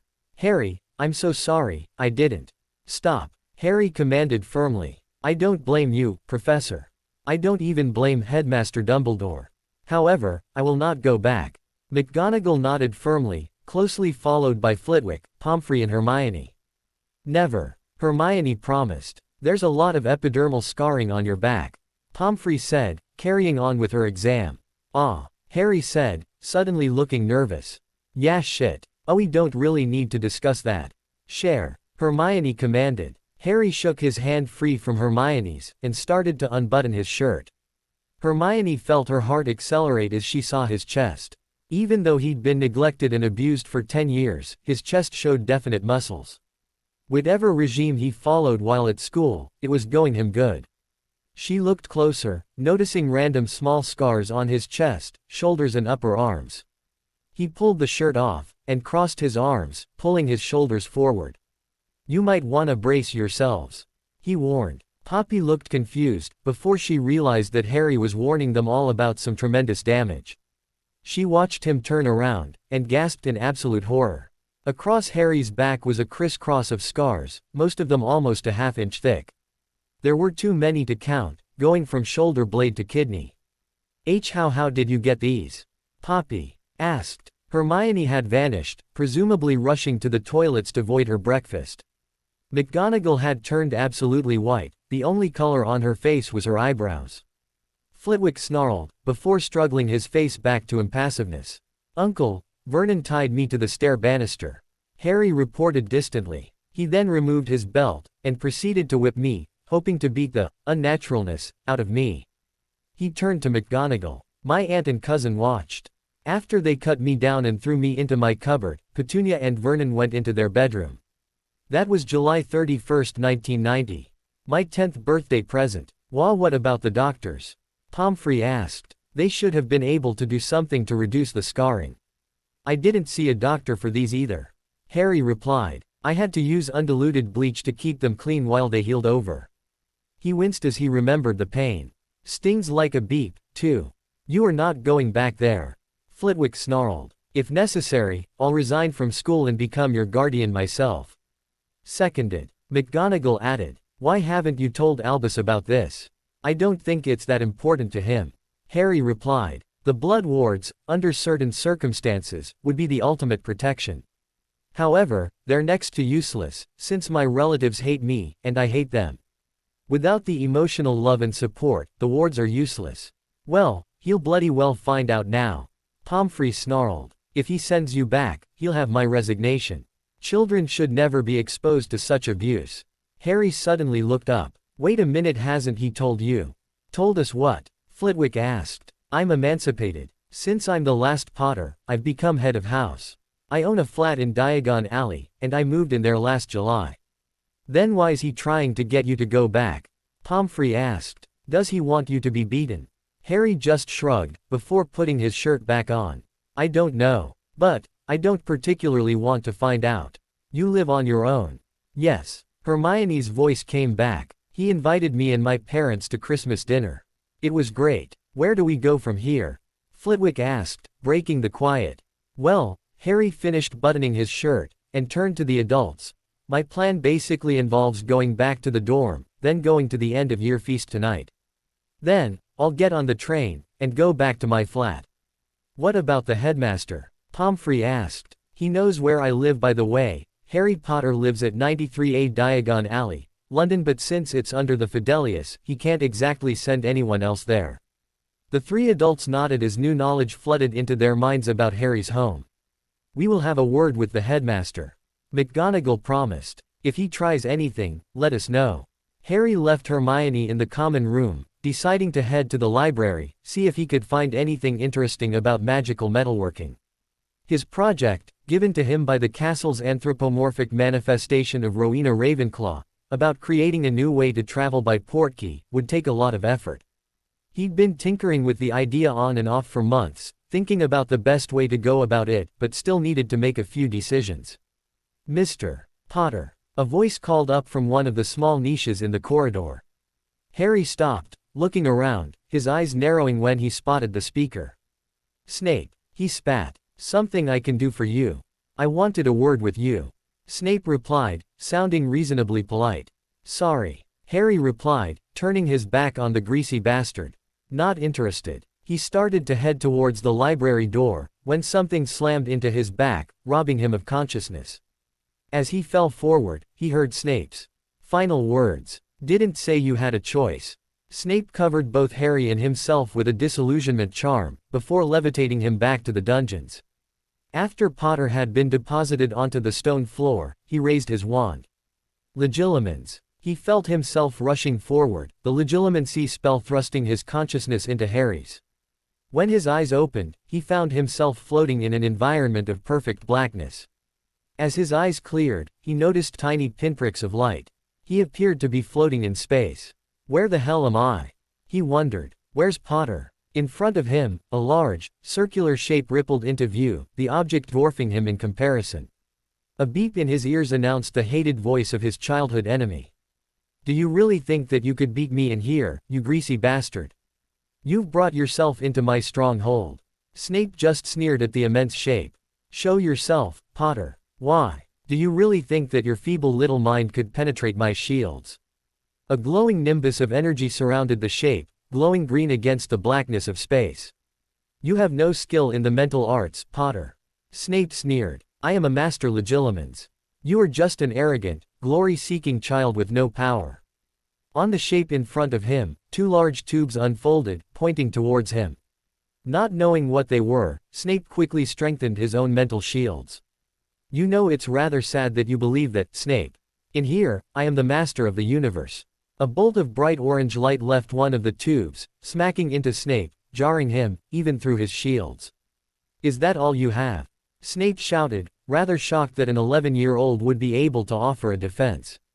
Even he, as a master legilimens, didn't have a mindscape this well developed, and he'd been doing this for almost 15 years. You silly bugger. That was a low-powered warning shot. You couldn't handle my full power. The sound of Harry's chuckling filled Snape's ears. But, if you really want me to, the shape suddenly began moving, twisting round as it pointed both metal tubes at him. Final chance, Smellerus. If you leave now, I'll let you go. Empty words from a powerless brat. Snape shouted back, already triggering the mental sequence to end the spell. It didn't work. Got more than enough to beat you, you little wanker. With that, two bright orange beams left the tubes, impacting on Snape's mental shields, sending waves of pain throughout his entire body. The shape maneuvered up, three white glowing blobs leaving the underside. The first hit him, making his blood boil in his veins. Snape screamed silently, as the vacuum of space claimed him, his shields collapsing. The second bolt hit him, turning his blood to ice in his veins. Snape froze, all resistance gone. Resistance is futile. A last message came from Potter, before the third bolt hit him, blowing him backwards. Snape woke on the floor of the dungeon, shivering. He looked up to see Potter stood over him, his eyes blazing with fury. Try that again, Snape, and I swear there is no power on this planet that will stop me from killing you. He turned and walked away, not giving Severus a second glance. All strength gone, Snape collapsed backwards, trying to curl into a fetal ball, as his ravaged mind started to transmit the complaint to his body. The end-of-year feast. A time for the students to generally eat as much as possible, make as much mess as they could, and generally be offensive little children. Dumbledore stood up, clearing his throat to announce the results of the year.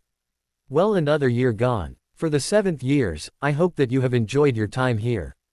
Your graduation ceremony will be held tomorrow morning, starting at 11 a.m. He took a small sip from his goblet. Now, the awarding of the 2 cups. The Quidditch Cup went to Ravenclaw House for their sterling victories this year. The Ravenclaw table cheered loudly, certain people louder than others as they looked at the utterly defeated Slytherin table. The House Cup now needs awarding. In 4th place, with 409 points, Gryffindor. In 3rd place, with 483 points is Slytherin. In 2nd place, with 507 points Hufflepuff House. In the lead, with 740 points, Ravenclaw House. So, Ravenclaw wins the House Cup. Again, the Ravenclaw table cheered, as the rest of the students clapped half-heartedly. Dumbledore was about to sit down, when Flitwick mumbled something. Dumbledore cleared his throat. One other thing. Professor Flitwick tells me about an alternative sport that has recently begun here at Hogwarts. Mr. Potter, your underground sock Quidditch League. Harry stood up, making his way to the stage. He reached into his pocket, wandlessly creating a small shield. He pulled it out of his pocket, waving his wand to enlarge it.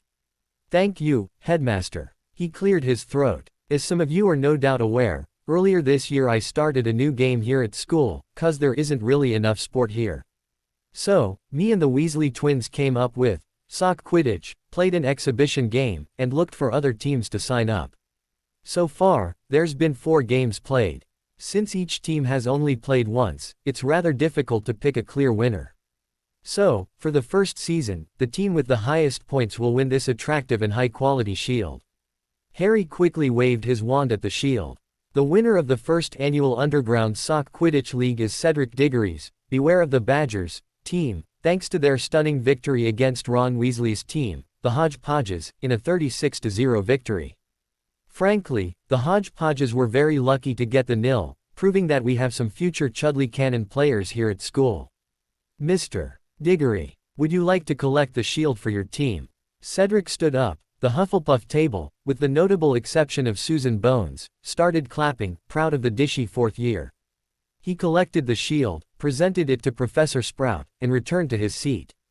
Harry, while Cedric was giving the shield to his head of house, made his way back to his seat. Before he sat down, however, he made a final announcement.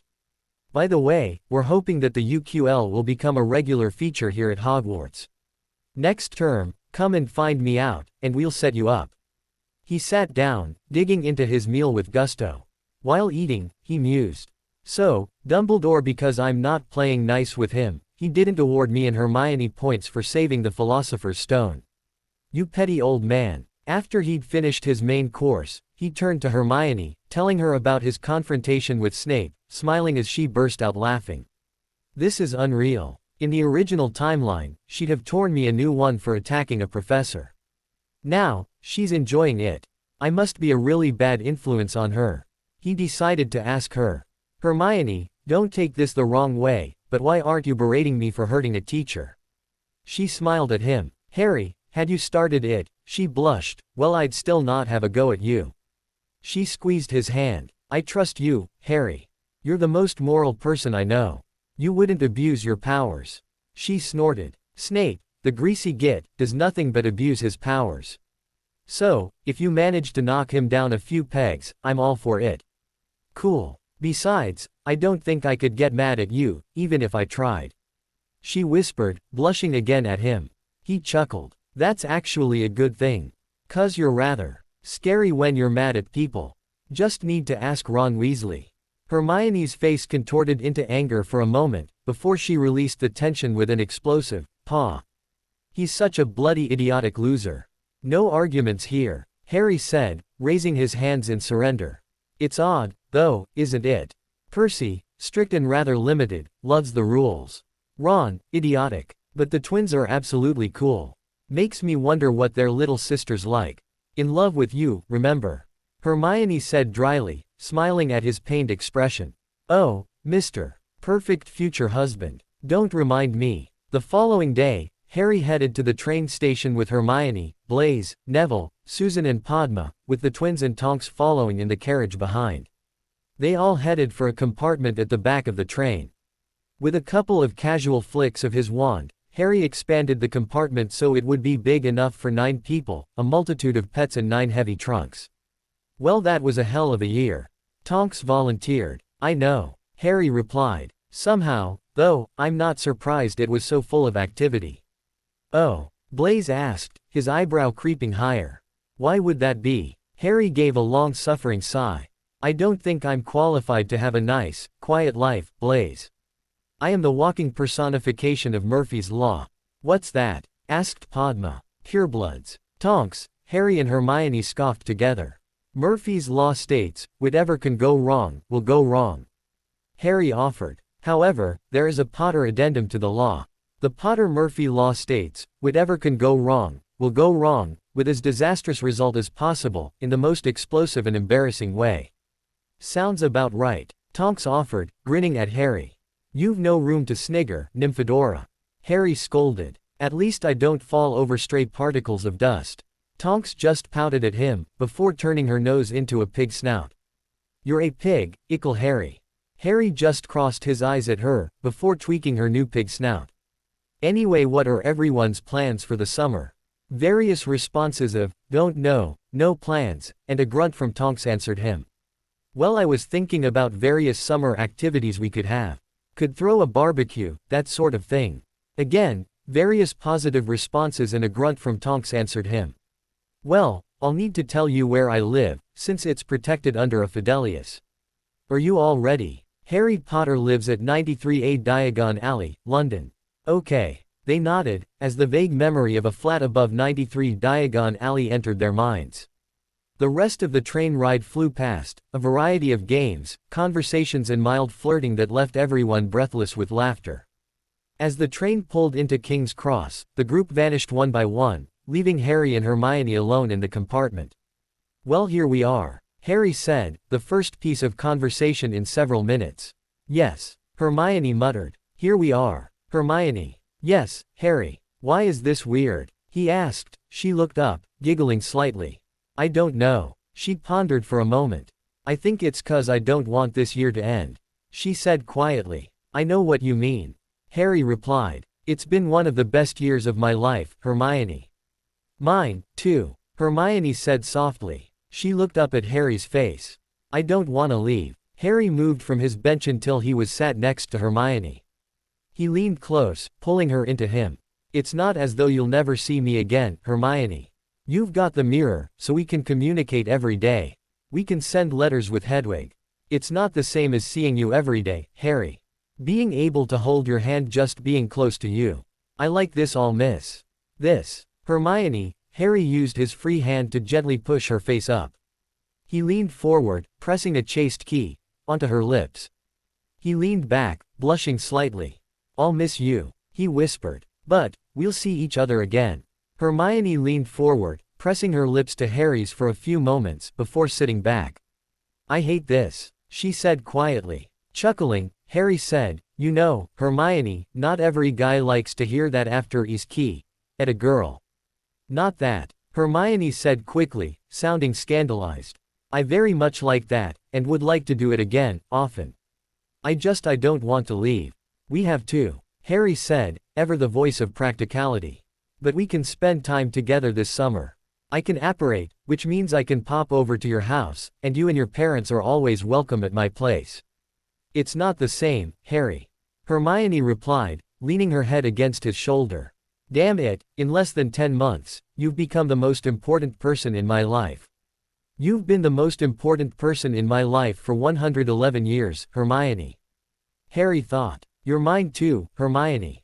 "My only." "Your only what?" Hermione asked. Harry chuckled. "I think it's the perfect nickname for you. My only." Hermione tilted her head a couple of times. "My only, I suppose it works." She stared into his unbearably why green eyes.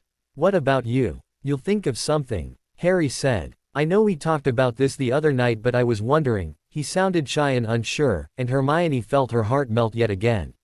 "Would you want to be my girlfriend?" "Yes," she answered immediately. "Very much so, Harry." She leaned up again, pressing her lips to his, applying the tiniest amount of suction. "This is weird," Hermione thought, after the two had broken apart and grabbed their trunks. "It's like I've known him for years." The two got off the train, passing quietly through the portal onto the Muggle side. Harry looked around, half expecting Vernon to be waiting for him on Dumbledore's orders, but found the platform blissfully free of the walrus. They made their way over to the Granger, watching them smile as they saw the kids' entwined hands. Dan sighed as he reached into his pocket, pulling out a crisp £10 note, which he'd passed to his smirking wife. "I'd ask, but I can pretty much guess the answer," Harry said, smiling at Dan. "Damn you, Harry." Dan whined good-naturedly. "Couldn't you have waited till the start of next term? That was my bet." "Sorry," Harry said. "Actually, I'm not. I could have done this quite happily last Christmas." "I'm glad you two decided this," Emma said. "You two go well together." "Thanks," Harry said. "Well, I need to get going. Got a lot of laundry to get done." Hermione gave him one last key, before following her parents out of the station. Harry looked down at Hedwig's cage, smiling at his familiar. Well, that's one hell of a year, isn't it, girl? Hedwig hooted, as Harry quickly dropped his trunk onto a trolley. I wonder what happens next. Dear Diary. Well, I've just completed my first year at Hogwarts School of Witchcraft and Wizardry. I wish I'd never left my blasted diary at home. So much has happened. First of all, for the first time in almost 5 years, I've made a friend. His name is Harry James Potter. I'd heard of him, of course, when I was collecting my schoolbooks. He was in several, since he's the one who vanquished an evil wizard a decade ago. How he did this, no one knows, not even him.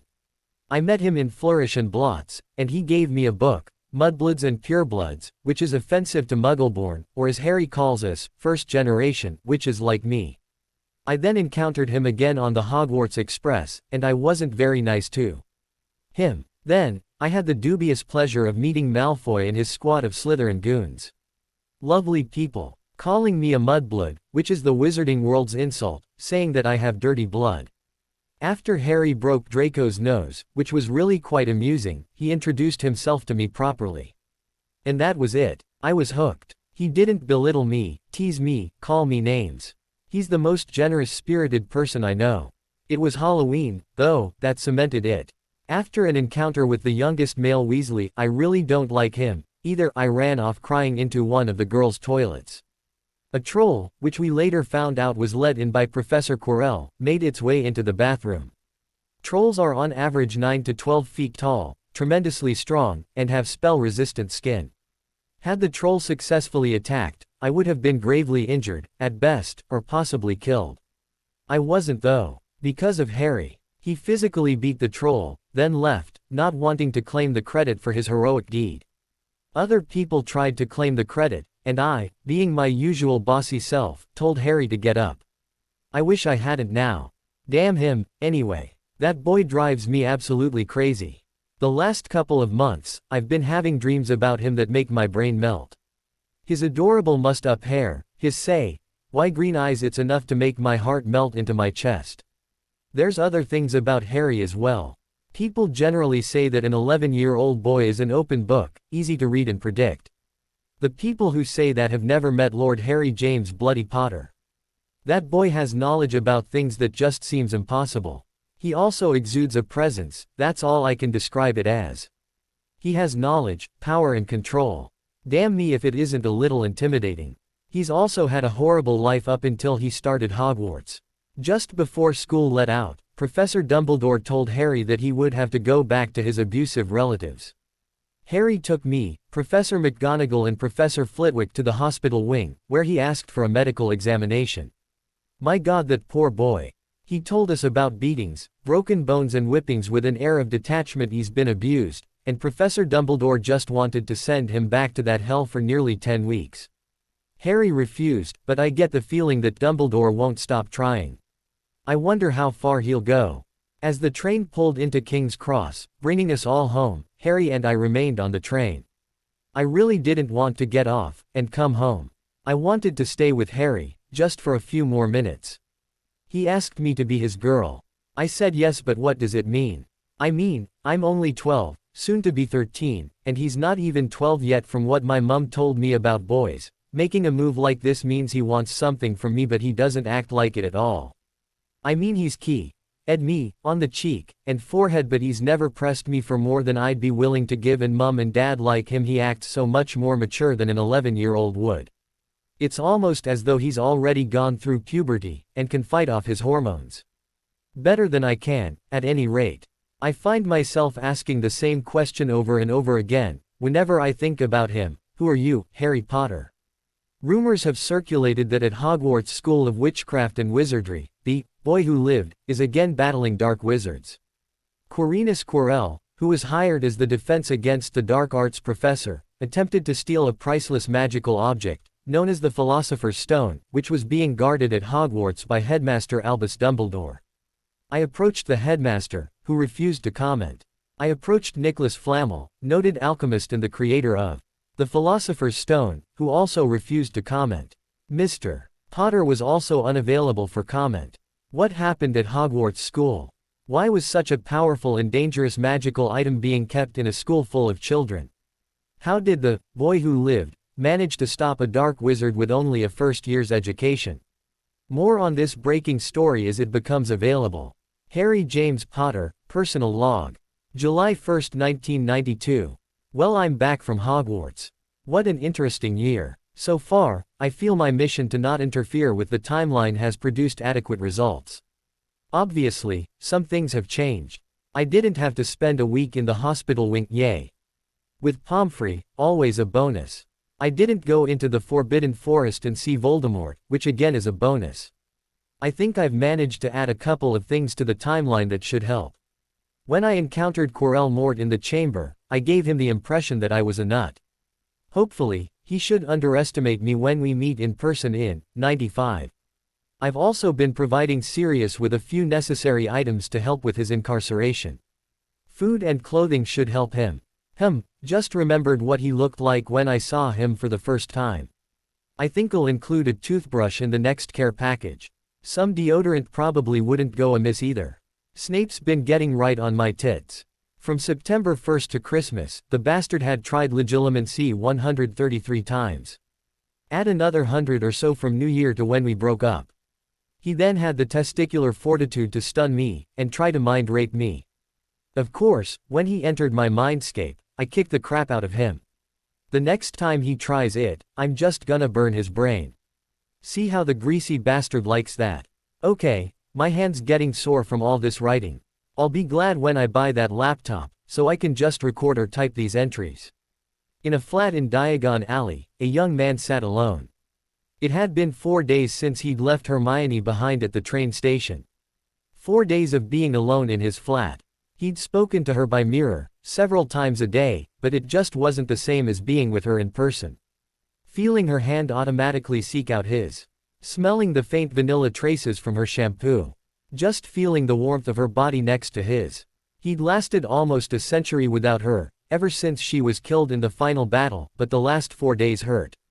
Spending every day for 10 months had reawakened his passion for her, which hadn't truly abated, enough to drive him crazy. With a sigh, he dropped to the floor, carrying on with his training.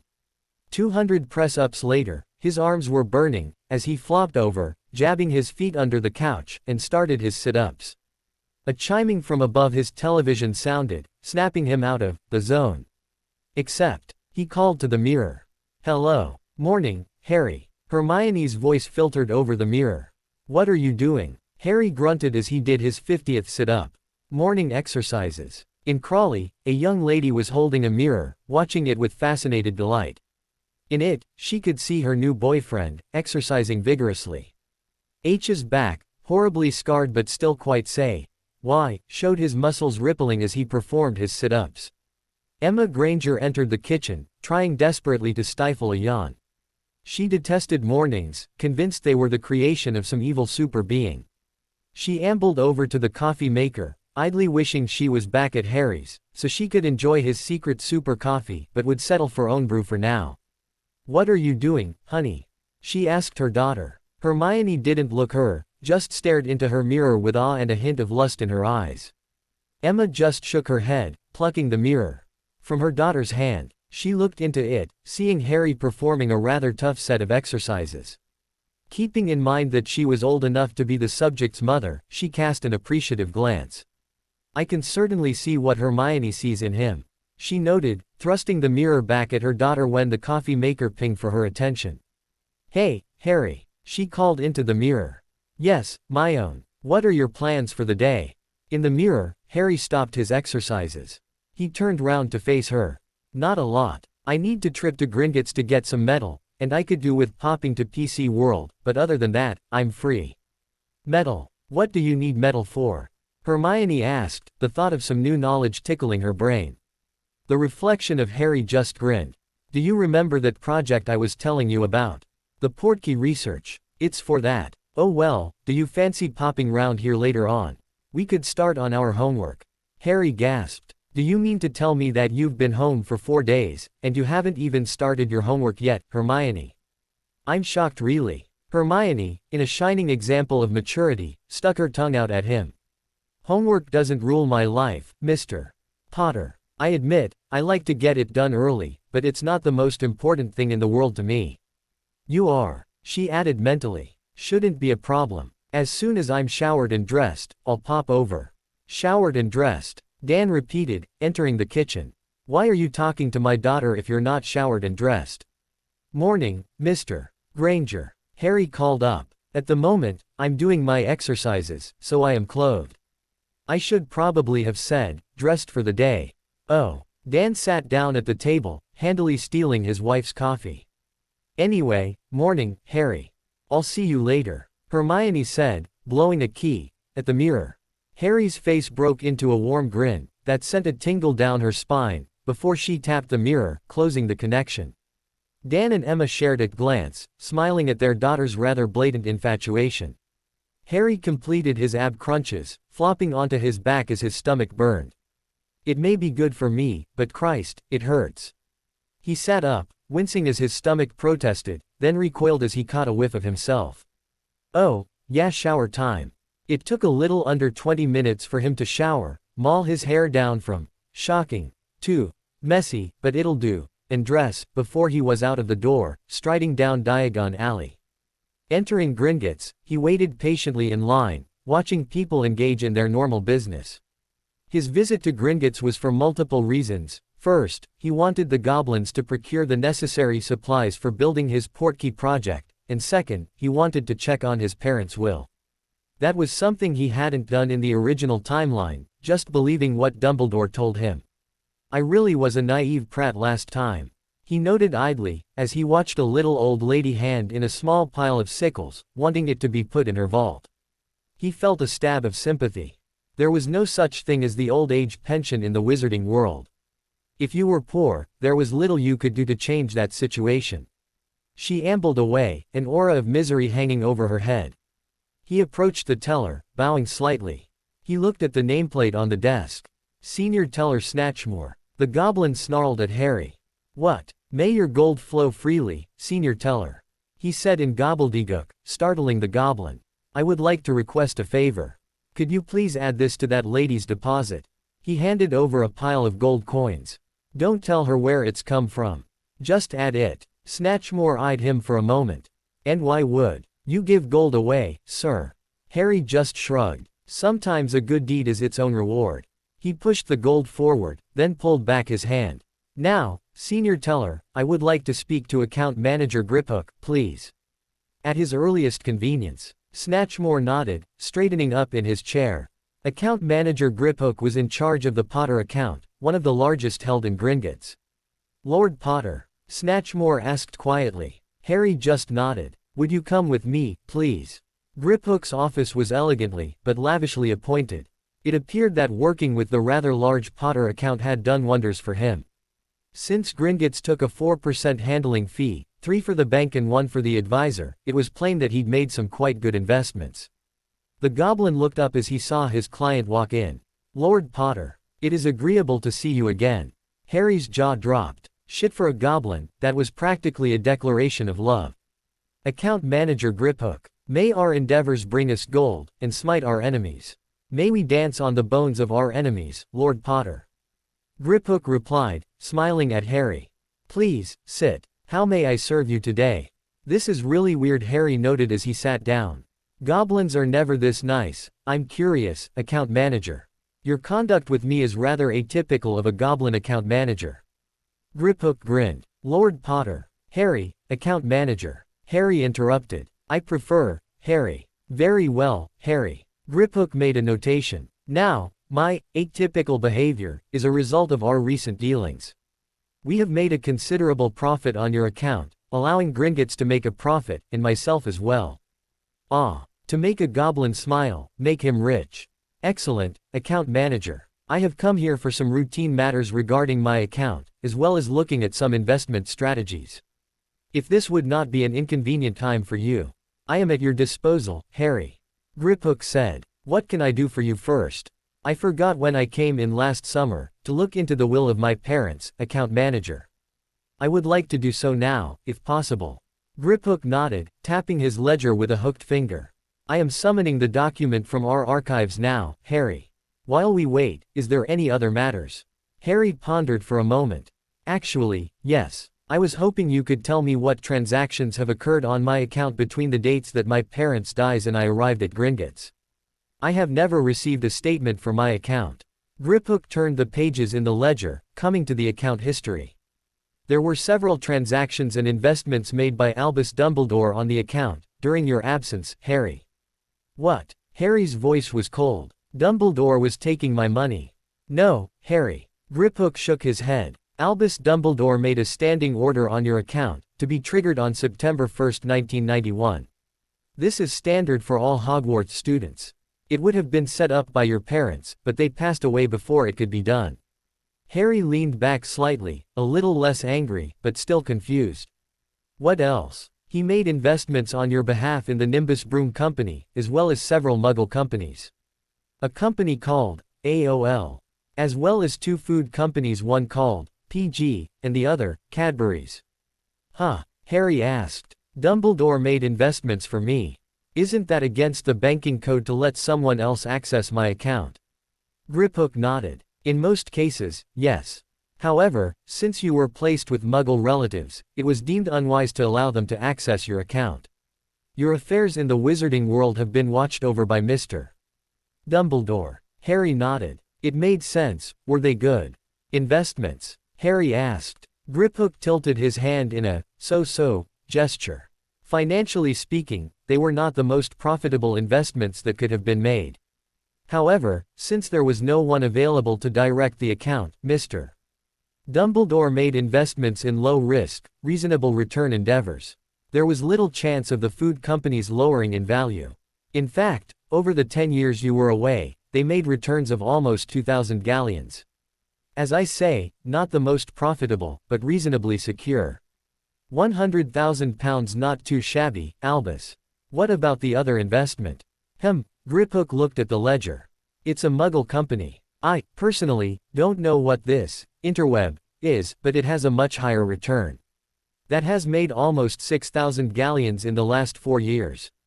Another 300 grand so. Albus interference has given me enough money to live comfortably in the Muggle world for 20 years. Or 10 years reasonably affluently.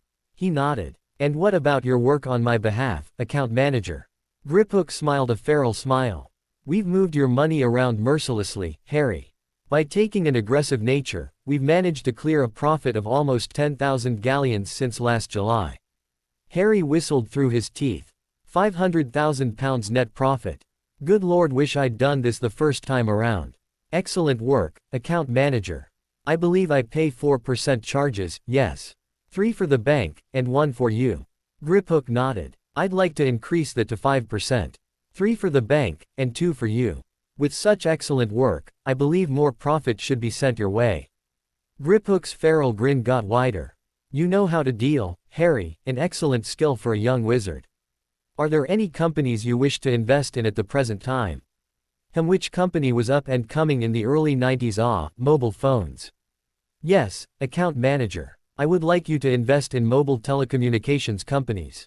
Orange, Vodafone, Mercury One, and Cellnet 2. I believe these companies should increase our wealth considerably. He watched the greedy goblin make a note. Motivated employees, such a thing to behold. The heavy ledger in front of Griphook chimed. Your parents will. He flipped the pages, quickly reading it through. Pretty much standard. In the event of both of your parents becoming deceased, all properties, assets and titles become yours.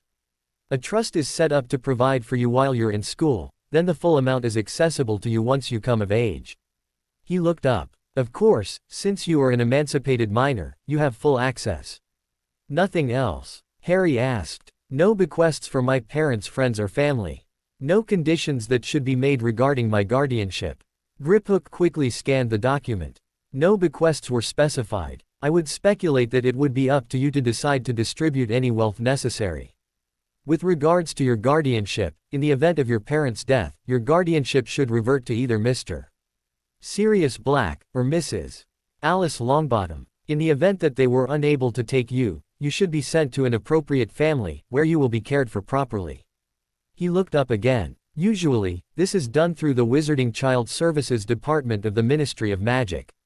Well, that wasn't bloody done in this case, was it? Harry thought to himself. I see. There was one other thing that I was hoping you could assist me with, account manager. Griphook merely raised an eyebrow. I require access to some metal. Rather unique metal. It's an alloy. He held out a piece of parchment to the goblin. A hyper alloy, if I'm not mistaken. He read through. These are rather specific requirements. 22% titanium, 43% Kevlar. I'm not familiar with that metal. It's a Muggle invention. It's very strong, but it's not a metal, it's a molecular polymer. Used by Muggles to prevent projectiles from penetrating flesh. It's a form of armor. Used by the armed forces. Griphook nodded. What else? 15% platinum and 20% molybdenum. A curious mixture, Harry. These sizes. I need 3 sections 7 feet by 3 feet, 2 3 feet square pieces, and finally, 2 pieces 7 feet by 18 inches. Each section needs to be approximately 1.5 inches thick. I also require a set of metal working tools of industrial strength diamond, as well as several drilling pieces. He watched Griphook make some notes. How soon can it be obtained? It may take several weeks for the alloy to be created. Assuming that we can obtain the necessary supplies. Harry rolled his eyes. 1,000 galleons if it's ready within the next 7 days. Done. Griphook said instantly. There's also a few other pieces on here. A 12-inch sphere. Housing for a reactor. Harry replied. I'm already working on the necessary components for that. Please don't ask. Griphook nodded. Very well, Harry. We shall contact you within the next week. He glanced at Harry. Assuming this mixture is effective, would you consider selling it to the Goblin Nation as armor? If it's as effective as you say. It's too heavy. Harry replied. Each of the 7-foot pieces weighs just under a ton. It wouldn't be practical as armor. Griphook pouted, a truly disturbing expression on a goblin. Very well. There's one last thing. I need to make some purchases at a Muggle store. Do you have a way for me to make said purchases without carrying a bundle of cash? With another nasty grin, Griphook snapped his fingers, creating a plain white plastic card. A new invention. The Gringotts debit card. Harry took the card and smiled. Goblins truly were the most impressive magical species, closely followed by the house elves. Witches and wizards were considerably further down the list. He stood up. I thank you for your time, account manager. I realize that you are busy, so I will leave you to your work. May your gold flow freely. Without another word, Harry left the office, passing through the lobby. Now some shopping in the Muggle world. It was an hour later when an exhausted and extremely frustrated Harry Potter apparated into the Granger's back garden. With a muffled grunt, he knocked on the door, watching as Emma's head appeared in the window before she opened it. Hi, Harry, she said brightly.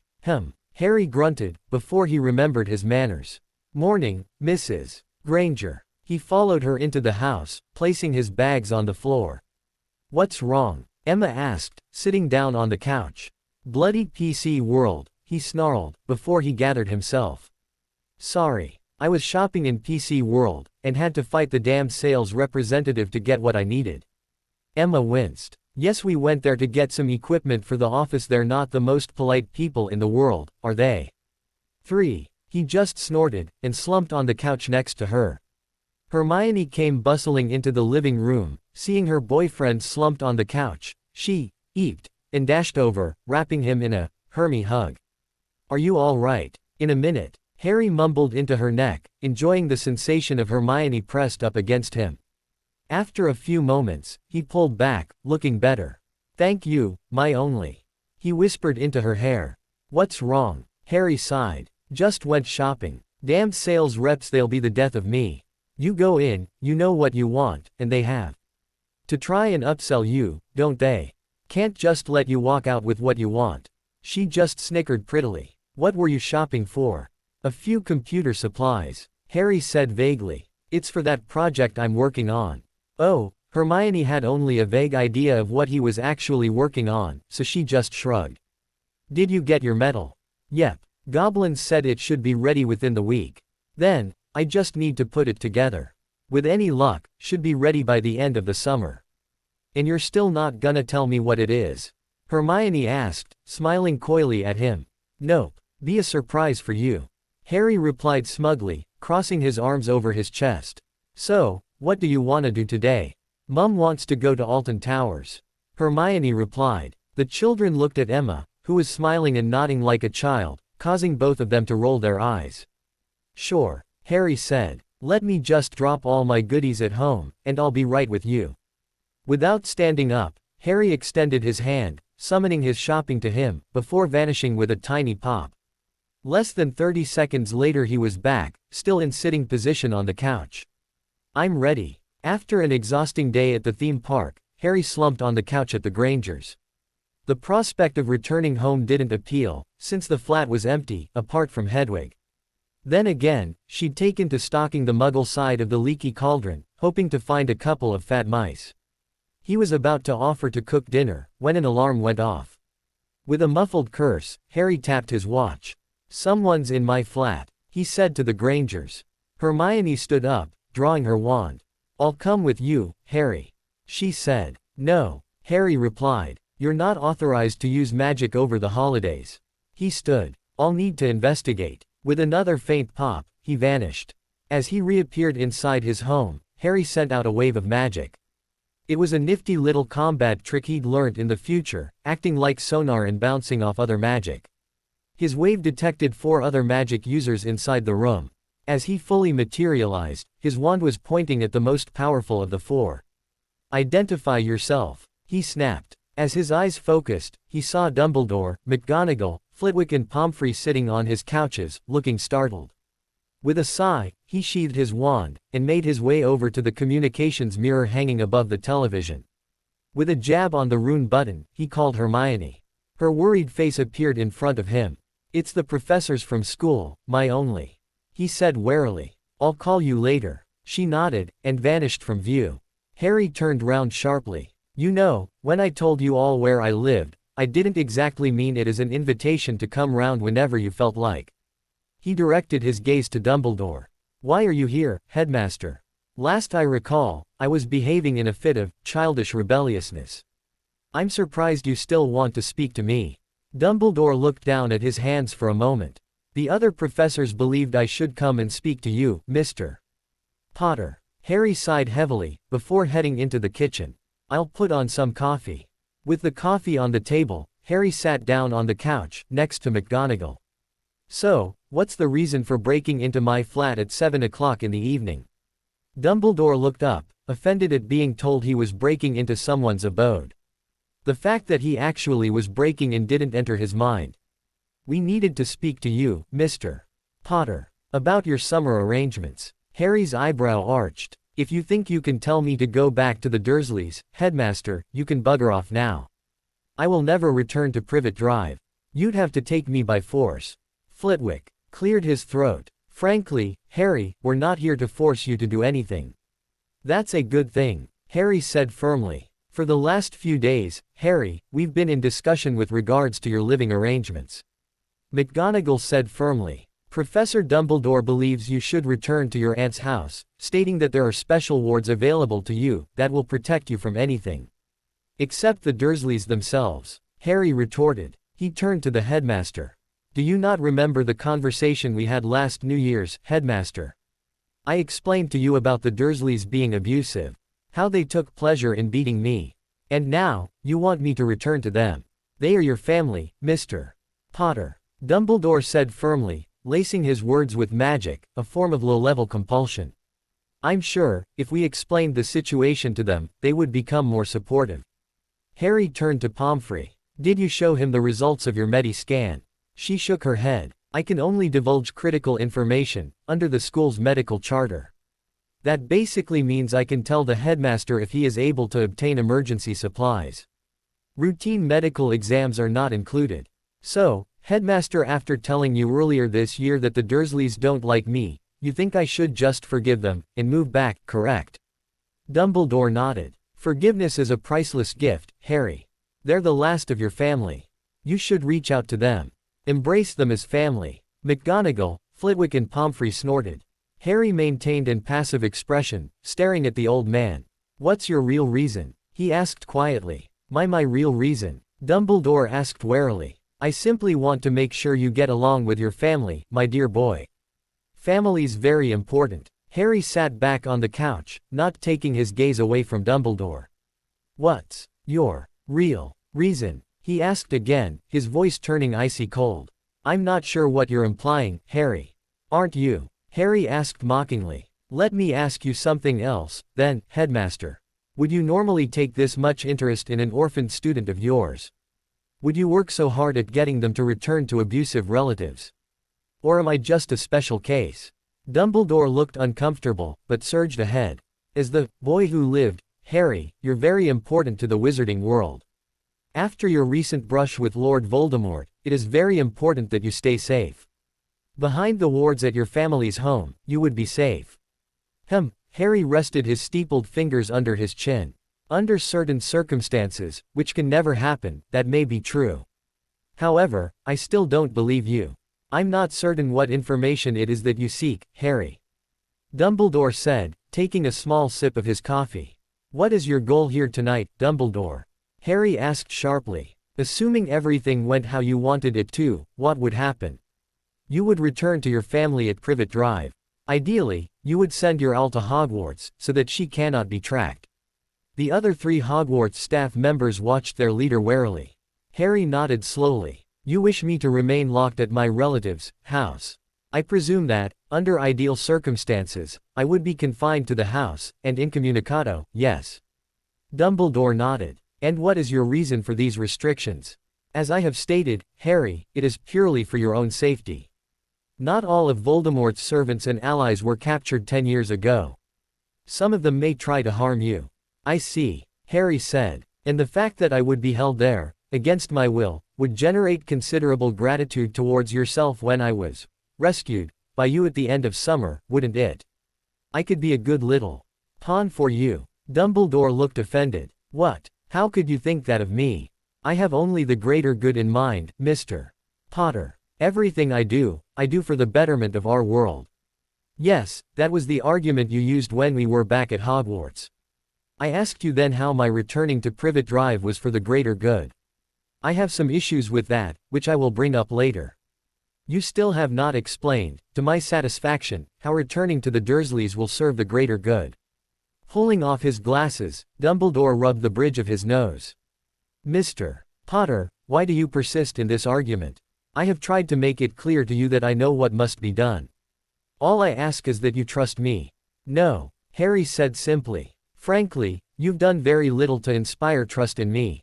You have basically told me what to do, in my personal life, with no reasons given. Return to the Dursleys. Translation. Go somewhere where they will starve you, and try to break you, so you'll be a good little weapon for the great chess master. We've had this conversation. Your reasons didn't work then, and they won't work now. He stood up, refilling his coffee cup. If there's nothing further, Headmaster, I'll ask you to leave. Dumbledore backtracked. Why do you distrust me so, Harry? I've made sure that you were protected for the last 10 years. You left me with abusive bastards. Harry hissed. He jumped to his feet, ripping off his shirt. He turned to Dumbledore. You see the results of your protection, old man. The Dursleys tried to beat the magic out of me. Obviously, it failed, but the effort was still there. Dumbledore's face had turned white. What did you do to earn such a beating? Earn? Harry hissed, his tone dropping icy cold. I did nothing to earn such a beating. It was my 10th birthday present from the bastards. With a snarl, Harry hurled his cup onto the wall, just above Dumbledore's head. Why didn't you check up on me? I know Arabella Figg is a squib, reporting to you. She never reported anything of the sort to me, Harry. You must believe me. Right now, old man, I wouldn't believe you if you told me water was wet. Harry shouted. I was abused for 10 years. Why? Because you couldn't be arsed checking up on me. It wasn't your place to put me with them in the first place. I should have gone to Alice Longbottom, or been put with a wizarding family. Why did you interfere? Harry was now red in the face and panting from containing his anger. McGonagall was pale. She'd seen the horrific scars on his back before, but they still made her feel sick. She'd been involved in Harry being left at the Dursleys. She'd warned Albus that they were the worst sort of muggles, but he'd still left Harry there. At the time, it was the safest place to leave you. Dumbledore said weakly. Safe? Harry parroted, snarling at the old man. You call this safe? What the bloody hell's your idea of dangerous? Without waiting for a reply, Harry stomped into the kitchen, willing himself to calm down. Even though he had a century of occlumency experience, his rage didn't want to be stamped out. He took a few deep breaths, grabbing a bar of chocolate from the fridge. He scoffed it down, letting the smooth, milk chocolatey goodness work its magic on him. After almost 5 minutes, he walked back into the living room, throwing himself onto the couch. Now, explain to me why going to the Dursleys would be better for me. The Blood Wards will protect you from dark wizards looking for you. Dumbledore stammered. Blood Wards are useless without the appropriate emotional connection from both parties, Headmaster. Harry replied in a neutral tone. Since she hates me and I hate her, they won't work. Next point. Dumbledore gathered his wits. Harry, it is better for you to stay there. If you connect with your family, you will have a protection Voldemort could never penetrate. Surely you can see the benefits to having that protection, not only for you, but for your family as well. They are not my family. Harry replied, not bothering to get upset anymore. It was plain to him that Dumbledore wasn't listening to him. She hates me and I hate her. The Blood Wards will never work. Next point. Harry, please. I must ask that you trust me. You should return to your family, and reach out to them. It's for the greater good that you have a place of protection. They hate me and I hate them. Harry monotoned, not really listening anymore. He turned to McGonagall. Professor, am I speaking English here? I'm sure I am, but he doesn't seem to be getting it. You are speaking English, Harry. I, personally, agree with you. She turned to face her boss. What's the real reason, Albus? I know you. You never do things without a reason. I do have my reasons, Minerva, but at the moment, I can't share them. He looked weary. It's an unfortunate responsibility that comes with being the leader of the light. I'm not always able to pass on all the information that may be required. You're the leader of the light? Harry asked, watching Dumbledore nod, as though carrying a great burden. That's great, but how the hell does that give you authority over me? Dumbledore looked at him strangely for a moment. I am your headmaster, Mr. Potter. I am the chief warlock of the Wizengamot. The supreme mugwump of the International Confederation of Wizards. True, Harry admitted. But that doesn't relate to me. The Wizengamot can't get involved in my situation, since it's nothing to do with them. The ICW won't get involved. And yes, you're the headmaster of Hogwarts. But, since I'm seriously considering not returning, because of your actions, how is that relevant? Not returning, McGonagall and Flitwick said together. It's his fault, Harry said defensively, pointing at Dumbledore. I mean, why does he have such an intense interest on my summer arrangements? If I didn't know better, I'd swear he was trying to make sure I'm kept weak and pliable. All three adults turned to Dumbledore. Albus, Flitwick asked icily. I am not trying to keep Mr. Potter weak, hurt or vulnerable. Indeed, my actions are solely for his protection. The wards at Privet Drive are useless. Poppy snapped, interrupting Dumbledore. We have proof that they do not work. This has been explained to you several times, Headmaster. Why are you not listening? They would work if Mr. Potter cared about his relatives. Dumbledore said, looking at Harry with disappointment in his eyes. Get out, Harry said, not looking at Dumbledore. My boy, please reconsider. You're leaving them defenseless. And for what? Some misguided attempt to establish your own independence. Albus, McGonagall exclaimed. How dare you? Harry's eyes lit up, casting light around the room. He slowly swiveled his head to look at Dumbledore. If that is what you truly believe, Mr. Dumbledore, then our discussions have come to an end. I will not return to Hogwarts. I will simply leave the wizarding world. Since I'm obviously so dangerous, I'll make sure I'm not around. Dumbledore quickly backpedaled. That's not what I mean at all, Harry, my boy. I simply wish for you to do this, for the greater good. Don't you care about the greater good of the wizarding world? Damn, I honestly can't believe this man. Harry thought. His eyes powered down, returning to their normal state. Listen to me, Mr. Dumbledore, for I shall say this only once. You will tell me, right now, why you are so interested in me, or you will leave me alone, forever. I have had enough interference in my life from you. Interference? Dumbledore asked. In what way have I interfered with your life? Harry just stared at him incredulously. You sent me to the Dursleys. He said slowly. Frankly, I'm getting bored of having this bloody conversation. You're not listening to me. You keep spouting the same tired lines to me, that will not work. I am listening to you, Harry.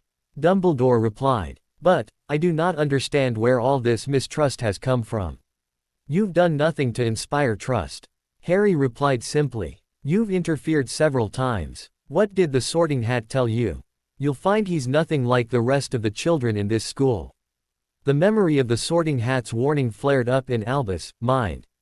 What do you want? He asked, in a defeated voice. Harry suppressed a small smile. I want my freedom, Headmaster. I want the answers to my questions now, regardless of whether you think I am too young or not. If you answer my questions to my satisfaction, I may consider trusting you. Lie to me, or withhold information, and you'll never see me again. Are we clear? Harry's voice was as hard as diamond and cold as ice. Dumbledore just nodded. First of all, why are you so interested in my summer arrangements, notably sending me back to the Dursleys, when I've already given you damned good reasons for not returning? In a word, safety. As I explained earlier, if the Blood Wards were working correctly, you would have an impenetrable defense against Voldemort and his followers. And I have explained to you that the Blood Wards will not, and will never work, because of the mutual hatred between my relatives and me. Since I have explained that numerous times, why do you keep insisting that I return? They could be reconstituted, if the familial bonds were there. Dumbledore looked meek and pliant, something Harry had never seen, even with his future knowledge. I was hoping that they could be rebuilt. Harry nodded. That's part of the answer. Why are you so concerned with my summer arrangements, though? With all due respect, it's not your place to worry about orphans. It would be part of the Wizarding Child Services Department at the Ministry. It was because of my actions that your parents are dead. Dumbledore replied. McGonagall, Flitwick and Pomfrey gasped as they considered the implications of that statement. You mean, it was your suggestion that they went into hiding? Harry clarified. He already knew this, but the others didn't. Yes. I suggested that they used the Fidelius charm to hide themselves. I gave Lily the information on how to cast the charm. If I had done something different. For of all sad words of tongue and pen, the saddest are these, it might have been. Harry quoted. John Greenleaf Whittier. I can understand your devotion, to my well-being, Headmaster. And I appreciate that devotion. But your actions are less than appreciated. You have never once asked me what I want to do. Dumbledore grunted. I'm 152 years old, Mr. Potter. In my 15 decades of life, I've never seen an 11-year-old with a decent understanding of the way the world works. Because you hadn't met me. Harry retorted without hesitation. I have an excellent understanding of how the world works. He shook his head. Now, my next question. Why was the Philosopher's Stone brought to Hogwarts? Protection. Dumbledore answered simply. Protection from what? Harry asked. And why now? Dumbledore hesitated for a moment. Harry could tell, however, that this was not hesitation born from lying, but simply how to answer the question. There have been rumors that dark wizards were seeking the stone. I don't know how much you know about the stone, but its powers cannot be underestimated. 2 powers, Harry said. Immortality and economics. I can understand your desire to protect the stone. However, why did you do it the way you did? Why hide it with traps? Why not under a Fidelius charm? Or behind wards? And why did you announce it to the school? I'm not sure what you mean. Dumbledore said. You announced the presence of a highly dangerous magical artifact to a bunch of children, Headmaster. You told them where it was. Avoid the 3rd floor corridor. I can't believe that you're so removed from the youth of today that you don't know that saying something like that will immediately gather their attention. It was a fair warning. Dumbledore said defensively. Telling people not to go there should ensure that they don't. No, Harry replied, shaking his head. Telling people not to go there would pretty much guarantee that they would go there. But, no matter. Why wasn't it under a Fidelius? Or behind wards? McGonagall cleared her throat. It's very difficult to add wards to Hogwarts, Harry. Hiding something behind a new ward in the castle is problematic, at best. That's why we laid traps. Traps that a trio, or even a duo, or students can get past. Fair enough. He turned back to Dumbledore. Another question. Why did you try and influence the Sorting Hat to put me in Gryffindor? I felt that Gryffindor would better suit you, Mr. Potter. Dumbledore said, not looking Harry in the eyes. Really? Harry asked, bemused. Somehow, I don't believe that. The sorting hat is another powerful magical artifact, specifically designed to sort the children based on their personalities. Influencing that decision means that people aren't going to their proper places. As I stated, Mr. Potter, you would have been best placed in Gryffindor. You mean, it wouldn't be appropriate for the boy who lived, the vanquisher of Voldemort, to be a Slytherin. Also, by putting me into Gryffindor, you could persuade Ron Weasley to be my friend, thereby assuring that I remain true to the light, by being associated with a confirmed light family, yes. Dumbledore nodded sheepishly. The Weasleys are good people, Harry. I'm sure they are. Ron's an arsehole, though. Fred and George are cool, but they've told me some disturbing things about their sister. Oh, McGonagall asked. Yeah, Harry ran his fingers through his hair. Apparently, she's a BWL groupie. She's never met me, and is convinced I'd be the perfect husband for her. He glanced up suddenly at Dumbledore. Tell me, did your plans for me involve me marrying the young Miss Weasley? Keeping me attached to a light family? He stared imperiously at Dumbledore. And tell me the truth. In a word, no. Dumbledore replied, looking faintly insulted at the suggestion. Would I force you or Miss Weasley to become betrothed? No. Would I like to see it? Well, yes. She's a representative of an old, powerful light side family. Politically, a good match. And if I wanted to date a Muggleborn? Harry asked. If I wanted to pollute my bloodline with mudblood filth, as I believe a student at Hogwarts called it. What would the old families say about that? Dumbledore chuckled. With respect, Harry, I really don't care. He shrugged. Your romantic life is your own.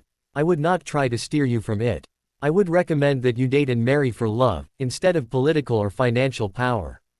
Harry nodded slowly, happy with the answer. Now the larger issues. Do you, or do you not, have plans involving me in the future? Dumbledore stared at Harry for a few moments, remembering what he'd said earlier in the conversation. Lie to me, or withhold information, and you'll never see me again. In a word, yes. I see. Harry leaned back on the sofa. And why do you have these plans? You will need training, Mr. Potter. Training that only I and a few select others can provide to you, to ensure your survival in the wizarding world. Dumbledore gestured to his fellow educators. There are things that you will need to learn from us. You make it sound so orderly, sir. Harry replied, smirking internally as he watched the teachers flinch. That brings me to another topic, Mr. Potter. Dumbledore said, slowly starting to regain his form. Your knowledge. You said when I share more with you, you would share more with me. I believe that it's time to complete that transaction. Harry shook his head. At the moment, sir, I have little to no trust in you. I trust Minerva, Phileas and Poppy more, but not enough to share that much. He gave Dumbledore a look that was both condescending and patronizing, a look he'd been the recipient of more than once. All in good time, Headmaster. Mr. Potter, you must. I must, sir.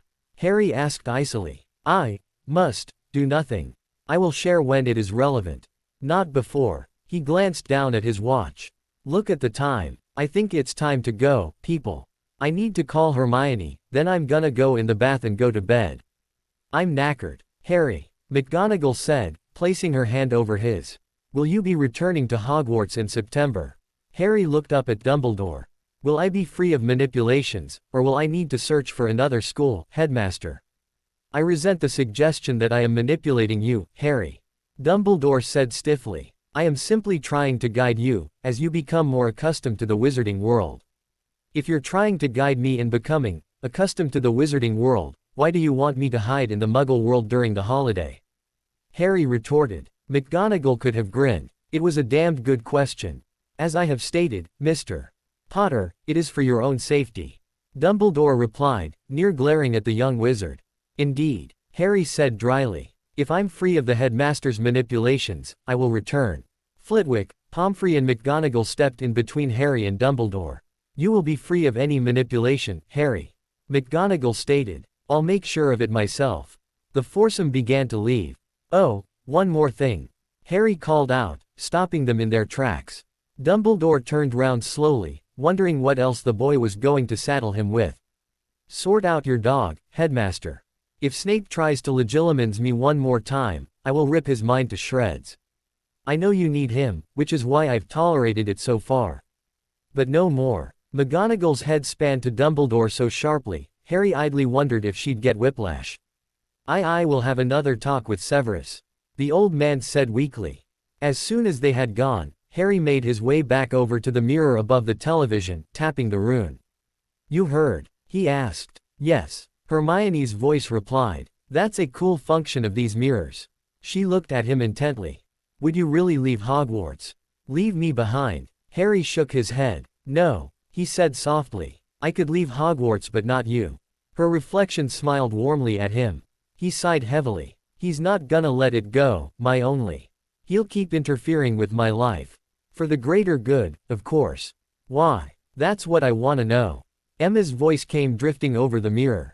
I could hazard a guess, Harry offered, but without more data, I'd be reluctant to do so. He slumped back onto the couch. I've only been here a year, and already the old man's pissing me off. He muttered. We'll get through this, Harry. Hermione offered. You and me we'll get though it. He looked up at the mirror and smiled, a genuine smile. You and me, he said, winking at her, then chuckling when Hermione blushed prettily. The following day, after his relaxing bath and sleep, Harry rose, performing his morning ablutions, have a piss, brush his teeth, do his exercises, shower the stink of his workout off, and drink enough coffee to wake up every student at Hogwarts. He padded into the living room, unpacking his shopping. He opened up the boxes, pulling out the GPS scanner he'd bought, along with a laptop, several connection cables, 2 mobile phones, and an abundance of software and miscellaneous peripherals. He set up the laptop, charging the battery. Once it was charged, he'd be able to add a charm that would mean it would never need charging again, and a second charm to make it work in a magic-rich environment. He quickly began work on the basics of the main console, conjuring basic sheet aluminium as required. As a non-noble metal, it could be conjured, and with enough power, it could be made to be permanent, instead of fading as most conjured items would. He worked for the next 40 hours, not noticing that he was neither eating nor sleeping. He'd put together the components necessary. Now, all he needs was the metal from the goblins, and he could begin the last part of the physical construction. As soon as he was finished, he slumped back, letting sleep overtake him. Mum. Yes, Hermione. Hermione looked down at her lap, before asking her question. We're going on holiday to France, aren't we? Emma nodded. Yep. Only for a fortnight this year, sadly. Do you Hermione, spit it out. Emma said, her mind suddenly lowering itself to the gutter as she thought of her daughter's relationship with Harry. She only hoped that piece of advice wouldn't be necessary for a while. Could Harry come with us? She asked tentatively. He said he's never been on holiday before. His relatives always left him with a neighbor whenever they went on trips or holidays. Emma fumed inside for a moment. Some of her best memories were her childhood holidays. I'll have to ask your dad, but I don't have a problem with it. Can we ask him now? Hermione asked, near bouncing in her seat. Sure. Emma shrugged, walking to the doorway. Dan, she shouted. Yeah, Dan said, from right next to the door, causing his wife to jump. Jesus, don't do that. Emma scolded him, before swatting at his arm. Damn it, Dan, I've told you about that before. He shrugged, grinning impishly at Hermione behind Emma's back. She just rolled her eyes at her parents' antics. Daddy, can we take Harry with us when we go to France? Dan thought over the details of their holiday. Not easily, princess, he replied. The hotel's booked, as is the flight. He noticed the disappointed look on his daughter's face. I'm sure, though, we could book him a flight, and see if the hotel has another room available. Hermione's face lit up. It was both comforting and disturbing for Dan Granger, comforting, because his daughter was happy, and disturbing, because it was over a boy, irrespective of the fact that Dan liked the kid. Why don't you ask Harry, sweetie? Emma said. I'm sure you carry your mirror around with you, wherever you go. With a sheepish smile, Hermione reached into the back pocket of her jeans, pulling out the little communication device. Harry Potter. Harry woke up to hear his mirror chiming. With a grunt, and several swear words, he rolled over, wincing as a crick in his neck straightened itself out. I am never sleeping on the bloody floor again. Except, he told his communication mirror. Hey, Hermione. What's up? Are you all right? She asked him. You look untidy. Fell asleep on the floor. Was working on my project. As soon as I get the stuff from the goblins, I can put it together. Huh. Okay, anyway, I was just asking my parents about you joining us on holiday. You said you've never been on holiday before. Harry was shocked by his future wife's thoughtfulness. No, I haven't, he said slowly. But wouldn't it have already been booked? The mirror shifted positions, the sudden change making Harry a bit dizzy. Harry. Mr. Granger. Morning, sir. Good morning. Now, we're staying at the Victoria Palace Hotel, in the center of Paris. I'll have to check to see if they have rooms available. Do you have a passport? Harry shook his head. No, but that may not be necessary. If you can provide me with coordinates, I should be able to apparate there. Also, with regards to the hotel, the goblins own the penthouse suites in a number of hotels around the world. It's possible that they can book it for me. Dan S. Ked air through his teeth. That would be very expensive, Harry. The Victoria's a 5-star hotel. Sir, in the last 10 months, the goblins have made investments earning me nearly £500,000. Not to mention money that was made while I was staying at my relatives'. I can swing this, easily, sir. Dan just looked at him curiously. You made £500,000 in less than a year. Yep. Not to mention, I only pay 1.5% in income tax. 2% on Muggle-based income. Should be able to afford a week in France. Fortnight. Dan corrected quickly. Anyway, we're actually setting off the day after tomorrow. Cool. Harry replied, already composing the missive he'd send to Gringotts. This is gonna be the best summer ever. Harry dropped his suitcase on the floor, and fell onto the couch, near tears. Okay, I am never going to go on holiday with her again. He groused. He knew, however, that he was lying, and would happily go again next year. Hell, next week, if it's a chance to spend time with my Hermione. With a sigh, he hauled himself to his feet, grabbing his suitcase, and heading to the bedroom. He opened his laundry hamper, and threw in the dirty clothes from his trip. This is one of the best wizarding inventions ever. The hamper was far more than just a storage basket for dirty clothes. It actually washed them, ironed them, and aired them, so they were ready for use again. It took less than an hour to wash and dry every piece of clothing he owned. While he was waiting for the wash to be finished, he lay lazily on his bed, watching the hamper, and cast his mind back over the trip. He sat down on the bank, letting his legs dangle in the breeze. Next to him, his girlfriend sat down daintily, not wanting to let her skirt right up. She took his hand, and rested her head against his shoulder. This is nice, Harry. She murmured. The two had been walking along the River Seine, hand in hand, for several hours, looking at the various sights and attractions. Hermione's hand hadn't left his, unless she was pointing something out, or gesticulating wildly as she educated him with regards to something French. It had come as a shock to the Grangers when they found out Harry spoke fluent French. He actually didn't, he just knew a really useful translation spell, which allowed him to switch between languages instantly. It is, he said back to her, squeezing her hand gently. Thank you, Hermione. Her head tilted slightly as she looked up at him. What for? He keyed her forehead softly. For thinking of me. For arranging with your parents to share your family holiday with me. Hermione smiled warmly, and snuggled back down next to him. Somehow, I think you may end up as family, Harry. Or, at least I hope you do. She thought, as the two watched the sun begin to set. For 2 hours, they watched the sky darken, before turning gold, then a deep red, before the stars came out. The two sat together, under the stars. Harry pulled the first load of washing from the hamper, puttering around his bedroom as he put it away.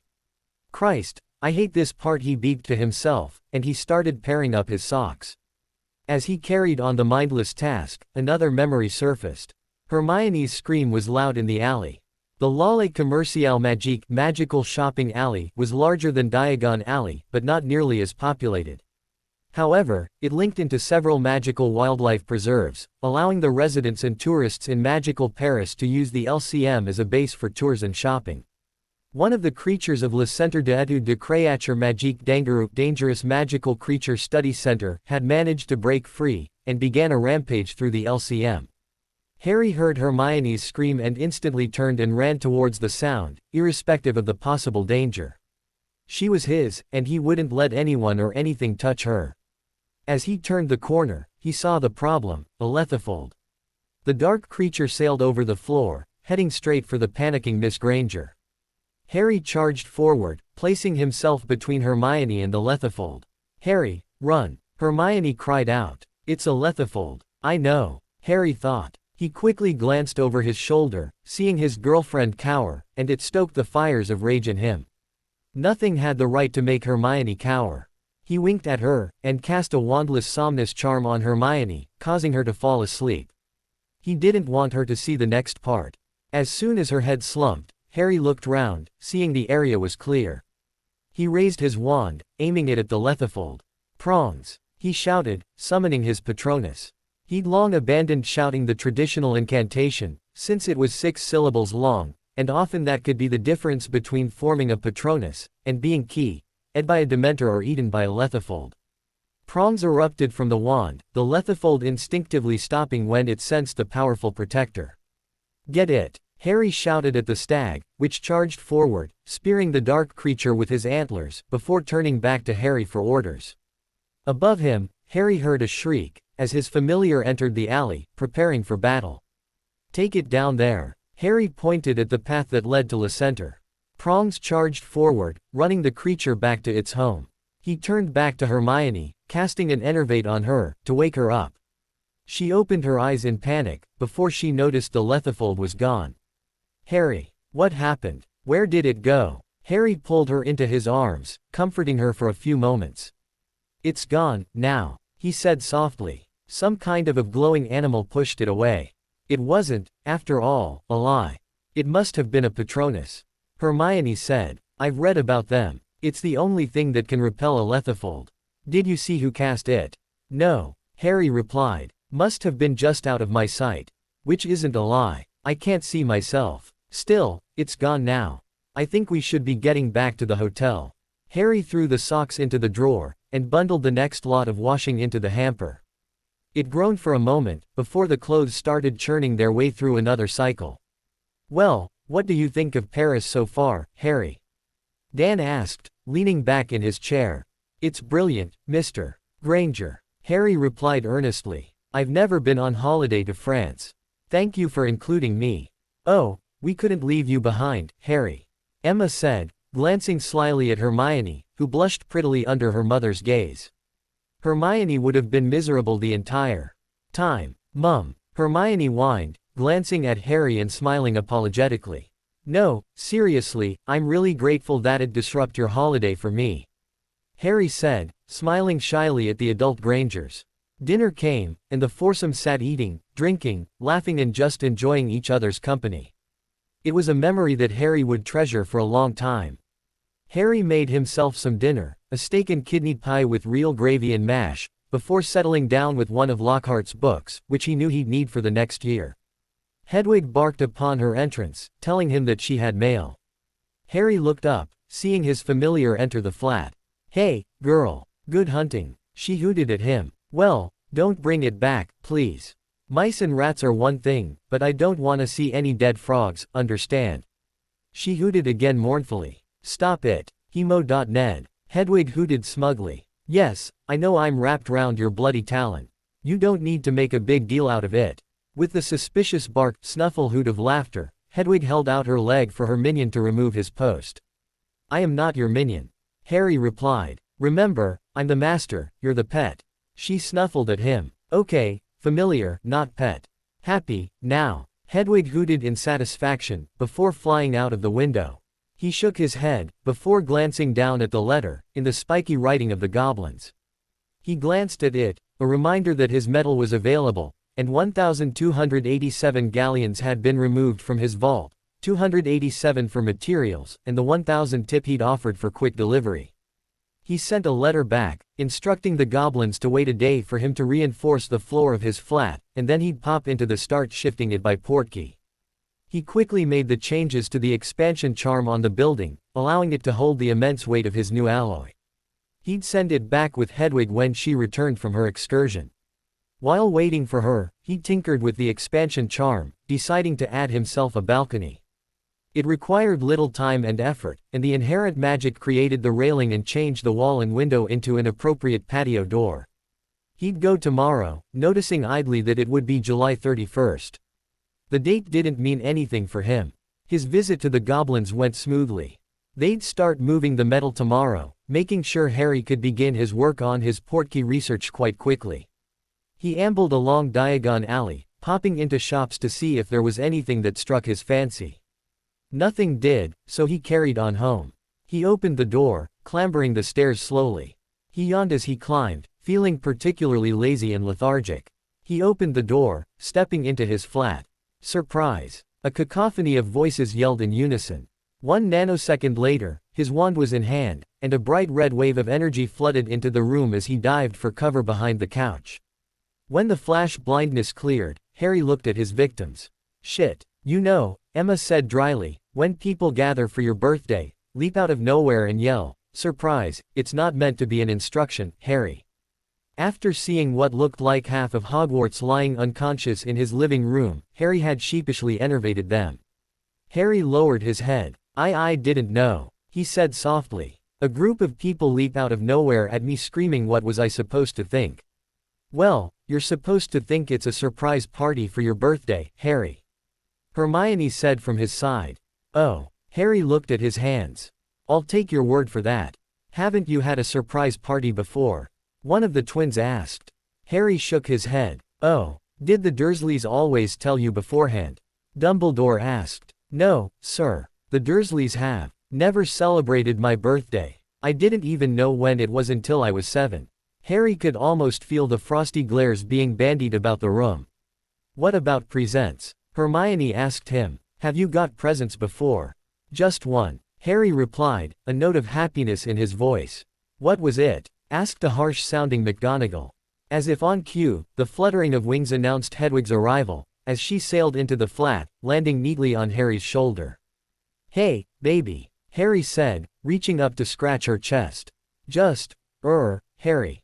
Hagrid asked. Just the gift I bow, ye. Yes. He looked up at Hagrid for a moment. Don't take this the wrong way, but how did you get in, Hagrid? You're too tall to fit through the door. Professor Dumbledore raised it up for me. Hagrid replied. So, let me understand, the Dursleys never bought you a present, or a cake, or anything like that. Harry nodded. The sounds of a scuffle and a squeal caught Harry's attention. Glancing round, he saw McGonagall and Pomfrey dragging Dumbledore by his ears to the small landing at the top of the stairs, before shutting the door. Harry grinned at the thought of the greatest wizard in the world being reamed out by 2 grandmother types. You've never even had a birthday cake? The other twin asked. Yeah, I have, Harry replied, again looking at Hagrid, who promptly burst into tears. Moving on, Hermione said, passing a napkin up to the half-giant, wincing as he blew his nose. The noise startled poor Hedwig, who jumped 6 inches into the air, before landing neatly on Harry's shoulder. The door from the landing opened, with McGonagall and Pomfrey coming back in, followed by a chagrined-looking Dumbledore. Anyway, let's light the candles, and sing the song. Emma reappeared from the kitchen, a large slab cake on a tray in front of her, with 12 burning candles. The group, comprising of Professors Flitwick, McGonagall and Dumbledore, Madame Pomfrey, Fred, George, Dan, Emma, Hermione, Blaise, Neville, Padma, Susan and Tonks, began to sing heartily. Harry winced as the twins mangled the birthday song into something unintelligible. When they finished, Harry stared at the cake, the candles burning merrily, before he looked up. What now? Muttering under her breath for a moment, Hermione took his hand. Blow out the candles, Harry. Just before you blow, you make a wish. Oh, why? He asked her. Just do it, Harry. Hermione said warily. It's tradition. Harry took a deep breath, blowing out all 12 candles, before grabbing the serving knife and neatly slicing the cake. Hermione cleared her throat. If no one has any plans for the rest of the afternoon, I propose we go and find some suitably rusty garden tools and eviscerate his relatives. Any takers? McGonagall, Pomfrey and Hagrid immediately raised their hands, followed by the elder Grangers and Susan. There's no need for that, Harry said reprovingly. Hermione glared at him. I'd much rather peel their skin off and cover them in salt. Hermione's glare vanished, to be replaced by a warm smile. Seriously, it's done with. I'm out of there. He noticed the somber mood. Anyway, this is supposed to be a birthday party. The group smiled at his boyish enthusiasm, but faltered at his next words. What now? Presents. The two Weasleys shouted, before throwing a package at him. Harry, fully aware of the Weasleys' predilection for pranks, ducked neatly out of the way, allowing the package to sail past, before he snagged it with a levitation charm. Don't you trust us, Harry? Fred asked with mock hurt. That's hurts, ickle Harrikins. George added, sniffing loudly. Harry looked thoughtful for a moment. When it comes to gifts and or food, lads, I trust you as much as I trust Snape. In a fight I'd trust you with my life. He replied simply. The twins blinked for a moment, before grinning maniacally at Harry. He looked at the floating package for a moment, before flicking his wand, vanishing the wrapping paper. Inside the box was a collection of videotapes. He inspected closer, a series of comedy stand-up videos, as well as several how-to-prank tapes. He looked up at the twins and nodded, smiling warmly. I'm sure we could find a use for these, gentlemen. He received a bulkier package from the Grangers, and ripped off the wrapping paper. Oh, my! Inside the box was the pinnacle of gaming technology, a Sony PlayStation. There was another package, handed to him by Hermione, which contained a game. He ripped open the packaging to find Time Crisis, and a pistol controller.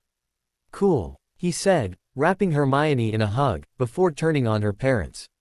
A tight hug from Emma, and a manly handshake from Dan later, he turned to find tiny Professor Flitwick holding out another package. I hope you don't have this one, he said. Harry took the package, ripping off the paper. Inside was a thin, flat plastic case. Ooh, a DVD. Harry said impressively. He looked closer at the title. GoldenEye 1, thanks, Professor. According to Minerva, it's only been released on that thing, for the last couple of weeks. Flitwick said. Do you have one of those DDV players? Harry shook his head. No, sir. Thank goodness. McGonagall said, passing over yet another package. Harry looked at the tag, noting that this was a combined present from McGonagall and Pomfrey. Ripping off the packaging, I could really get used to being a kid again, he thought to himself. He saw a boxed-up DVD player. This is brilliant. He wrapped the startled McGonagall into a hug, before attacking Pomfrey. Thank you. Neville cleared his throat nervously, before handing over a large, unwrapped box. I was told you lived alone, so I thought this would be nice for your house. Harry tore open the box, stepping back as something tried to grab him. It's a venomous tentacular, Neville said. As long as it's kept fed, it's quite harmless. Harry looked up uncertainly, before nodding. He'd have to set a ward around it to make sure it didn't try and kill him in his sleep. Blaze, Susan and Padma passed him yet another package. This is from all three of us, Susan explained. Inside the box was a set of Quidditch goggles, a pair of high-resistant arm guards guaranteed to stop a bludger, or your money back, and a Quidditch support strap, designed to protect male anatomy while riding a broom. Cool, Harry said, smiling at his friends. These, combined with the armor Hermione got me for Christmas, should make me the best protected player on the pitch. Tonks passed over a small package. 'Cause I'm going in for Auror training, I was told to get one of these. You should have one, too. Inside was a wand holster, and a tube of polish. Harry couldn't help himself. Thanks, Tonks. Are you saying I should polish my wand more? He grinned cheekily at her. She blushed, her hair turning red. Hagrid was next, passing over a very familiar photo album. I was gonna give that to you at the end of the term, Harry, but I was still waiting for a couple of people to respond. It's an album of your parents. Harry opened the book, seeing his parents looking up at him, waving and smiling as they held a tiny baby. He looked up. Thanks, Hagrid, Harry said in a thick voice. You don't know what this means to me.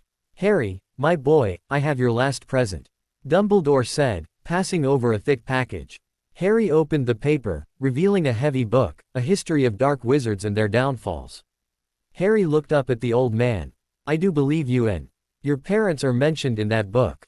Harry thanked everyone again, gathering up the presents and taking them to his room, so they could be put away properly. While in there, he sat on his bed, a few tears leaking from his eyes.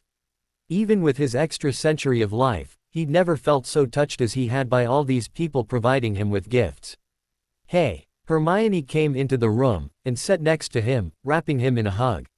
"What's wrong, Harry?" she asked softly.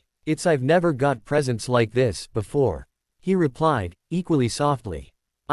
Shish," Hermione whispered. "Come on, let's get back to the party." The afternoon wore on with pranks from the twins, jokes, conversations, laughter, joy, and a seemingly endless supply of drops from Dumbledore. Harry took a few moments to himself, stepping through the patio doors onto his new balcony, watching the people amble about in Diagon Alley. The Fidelius charm extended out here, so he could watch them, while they could not see into his flat.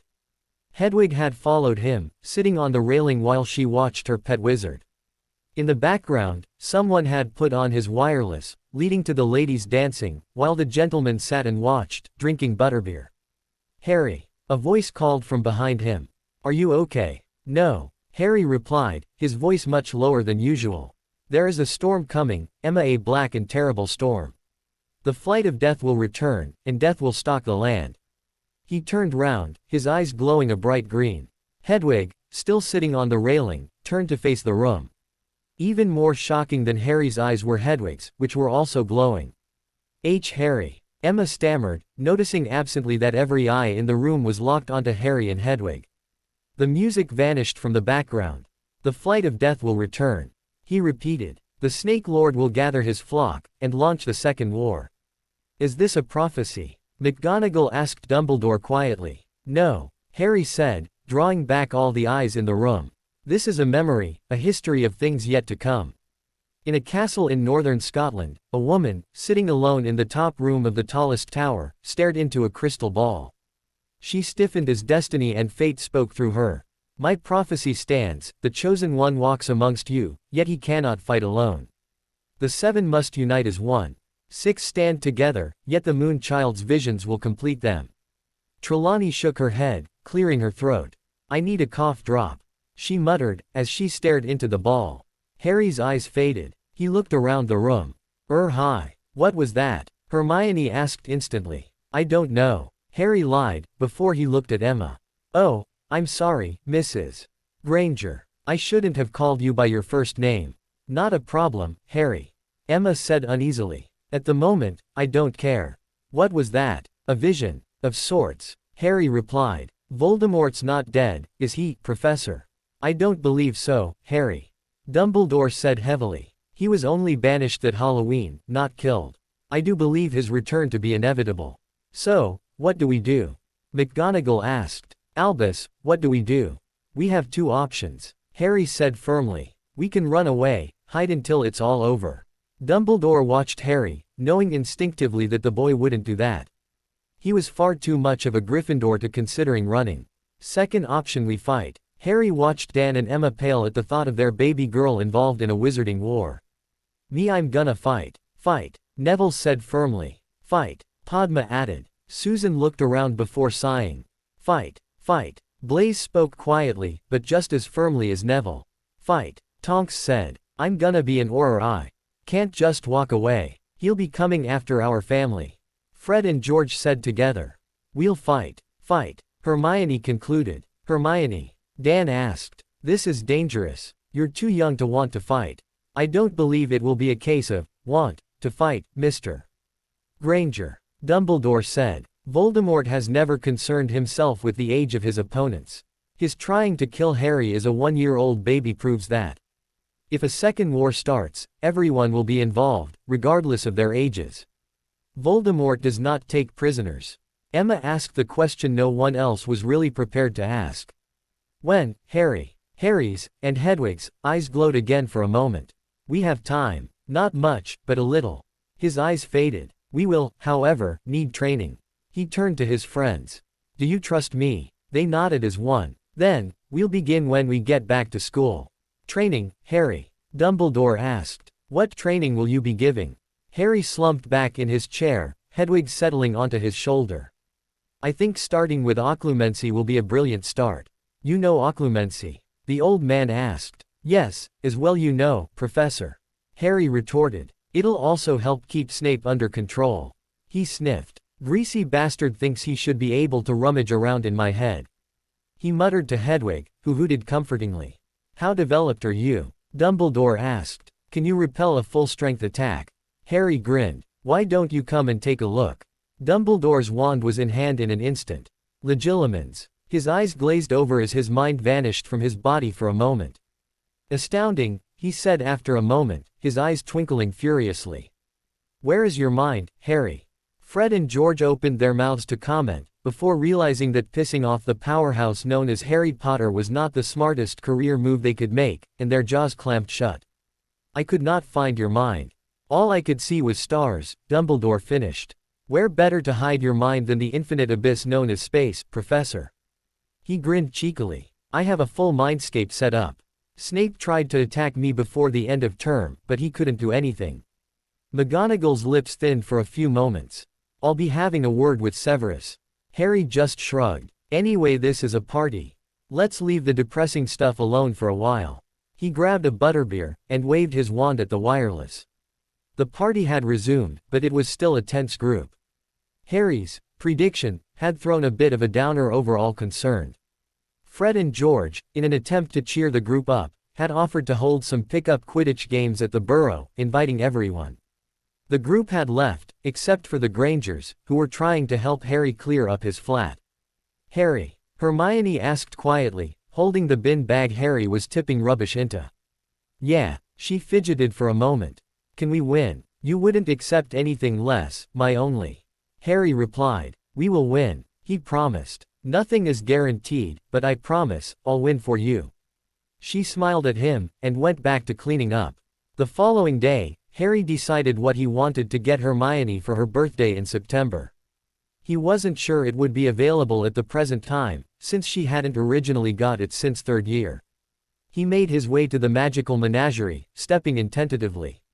He glanced around, looking for a particular animal. Not seeing him, he made his way to the counter. Help you there, bud? A gruff voice asked. Harry looked up to see a very pretty young lady stood in front of him, the source of the gruff voice. Odd. Yes, you can, actually. I'm looking for a pet for a friend of mine. Girl? The gruff voice asked. Harry watched her for a moment, wondering how the hell a pretty girl sounded like a 50-a-day Canadian male smoker, but just nodded. Yeah, she likes cats, so I was wondering if you had any cats or Kneazles available.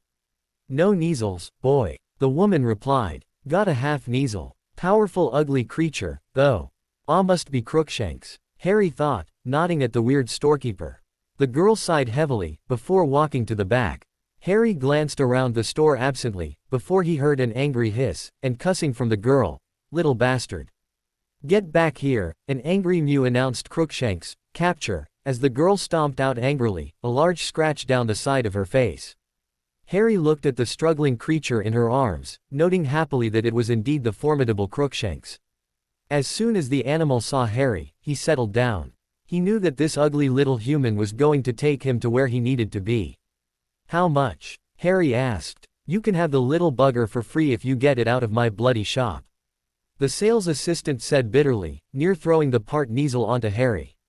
Does he have a name? Harry asked, picking Crooks up carefully, resting him on his arms. It's called Crookshanks. Don't ask me why, I don't bloody know, or care, really. Now, please take it away. Harry left the store with Crookshanks in his arms, heading straight back to his flat. What do you say, boy? Get you some tuna and a comfy pillow. Crooks mewed happily. Harry could almost hear the cat in his mind. Finally, a human who knows how to treat a cat. After dropping the cat off at his flat, and spending almost 40 minutes reassuring Hedwig that he wasn't replacing her, the cat was a gift for Hermione, he popped out into Muggle London, heading for a pet store to pick up the necessaries, including a carrier. Upon his return to his flat, Harry repaired both couches and 3 sets of curtains, which had been used as a scratching post by the cat, scourgified the puddle of pee off the floor, and picked up the venomous tentacular, which had been appended, and was flailing about trying to hit Crookshanks. Harry opened the carrier, putting in some tuna, in an attempt to lure the evil animal inside. Crooks, on the other hand, just looked at Harry, as though saying, do you really think I'm that stupid? Harry just levitated the cat inside, slamming the door behind him. Crookshanks turned round and pressed his face against the bars, looking pitifully at Harry. On her perch, Hedwig snuffled loudly, laughing at the poor feline. Harry growled at her until she shut up, then headed to the communication mirror on the wall. Hermione Granger. A few moments later, his girlfriend's face was in front of him. "Hey, Harry. What's up?" "Hi, gorgeous," Harry replied, watching her blush in embarrassment, as she did whenever he said that to her. "I was wondering if I could pop over today. I've got you a birthday present, but I need to deliver it straight away." "It's not my birthday for another 7 weeks, Harry," Hermione replied, grinning at him. "But, I suppose if you must get me a present, would you like me to take it back?" Harry asked. "No," she replied quickly, before smiling.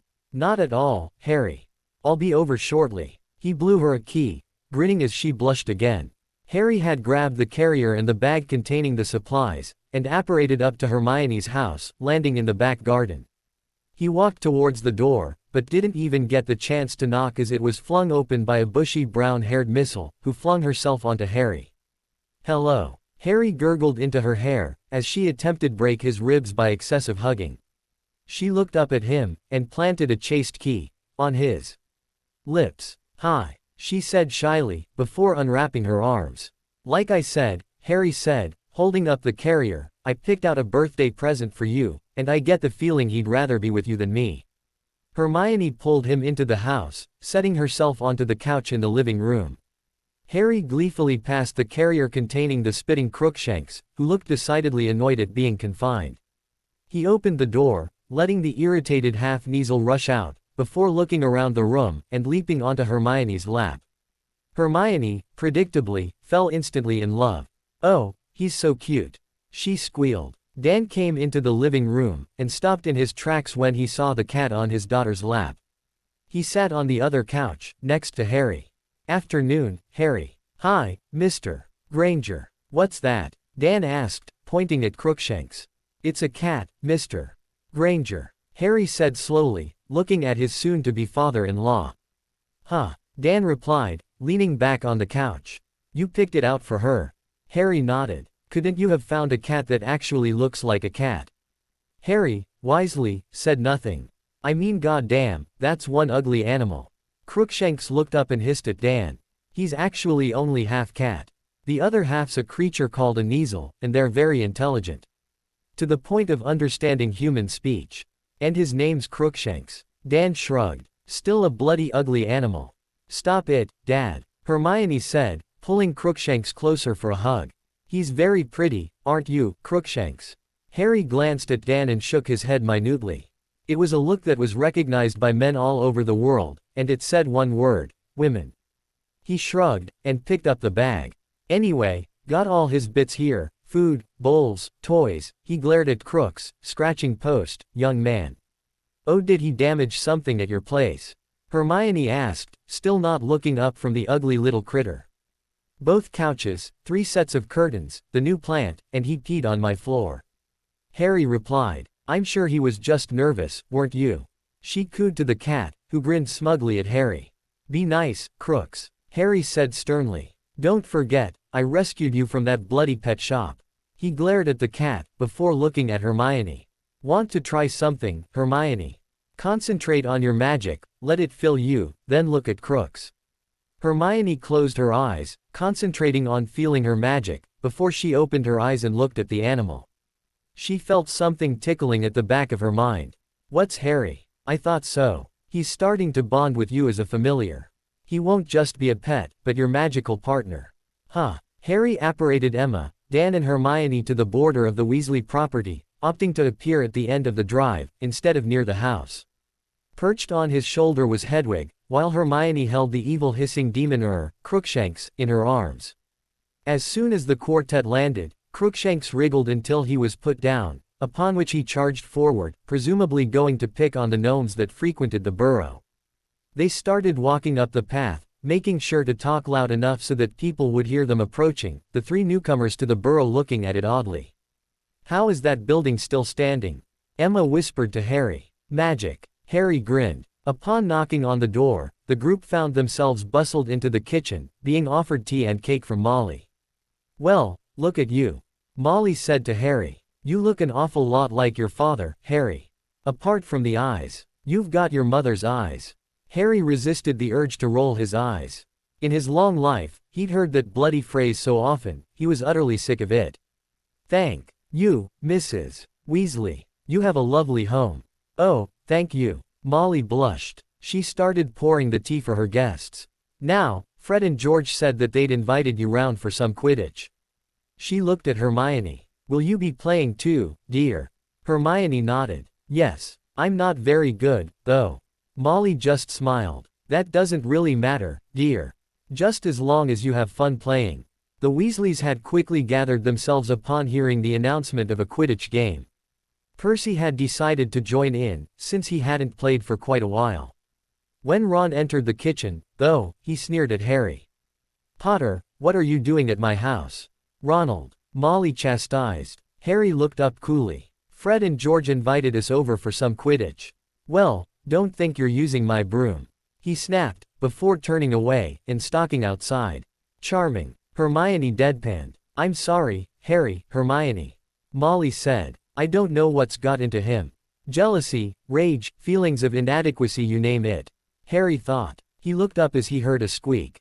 Ginny. Good, let's keep up the crush and embarrassment, and save us both a load of trouble. She saw him looking at her, and dashed up the stairs. Molly looked over at Harry, blushing. I'm sorry. I don't know what's wrong with everyone today. It's fine, Mrs. Weasley. Harry said. Anyway, if we can get one more person, we could get a 3-on-3 going, or even 4-on-4 if the Grangers want to play. Could we? Dan asked. I didn't know Muggles could fly brooms. Harry nodded. They can, because the magic's in the broom, not the person. But, with all due respect, you wouldn't be able to fly as well or as fast as a magical person, 'cause their magic augments the broom's magic. Really? Molly asked. I've never heard of that. Yeah, Harry replied. Say, for example, my broom's top speed is 100 miles per hour. I could probably squeeze 105, maybe 110 out of it. Same for Hermione. But, Mr. and Mrs. Granger may only get 85 to 90 out of it. Cool. Dan drained his tea, before standing up. I will admit, I've been wondering about this. Hermione told me about your games, but I didn't think I'd ever see it, never mind play it. Fred. Harry asked. Do you think you could get Ron or Ginny to play? Fred glanced at George, who shrugged.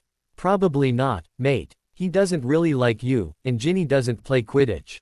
Ah. Harry turned to Molly, who glanced at her hands, before looking up. It's been a long time since I played, Harry. She said slowly. She noted the pleading expressions on Fred's, George's and Percy's face, along with a warm smile from Harry and Hermione. Oh, all right. The group of 8 piled outside. Harry reached into his pocket and pulled out a small wooden case, about the size of a packet of cigarettes. He pulled out a tiny broom, about 3 inches long, which he passed to Hermione. He did the same for Dan and Emma, then pulled his nimbus out. With a tap of his wand, all 4 brooms became full size. Where did you get these from? Hermione asked. I rented them from Quality Quidditch Supplies this morning. Harry replied. I'll take 'em back tomorrow. Teams. Fred shouted, before he thought. Are we having bludgers? Best not. Harry replied. Don't want to chance it. Quaffle and snitch. The group of 8 quickly divided into 2 teams, Harry, Fred, Hermione and Dan versus Emma, Molly, Percy and George. The group ran through some basic exercises, teaching Dan and Emma how to control their brooms, then how to play a basic game of Quidditch. Percy decided to play seeker opposite Harry, while Fred and George went in goal. First to 200, Harry shouted, getting generally favorable responses. The game lasted for several hours, earning a couple of rude shouts from Ron Weasley's bedroom whenever one of the slower players floated past. After Harry caught the snitch, earning his team 150 points, the group landed, and head back inside the house. That was fun, Harry. Dan exclaimed, a huge grin on his face. We have to do that again sometime. You're welcome to come round whenever you want. Molly offered. Maybe this weekend, when my husband's home. No. Fred and George shouted together. You can't. Molly's eyebrow arched up. And why not, young men? Because, Mum, Dad'll nag 'em to death about being Muggles. Don't you remember his latest crusade? What's the function of a rubber duck? Harry snorted. It's a say-aid, chaps. He could feel Hermione's glare, but couldn't help himself. It's used to enhance say-ool pleasure for females. That's why it's usually ribbed. Dan and Emma discreetly hid their smiles and giggles, while Hermione grimaced. She just knew that the pranksters wouldn't be able to resist passing on that little bit of wisdom to their father. Really? Fred asked. 'Cause Dad's got about a dozen of 'em in the shed. Yeah, George added, he's out there playing with them all the time. Harry's face scrunched together as he tried to avoid laughing. It really wouldn't do well to tell them the truth now. That's interesting, fellas. He couldn't stop the next comment. Just make sure he washes his hands when he's finished with them, though. They nodded seriously, before sharing equally revolted looks. Percy raised his nose, sniffing at the twins. When they looked away, though, Harry saw Percy grin at him and wink, before marshalling his expression. Devious little bugger, I didn't think he had a sense of humor. Making up his mind to hideously contort the timeline, Harry gathered up his power, and cast a long-term compulsion charm on the snobby Weasley. Compulsion charms were curious things. They could be used to make someone tempted to do something, or act a certain way. They were used by medical professionals to make sure people didn't do silly things, and were instrumental in helping people give up bad habits, like drinking and smoking. Harry's compulsion charm, however, was both more insidious, since it would control Percy's life, and more benign, since it would change his life for the better. The compulsion slammed into Percy's brain, immediately setting itself up in the frontal lobe, interfacing with his prefrontal cortex, the area of the brain that controls higher reasoning. It was a simple message, only 6 words: family, it's the most important thing. Satisfied with his interference, he sat back, drinking his tea and eating Molly's biscuits. Returning home from the Weasleys, with offers to return anytime he wanted, he headed into his bedroom. The goblins had delivered the metal shipment he'd ordered earlier in the summer holiday, along with the tools he'd need. With a sigh, he got to work, slowly assembling the object. Hermione opened the letter, reading through the booklist that had been sent. Gilderoy Lockhart. She squealed in her brain. She read through the titles, noting absently that it was his complete published works. She made her way over to the bookshelf in her bedroom, taking down the library trunk Harry had given her for Christmas. She tapped her wand onto the jewel on the lid, specifying each book. She found the complete set in her trunk, even his autobiography, Magical Me. With a happy sigh, she opened the book, noticing the utterly gorgeous wizard on the front. Harry had spent 2 days solid welding and soldering, before adding an immense space expansion charm on the object. The heavy work was finished. He showered, and collapsed into bed, sleeping for a straight 24 hours. When he awoke, he shrunk the console he'd made earlier in the holiday, and dragged the heavy thing inside the new box. He told the soldering iron and started to carve a pattern into the floor. It took him nearly an hour, causing him to sweat a lot, but it was soon finished. I hate this part, he muttered, as he pulled a small knife from his waistband, slashing across his wrist. Using his finger, he traced blood into the pattern, making sure the entire thing was covered with his blood. As soon as it was complete, Harry tapped the blood-filled pattern, causing it to light up with an unholy light. He quickly manhandled the now enlarged console into place, before adding the most powerful sticking charm he could. The combination of sticking charm and blood rune anchored the console into place. With a happy grin, Harry started to add the floor layering, since the console itself was almost 20 feet high. The grating covered the floor quickly, as Harry adjusted the space expansion charm, lowering it so the console was now at the correct height when one entered through the doors. Well, that's the basics done. Now, just need to get the power systems up and working.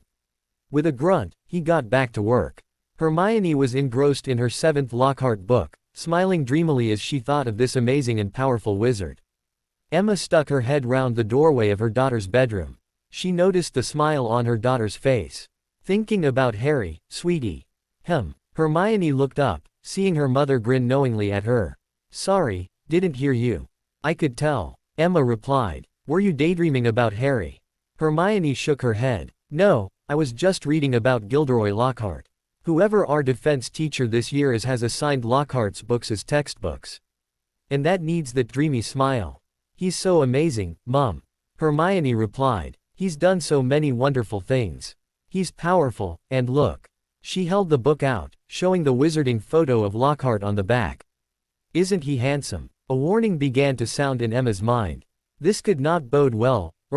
Sweetie, do you think it wise to be fantasizing over this Lockhart chap? Oh, it's harmless, Mum. Hermione replied dismissively. I doubt I'll ever meet him. He is handsome, though, isn't he? She glanced down at the book her daughter has passed to him, noting the smug, cheesy grin the man had. I don't like him, she thought. Harry's mirror chimed, drawing his attention. He stepped out of the box, heading into the living room, while wiping his hands on a rag. He tapped the rune on his mirror, accepting the call. Hi, Mrs. Granger. What's up? Hello, Harry. Emma sounded uncharacteristically downbeat. You remember at Christmas, when you gave that trunk to Hermione, filled with books? Yeah, there's a set of books from a man called Lockhart. What do you know about him? Harry looked at her, puzzled. Well, he's written quite a bit about defense against the dark arts and more specifically about dark creatures. Don't rate him too highly myself, but according to his books, he's supposed to be quite good. Why? Well, Emma looked pensive for a moment. Hermione seems to be quite taken with him. Ah, yes, that stupid bloody crush over the idiot. Harry remembered Hermione's actions in the original timeline, where she drew little hearts over Lockhart's lessons on her schedule. Is she? Yes. Quite taken with him, Harry. He could read the underlying reason for Emma's call. She was worried about her daughter's relationship with Harry. I wouldn't worry about it, Mrs. Granger. Hermione's a smart girl. I'm sure she'll make the right choice. He grinned. Lockhart's actually doing a book signing.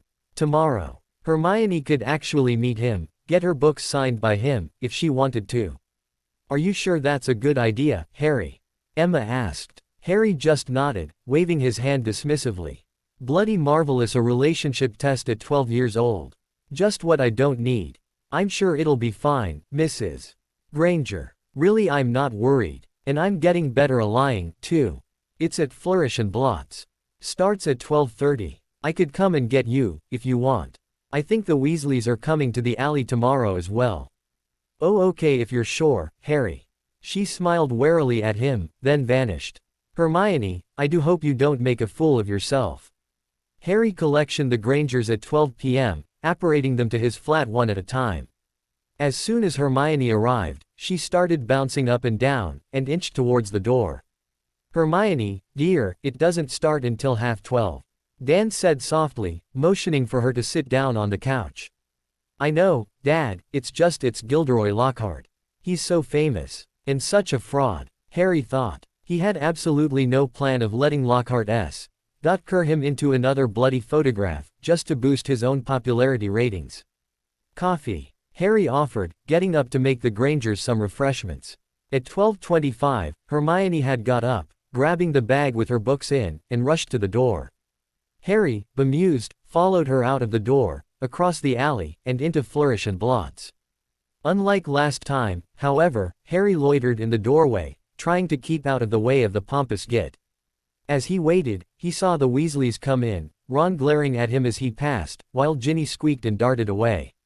Christ, I really hate this.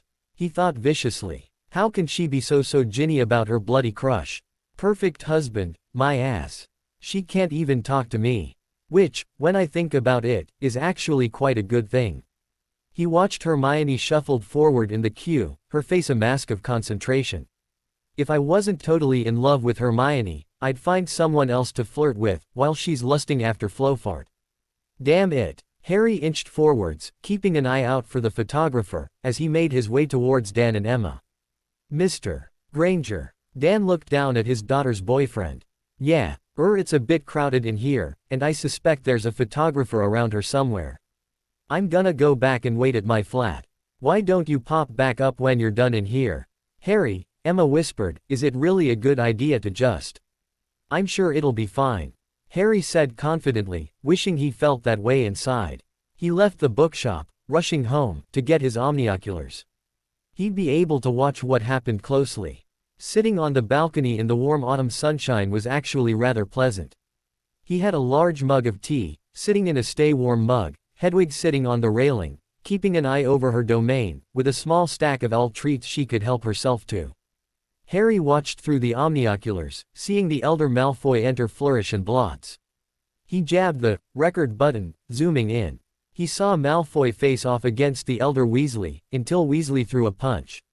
"Ooh, that'll sting in the morning," he chuckled as Weasley and Malfoy went at it hammer and tongue, until Hagrid waded in, pulling the two men apart. Shame that was quite enjoyable to watch. He saw the elder Malfoy slip the Horcrux diary from his cloak, jabbing it into the ancient Transfiguration book Ginny would be using, before he thrust it into the girl's cauldron. And there it is. He quickly set up a replay on the omnioculars, making sure he'd capture the moment for posterity. "Excellent," he chuckled evilly. "I'll be coming for you soon, Malfoy.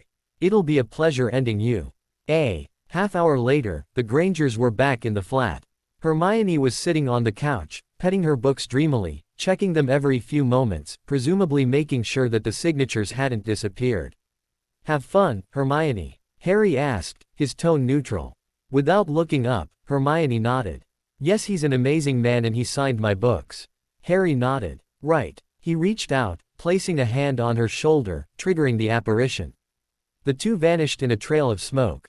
Harry was back 10 seconds later, taking both adult Grangers back at once.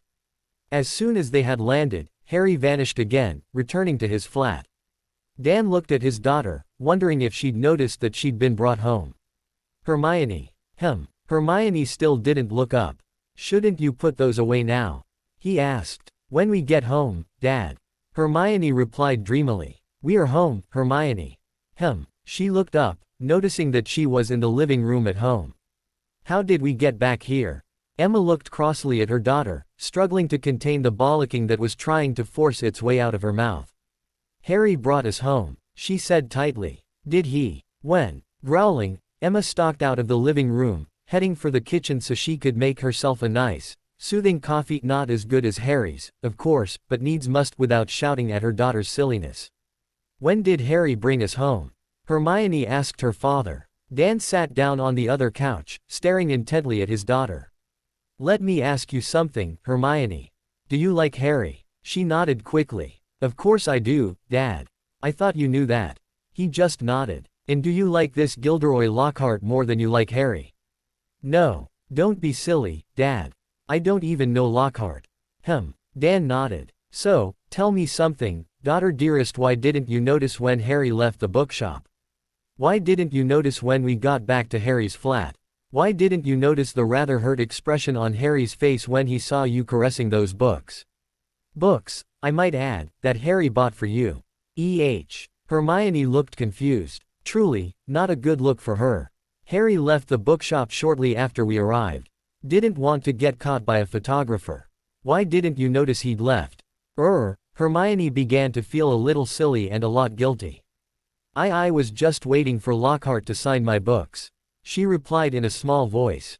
"And when we got back to Harry's flat, you just sat there, staring at those damn books, sighing like a silly little girl with a crush." You didn't see his face, Hermione," Dan said sternly. "You'd rather spend time with a bunch of books written by a cheesy bloke than your boyfriend. How do you think he felt?" "I see," Hermione said, dropping her books on the table, and racing up to her room, grabbing her communication mirror. Harry Potter. Back on the balcony, Harry flicked idly through his copy of Gadding with Ghouls. He glanced up at Hedwig. "You know, babe, this really is a marvelous work of fiction." The silly bugger didn't even bother to check his facts. He's got himself defeating a ghoul by hitting it with a reducto. They're incorporeal. How's that gonna work? Behind him, Harry heard his communication mirror chiming for attention. Correctly guessing it was Hermione, Harry ignored it. Hedwig hooted sternly at him. "What? She'd rather spend her time having smutty dreams about a glorified faker than spend time with me." He defended himself to the bird. "I think I'm entitled to make her sweat a little bit." She hooted again. "No, I'm not being silly," Harry replied. "Remember how you acted when I brought the demon cat back?" Hedwig cocked her head, before hooting again, much quieter.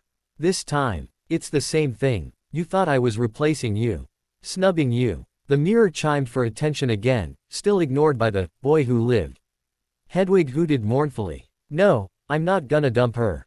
I love her, even though she can be a little silly at times. It's just she's still 12. I may look 12, but I'm 113 inside. I can see Lockhart for what he is, even if others can't." Hedwig hooted again, sternly. "No, Hedwig, I'm not gonna make her suffer." He thought for a moment, then corrected his statement. "Not for too long, anyway." He took a swig from his tea, ignoring the chiming of his mirror, which was growing more frequent. Hermione raced downstairs, rushing into the living room. "Dad, he's not answering his mirror." "Can you blame him?" Emma asked archly. "Honestly, Hermione, I'm disappointed in you. Harry's a great boy, and you just snubbed him." Hermione slumped onto the couch, tears in her eyes. "You know he asked me to be his girlfriend at the end of last term," she said morosely. "We know," Dan and Emma said together. Dan carried on. "And less than 2 months later, you're lusting after a wizard old enough to be your dad. What's wrong? Harry not famous enough for you?" "What?" Hermione's head shot up. "No, not handsome enough for you?" Emma asked. "He's very handsome," Hermione replied quietly, blushing. "So you have a famous, handsome wizard, who asks you to be his girlfriend, then you start lusting after another famous, handsome wizard." Dan shook his head. "You know, it's things like that that could get you a reputation." "What do I do?" Hermione asked mournfully. "I mean," she trailed off, not sure what to say. "Wait until Harry answers his mirror, explain it to him, and go from there." Dan said. "There's not a lot else you can do." "What have I done?" The question reverberated through Hermione's head. After having a nap on the balcony, Harry woke up and stretched, knocking Hedwig from her perch on Harry's stomach. "Why do you have to sleep on me?" Harry yawned. "You have big sharp talons, you know. They're not comfortable." Hedwig gave a hoot which roughly translated to, "Piss off, you're comfortable," which made Harry chuckle as he stood up. He headed back into the living room, throwing Lockhart's book onto the couch, before heading towards the mirror. Better get this over with. He made sure his expressionless mask was in place.